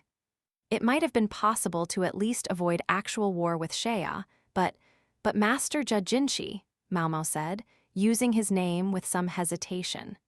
The predator's eyes were terrifying. You intended to remain regardless, right? Jinshi didn't say anything to that, meaning it was true. If he had really found it so unbearable, he could easily have just gone back home the moment the swarm hit. Considering his position, nobody could or would have complained. In fact, he'd no doubt received a letter or two encouraging him to do just that. But that would have left the people ragged in body and soul from the swarm, with the foreign tribes attacking and no one to lead and guide them. Even in the midst of a deeply unpleasant situation, Jinshi was using his head. We can't just leave the western capital like this, can we? Maomao asked. You're absolutely right. Jinshi heaved a sigh. He was back to looking tired, and he was taking little glances at Maomao. What is it, sir? Under the present circumstances, I think that it would be safest to return to the central region. Safest for whom to return, Maomao wondered, but then she realized he meant her. I suppose it would be, she allowed. He might have sent her away for her nominal safety, but she had still ended up swarmed by grasshoppers. Then an insurrection had come right to her doorstep. But this was a mistake here. You can't tell me to go home, sir, not now. I guarantee you, lose your freak strategist too. She drove the point home. I'd love to go home. God, how I would. She would carry on. She had to write letters to the Madam and Yao and Ana. If we ask ourselves, how much of a loss is the freak strategist really to the central authority, I think the honest answer is not very much. In fact, he's probably more used to them here, don't you think, even if he can make life a little noisy. And he has a shogi companion and everything. But if you want to send me off to wherever, well, if I'm just a pawn who makes no difference to the strategic situation, I guess I have no right to object. Am I a pawn to you, Master Jinshi? He was silent. Is there something you'd like to say to me? Yes, I want to, he started to answer, but refused to look her in the eye. Finally, he said, I want to have another bowl of that stew. Sure, Maomao said after a second. I'll go get some more. Apparently, she figured, this was his way of saying that she was useful enough to keep around. She hoped the quack doctor hadn't eaten the rest of the stew as a midnight snack. She had a naughty little thought that maybe she should have put a sign on it, for Imperial use only. Epilogue. As you will. That was the entirety of the letter to Rikyusen. He thought of the red-haired girl, Jiao youngest child, the daughter of an attractive traveling performer, raised so that she could one day go to the central region. She had harbored the survivors of the Yi clan. He was sure that Hakuyu and her sisters, likewise, had been saved by the girl whose smile never faltered. Just as Jiao had predicted, you grew up beautiful, and he had changed her name to Jiao. He sent her to the rear palace, and now she had risen to become empress. Jiao had sought to follow in the footsteps of his father Jiao, whatever form that took. Though she did it in her own way, Jiao was the same. What Jiao valued more than anything was the protection of the western capital. Jiao had sought to make it flourish, while Jiao had worked to ingratiate herself with the central authority. The trio whom Rikyusen had once treated as little sisters had also grown up beautiful. He only saw them again after Jyokayo had become empress. The three of them served among her ladies-in-waiting.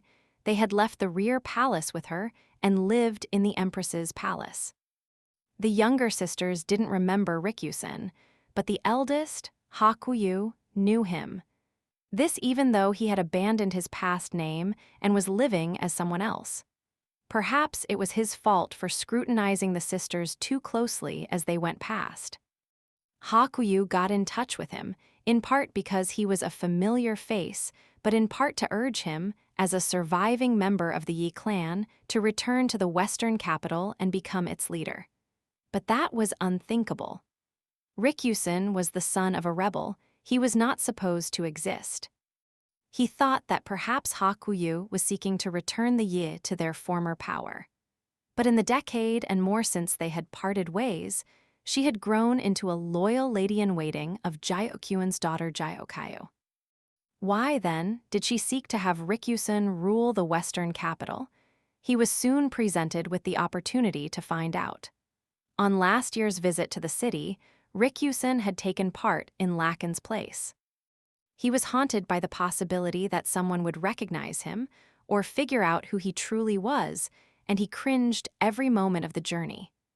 To his amazement, however, he was treated just like all the other guests, and nothing more. No one knew he was a son of the clan that had once held the western capital in the palm of its hand. Most notably, Jyokuyu appeared to pay Rikyusen no particular mind at all. The western capital was flourishing. Much more, he thought, than it likely ever had under the Yi. Never mind the tragedy of the past, the inhabitants of this city were business people through and through. In light of the wealth the city now enjoyed, what had happened could almost be dismissed as a necessary evil. Rikyusen, though, was alert to the shadows that flourishing cast. During his brief stay in the western capital, Jyokyuin summoned him. "What do you think of the western capital?" he had asked. Jyokyuin had seen it, the twistedness that afflicted Jyokuyu. What might begin as a small distortion, if left unaddressed for decades, could ultimately warp beyond repair. Moreover, it was now decided that Jyokyuin would go to the central region.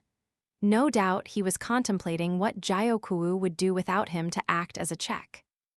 Rikyusen had known that Jyokuyu was not worthy of trust. It was Rikyusen whom Jyokyuin chose to act as his check in the western capital. "Why don't you do something about him yourself?" Rikyusen had demanded, adopting a vehement tone that he hadn't used in more than 10 years. Even though he had sworn to himself that he wouldn't speak that way again after he became Rikyusen. So it was that he came back to the western capital, Jyokyuin having chosen him personally. He was to be Jyokuyu's watchman, and should anything happen, his executioner, Rikyusen suspected Jyokayo knew about Jyokyuin's decision. She sent letters to him via Hakuyu, always using pigeons. How Rikyusen had sweated while the Imperial younger brother tried to find out how the bandits were communicating. The pigeons were a special means of communication, not something to be shared with the Imperial family. As you will, he couldn't act in accordance with the content of Empress Jyokayu's letter. He had worried, all this time he had worried about it. If only the man Jyokuyu had acknowledged his own responsibility sometime, somehow. Could I have been more unlucky? If he could have been only Jyokuyu's watchman. Why did that bastard have to be so warped? Why had no one tried to repair him? Why had they made Rikyusen do it? No, that's not true at all. Rikyusen had wished for this, longed for it. To take revenge at last for his mother and sister. And his wish had been granted. "Now I no longer feel like doing anything at all," he said at length. He tried to pass off the responsibility to someone else, tried to nominate someone other than himself to lead the western capital now that Jyokuyu was gone. In a time of peace, there might have been a few takers, but no one wanted to step into the role of acting governor with the crisis of the insect swarm still fresh. He even started to hear people say that he himself should take the position, and that was when he finally gave voice to his thoughts. "I think you, Moon Prince, might be appropriate." The Imperial younger brother had gone slack-jawed. Rikusen genuinely felt bad, but he did have an insolent little thought that at least then he would have company in the misery of being overworked. What shall I do? Rikusen was well and truly burned out. He could summon no desire to do anything, and even tried to push the things he didn't want to do onto other people. In fact, he was ducking work at that very moment, reclining in the branches of a tree. The purpose for which he had lived for more than 10 years was gone, leaving a yawning emptiness in its place. It would not have been surprising had he simply died. What Rikusen had done was unforgivable, but at the same time, they had lost their chance to punish him. It was cruel and mean and dirty.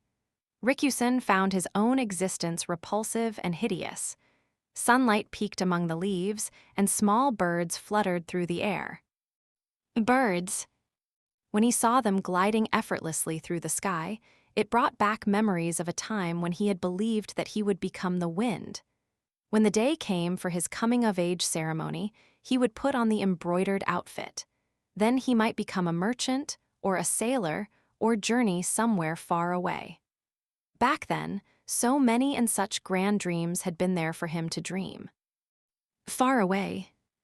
That might be good, he thought, as he climbed down from the tree. Go somewhere there was no one else, live a wandering life, and finally fall dead in the fields somewhere. Suddenly, he thought he heard a voice. No, you can't.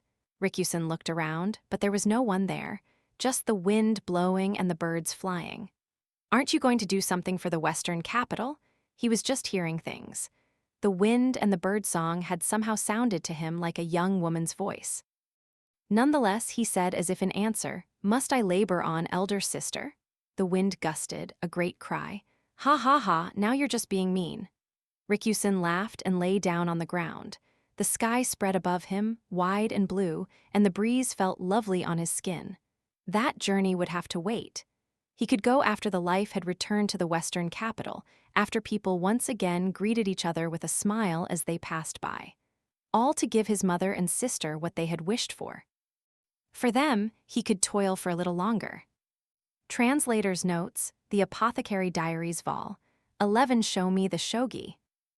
Hello, and welcome to the translation team's reflections for Volume 11 of the Apothecary Diaries. We've spent a lot of time in these essays talking about the common forms that translation challenges take. This time, let's look at a localization issue of a kind that you don't see every day.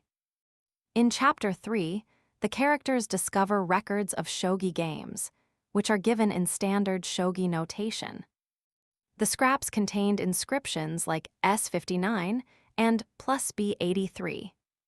Even Maomao, who had no interest in shogi whatsoever, recognized this as notation showing how the pieces in a shogi match had moved.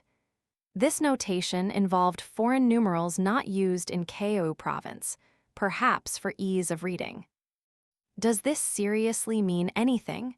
Maomao held back a groan. Instead, she turned to Ansu and asked, Do you have another shogi board and some pieces we could borrow? When you didn't understand something, there was nothing better than to try it out. Ansu furnished the materials, and with a click-click-click, Maomao began to line up the pieces. Let's see, S59 would be.